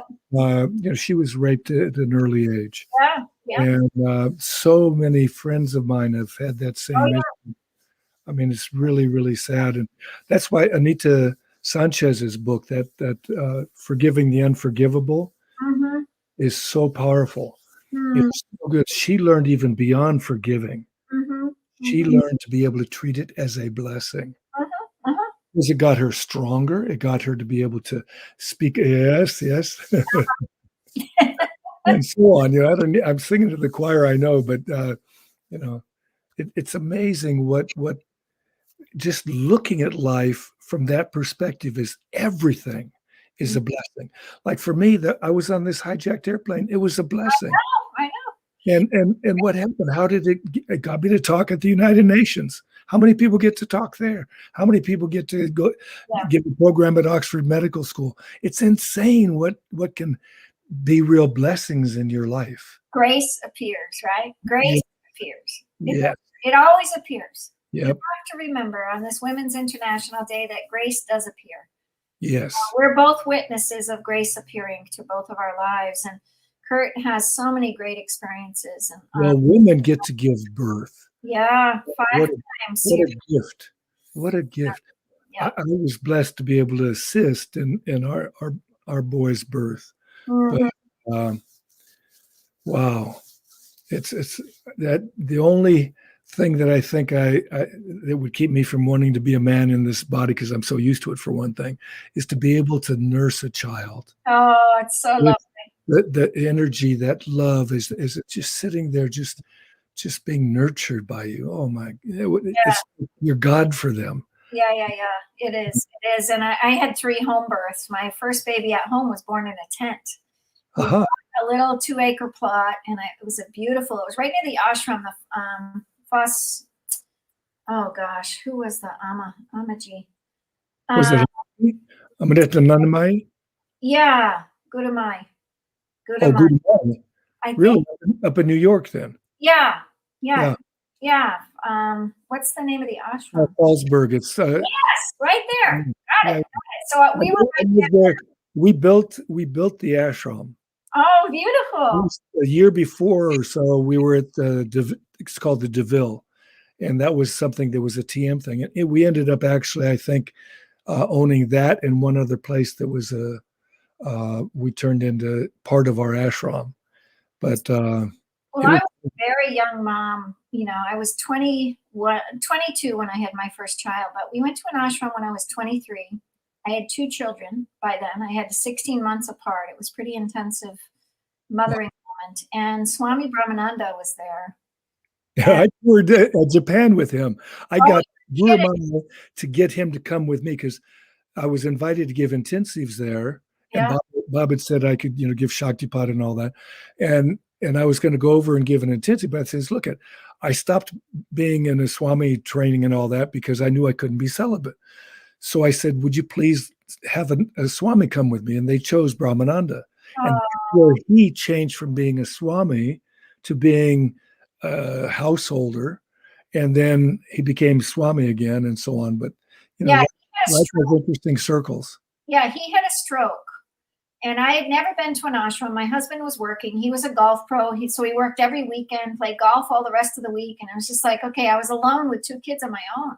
And there was this little balloon and it said open house yoga. And so I went in and I came with the 2 kids, one on my back and one carrying. And I came in and I went into this building and I'm peeking in and everybody's chanting.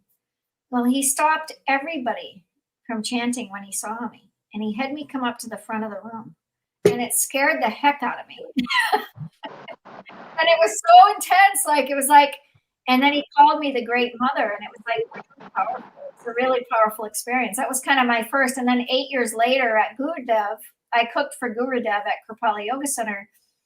And he came for Gurudev's birthday. And it was so funny. He was there. It was 8 years later, and I had had all these different experiences. And he gave me a very deep passion of Shaktipat. It was definitely a beautiful experience. And he basically said I was from the Ananda tribe.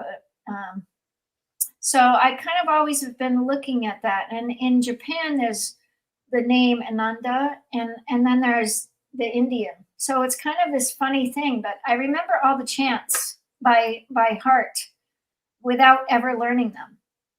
So if I go into an ashram and start chanting, I remember them all. It's an immediate memory.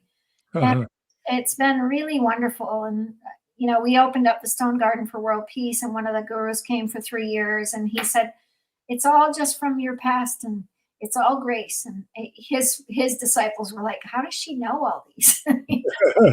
Yeah. But it was just that road. And I have the same with Tibetan. You know, I have that same memory with Tibetan. I always feel when I go into a Tibetan ashram, into a temple, I have somebody stabbing me in the back. It's that intense. So I think I reincarnated in 59 very quickly.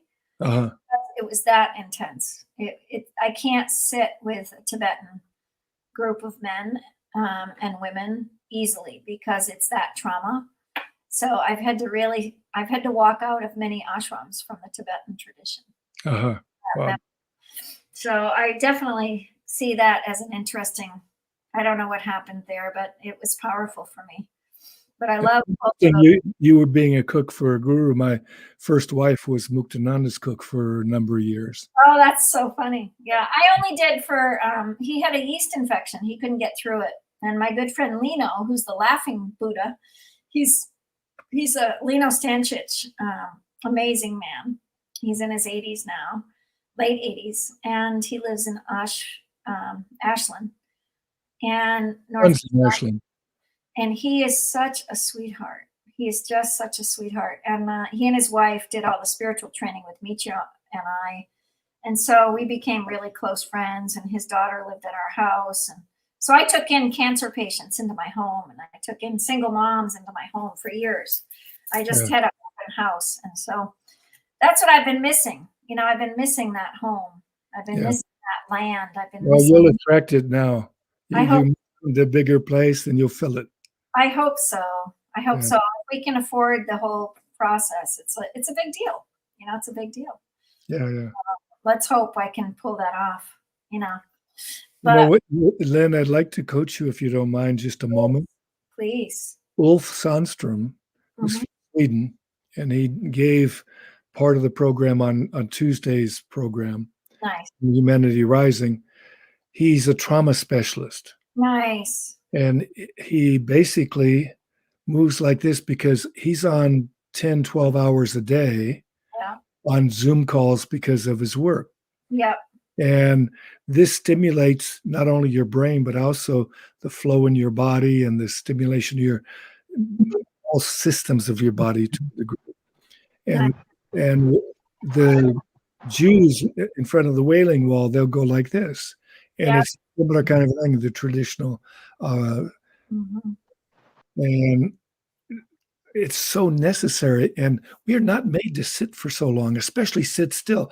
But we've been trained in school, which is abnormal. We're not in factories. And to sit so long and to pay attention, never having been taught how to pay attention, been taught how to concentrate, but you got to sit still. Now, why? Especially for little boys who are even more antsy than little girls. Little girls are antsy too. They don't want to sit still. But we're forced to. But now we're more free. And when we're more free, it frees up our mind more. So instead of using just left brain, which they want you to do in school, we can use our right brain too, and so on and so forth. Beautiful. So, yeah. You can coach me anytime, Kurt.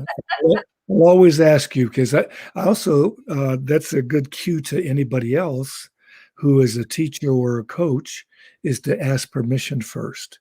And that way it's accepted better, and it's an opportunity. Like when we taught this on Tuesday, I only saw 2 other people in the whole panel do it.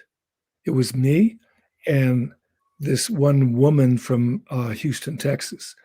And we suggested that people actually experiment with it, because like the Peace Lab, LAB, is called that because it's like a laboratory. So we experiment with things. If you don't see how it's like me talking about a mango. If I just talk about a mango instead of eat it, it doesn't do me much good, does it? I got to experiment with it, see if it is really good. See if it is have all those nutrients. See how my body responds to it. See if I'm allergic to it or not. Beautiful. Yeah. And that's what we do with knowledge or wisdom. We experiment with it. Well, it's our last couple minutes of this beautiful day. And as we end up, I know Pravin was on his way to work, and we just give thanks for manifesting another torch event. You know, we've been going since 6 this morning. And the funny thing about this is that I rocked in my crib, and my parents said they couldn't stop me from rocking. Beautiful. And they tried, a doctor put a clock in my crib. He said, put a clock in there and she'll remember the heartbeat of the mother. Well, by the morning, the clock was completely dismantled. And so I had a really deep rocking my whole life. And when I met Michu, he said, that was because of your spiritual practice. And I said, well, good. I wasn't some naughty kid anymore. And it was the same thing with chewing food. I was always a slow eater. I was chew. I never wanted to eat fast. And I was the opposite. Yeah. I had an identical twin brother. So whoever ate fastest got seconds, if there was much seconds. Yeah. So, you know, I always ate slow. I would get in trouble. I'd have to do the dishes. I didn't really care. I said, no, I have to eat slow. And it was just so funny because later in life, it's like, you have to eat slow. Yeah. Everybody around me just gobbles their food, and I'm still eating really slow. And there's a lot of embarrassment around it because of all the shame, you know. We had a great power event. Did I show you the blame, shame, and justify jar? So in the middle is a lot of cash because I was putting in $20 bills. And it's not that much cash, but I'm sending this to Pachamama. So every time you blame, shame, or justify yourself, you have to put money in the jar. Excellent. Yeah. So I've been doing that, and I'm really trying to do it as a practice. And, you know, I've really had some really big bumps over the years, and it's mostly about place, you know, finding home. Since I lost my home in 2010, I've always been a homeowner.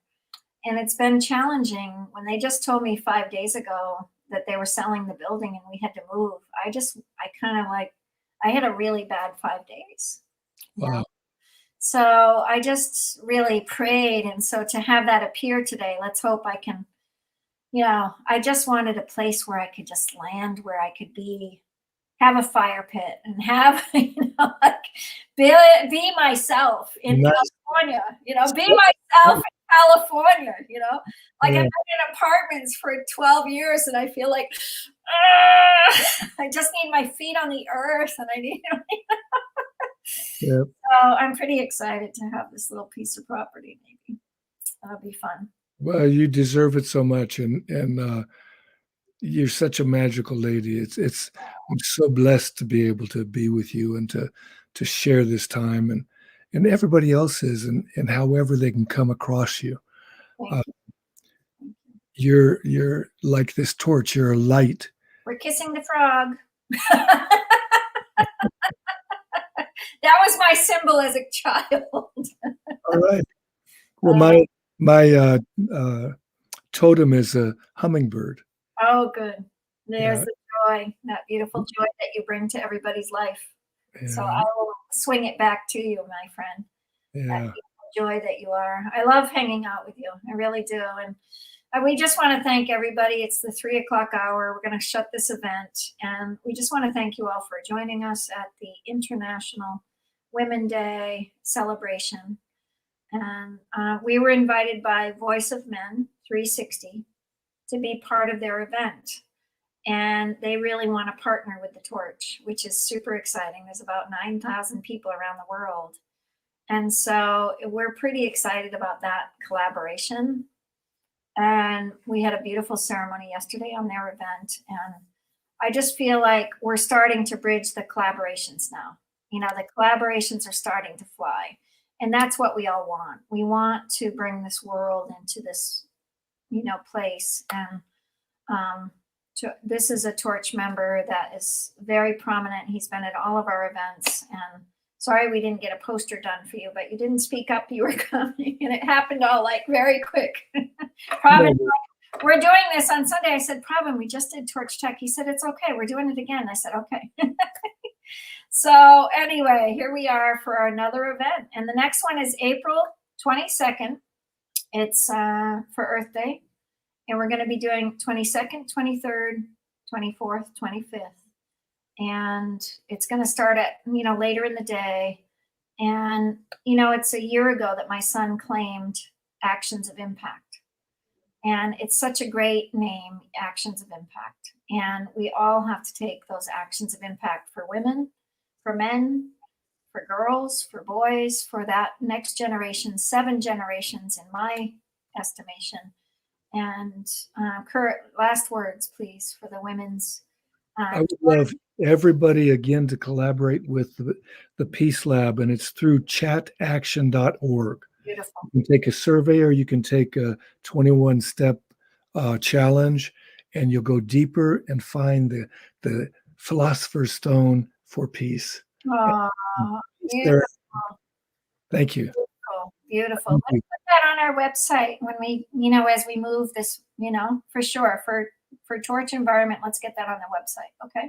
And we get to get Torch on the other networks too, because other networks houses all other uplifting organizations on it and exposes them and so on. So it's a really good site. Thank you. We would Yeah. love that. Thank you so much. Have a blessed day, everyone. Peace to Cheers. you. And women, huh. Be strong, be blessed, and know yourself. Have a beautiful day. Thank you so much, my dear. Thank you. Yeah, cheers.